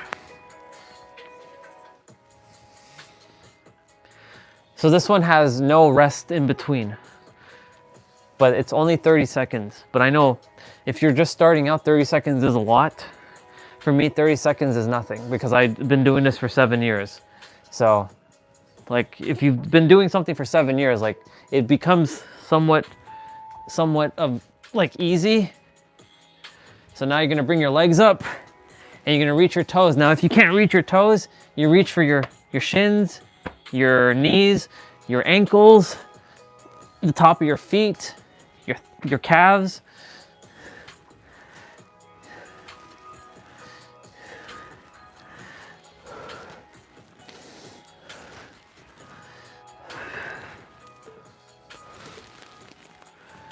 So you bring your legs down now and you're reaching for your heels.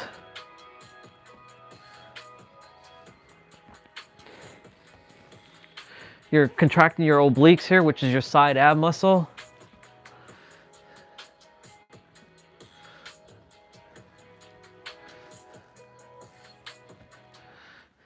If you can't reach your ankles, it's okay. Reach for the closest thing on your leg, like your knees or your shins.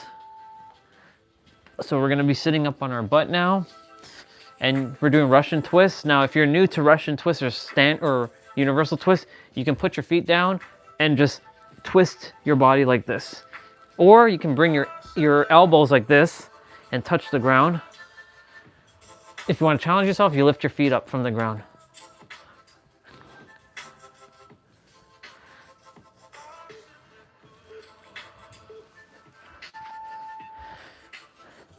Now we're doing crunch kicks.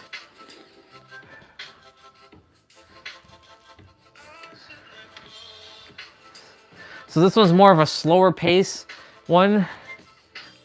There's no fast movement here. And the thing is, the slower you go, the more effort gets created with your core, because you have to go slower. So you have to put in more intention behind your moves. So now we're doing bicycle crunch. You're probably laughing your ass off right now and being like, damn, dude, this is too much.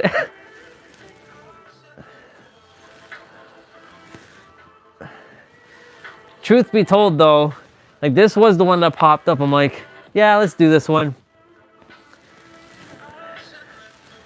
It is somewhat beginner friendly, but at the same time, it isn't. So we're gonna be turning on our left side, and we're bringing our elbows towards our hip here. So you're kind of laying on your left side here.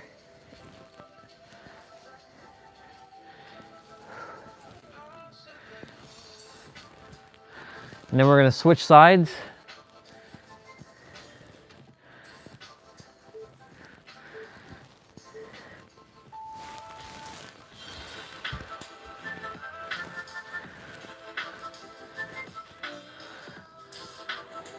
Oh my God, it feels so good to have the room with fresh air. It's just cold, but you know, I'm used to it now. It's a little bit chillier, but you know, it's just sensations. Okay, so you're gonna be getting up and you're gonna be in a mountain climbing position. So you're in a high plank position. So you're gonna be going like this, sucking in your gut and bringing your feet like this. Now you don't have to run like this. You can just do this and slow it down a bit.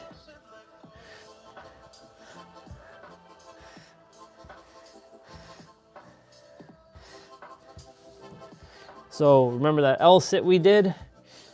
We're doing that one again, but this time you're touching your opposite toe with your opposite hand. So your right hand touches your left toe and your left hand touches your right toe.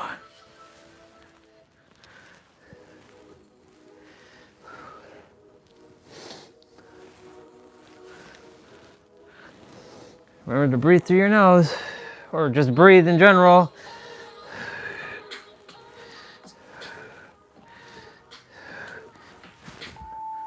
So we're on our elbow here, and this one should be pretty straightforward. But this can be challenging. A little hack here, when you bring your leg forward, you can bring your head forward a little bit. It creates a little bit more movement in your core.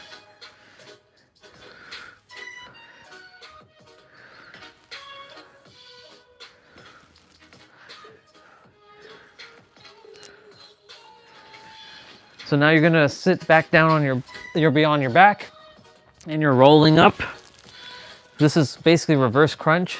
So with this one here, I would highly recommend put your hands underneath your butt to keep your lower back flat. So make sure you're landing on your butt's landing on your hands, and then you're straightening your legs out. So you're bringing your knees to your chest. Okay. So this one, same thing, but you're gonna drop your legs alternating. You can keep your head on the mat, or you can lift it up. If your legs do touch, or if your heels touch the ground, that's okay. Just make sure you lift them right back up.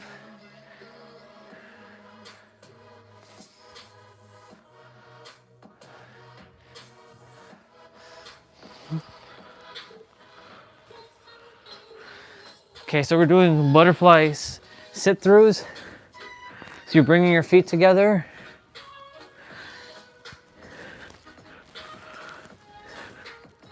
and you're slightly lifting your shoulders off the mat.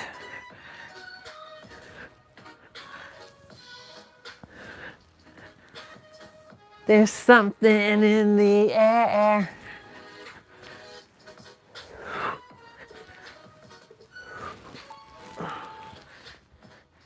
So this is double leg lift or just leg lifts.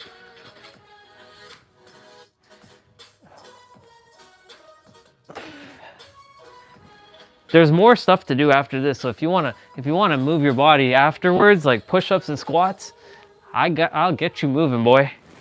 Trust me, I got you. I'll put you to work. Okay, so we're doing side plank holds. So now you're just holding, so you're balancing on your left arm here, and you're contracting your left oblique. How do you do that? You just simply suck in your gut. Your body knows how to do that, and your mind knows how to suck in your gut. It's not something that needs to be taught, it's just something that you naturally know how to do. Spin around. Now we're on the other side. Now if you're having a hard time balancing, you can bring your right foot forward and left foot back, and you can balance like this. But I stack my feet. It creates more of a challenge for me.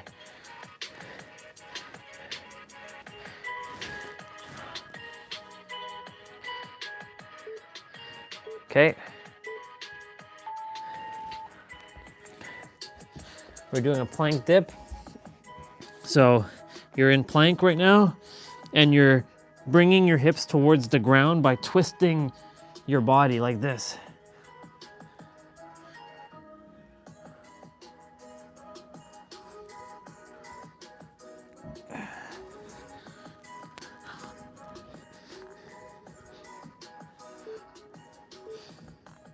Okay. And then we're doing spider climbers. So you're in a high plank and you're bringing your knees to your corresponding elbow. So right knee to right elbow, and then left knee to left elbow. So that's targeting your obliques and your core. Mainly your obliques though. Final exercise, by the way, for abs.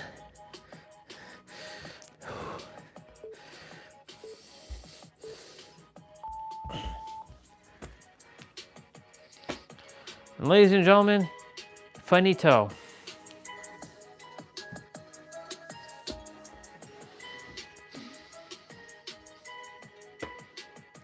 That's it for all of you, but it's not done for me. I have lots to do.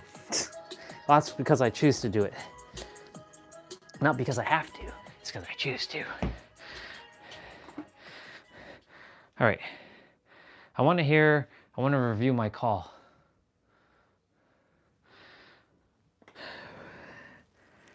Nah, bro, you did good. There's no competition. We're not competing.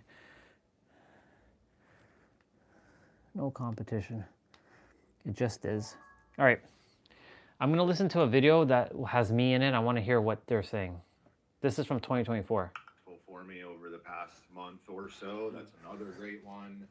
Another idea is what's called TRE, which is traumatic release. Definitely can bring some things up. I'm not a doctor, so make sure that you are safe and aware of what comes with that. But it's basically like creating the conditions for controlled shaking, which is some of that trauma releasing. So I definitely encourage you to dig into some of that stuff to help move some of those things so that you can share yourself, who you really are without those masks. And just within the past couple of years, this is my story again also. That entire last business that I ran, I was not me. It was this facade. It was this version of me that I felt like I needed to be for other people. And that's not me speaking, that's me just listening and saying yeah in the background. You're not all the time is just exhausting. Yeah. Lily, you want to chime in? Hi, Lily, my sister. Thank you, Andre, for for sharing all this stuff. And we are family. You said it now, so that's done. That's done indeed. That's done. It's so fun because I remember the inner stand comment because it really resonated with me. So I'm so glad you're here. When you were speaking, what came to me is the 55th gene key. Yep. So I've been thinking about this a lot, and it's a really tough one to. It's 55th gene key. And I actually working on it. Yeah, that's actually in my SQ in my original like profile. So freedom. No Yeah, I can do that. Yeah, so that's what came up to me. I thought,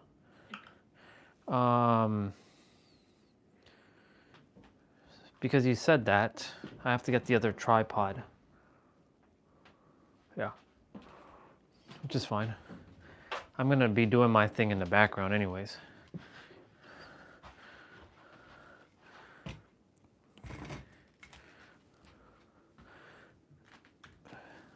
So I'm gonna replay all that basically from the beginning.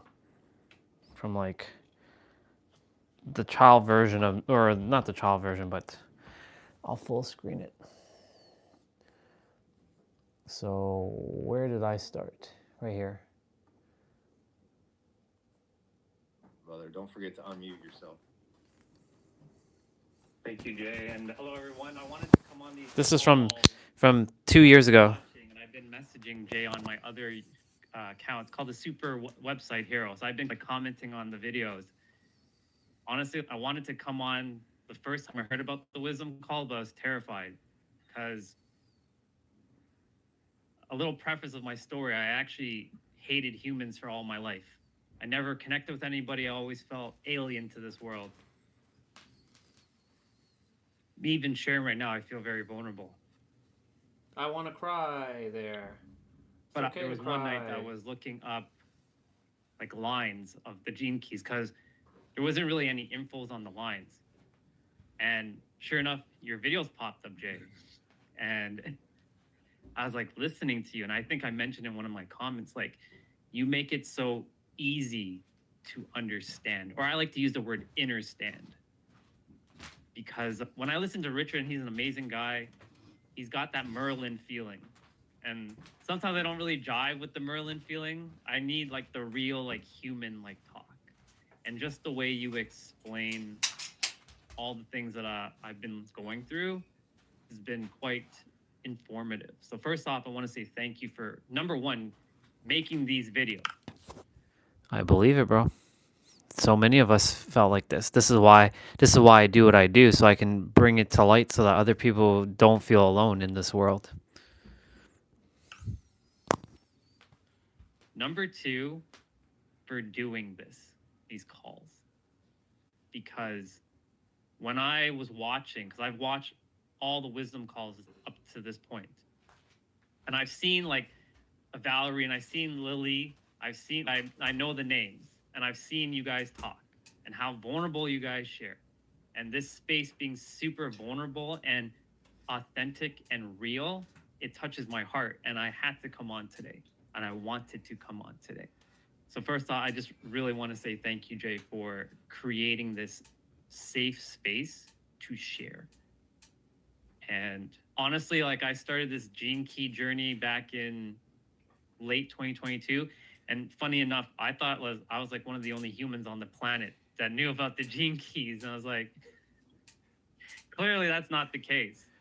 And I looked at my like spheres, and I have the rebel gene key, which is gene key 21, valor. And as Richard likes to say in his audio, that makes sense. A bit of a reputation. I'm like thunder below and lightning above. And to preface, I called myself the supervillain of hate for practically all my life since the age of 12. And I went on to this like hating humans for like at least 20 to 25 years of my life. I'm now 39.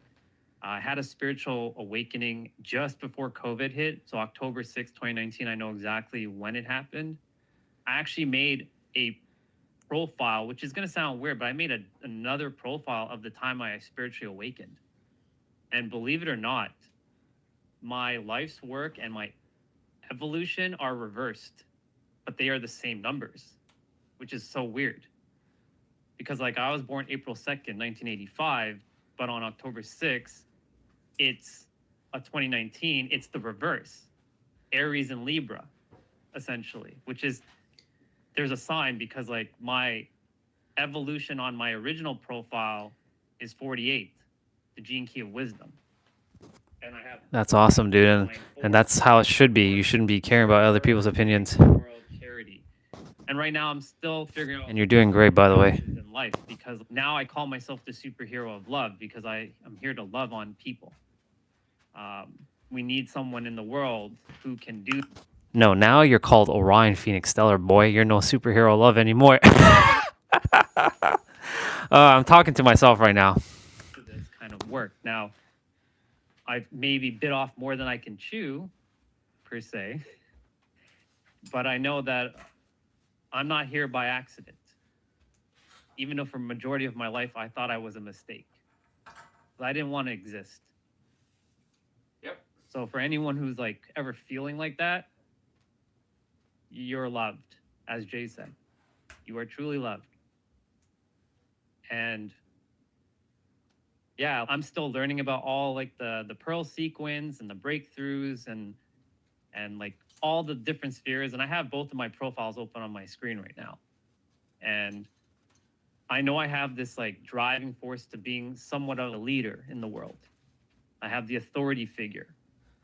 It's just that sometimes I struggle with an outlet of like how I can bring my wisdom because like I have a YouTube channel, hasn't quite gone the way I expected, but it's going the way it's supposed to. Like I go by life as things happen the way it's meant to happen. Like I let go of what is known as control because that's the shadow and just surrender. Ultimate surrender, just like allowing things to unfold the way it is. So like in this world right now, I'm just figuring out how do I like bring my wisdom. That's awesome, dude. I don't have an answer for anything that someone's going through. Like I can cover any kind of range of subject matters. Yep. Personal development, like spirituality, like romance or like relationship, health, all the things. It's just basically clarity was one of the things I always struggled with because growing up, I wanted to be a superhero. I wanted to be like a Power Ranger. I'm just going to be honest. I wanted to be a Power Ranger saving the world. But people told me that doesn't exist. They're not real. You can't save the world. Who do you think you are? So then, of course, over time, I let that voice say, yeah, you can't do it. And I went the logical route and I became an IT like administrator. So I've been doing logical kind of work all my life. And now I'm learning to start tapping into my right side brain, my intuition, my creative center. Easier said than done, but I'm working through it.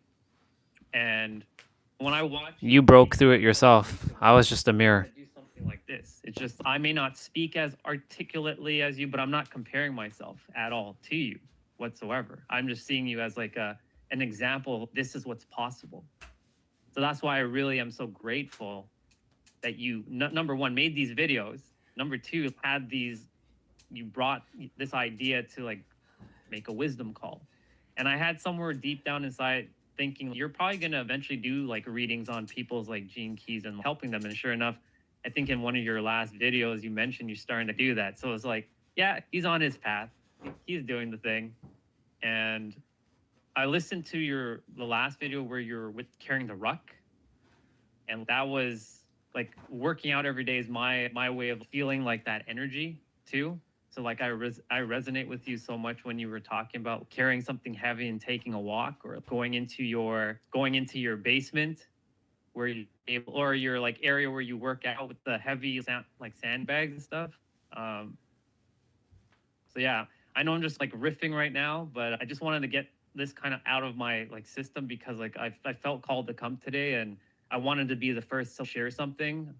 So thank you. I may have something later on to share, but I just wanted to say thank you.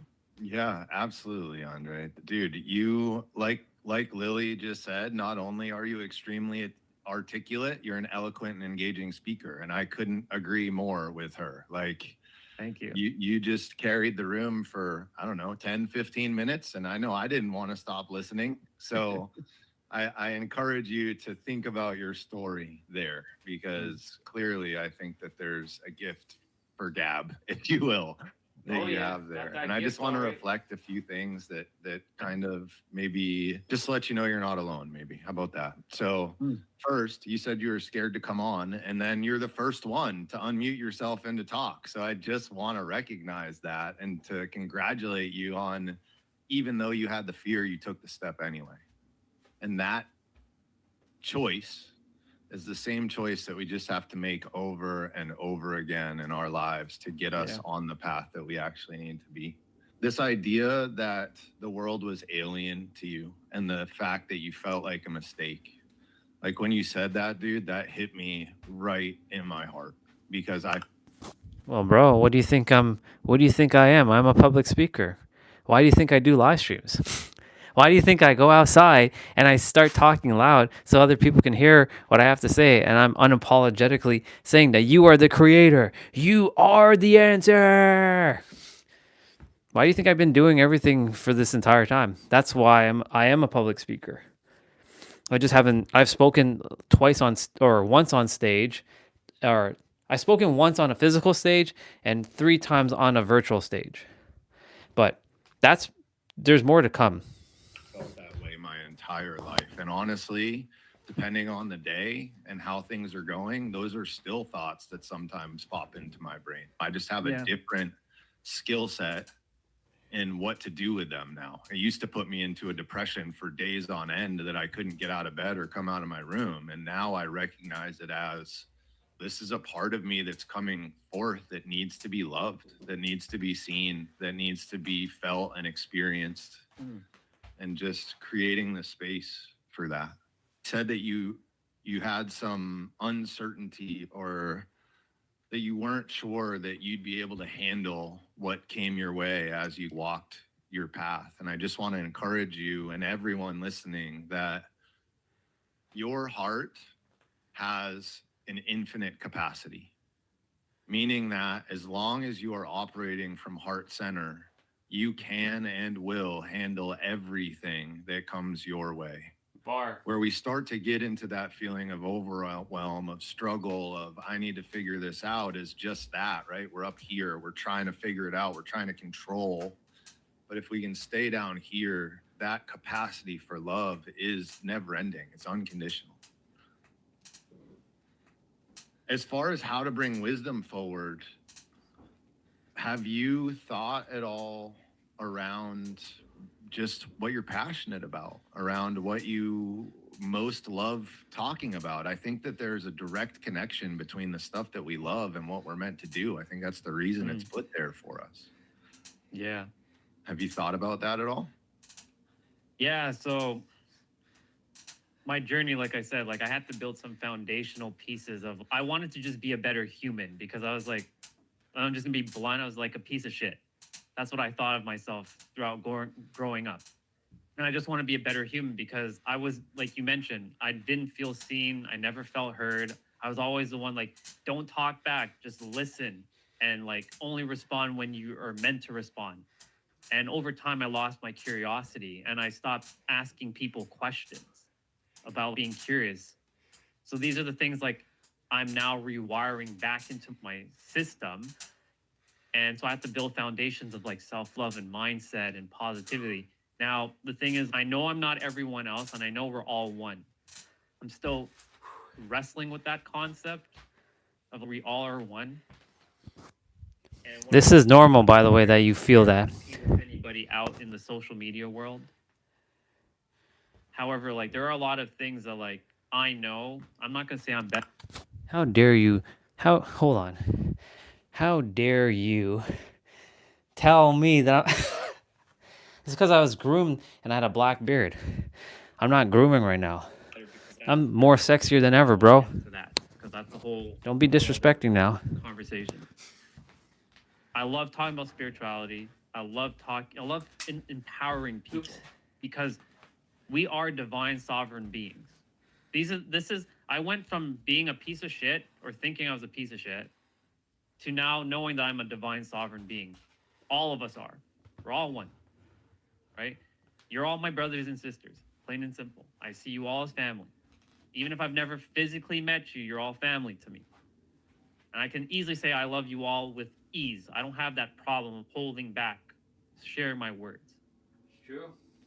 But I want people to know that the way I'm living my life, that they are able to access that same energy because it's theirs.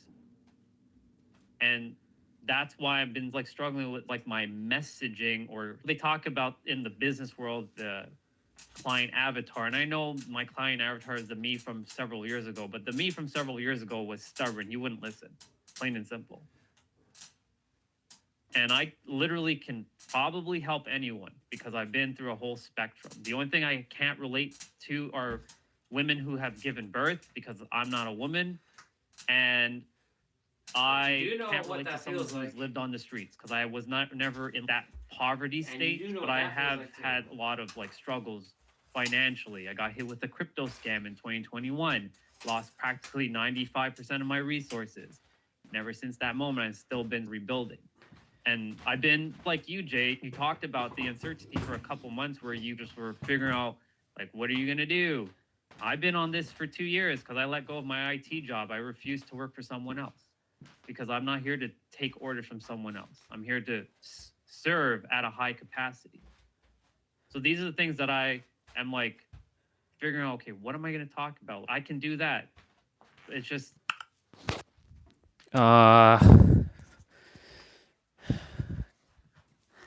that one is actually by your design. There is really no way to access it except through maybe some really, really deep meditation. And you go so deep and you ask yourself a question, previous self, can you reveal yourself to me? Or can you provide me some things that I need to know that I must do in this lifetime? Something like that. And then you just sit and wait. But you don't, when I say wait, I don't mean like expect an answer like that moment. You might get the answer like 5 days from the moment you ask, and it'll just come out of nowhere. So there could be, that's fine as long as you don't hate yourself now, because the past is an illusion. As long as you're okay now, you're good. It's okay to have hated your past as long as you don't hate it now. If you still hate it now, then there's some work that needs to be done to let go of that. You can forgive yourself. There's nothing to hate though, because you were born perfect and complete. All of us are.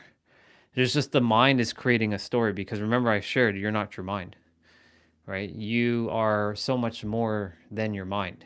But in order to get to that, you have to allow yourself to, you have to basically let go of your identity of who you are as a person, but still operating with that character, like the body and the mind, and seeing it as tools. Yeah. But it's okay. There's no, as long as you don't make it a problem, it's good. But if you still hate it, there might be some things that you still have to let go of. part of me put in some effort in the past and it didn't quite work out. And I know maybe it's because I wasn't aligned, and that's okay.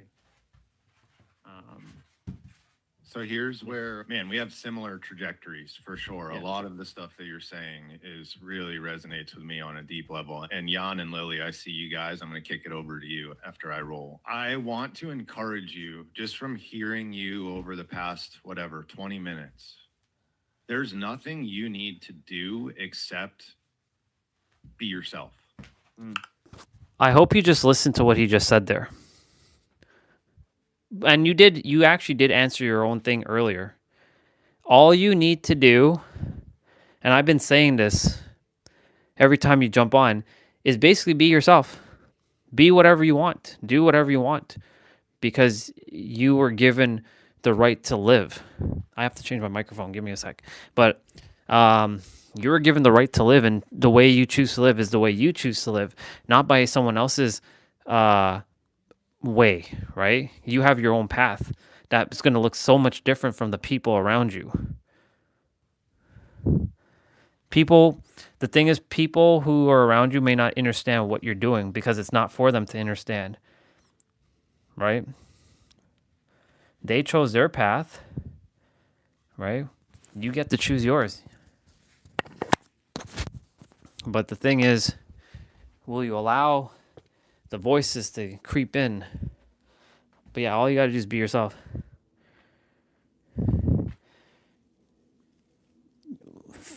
Where, when you say here, you mean on the live stream, or do you mean in general, like in the like where you are in the physical? I'm gonna continue the video in a moment. I just want to see what you said. Actually, I'll play now. I'll just hit the video. One sec. All you have to do is get in front of a camera or a microphone or whatever, or a computer, and write whatever medium feels good for you.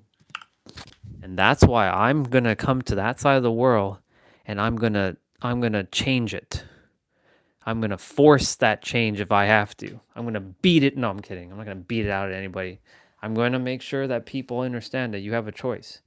You don't have to continue to adhere to that. And if more people understood that on that side of the world, then that side of the world will also change.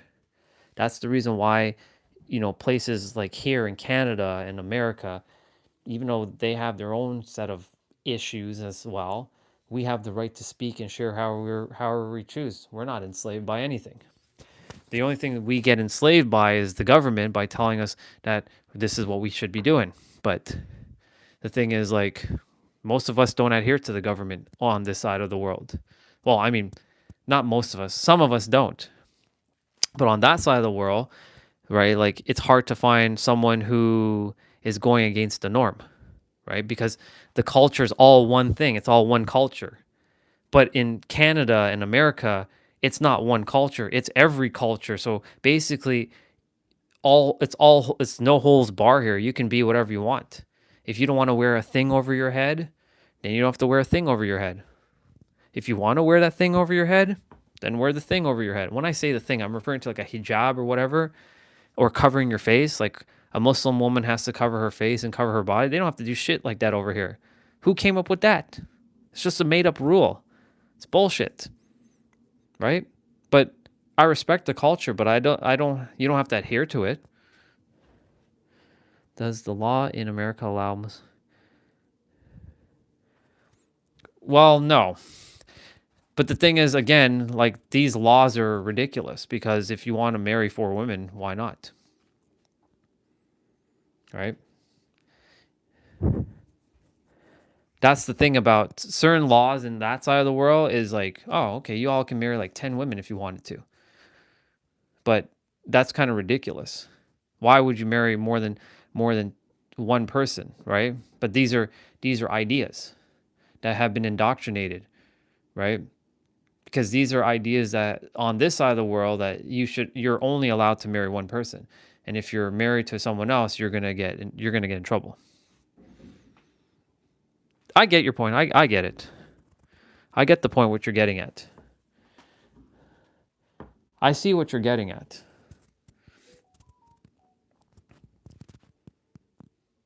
There are certain things that are better over there than it is over here, but there's a lot of more freedom on this side than there is on that side of the planet, on that specific like area of the world.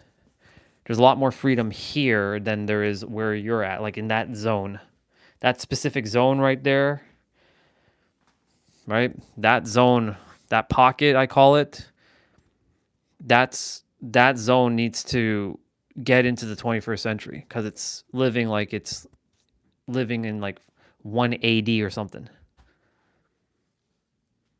Well, it's only a fear if you allow it to be a fear. Maybe you're the one that's supposed to be the change maker there. Maybe you're the one that's supposed to do it.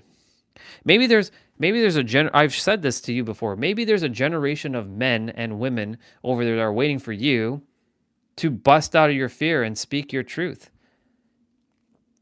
There's nothing that you should be fearing. Fear is an illusion. It's not real. You're always going to be safe. Yes, your body might go bye-bye, but then guess what? You'll come right back. Death is an illusion because your soul is immortal. It's infinite. You just don't remember what your soul looks like. because your mind has created a layer that blocks you from knowing your true self. That's why I said I know what everyone looks like. I can see everyone's soul. So when I see people doing things that are like what the fuck are you doing?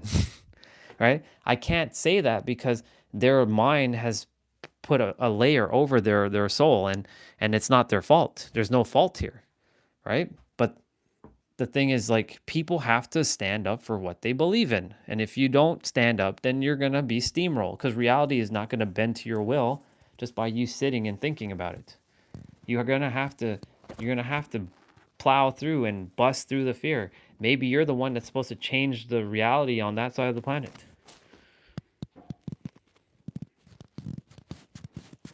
The thing is, with the laws in America and Canada, you go with them, but you don't have to agree with them.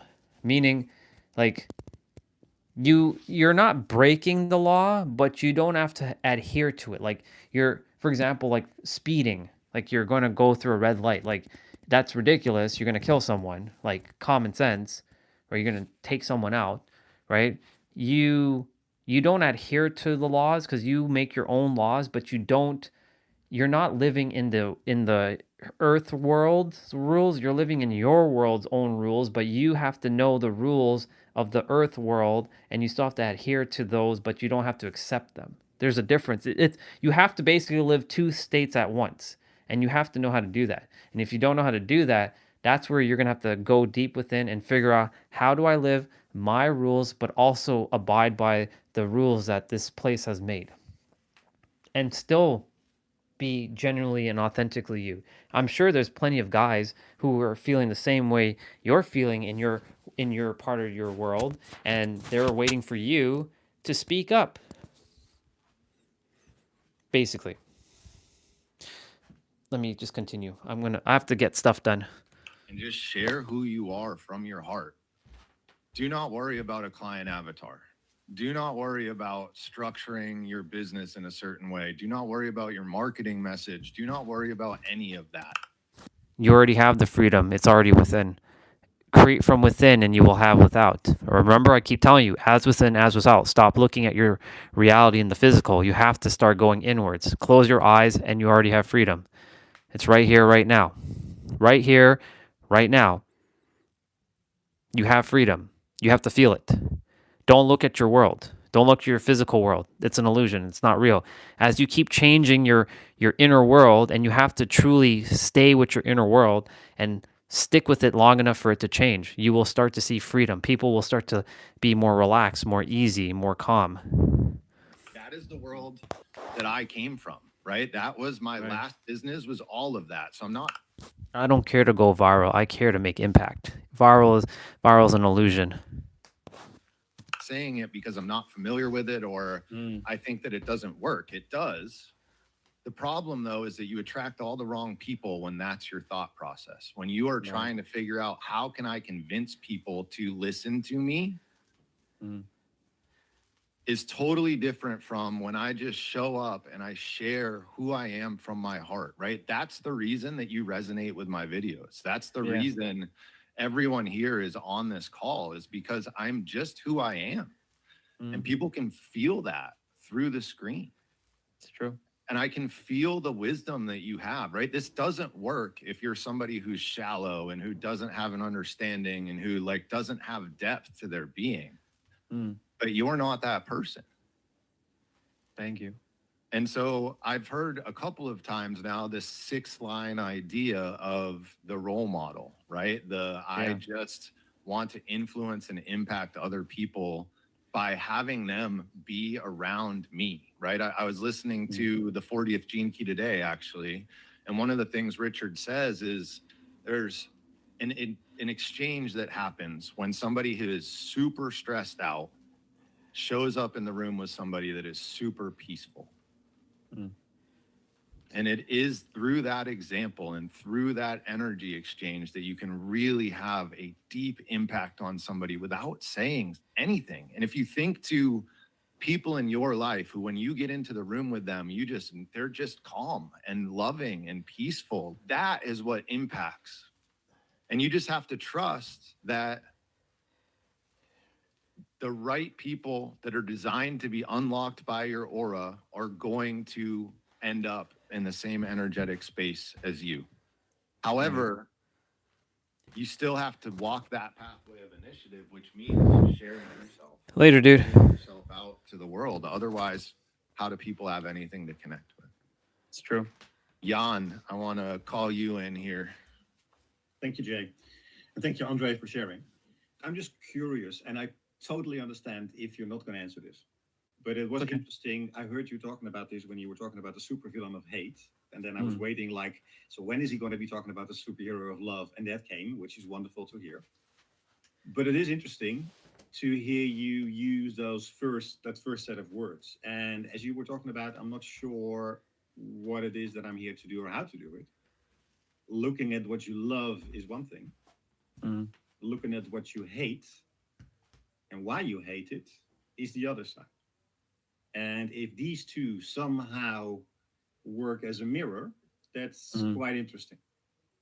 And I think so that there was an observation. And again, this is what you don't have to answer. I'm just curious if you know what made you hate people, hate humans. That's one thing, because my initial sense is something happened, and it happened over time. And I think you were alluding to that in a bit when people were saying to you, you can't save the world, right? And if that's said to you over and over and over and over and over again, knowing it is one thing, but my experience is it's also stuck in your body. Yeah. So where I hear Jay say, all you have to do, and I'm with you, Jay, don't get me wrong, I'm with you, all you have to do is show up. I can also relate to, because this is my story, the resistance and the hesitation to just show up. So because there is stuff in your system which basically says, yeah, and then I'm going to be hurt just like the last time. I'm not going to be doing that. So that's what showed up for me. And I love, by the way, and it's interesting, especially when you think about the hate, when you think about the words you used, you can't save the world, right? When you think about what you said, I'm not here to take orders. There's a pattern there. And I'm just curious, but even more curious for you to figure out what it is that you don't know, which is subconsciously hidden in your body right now, which is really pulling you back to do what you want to do. Yeah. That's my share. I appreciate that. Thank you. Thank you, Jan. Andre, does that resonate? Do you feel some Do you feel some resistance to showing up? Yeah, a little bit. I got rejected a lot when I was younger, like a ton. There's a lot of women on the call right now, so please be mindful that I only have love. But back then, I fucking hated women with a passion. That was it, being rejected. And then when I was 13, there was an incident that happened at school where it was a friend of mine, or I thought was, he was being bullied. And I was bullied when I was younger, so I knew what it felt like to be bullied. I went to go and help him, and I did. But at the consequence, I went to console him, comfort him. And back then, and again, I only have love and respect for the LGBTQ community, but back then being called gay was like a crime. It was a sin. And I was called that. And the entire school started calling me that. And eventually I started wearing like dark clothes. I had to change my persona. I was basically wearing masks all my life. I literally didn't even know who the fuck I was. I literally wore a mask until I was like 34, when that spiritual awakening happened. And how that came about was a woman was literally lifeless in her car while I was driving by on the highway. And some white light just hit me like, oh my fucking God, this woman is dead in her car. What have I been doing on this planet? I've been wasting time. That's literally how my awakening happened. But yeah, I haven't been seen or heard. And as I shared, like, whenever I would speak up, it was like, you're talking too loud. And this is all, of course, from like parents and stuff as well. So like they added their own layer of stuff. So it wasn't just outside, it was also in the home too. So I never felt safe anywhere, basically. So I'm starting to find my tribe, and I know I might end up having tribes with you guys. Who knows? I don't know. I'm open to whatever happens. And I'm just walking this path and just figuring it out as I go. So you referenced the video that I did with the ruck and working out and stuff like that. I think Jan has a good thought here in that a big part of the work that feels important right now is probably moving some of that trapped energy around. And so doing some different embodiment practices like breath work stuff, or go to that human garage video that I mentioned. Have you ever done any fascial work before?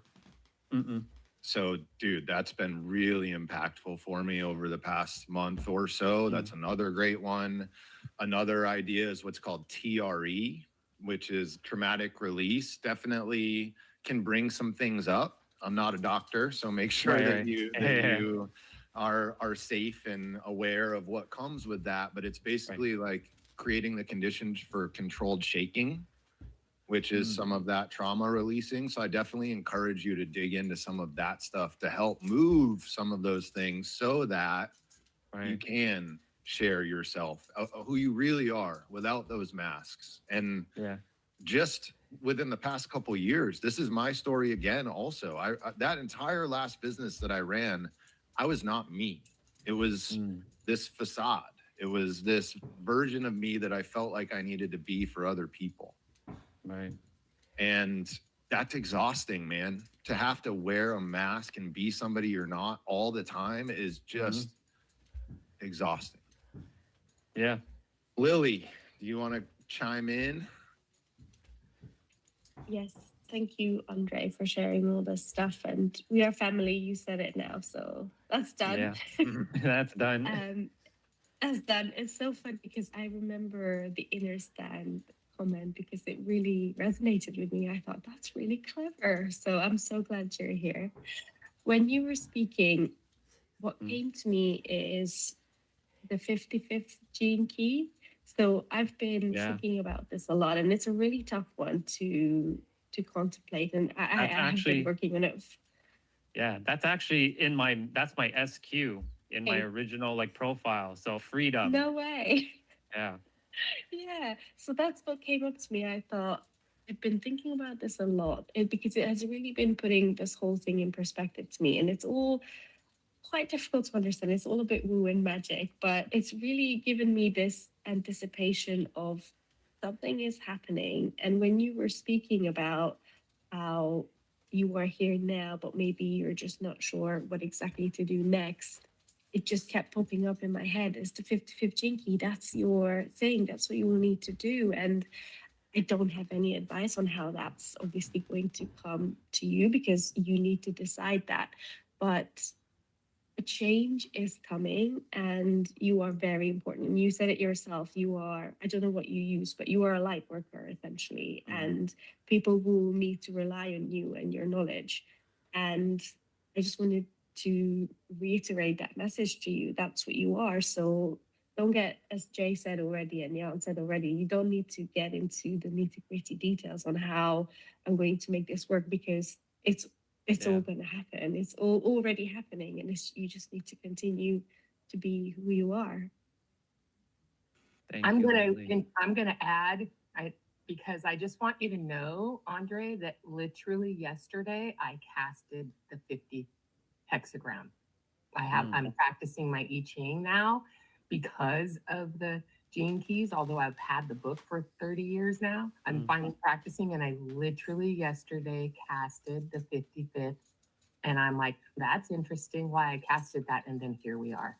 So, yeah. It's just all connected. Yeah. It's so nice to have you here. Thank you.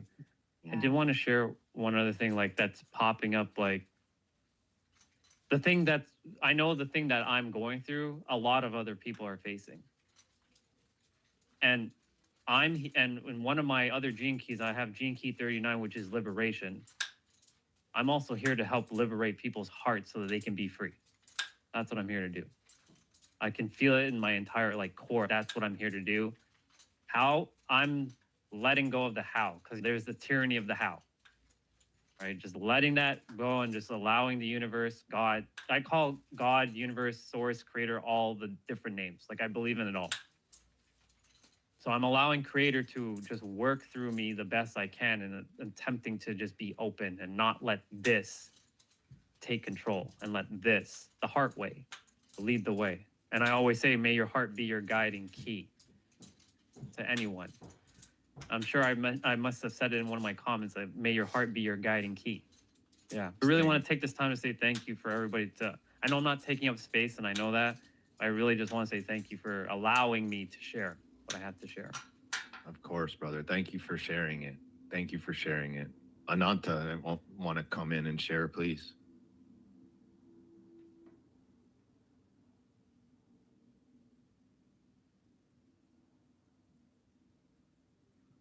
Can anyone else hear Ananta, or is that me? No. Okay, Ananta, we can't hear you. You're not muted, though, so I'm not sure. Yeah, no, still can't hear. Maybe try and log off, log back in. Let's see if that works. Okay, let's go to... I did want to ask one thing to Jan, because I remember in the last wisdom call that you were talking about that chart thing behind you. Yes. And I was curious about if it's possible to have a copy of that, because like it looks very fascinating to me. Jay has it, and Jay has my permission to share it with all of you. And I'm not sure. I don't think it happened in the previous email that you sent out, Jay. But Jay has full permission to share it. It will come in this.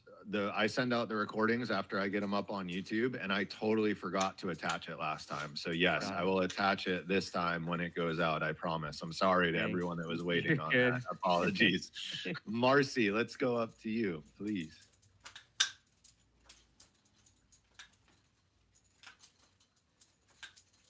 You're muted too, my dear. There we go. Is that better? Yes. Thanks. Yeah, Andre, just thank you so much for showing up exactly as you are. It's the gift of permission is what I'm really receiving through you. And the part of your share that is got my heart thumping is the little one that wanted to be a Power Ranger and save the world. And I'm just feeling drawn to this invitation to have the courage to be with the love of that little one that wanted to save the world. Because it is like so powerful. It is so innocent. It is so real. It's so true. And it's so scary. And to have that much love, that much vulnerability, that much desire to be of service at that level, and then to be shut down in that place of shutdown. And for me, what's coming up is I remember I wanted to solve world hunger. And so I wanted to be a nurse, and that's what I was going to do. I was going to figure out how we could feed people. And I got shut down. I got laughed at by my parents that it was a ridiculous idea. And so that's been hanging out with me, like the pain of the shutdown and the power of the love behind that desire and awe of saving people. Yeah, so I just wanted to touch in and reflect that piece. Thank you for that. Mm-hmm. Beautiful, Marcy. Thank you. And I agree, Andre. I actually had it written down on my paper and I didn't talk about it. But as you aim to take the steps in the next direction, wherever that may lead, I think getting back to that sense of innocence and reconnecting to that version of yourself and operating from there is going to be a key piece of that puzzle. And it's going to take some work to get to a place of trust that allows you to be with that part of yourself again because of what has happened in your past. Yeah. And just reminding yourself that disconnection happened for a reason, and the reconnection will happen for an equally potent and powerful reason. Yeah. Ananta, let's try again. No, still no. Sorry, girlie. Looks like we're listening today. It shows her mic is muted, but did that time? I think it was unmuted though. Will you try and unmute and talk one more time? Yeah. No. Still no. We tried. Ananta, you may want to check the microphone settings next to the mute button. This little arrow, and see if the right microphone has been selected. Because it looks like you're on your AirPods, and maybe you selected a different microphone so we can't hear you. Just so you know. And feel free to try throughout to say something. Maybe you'll interrupt and we'll get a brilliant piece. I did want to share one thing about what you were sharing about reconnecting to my little me.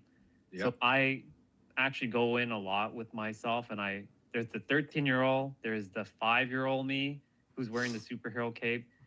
I actually had a sort of like a hypno session like back in 2021, just after I got hit with my like crypto scam that happened back then. And I was like sitting, I saw this door behind me. I walked through this door. I hear this little like boy crying, and it's me.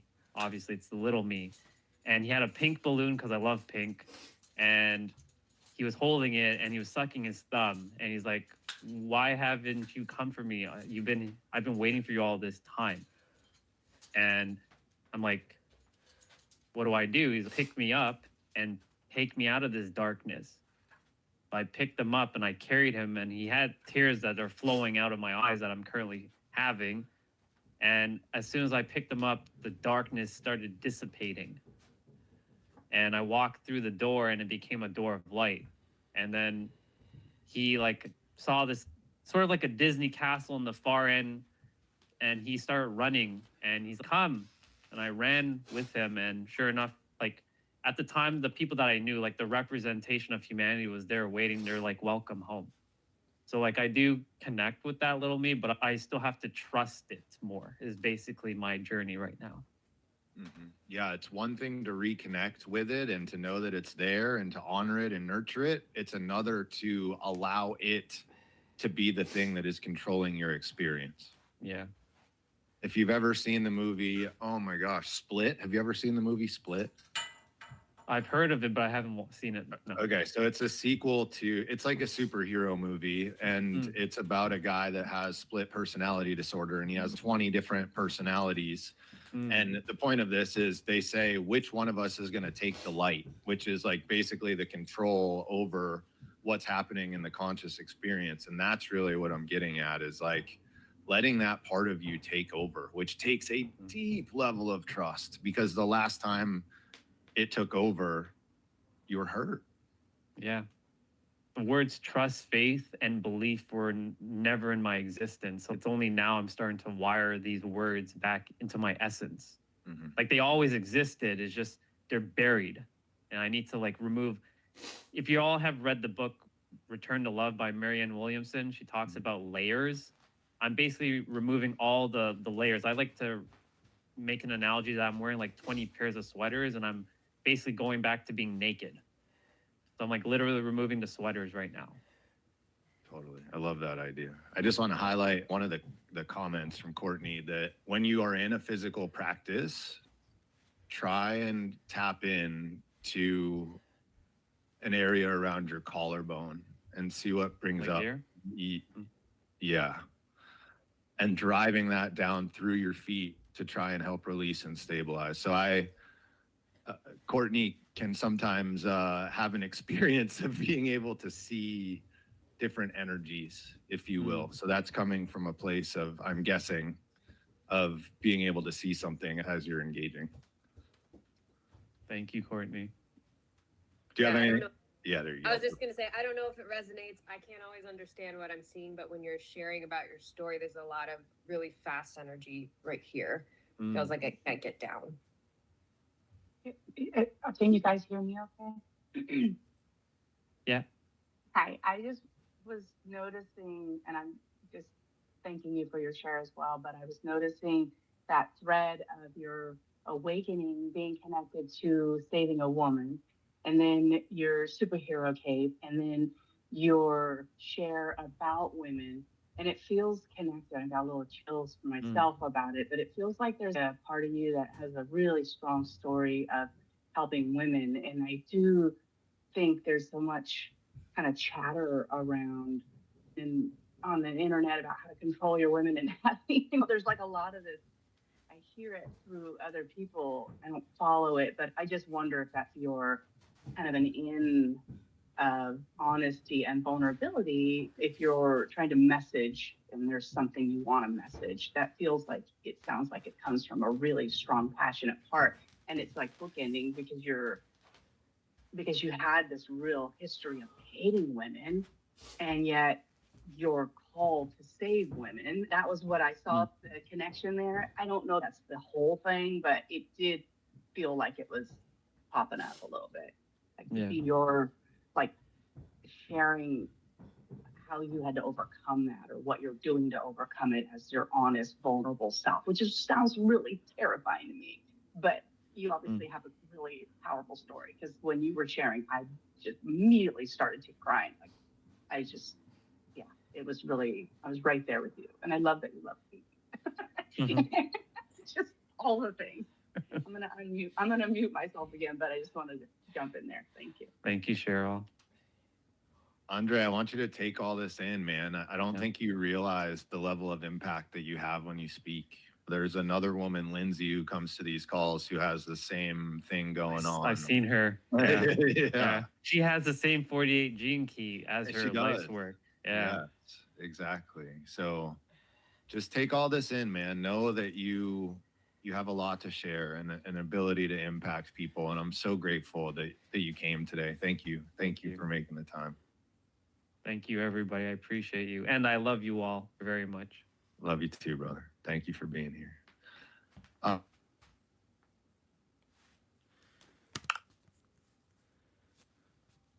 Is feeling the call to unmute and bring something up. Let's move on. Let's go to our next part, whatever that may be.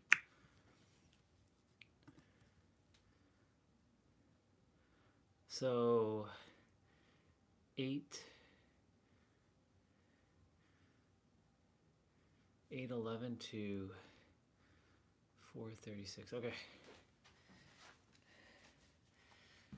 All right.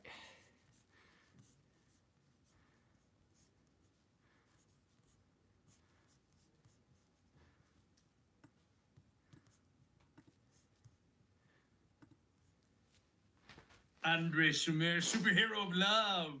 We are here talking about Module 2 and recording this so that you have it.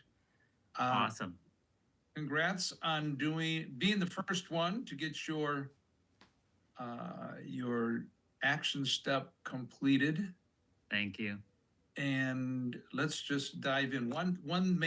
Their very first thing, and this is for all times, I would like you to begin to be very conscientious and aware of time. Gotcha. Okay? Yeah, I know. I was kind of like. You went a little bit over compared to last time. Yeah. So we gave the perimeter of 5 to 7 minutes. You did 8:47, so it's almost 2 minutes over. Yeah. And the reason it's not, it's because as we become professional speakers, and somebody gives you a time, you gotta stick with the time. You want to stick with the time. If they say, "Oh, it's okay, go ahead, you got more time for Q&A or whatever." So what I would suggest, number one, are you recording on your phone? Yeah. Okay, so that makes it challenging. So there's one of two ways. Are you a smartwatch person? I do have an Apple Watch, so I could put like a timer, or I can set up another. I have a spare like old phone that I can set a timer somewhere. That would be good. Do you have one of these? The phone tripod. You can get this. I do. Yeah, I do. Okay, so that would be good to put up a timer. Well, you're using something to hold your phone, but if you have a second, the other thing that somebody taught me, I'm not a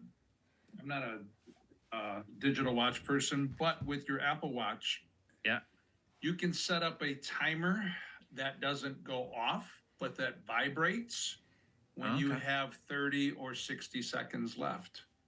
Oh, I like that. That gives me the cue of like, oh, time to wrap it up. Exactly. So it depends if you would like to set yourself 2 alarms or just one.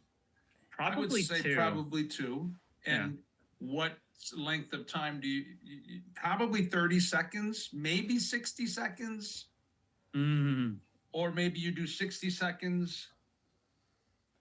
Probably 60 and 30, so that it gives me like, okay, now that 60 second is like, okay, now I know, okay, I have a minute left. Yeah. And then that 30 seconds is like, okay, now I really gotta like wrap it up. Yeah. I like this idea. I'm gonna play around with my Apple Watch and find it, because I don't really mess around with all like the stuff. I just wear it as a watch. So, yeah. So that might be helpful for you. Yeah, that's a good suggestion. All right, let's just go through and see what we can find. Oh, and first of all, you stood back a little bit, so now I can see, your waist up, which is great. Yeah, that's important. And I'll just make comments along the way. Of course. Have you ever been told that you couldn't be something when you were younger? I was told that I could not be a superhero when I was younger. And I had to succumb to society's ways of life. And I held resentment, anger, frustration for the entire world. Right there. Good. You posed a question. You gave the audience a moment to think about it. Yeah. Good. I don't know if it's that. That makes sense. Yeah, that makes sense. Because like when you're like good. You posed a question. You gave the audience a moment to think about it. Yeah. Good. I don't know if it's that attention grabbing. It could be. But one small thing, but big thing, your hands, if you're talking about something big or strong, holding like this is not the best way, I think, to embody it. If you're just using the fingertips and you're talking about, I was angry, that's a delicate.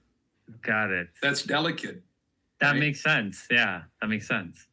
Because like when you're like you making me aware of like holding it like that, like I am angry. Yeah, like now I'm like not too angry, not too angry. I'm holding a pin. I'm holding a pin.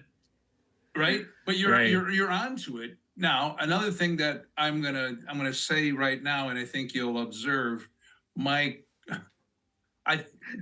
is your right hand heavy? Is my right hand like right now? No, when you are speaking. Just observe and see. Okay. I hated everyone on this planet. I absolutely hated. See, so when I hated, that's delicate. I hated everybody. Yeah. And there's even your stance. Yeah. Be big. Be big. Flex your muscle. If you hated, hate. And when you're saying it, it comes from the gut. I hated everyone. Or you. So let's demonstrate. I hated all of you. Your soul is mine. Your soul is mine. Yeah. I hated all of you. There we go. We practiced. See? Isn't that so much better? Yes. Let's go. We're watching an old piece of coaching or mirroring from my speaking mirror, Christoph, the guy who I met in Vegas, who I took his course, and I had to do like my own speech and stuff. So when I told you I was doing all this stuff, I was doing all this stuff. And I'm glad I found this. So I'm just doing my stuff in the background, but I do have to go shower, and I'll get my weights done when I come back from showering and all that. So with that being said, enjoy. Or grit your. One thing when I was doing this, my dad was sleeping and it was freaking cold outside and I didn't want to shoot outside. So I was like, I want to get this done now. So there's this like I told you, the energy thing that I'm like being cognizant about. because you're being respectful and they're like, whatever you're doing, right? I get it. Yeah. And these are tips, right? These are, and this helps though, because like when I'm on stage, I'm not gonna be like, I'm angry, like with like, you know, like the. And I will say, just from the, you know, the time that we were together in Vegas, you already are. You truly are. I Thank see you. that you are pushing and doing your YouTube stuff. You're doing practice daily. So even though it's a different medium, you're still doing it. And that gets you into the rhythm and the energy and the consistency. Now it's implementing these little shifts. What are these little things that you can do that really brings it even more to life? So like, right? for example, when you say like, if I'm emphasizing something like I hate it, like I would do something like that instead of like I hate it or something like that, right? Yes. Yeah. Got it. and flex, right? Even and it's not like there's a right or a wrong, but I would say try different things. And now that you have a cape, that might even make it feel more real, right? Right. It's just a sweater with like Never anything that I could never be a superhero. And I succumbed to my anger and my hate for 20 plus years of my life. I held so much resentment, bitter, anger. Have any of you ever felt that when somebody told you that you couldn't be something and you had to live a life being something else? So I would suggest maybe, so you're asking the audience, but how are they going to respond? Mm-hmm. And of course, it's different when you're talking to a dead device. Even doing a Facebook Live is easier because you can't see the people, but you know the little eyeball pops. Oh, one person. So I know energetically somebody's on the other side, and it's easier for us to emit and emote when we know there's a live being on the other side, even though we can't see them, as opposed to I'm talking to my dead camera or my dead phone. And this is why these exercises are really pushing each of you, because it's not normal.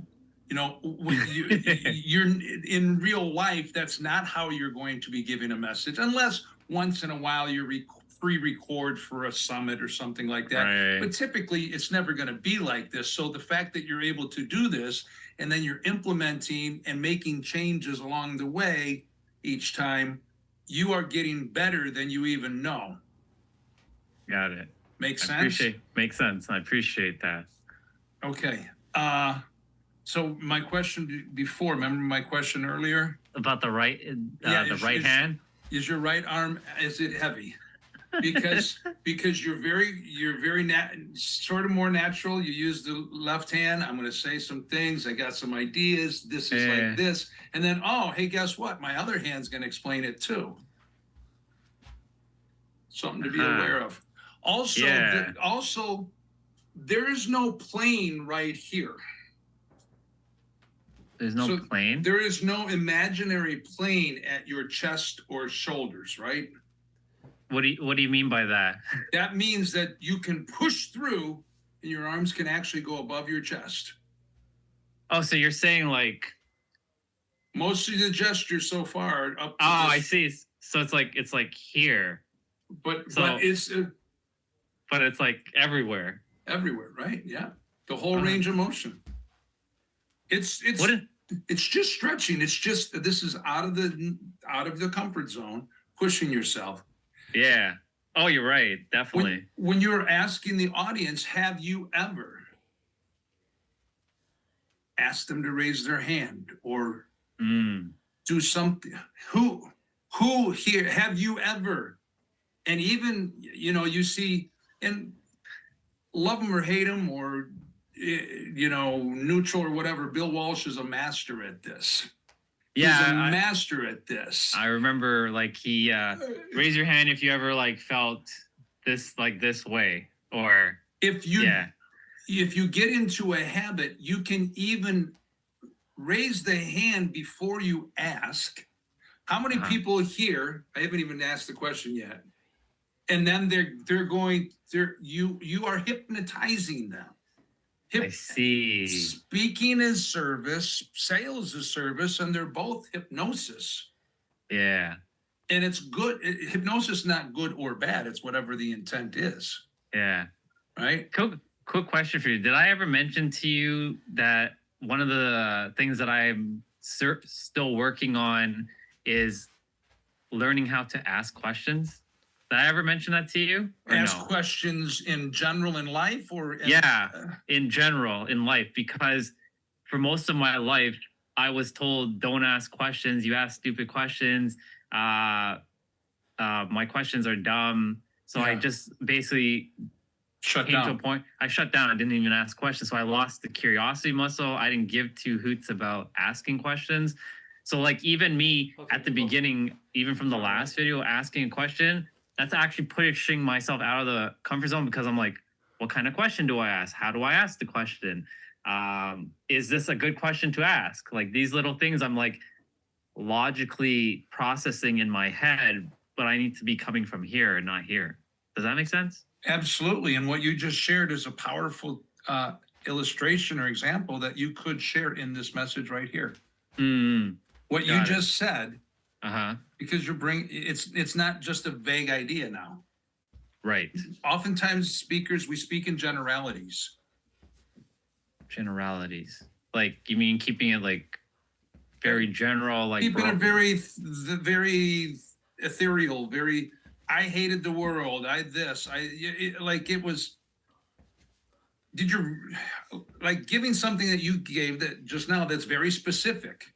I felt rejected. I felt this. I experienced this. And I got to the point where I didn't even ask questions anymore. In school, in life, at the job,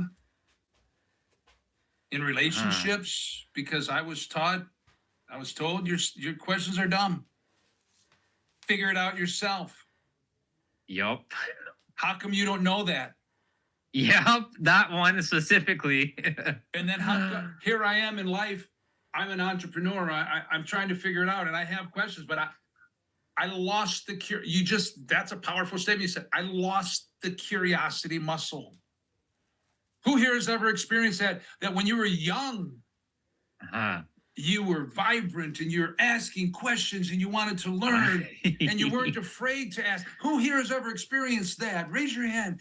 Who here has ever felt you were shut down? You finally reached a point where, okay, I got to do this all by myself, because you're not allowed to ask questions. You're an adult. How come you don't know that? How come you don't know that? Yeah. What is wrong with you?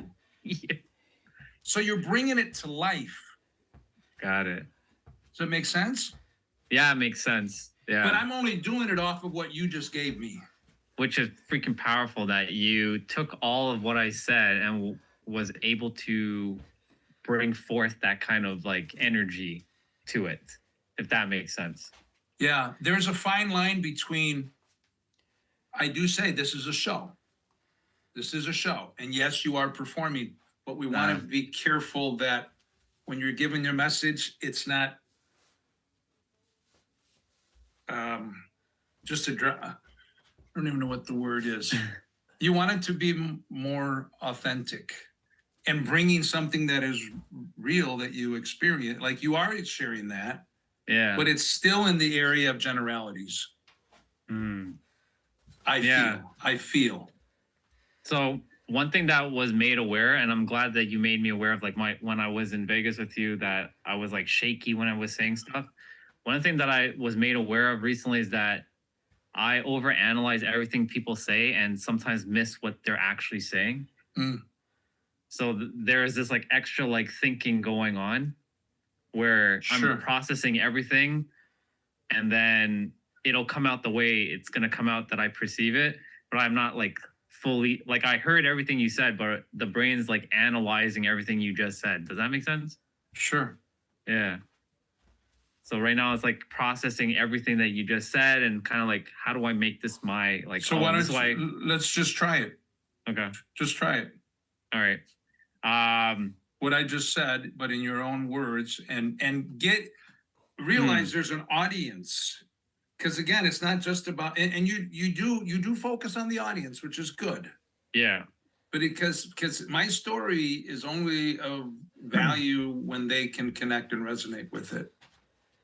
Yeah. So just go ahead. Just do kind of what we've been talking about. Just do a few seconds on that. Wherever you want to start. Improvising. Let's go. I've already been talking. Yeah. Here. Like, Just incorporate it into. Let's listen to the last few seconds and then start from there. Okay. And then add to what we just said. So let's just listen whatever you said here. Okay. Be something, and you had to live a life being something else, living in a shadow of yourself, wearing masks. See, that was very good. We'll go into that later, but go ahead. Just go ahead. Wearing masks and not being your true, authentic self for just being this soul that's just existing for the sake of existing. It sucks. It's soul draining. It's freaking annoying. And having to listen to everybody tell you that you can't be this and you can't do this and you can't do whatever you want. And you have to listen to rules and all this well, I'm not going to say it like that, but all this crap that society likes to throw at you. Well, how could you be what you want to be when somebody's always trying to beat you down? That's what I got right now. Good. Engage the audience. Yeah. Get the audience involved. What about me? Who here resonates with what I just said? You didn't quite. Okay. Now how do I keep going? Just keep going. Don't think about it too much. That's the issue. The over complicating thinking piece is happening right now. And the things I'm sharing with you, it's not set in stone. It's not black and white. I get it. These are my thoughts and my ideas, and I'm pushing you. It's not like it has to be exactly this. I'm pushing you to stretch yourself and try more. Got it. I do like when you were doing and wearing masks. Wearing the mask and the armor. And being sheltered and protect. Yeah, Wakanda forever. But for me, it was something different. It's being using him just in a minute, right? Yeah. Like, they would get that. Okay. Yeah. That makes sense. It's to really engage with the audience more, because like I don't want to just be speaking at them, right? I want to be. Who's getting this? Is this landing with you? Who understands what I'm talking about? Who's been there? Who gets this? Who resonates? I know I already said that one. I'm incorporating what you just said. Is this landing home for anyone? Does this make sense to anyone? Am I being nonsensical right now? No. No? Don't negate yourself. Don't negate myself. Okay. All right. So don't ever negate myself. And then affirm it. Who understands what I'm talking about? I know you do. I know you do. I'm not the only one. It may have been different for you. I'm going to go shower, but enjoy this. In that situation, whether it was in school or on a job, where have you ever felt like you just didn't fit in?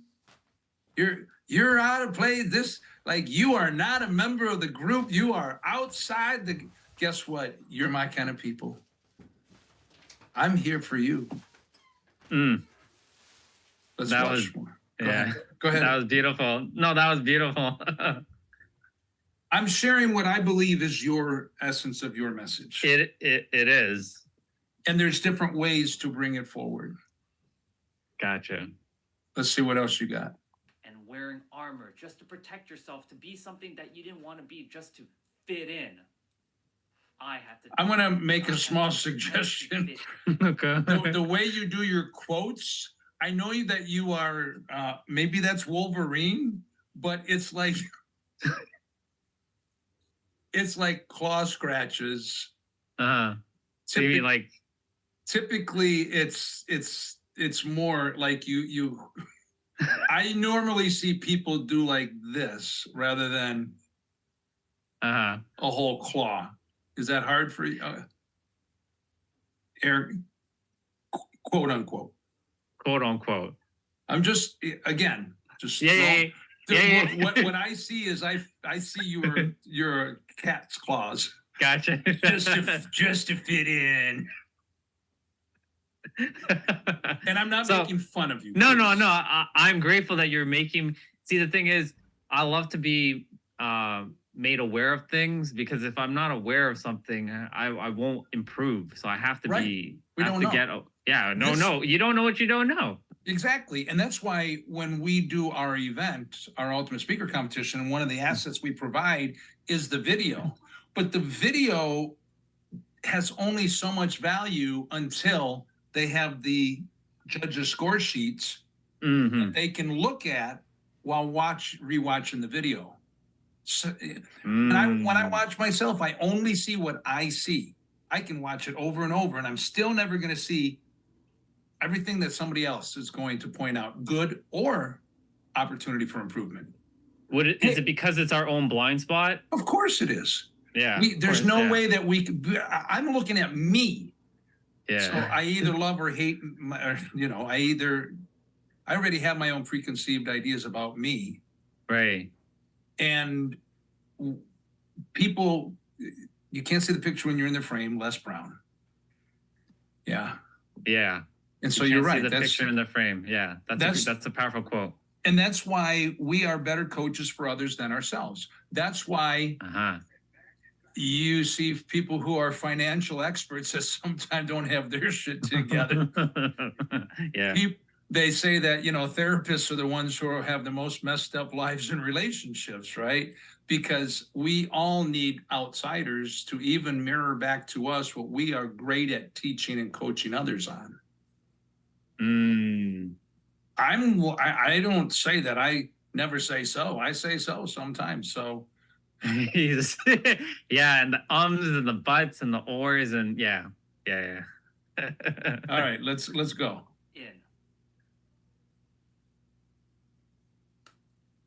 I didn't want to be the way I was. I wanted to be that superhero of love, who I was born to be, to spread love and happiness to everybody. But I was rejected. Nobody accepted me for who I was. I wasn't seen, heard, felt. I didn't feel safe, and nobody understood me. So I lived a life of just loneliness, despair, anger, sadness, and just true alone. I didn't know what to say there. I was like, that word was like true alone. What the heck does that mean? That's where the overthinking came in. Yeah. Or you were probably thinking truly alone, or completely I was thinking alone, or aloneness, or whatever, right? Yeah. And you've heard me on the trainings. I catch myself like, oh, what was that word I just said? Yeah. And that's okay. It's okay to make the mistake. I feel your sincerity, which is really great. You're not pontificating. This is. What does that word mean? Preachy, being a lofty preacher type, saying holier than thou words. Just Are you able to give like a quick example of what that looks like? Because I don't know what that looks like. Thanks.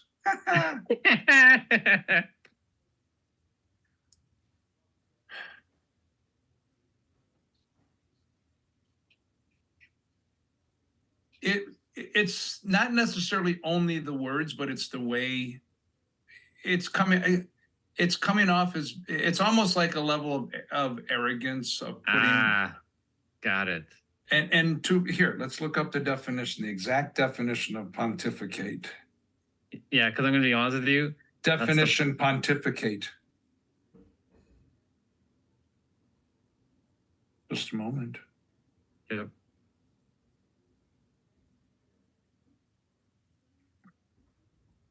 It's better, quicker when I type it in.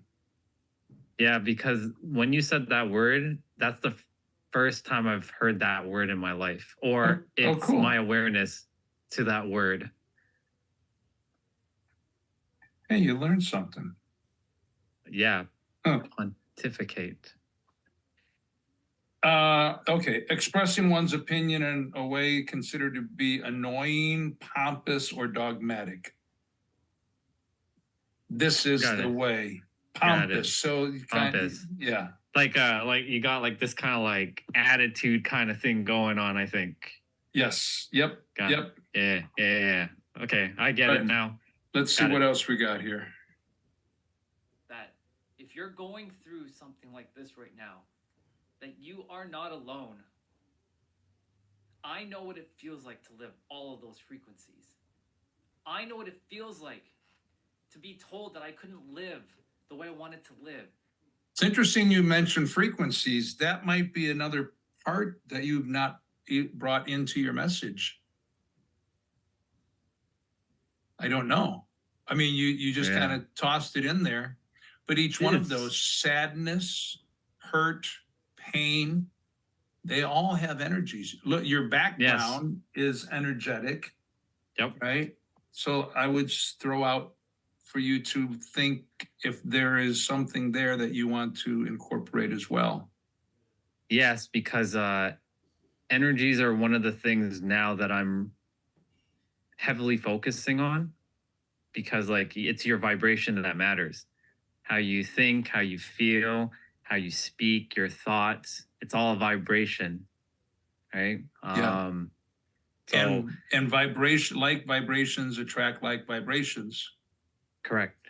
And I put it in the chat last time or the time before, where this known universe is governed by energy and vibration. And I had a cool little acronym, which was the law of vibrational energy, which is love.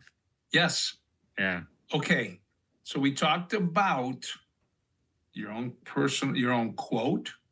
Yeah.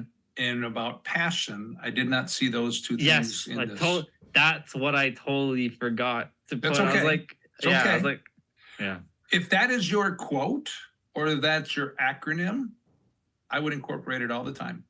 The law of vibrational energy? Yeah. Yeah. LOVE. The law of vibrational energy. The law, say it with me. The law of vibrational energy. The law of vibrational energy. What does that mean? Love. Yes. Love. Do you know who a guy named Barry Shore is? If you had heard of him, you would know. He was our winner at USC Ultimate Speaker Competition April last year. He's like 70-something years old. He was he had a neurological disease that paralyzed him for I don't know how long. He was a quadriplegic. He eventually healed himself. He now walks, but with a walking stick, a 7-foot walking stick. He doesn't stand on stage when he speaks. He sits. But he is the ambassador of joy. And when he does group hugs on Zoom, and he always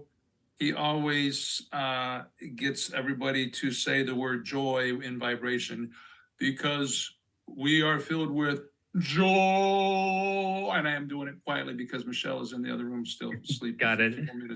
But he does this, the word joy, and everybody together. I'm not saying to copy him. I'm just saying push yourself. Be creative. You've got the intellectual information. I do. Yeah. and now embody it in these other ways. I love the acronym. If that is, and if you're the superhero of love, then you have to use it. Oh yeah, for Because sure. what is this? You may be the superhero of love. What does that mean? We live in a universe that is governed by vibration and resonance and energy. There is a law of vibrational energy. A law of what? Vibrational energy. Even say it again and say it with energy. A law of what? Vibrational energy. And if you put that law of vibrational energy together, what do you get? Love. Now you begin to understand. And I'm here to smash through those limiting beliefs and that pain and that sorrow and that hatred that I had before. That energy that was of hate, and I wanted to destroy the world. Yeah. Thanos, you know who Thanos is? Hell yeah, I know who Thanos is. That was me. Yeah. Something happened, and I had a shift. There was an experience that happened in my life one day. I don't even know the exact day or time, but something shifted. There is a woman who passed away. I don't even know her name. Here was me all up until that time thinking I wanted to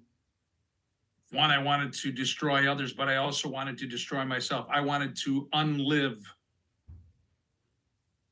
And then something happened and I changed. I began to transform. And that energy of anger and hatred and because of the loneliness and the rejection, I shifted that to turn into the complete opposite. That now my goal, my mission, my passion is to unite the entire world in love. Yes, you may think it's a lofty, high ideal, but it's my mission. It's not yours. I'm not asking you to sign on, to enroll, to sign up for it. This is my mission, my calling, and I will dedicate, and I have dedicated, and I'm focusing my entire being and my actions and everything I do every day to be a vessel of that law of vibrational energy, which is love, uniting the planet. Better than me. Wow. That's you. Now you do it in your way. Yeah, that was. Other people. Sorry. No, that was powerful. You are powerful. We are powerful. We are. Yeah. Get out of your head. Yeah. People telling me what I should do with my life and not listening to my own self. Because I didn't know any better. And I trusted people. And because of that, they betrayed me. See, so many people are going to resonate with you, man. Seriously. And I used to blame a lot. I used to blame You know. All right. I'm going to pause for a moment. I want to come back. I heard that. I felt that one.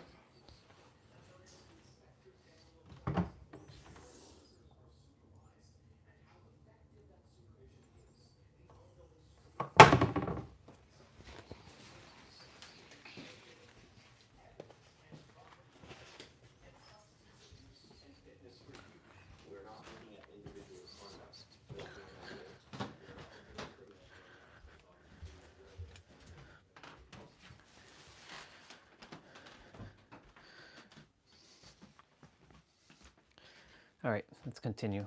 But the funny, the funny thing is, like, there was a question I asked last year to people that I got close to, like Jessa. You met her, sis, and I asked them, well, what's the value I bring? Because I didn't know my own value or even my own worth, because I didn't think anyone was going to listen to what I had to say. Yeah. But apparently, it resonates with them. That's why they're in my life, for that reason. It's a universal message, but your message is unique, right? You're not making up anything new. Nope. But the way you can bring it forward is going. Now, I'm curious because I've seen your post from, you went through a physical transformation too, right? You lost a lot of weight, or you shed, or you released. Is that a part of your message, or is that something that you don't talk about yet? I don't know if it's, I mean, I guess it does incorporate that, because it really was, all that like weight that I gained was because of being stressed, angry, depressed, didn't care about myself, and just kind of like blah, right? Yeah. But when I started taking care of not only my mind and wanting to live a better life, I started doing things better, like eating better, forming better habits, taking care, smiling more. I never used to smile, dude. I couldn't smile for the life of me back then. So when someone says smile, like that's how like the Chandler smile, as I call it, right? I'm not sure if it's a part of it. Is it because you are not presenting yourself as a health expert, and so you think that you don't have authority to talk about it? Well, that's the thing. Like, that word imposter syndrome, I know it doesn't really exist. Some fool made it up in the past, and everybody and their freaking mothers is feeling that. I didn't know about that word until I started my spiritual awakening and my journey. And then I'm like, wait, Jay Shetty's already doing kind of what I want to do. So now and he kind of looks like me. So I'm the imposter. So I put that in my head. I'm like, I have to take that shit out. What I'm getting to, the point is, because I've went through basically the wheel of life. I'm sure you've heard of the wheel of life, or I've done it all. Like, I've done that whole like spectrum. So I know there's the jack of all trades, master of none kind of thing, but I have mastered a few things in that circle of life, or wheel of life. But I don't know if I can call myself an expert. I know I'm an expert of my own life because nobody else has lived it but me. But no, I'm not saying you have to say the word expert. But my question is why you do not, or have not yet, shared that part of your story. And I'm saying, is it because you're not presenting yourself as somebody who is focusing on giving people tips and coaching and guidance on health and weight loss? I don't think you have to. It's the natural result of, you don't have to say, I have a program to help you lose weight. But if you talk about your transformation, and it literally was physical as well. It was a physical. Just internal. And you said, because I lost the weight because it was the weight of the pain and the rejection and the stress, and the people relate with that. I think it has a lot. There's a lot there that maybe you can pull in, even if it's only a small part of your message. But I think it's important. I think so too, and I'm grateful that you share that, because you're right. Because a lot of people are see it to believe it kind of people. Like, and I was like that too. Now I'm becoming the believe it before seeing it type. Which is what it's supposed to be, right? Which is what it's supposed to be. But a lot of people want to see, like, oh my God, he looked like that, and now he looks like that. What did he do? Yeah. How did he get to point A to point B? Right? Because if I looked like this and I was still in that old state of anger, well, it's a little bit harder to, like, it's not just an internal shift, right? A lot of people can't really fully relate with just the internal shift, if that makes sense. They can relate with The world focuses Correct. on a lot of Of external course, stuff. Of course, because we see with our eyes. We're in a Yeah. physical realm, and we don't always see with the eyes of faith or intuition first. But Mhm. I would suggest that you consider how to Weave that in. Yeah. Got it. Oh, I will. I'm gonna find a way. I don't know how, but I'm gonna figure out a way to weave that What if in. you what if instead of asking a question, you ask them to imagine, and then you Imagine. describe yourself in third person, the physicality and the emotion, and the anger and the hate. Imagine a man who is X years old, he's X pounds overweight, filled with anger and hatred and rage and stressed. and stress And stressed. and Yeah, a lot of that was basically the whole spectrum of all of that was the core was stress and loneliness that really anchored all those other emotions in. Yeah. So listen, my friend, Michelle is up, and I spend a Yes, hour for sure. with her before, so we can continue tomorrow for Yeah, another 15 or 20 minutes if you like. For sure. I'd be down for that. I think around, so I know you said she leaves around 5:30. What time are you usually available in your afternoon? Oh, in my afternoon? Yeah, because I'm 3 hours ahead of you. I have to check because I might actually go meet up with some people from 1 to 4. So I would be more available at like noon or 11. Okay. My time. That should work. 2 or 3. Yeah, that should work for me because I don't have anything going on per se, except for just house stuff, but that's about it. Okay. All right. Yeah. We'll just message on Messenger and figure out the exact time. Awesome. Cool? Cool.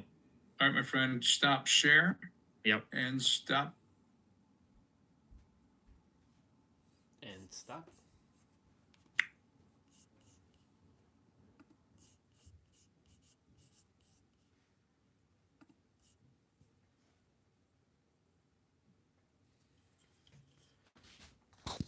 That was pretty powerful. I want to see. I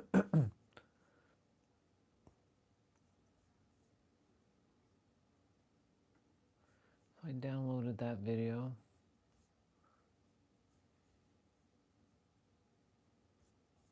I have to change the.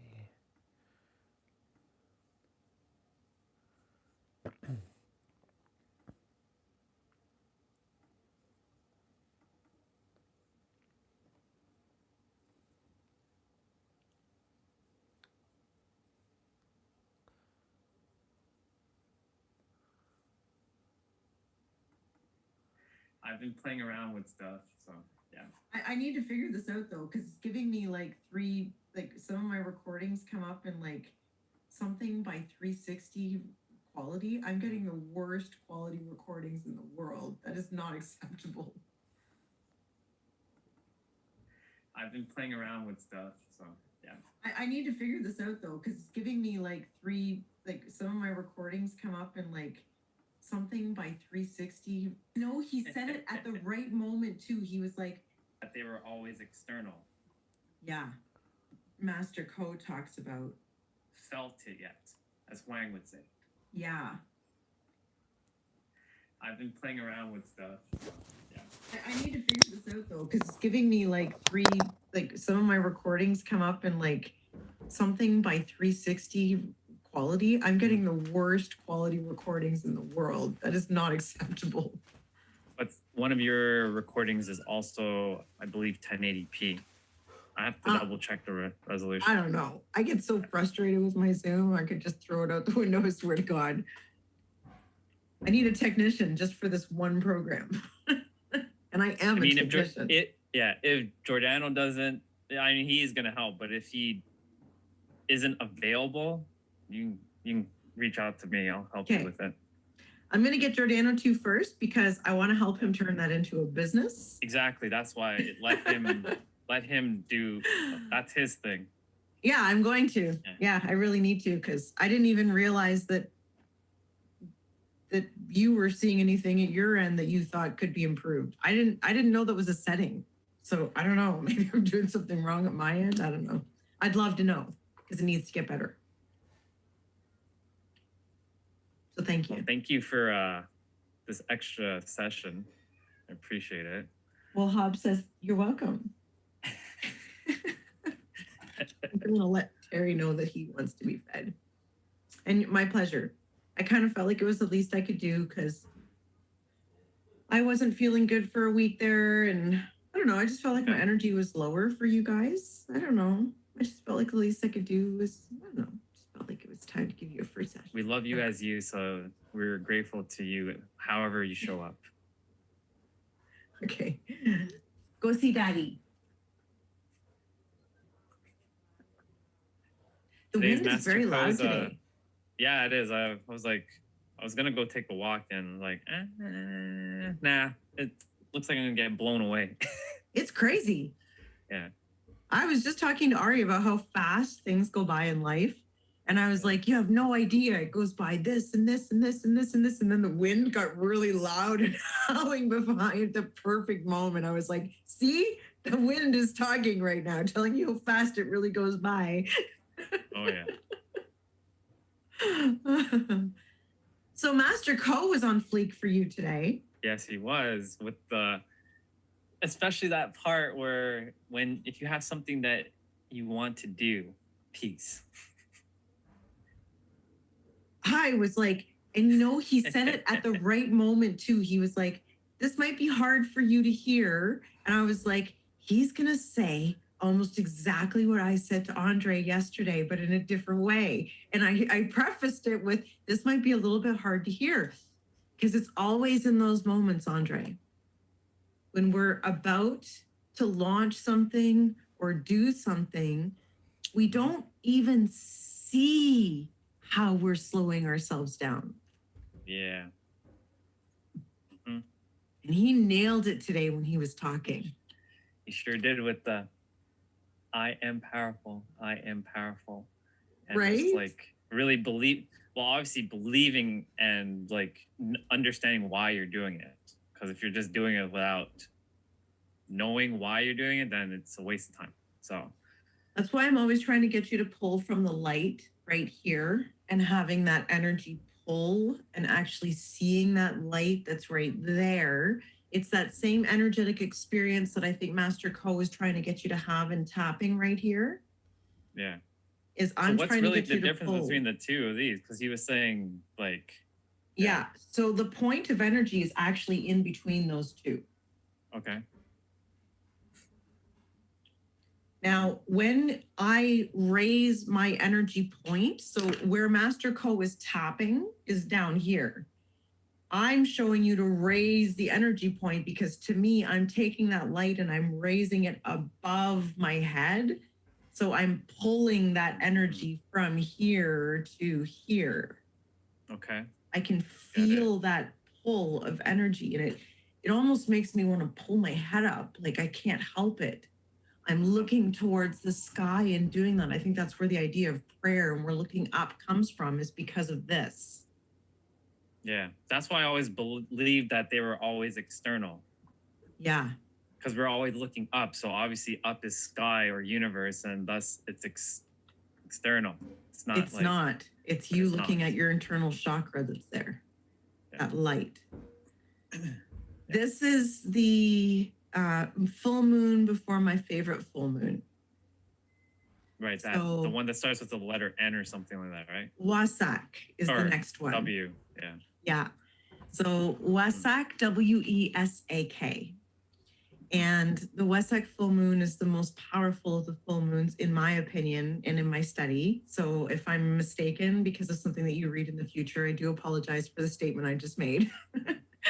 Because I don't know that much about full moons, but this is what I've been told and what I've observed, and my study has led me to that thought that this is the most powerful of all the full moons. So some people might disagree with me. That's why I'm afraid to say that kind of stuff, because I don't know what other people's woo-woo thinking is on full moons. When I experienced the Wasak meditation last year was when I first, and like I'd seen my light lots of times, but that was the first time that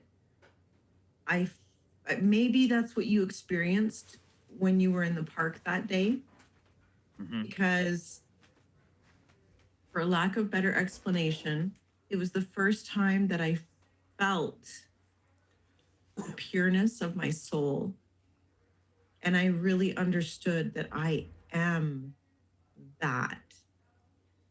And you see, I come from a background of not really believing so much in reincarnation. Like I'm a believer, non-believer here. It's like one of those like, you know, yeah, okay, my body came back in like, or my soul came back in all these bodies. Like my mind doesn't really believe that. My mind doesn't believe that. But my soul somehow knows that this has happened lots of times. I just know it to be true. So my mind cannot believe all I want. I know that that thing that I saw in the Wasak full moon, that feeling, that energy, that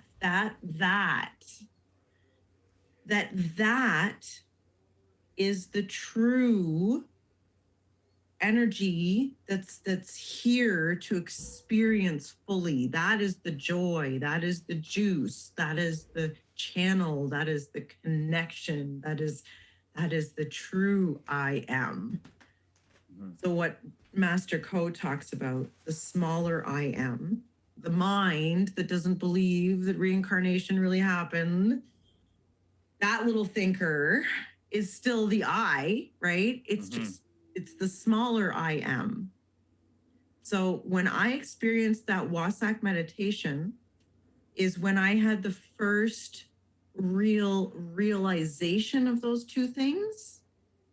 And that, I don't want to say separation, but it really was like a separation. Because once I became that super conscious of it, I was able to control everything differently. My whole essence. I know because it just happened to you. So now you're in your launch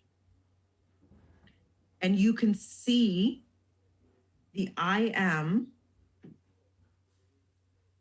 is driven and the I am, the mind, is kind of slowing down the process, right?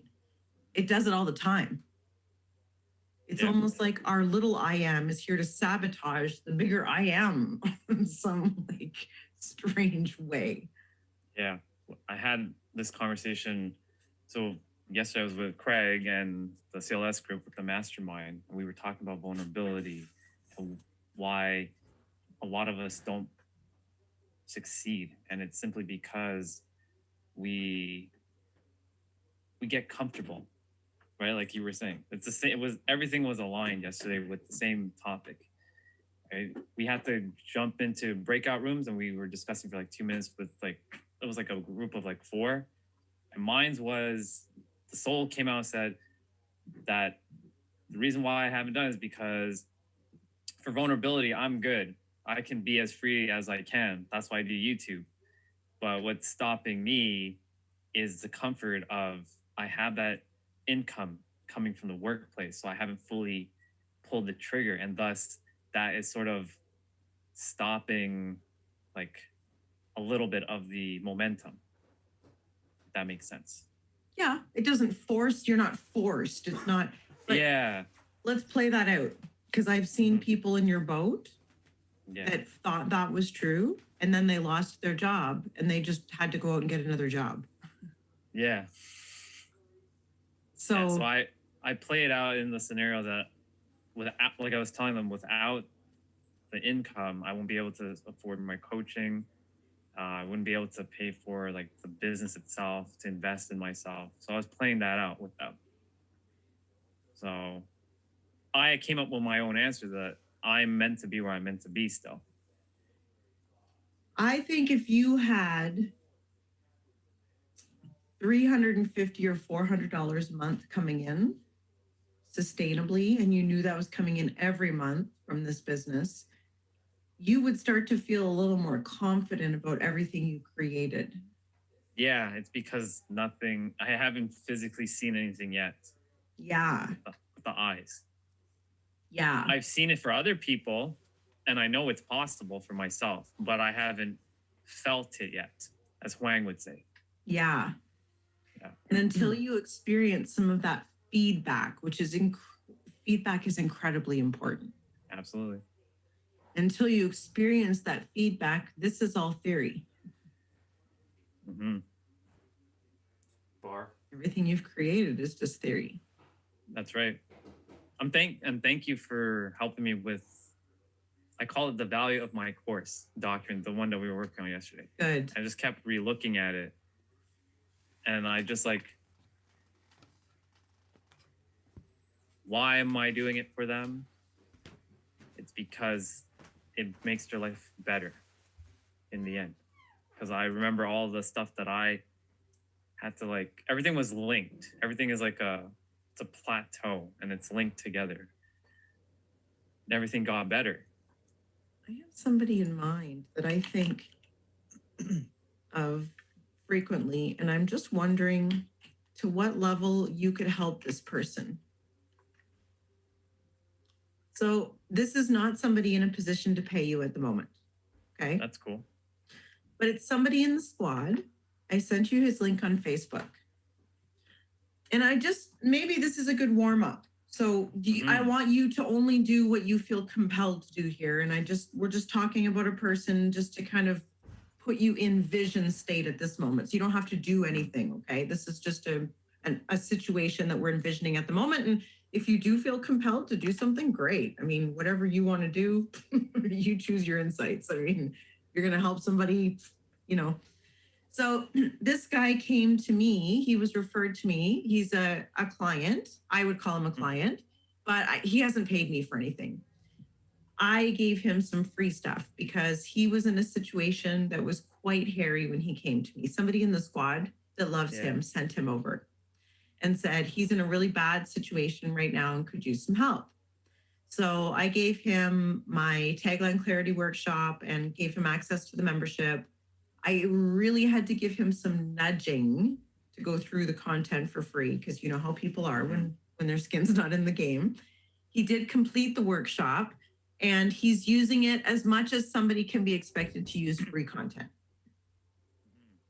because he hasn't paid for anything, right? So like I've told you yesterday, you can't ever expect that to turn into something really tangible. I haven't seen it yet.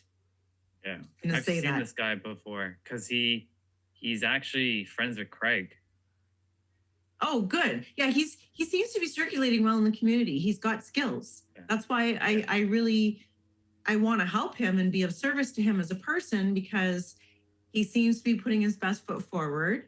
He actually went through my content for free. That's not something I see very often. Like you experienced, like we were talking about with Wang yesterday, even just getting somebody to watch something you give them for free is almost impossible. So kudos to him. I really had to nudge though. I'm going to tell you straight up. He didn't do it. He didn't do it. He didn't do it. He didn't do it. And I was like, okay, you came to me for help. And I gave you this. And he's like, I know. And I told you at the beginning that in full integrity, I would not treat it like you gave it to me for free. And full integrity, I did not follow through. So he was very accountable too, that he did not say as he did. And I didn't hold it against him because this is how people are with free stuff. But then he was in a situation where, and I'm oversharing here, and I don't think it's a bad thing, by the way, because he's been very open about his situation. I just want to tell you that so you don't feel like I'm like putting somebody's dirty laundry out without their permission. Not at all. He's been very open about his story. He got into a situation of facing homelessness. Yeah, I just read, he posted something yesterday. Perfect. That's what I mean. He's very transparent. That's why I didn't want you to think I was oversharing, right? And so that's when I messaged him and said, okay, Jason, I love you. I honor you. I value you, but I gave you this a while ago. And now I see that you're in trouble. Can't I get you to please just follow through and do my content? Because look, then I started saying, Ari's earning, passive income. She's earned almost $10,000 with the coaching, and you know, Kim has clients and she's earned X number of thousands of dollars. And so people that he knew, so that he would actually believe what I was telling him, because people just don't, they just don't, I don't know, they just don't, right? So he finally did the course. Now, I'm telling you all of this because your skills and superpowers right now are something that Jason needs. He is still kind of stuck in the old matrix. Because it looks like he's like a transformational Christian life coach. So I'm like, I would have already presumed that he's a coach.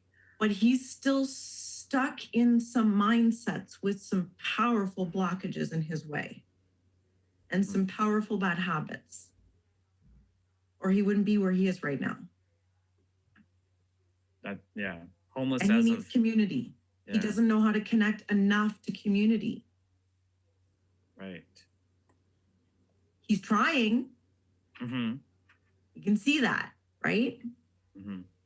So I think if you can see some of the value you can add to somebody like Jason, you can start to see it in other people as well.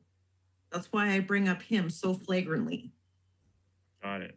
I want you to put yourself in your program, go through your program and think, Jason, and how could this help somebody like him to make more money in his business right now? Because he's really struggling. Right. Right now, you're not seeing that you could help somebody make money, but I'm sorry, I'm here to tell you that that's not true. Somebody like Jason actually listened to you and got on calls with you once or twice a week. They would do better than they would do without you. Yeah, it's true. So get over yourself and start teaching. Is that too strong? I'm sorry if it was. Nope. Huang's been very brutal to me, which is great. I've went through hell and back, so I need it. Is his turn coming? Who? Huang's. When you say his turn coming, what do you? Well, referring it's all fine and dandy to be firm and giving other people advice and stuff, but as I've learned with the squad, they are very comfortable coming back sometimes, and that's not always comfortable. Is his turn coming? Maybe. Maybe. Yeah. I know I Teacher can always teach. becomes a student. Yeah, I know I can teach. I know it. I know you can. I know I can. I've never doubted my teaching. It's just I've never did like a. You can say that the last time I've done like a presentation, if we're gonna call it this, was back when I was in grade 7. So it's been a while. I want you presenting to slides and write stuff. this down. Write it out or type it out. Write it. Got it. Not only can I teach, but I am meant to teach. I am Underline meant. the word meant to. Yeah.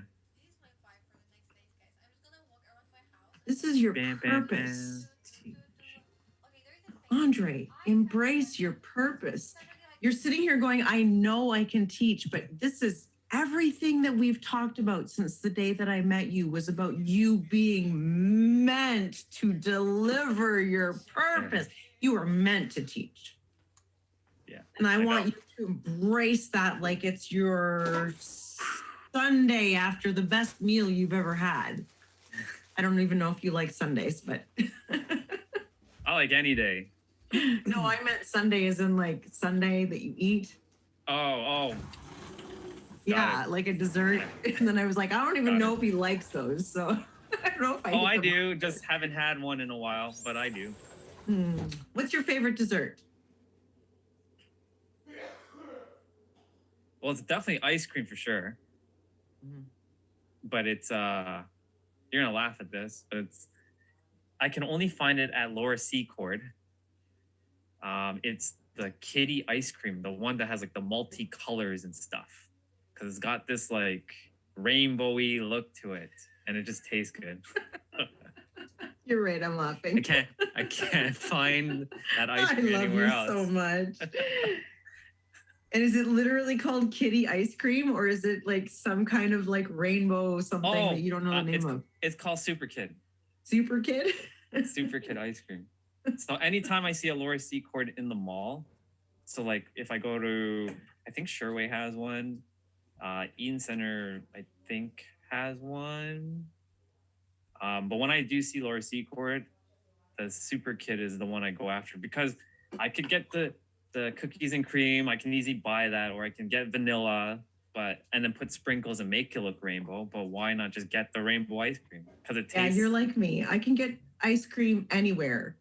If I'm going to go out to a place and get ice cream, I'm going to get Tiger Tail because I can't get that anywhere else. Yeah. So speaking of that, actually, because now that you bring it up, there's a place that when I used to hang out with my friend that I used to work with, it's called Kawartha's. Oh, I love Kawartha. We have one here. So I never heard about Kawartha's, and he's like, dude, you got to try this ice cream. You're gonna Baskin Robbins and Laura Secord's gonna put them to shame. I'm like, we'll see. So I go up there. It's in Newmarket where he's at, and they have the con candy ice cream and the bubble gum. Those are the other two I would also have, even with the gummy pieces.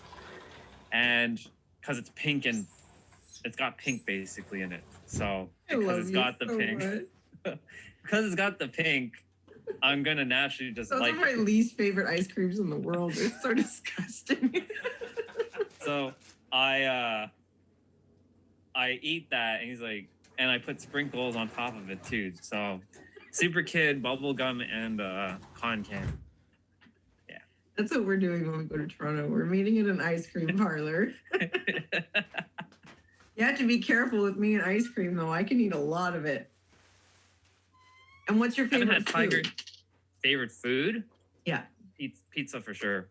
Oh, actually, I have to change that up. That's a tough one because there's tacos, which I don't have often, but I love that. So Mexican food, and I'm not a big fan of Chinese food as much anymore because I've had a lot of it and but pizza, specifically Meat Lovers pizza with like, yeah. You and Terry get along great. I hate pizza. Everybody's like, what? But I cannot stand pizza and pizza. What's your favorite? Oh my God. I could eat lobster all day. Like just give me lobster.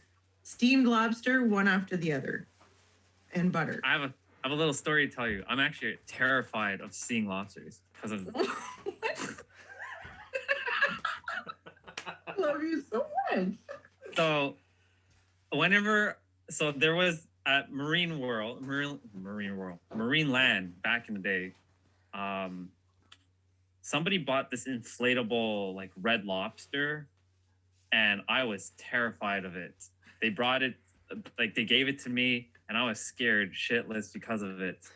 And it had the claw thing. And every time I think of eating like a crab or lobster, that they're going to reincarnate and they're going to claw my like insides, my guts and stuff. So that's why I don't eat it. This has been the best conversation ever. So that's why I'm a little terrified of eating it. Oh, that was great. I needed to know what your favorites were just because it was touching on your inner child. And oh, yeah. You know, I think these kinds of things really add a lot of perspective to know about a person for whatever reason. The inner child is basically the core of one of the cores of getting people back to their true essence. Well, and that's what just it. Yeah. Right now, I think what you're going through is away from the truer essence. And that's what happens to people when they get into launch. That's why they get into analysis paralysis, and it gets hard to put out offers and stuff because it starts to feel incongruent. And then we don't feel like we're in our true essence, and we move away from this kind of energy. And that's exactly the point, right? Is to stay in this field of energy as much as possible and to not lean into the fear of what you're about to go through. Yeah. Or not lean into it. I mean, that's what I was trying to say. Lean into it in a good way. Yeah. Things that they were saying yesterday in the group chat, or not in the group chat, but in the mastermind, was only greatness happens out of your comfort zone. Yeah, it's really true. It really is. Right? Yeah. If I am the superhero of love, I will be challenged a lot in life. I must go through. This is just one of those rungs on the ladders that I must go through. Yeah. And I am going to go through it. That's I have to do it. That begs the next question. What are you going to do this week to start going through that process? Well, first things first is to at least mention the master class in my YouTube video, but also maybe make a second video regarding the Kajabi stuff like you were mentioning. Good idea. And I've already mentioned the Kajabi thing to the other family member that reached out to me about it, where she was like, she saw my webpage and she's like, help me how to build that stuff. So I already messaged her. Today's her birthday too, so she hasn't gone back to me yet. But I told her I use Kajabi, and I told her like it's an all-in-one solution. It has everything that you need for what you're gonna do. I didn't give her my link yet, so I'm just waiting for her to reply back. Awesome. Yeah. That's awesome. Yeah. So the other thing too is I haven't learned how to like, reach out to people and market myself. I mean, I am technically doing it, just without me realizing it. Well, you didn't have anything to sell first, so let's start there. Right. None of your conversations could have naturally led to you promoting anything before. Yeah. So you haven't had a lot of natural conversations that could lead there yet. Right. So give yourself a little bit of time just for natural conversations. Don't worry about pressing conversations. Sometimes people will do that. They're like, I have to go out and like, I don't know, I'm supposed to like start 100 conversations. You can. Yeah. Because you organically start conversations. Right now, it's just a numbers game. That's literally all it is. The more conversations you have, the more invites you're naturally going to end up doing. Yeah. Don't overcomplicate it. Don't think it's like everybody that I talk to, I have to invite. This is just increasing number of contacts and being really engaged with people and letting it lead to when it does. Got it. That way there's no pressure on you. And it's very organic. Yeah.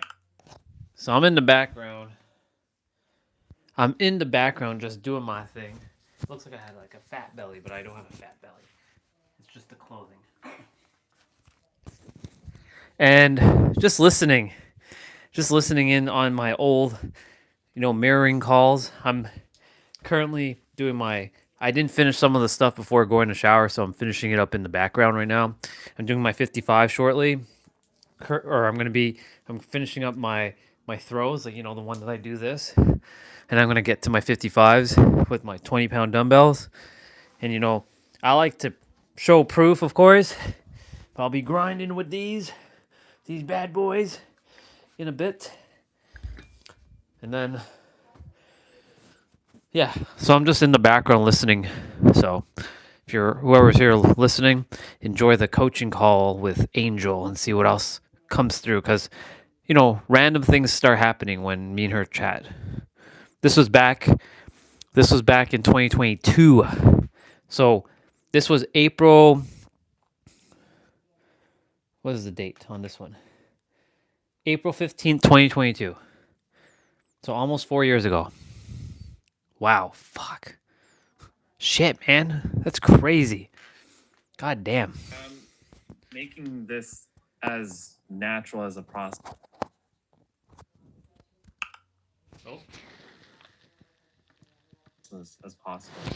I was actually also getting into a flow of imagining myself when I do go and present. I actually made a countdown timer and just like sat there just waiting and just like in the anticipation of me teaching. So and it has music and all that stuff from Canva. It's got like epic kind of music, like superhero, like empowering music. So it's like 10 minutes and I was just sitting there listening to it. I was just like putting myself into that. I'm ready to teach mentality. Good. Because that's really what you got to do is just get excited for it. Exactly. Yeah.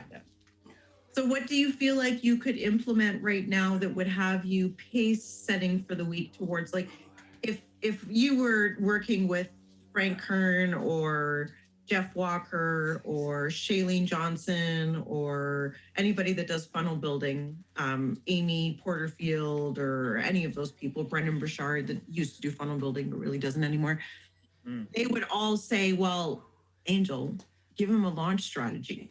You know, get him going on Facebook, doing X number of consistent posts that are leading up to X date where he's going to do this and this and this. And I can do that with you if you want.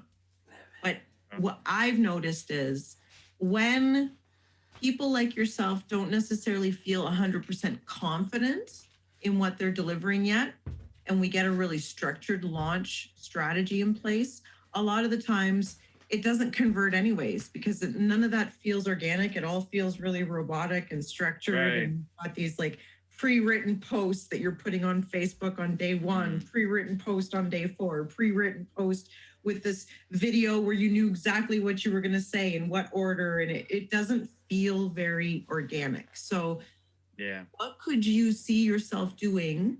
Or maybe what have you already observed on the internet that you saw other people doing that you really liked? What's already in your subconscious without digging too far that comes to mind right now? Ari, how she, well, because I'm actually going to be meeting with her later because I wanted to just pick her brain on like when she was going through her launch, the feelings she had, you know, what were the things that were going through her head. I'm going to be picking her brain. She's also going to be teaching me something about like selling, but not selling. She's going to teach me something tonight. Not entirely sure what it is, but she needs I just feedback on suggested it. to her that she helped you, so that's perfect timing. Yeah. So, yeah, it's booked at 7 p.m. So we're going to be having a conversation. She needs feedback on what she's going to teach me. So I'm basically a beta student for. Good. Yeah. So when it comes to her, it's when it comes to the thing in mind, it's her because she successfully launched with your help. That's why it naturally is her. Yeah. And so I would follow what she tells you tonight, and I would ask her questions about, you know, just for yourself, because she opens a lot of conversations, and there's a gap happening between what Ari does and what you do. And that's what I want to see you bridge. do you know the gap, or that's Yeah, something but I must don't- find? Yeah, but I don't know how to bridge it for you. So I can see it. Ari is very outcome oriented with people all the time. Right. So And once she gets in conversation, she can see the outcome in mind. Yeah. You're very love and connection focused with people. I'm And not looking so- for like an outcome because that puts me into that salesy feeling. Yeah, exactly. Yeah. So how do we bridge the gap? Because you are opening probably as many, if not more, conversations with people as Ari is, right? How do we bridge the gap to get you comfortable to start getting outcome focused like Ari does? Yeah, because this is a new skill set that I must learn because I've never been outcome focused. Yeah. So new realm, new territory. Yeah. And how can you get comfortable inviting them to your communities and stuff where maybe you can make these offers in a comfortable way? Mm-hmm. Yeah. Even though this is 4 years ago, pretty magical stuff. Pretty still magical stuff. I just love seeing my old self kind of like go through the journey, the process here. It's pretty awesome.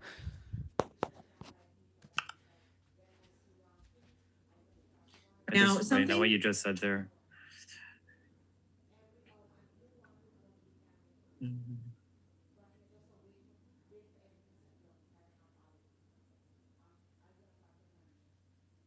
Yeah. something that's worked really well for me, that to me, the process that we're taking for you just skips this step that you may want to consider. Okay. Is when I wasn't really familiar with how to sell the brands that I was selling at the time, right? So if I was starting to sell a new process and I didn't know if it was going to fly, I would do free workshops that sold the overview of the process, or I said sold. I don't mean sold, because like I'm selling the time. I'm not selling anything, right? Yeah. So the free workshop was giving an overview of, but also giving a return on investment for being there. So like maybe, for example, coming up with a tagline. If I was going to do that for free, I don't suggest doing that for free because that has like a massive value, but that's just an example, right? Yeah. But that's an outcome that somebody wants to achieve. So the free workshop, though, I use to sell the masterclass. Just so you all know, for those of you who've been following along this journey of the live stream, remember that I invite you to stop seeking. It's over. I invite you to stop seeking and know that the answer is within. It's over. Right? Or empowering you to remember and know that you have everything within you right now, or empowering you to remember and know that everything is within you right now. That's my tagline. That right there is basically what she was just referring to. And yes, it has massive value because with someone getting clear on their tagline, that gets them clear on what they're actually here to do. Massive value. So for those of you who want to build a business, that's what a tagline is. Right. Because in that free workshop, I've actually proven my process. It's a lot easier to sell at the end of an hour of being with somebody than it is to just try to sell while you're just on conversations on Facebook or in communities, or you haven't been with them on Zoom for an hour. Yeah, exactly. That's because ideally, like the masterclass was thinking to do that potentially as basically the workshop. I had like this thought a couple of weeks ago, and then that leads into the membership or the 30-day or even just one-on-one for that matter. Because the one-on-one is eventually what I want to do. Because it's so much easier, like how we're having this. I can focus, like the experience I want is with group coaching, so I can have like a group, like a nice little small group, of course. But the main like thing is like one-on-one. Did he not feed you? Uh-oh. I told him. I did. I'll text him again for you, buddy. I'm sorry. Poor guy. Daddy. I guess he made a face, right? He's meowing at me, but his meow, he's a big cat that has like the quietest meow you would ever hear in the whole wide world, so you can't really hear him. He's this big cat that goes, meow. It's so cute. Go see Daddy. Go see Daddy. Yeah, I can't feed you. Is he still there? Or did he leave? Terry's gonna feed him. So I want you to now think of the perspective of chunking this away and deciding what process feels really congruent to you. Like maybe you do, I'm giving you examples here. Yeah. Maybe you do a once a month free, really fun thing. And at the end of that once a month free, really fun thing, you sell your masterclass. Okay.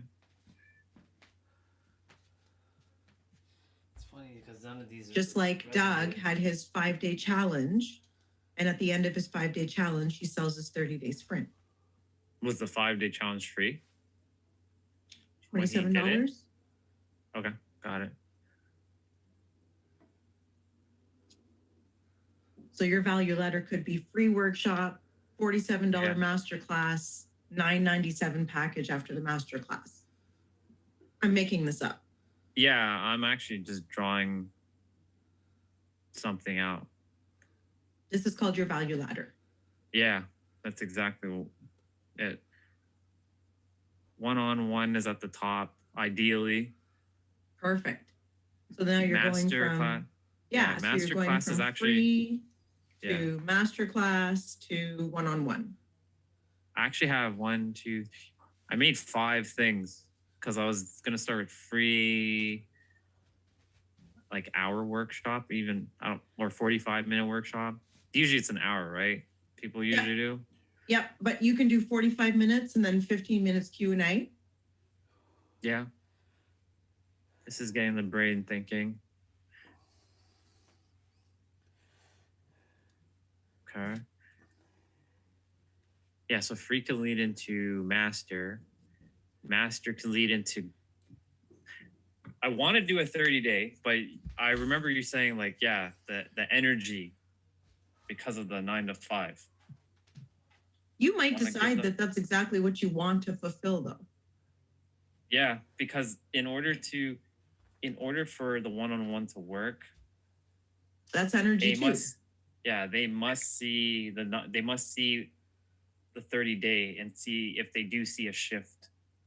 You might decide to do one-on-one or groups of 30-day instead because you're working 9 to 5. Because then you can take groups 5 of 30 days. people. Yeah, so imagine this. You're working 9 to 5. Okay. You've got 5 clients. That's 5 hours a week. You might decide, no, I don't want to do that. I'd rather do one 30-day challenge with 5 people in it that's 1 hour a week instead. Right. Now I'm able to take care of 5 people a week with 90 minutes of my time. Smart. Which is the smarter way to go. It doesn't add as much value to those people, but while you're working 9 to 5, you might decide that that is the better option for you. That's true. Because I wanted to over deliver and Now, do the everyday thing, but give them like 30 minutes. Exactly. So, and you're coaching, not consulting. Remember that.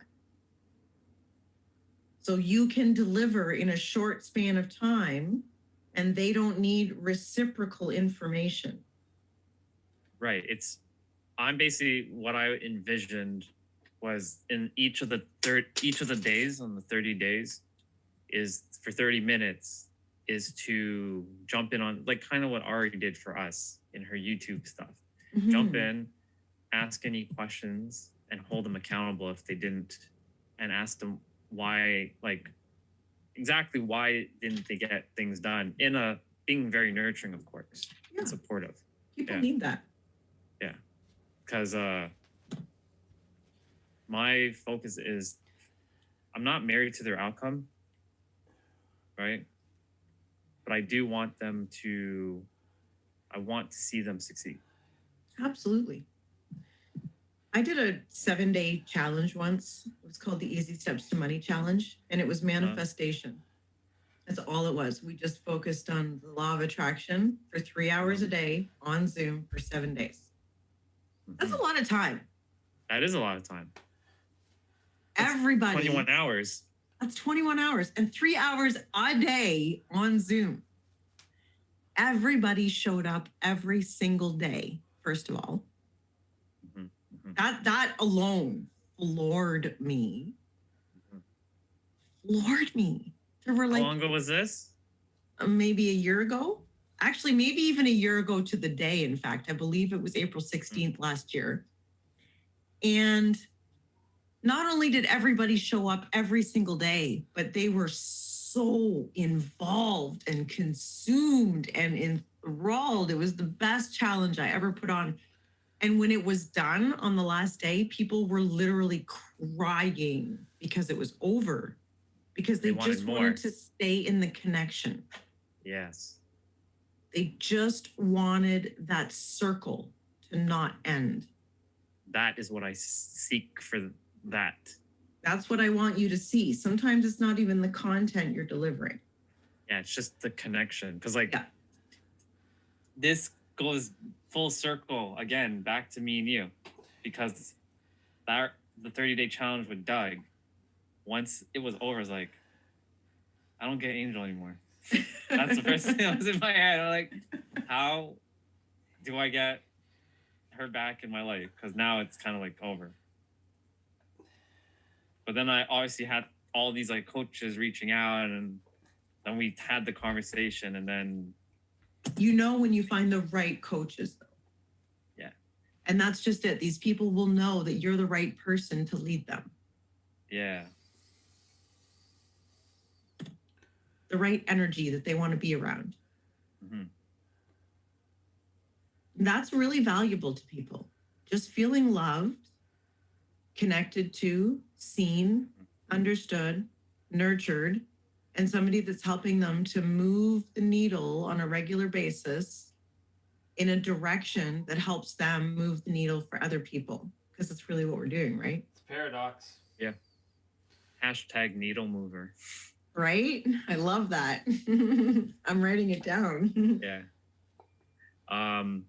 It's funny you say that, because yesterday after the mastermind, my heart and soul was compelled to tell Craig, just thank you for allowing me to be a part of the family, the community, because if it wasn't for him letting me in that community, because he doesn't just let anybody in, right? It's just like how there are certain people you just won't work with.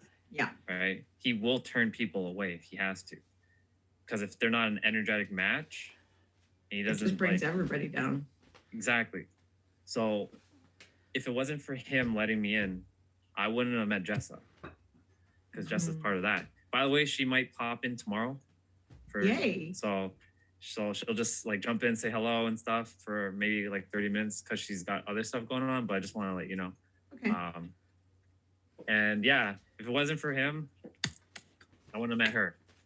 And now me and her are on this like other like journey as well. So that's what I mean. Like, you're right. Sometimes it's not even the content, it's just the connection Yeah. that's being formed. Right? Like, I also envision that the people who end up being like, not from the squad, because we all are already interconnected, but like new people. And let's say somebody that's from the squad is in my program too, and now we have a new squad member, or people that are not from the squad and they're just external, and then they make their own little bonds, right? And then that goes on, and then they do other things for themselves, and they like collaborate. Without what you are creating, they won't be able to have what they will have once Yeah. they're connected to what you've created. Exactly. You did it for really me and everybody else in the squad. Just like Craig is doing it for his community, and Jessa's That's right. doing it for her communities, and you're doing it for your communities. Yeah. And Ari introduced me to Stelly, right? So it's really the connection. It's so important. I remember Sally. And the faster you get launched, the faster your work perpetuates. Because you need to have more to give more. That's right. And money in the hands of good people can change the world. That is facts. Yes. And that is why I went through Jessa's prosperity program, through heal the money issues. Yeah, I still feel some reluctance though. There's still a little reluctance because it's just asking for something in return is kind of weird for me. Mm-hmm. Like I know it's like an energy exchange. I know that in the soul, but the mind still sees it as, I wouldn't call it begging. It's not begging. I'm not begging anybody, and I'm not looking to just like sell. It just feels weird to like take it in because this is a new experience for me. It's foreign essentially. Their Which is a lives will good be so thing. much better without it, with that expense made. Yes. Yes, I just have to experience it and just let it, like, feel it. There's people that pay me money every month, and I don't even think they realize that they're paying me. Yeah. But That's when an awesome feeling. it is, but sometimes it bothers me Yeah. because I think, you know, like with these people are not even paying attention to their expenses. They're being fiscally irresponsible. They're not consuming the content and, you know, but then I think, you know, if they're going to waste $7 somewhere, I am a heck of a good resource to waste it on. That you are. Hold on, give me 1 second. I'm just switching. That's okay. This is dying.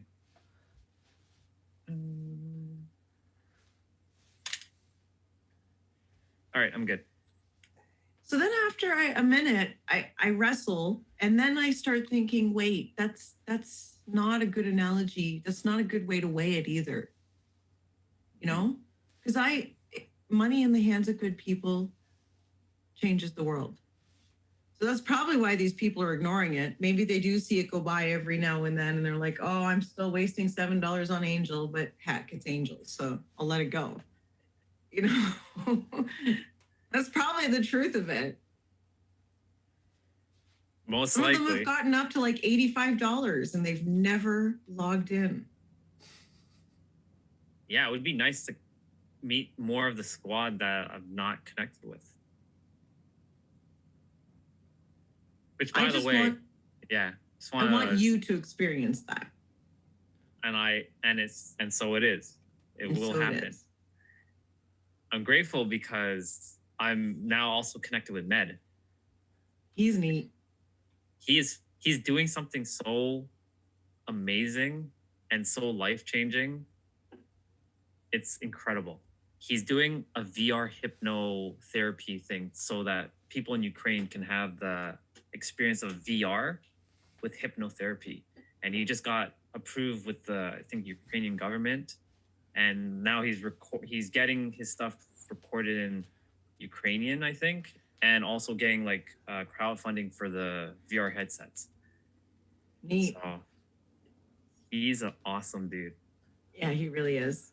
So like that's what I'm saying. Like this whole, if it wasn't for you letting me be a part of the squad, I wouldn't have built all these connections.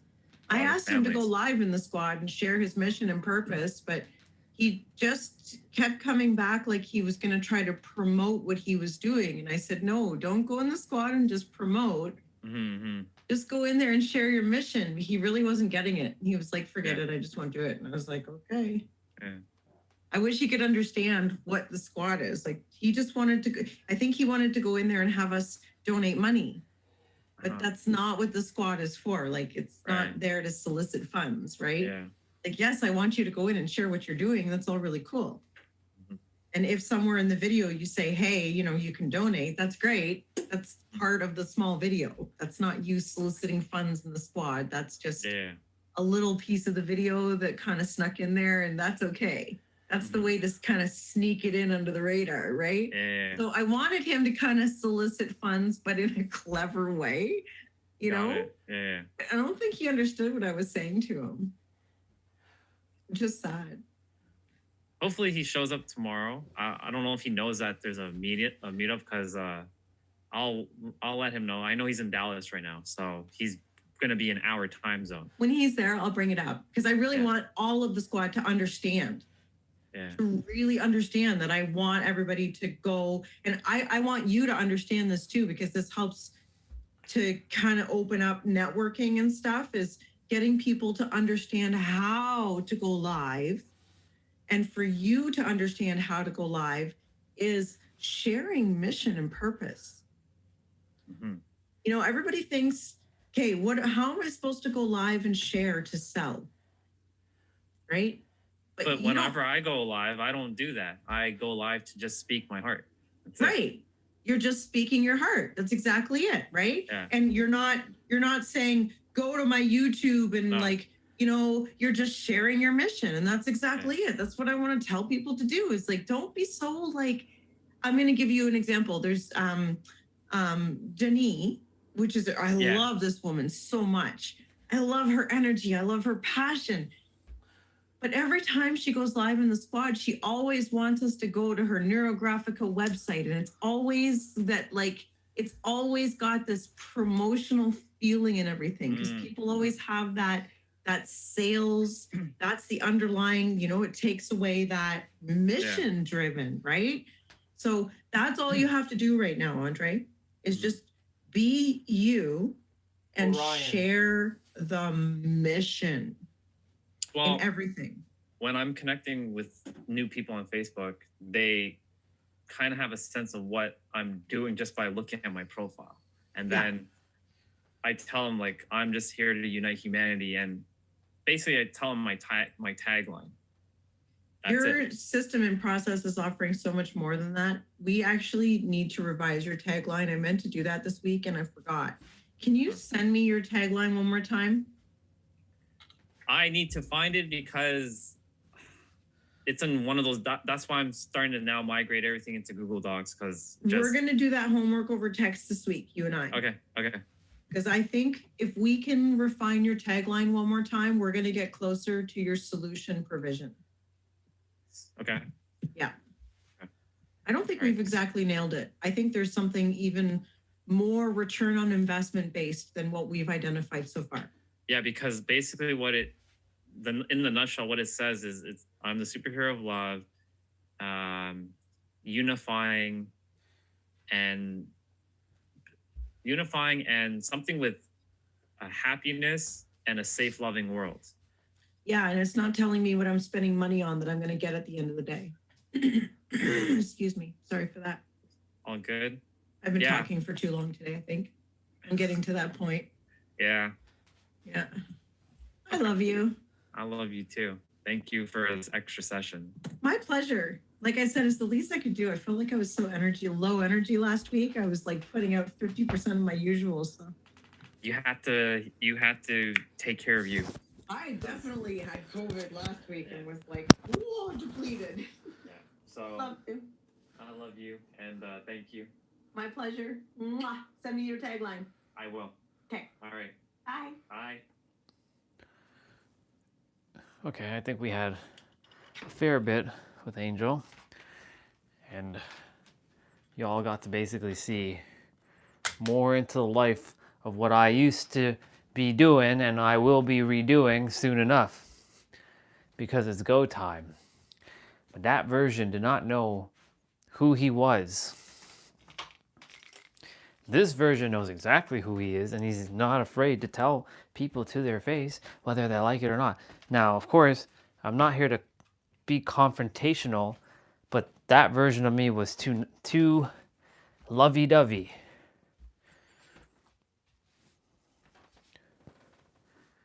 By the way, I've been doing my nightly stretches. I'm still got a few more things to wrap up. Finish my 55s. This has been good, actually. You know, it's funny how it all started today when I was sending Olga some file, like email, and then I saw the video with Christoph, the speaking guy that we saw, right? And he was sharing his perspective on, like, you know, there's no plane here.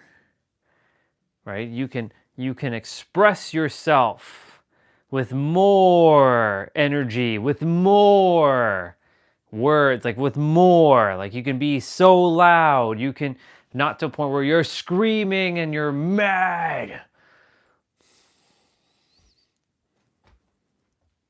Of course, you know, there's ways to control your voice.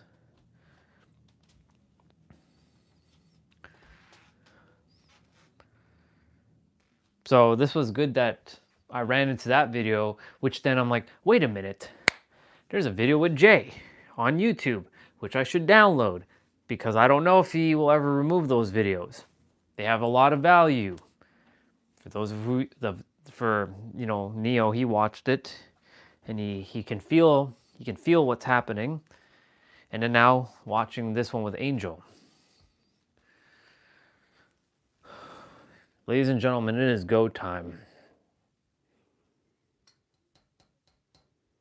I'm about to embark on another journey. But this journey is slightly different from the one that I've been doing. The journey that I've been doing was attempting to transcend and ascend this world. I'm done with that. That journey is finished. That journey has concluded. But I'm on a new journey now. I'm on a journey to mirror back all of this to everyone as much as I possibly can. I'm not here to derail anyone. I'm not here to tear anyone down. Everyone is having to go through each level, but I am the final stage. I am the one. I am the final piece to a lot of the puzzle. Well, who says that you're, that's what the mind's saying right now, and others' minds are probably like, who are you? That sounds very, very audacious of you for saying that. Well, I'm a very audacious guy.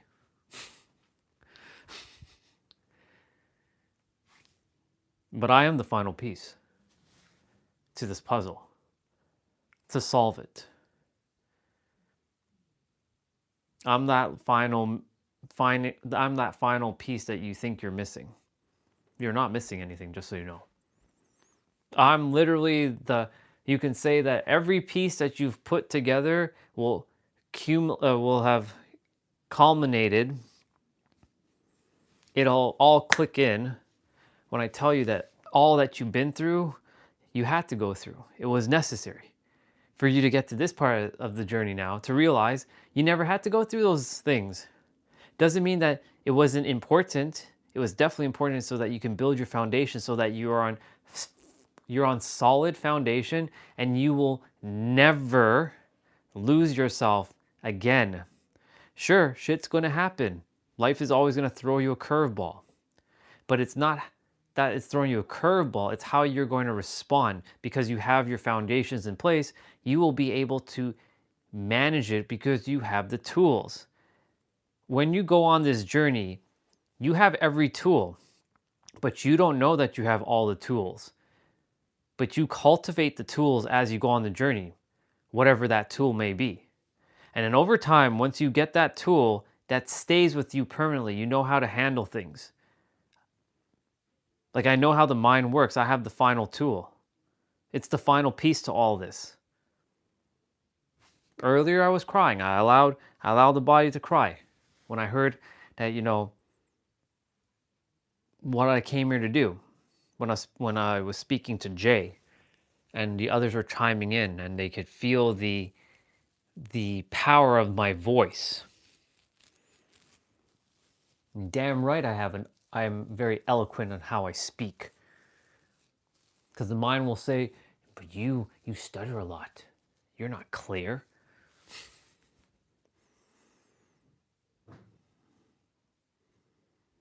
But that's exactly what I came here to do. To mirror back to everyone how the mind works, so that you have the best opportunity to win the game of life. In fact, you already have won the game of life. You're just simply having to accept that you've won and that the mind can never derail you. Now, of course, it's going to, but you don't make it a problem. This is all a paradox. You literally have to always be 10 steps ahead of your own mind. So even if it looks like a problem, it's not a problem. Even if you say it is a problem, it isn't a problem. Even if you say that, blah, blah, blah, blah, it's not blah, blah, blah, blah.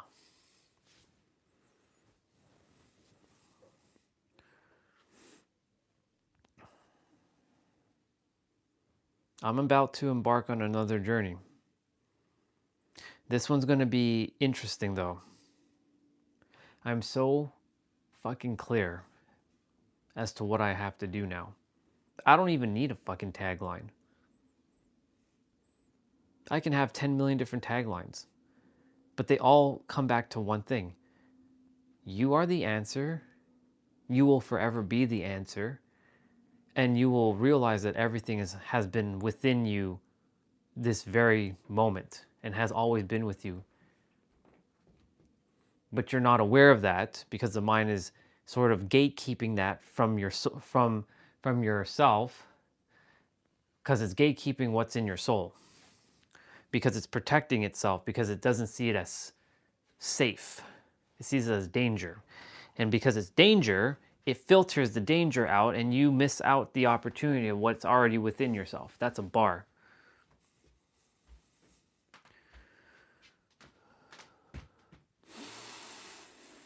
"694 minutes on the live stream. Good. I still have some time.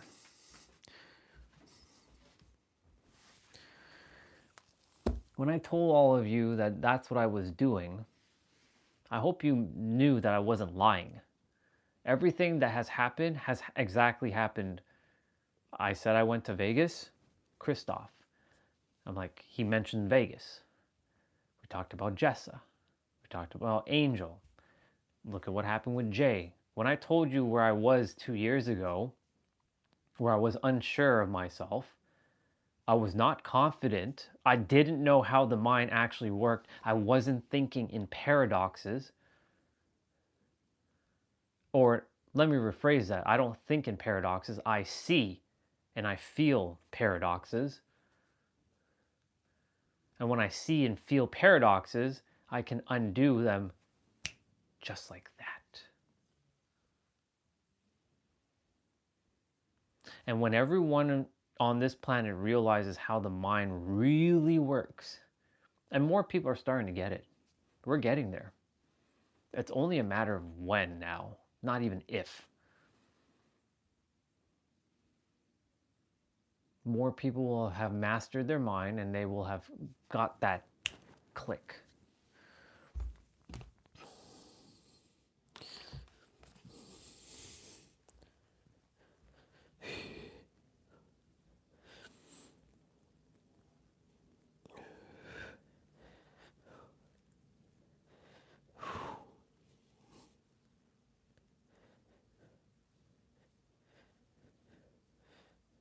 I'm doing my hips right now.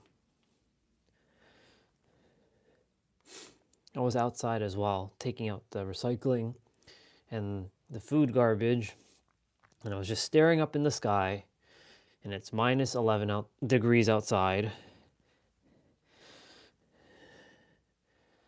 But it was enjoyable. Could you imagine I say it's fucking enjoyable at a year ago? No way.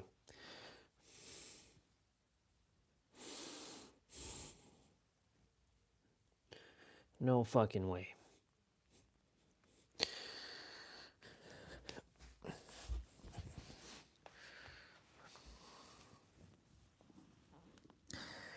And Christoph touched upon a point. I keep forgetting about my physical transformation. That's a big, big, big piece to this puzzle. That why am I doing everything? Because when you feel good, and I don't mean just on the outside, I mean on the inside, everything else just fires. You just go. Everything just lights up. You will take the actions. You will feel empowered. You will feel like you can accomplish anything. But it's the moment your body feels like shit, you're not going to want to do anything. So all of this is intertwined. Mind, body, spirit. But this is not some spiritual shit. Don't get it twisted now. This is reality. This is existential. I'm the existential architect. That's a bar. Orion Stellar is the existential architect. Think about that for a moment. An existential architect? I'm a builder of existence, essentially.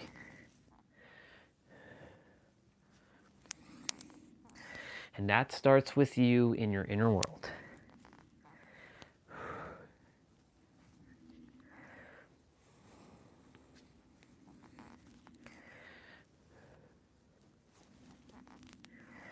You know how easy this is to do now? This is crazy. When I first did these, I was like, whoa, this is actually kind of hard to do. Kind of challenging. But because I've been doing it now for about a week and a half, like now, to do some of these moves, like sometimes like this side's a little tight, but I've just fixed myself a bit. There's definitely some misalignment within my body, physical misalignment, because I can feel like something's like off on my left side.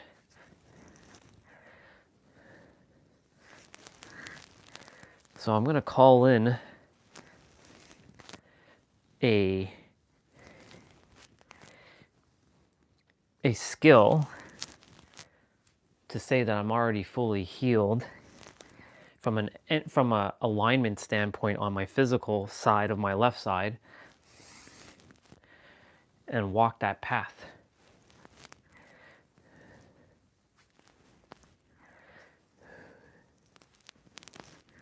Because it's funny, because when Angel came to Toronto and I met her for the first time in the physical, she noticed something about my structure of my body. She's like, there's something off kiltered about your body. It's like your left is kind of either off balance from your right. I'm like, huh?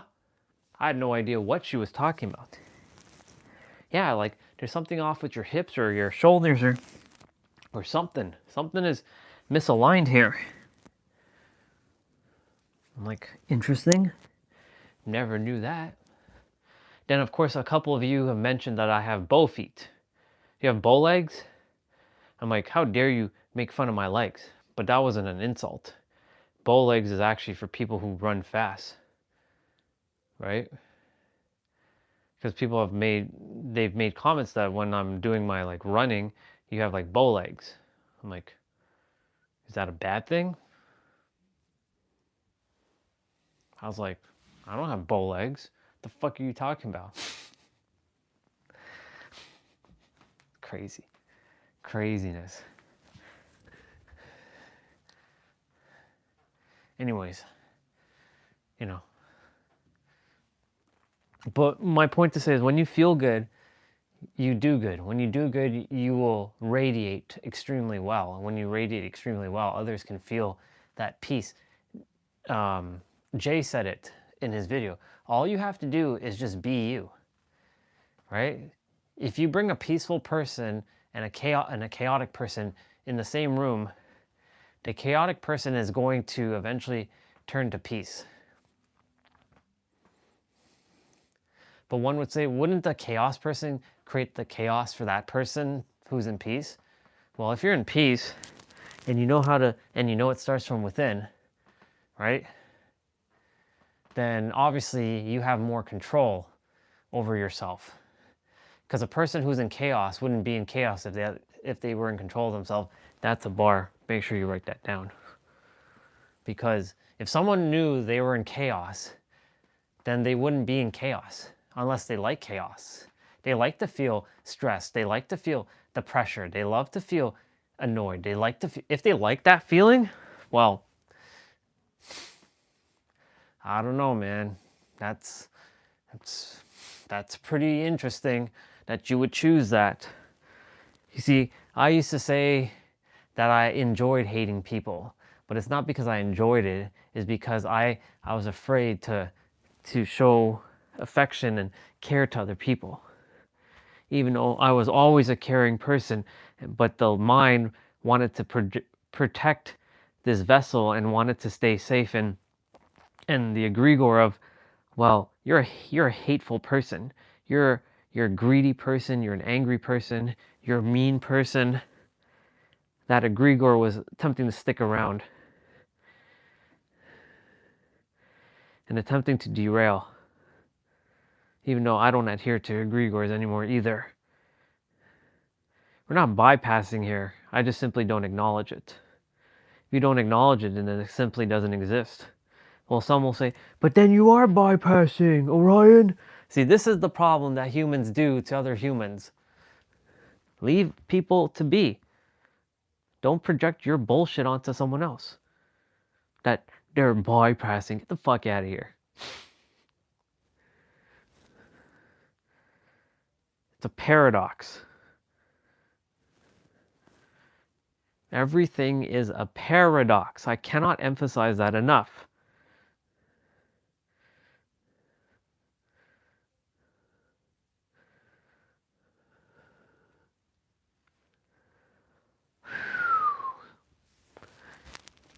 Whoever's here, enjoy the sexual move because I'm about to do it and I don't care. I stopped caring. This is not for sex, by the way. I'm not doing this to pump. I'm doing this for my spine and my thighs and my knees and my lower back and my hips. That's why I'm doing this.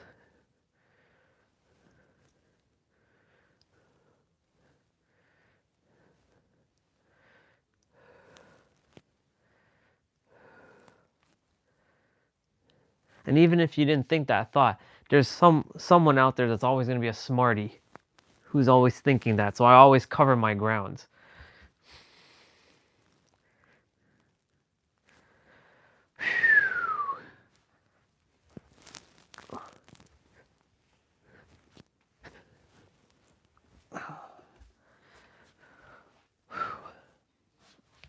Ugh. I have to drink my protein shake. I didn't even drink that yet. That's crazy.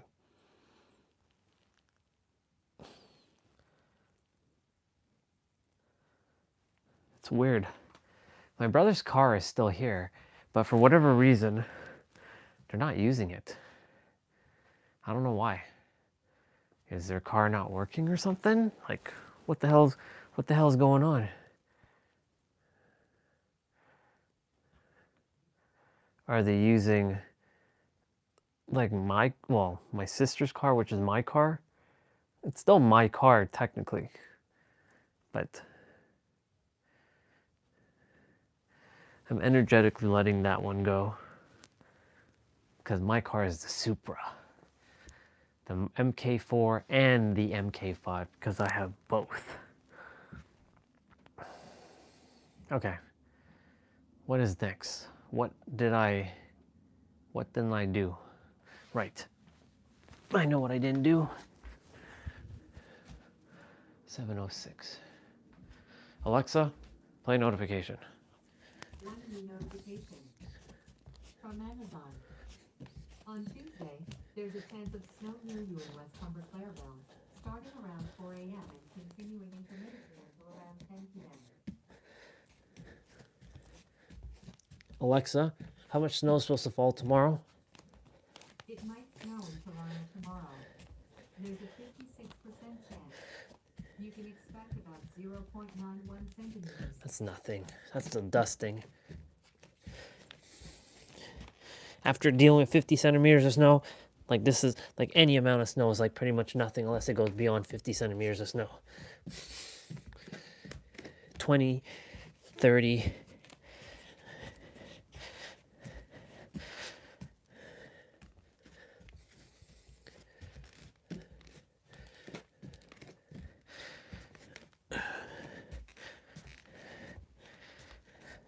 I'm becoming very primal.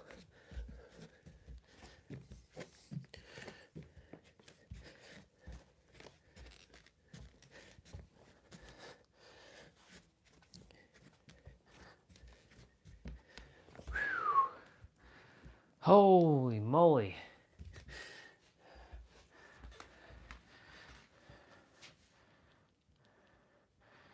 Holy moly.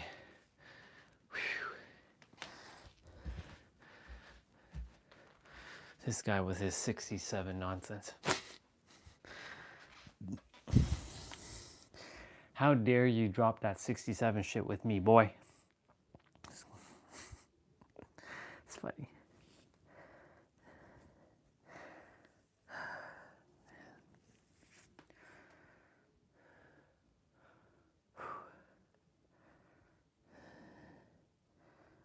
Oh, right.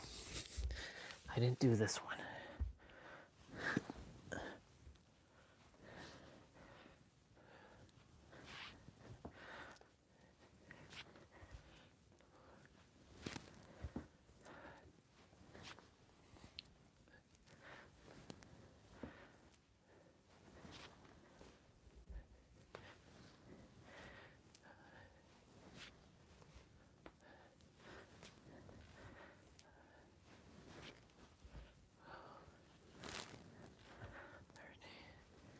Look at me moving forward.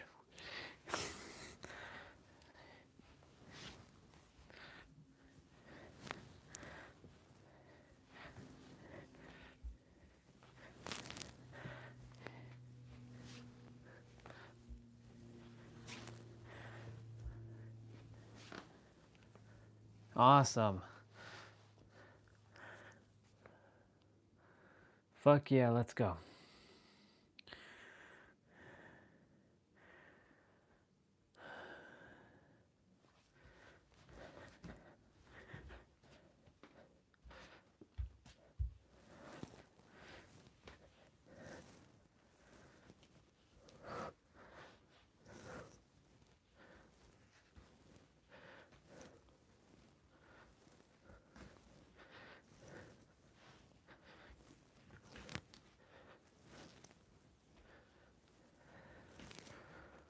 Nice. Very nice. Ooh.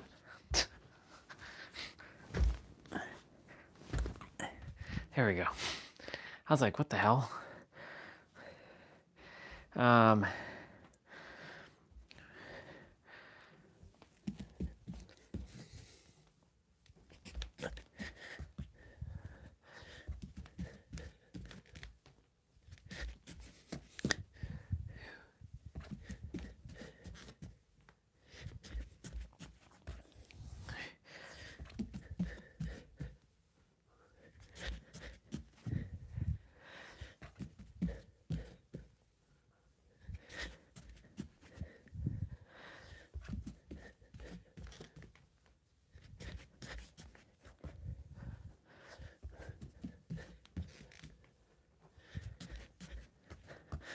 Perfect.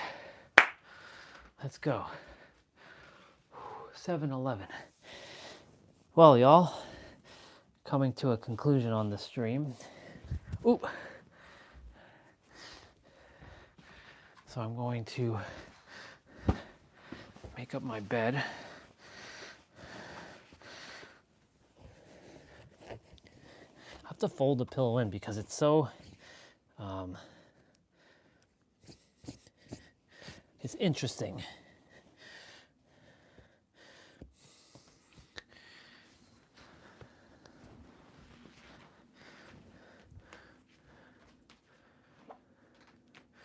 Cool.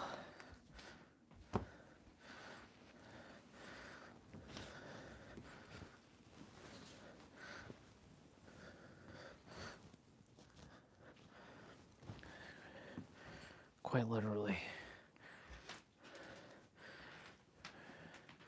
We're done like dinner. This was good. It was a good day. Very, very, very good day.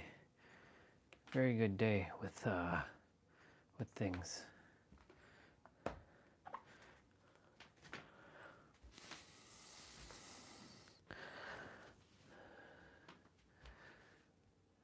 I'm gonna breathe some more fresh air in a bit. I'll do a couple more stretches before I head off to bed. Don't know what happened here. Got to deal with this at some point.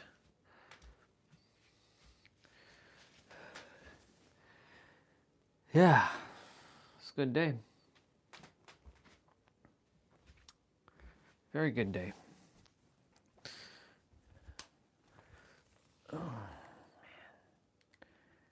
Yes, sir.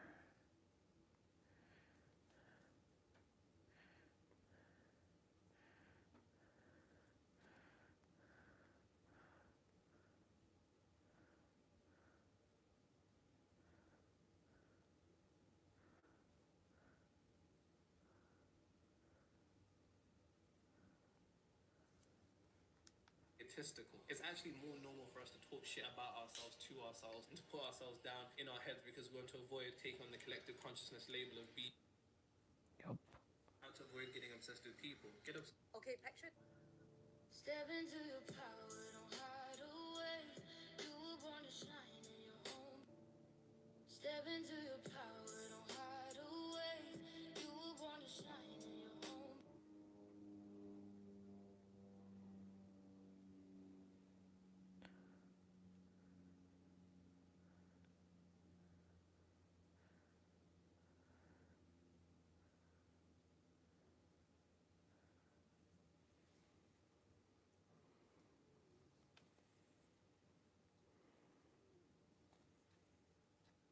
Cool. All right. Thank you for coming on today. I appreciate all of you. Have yourselves a wonderful night. I'll see you tomorrow. Lower body day. And that is a wrap from your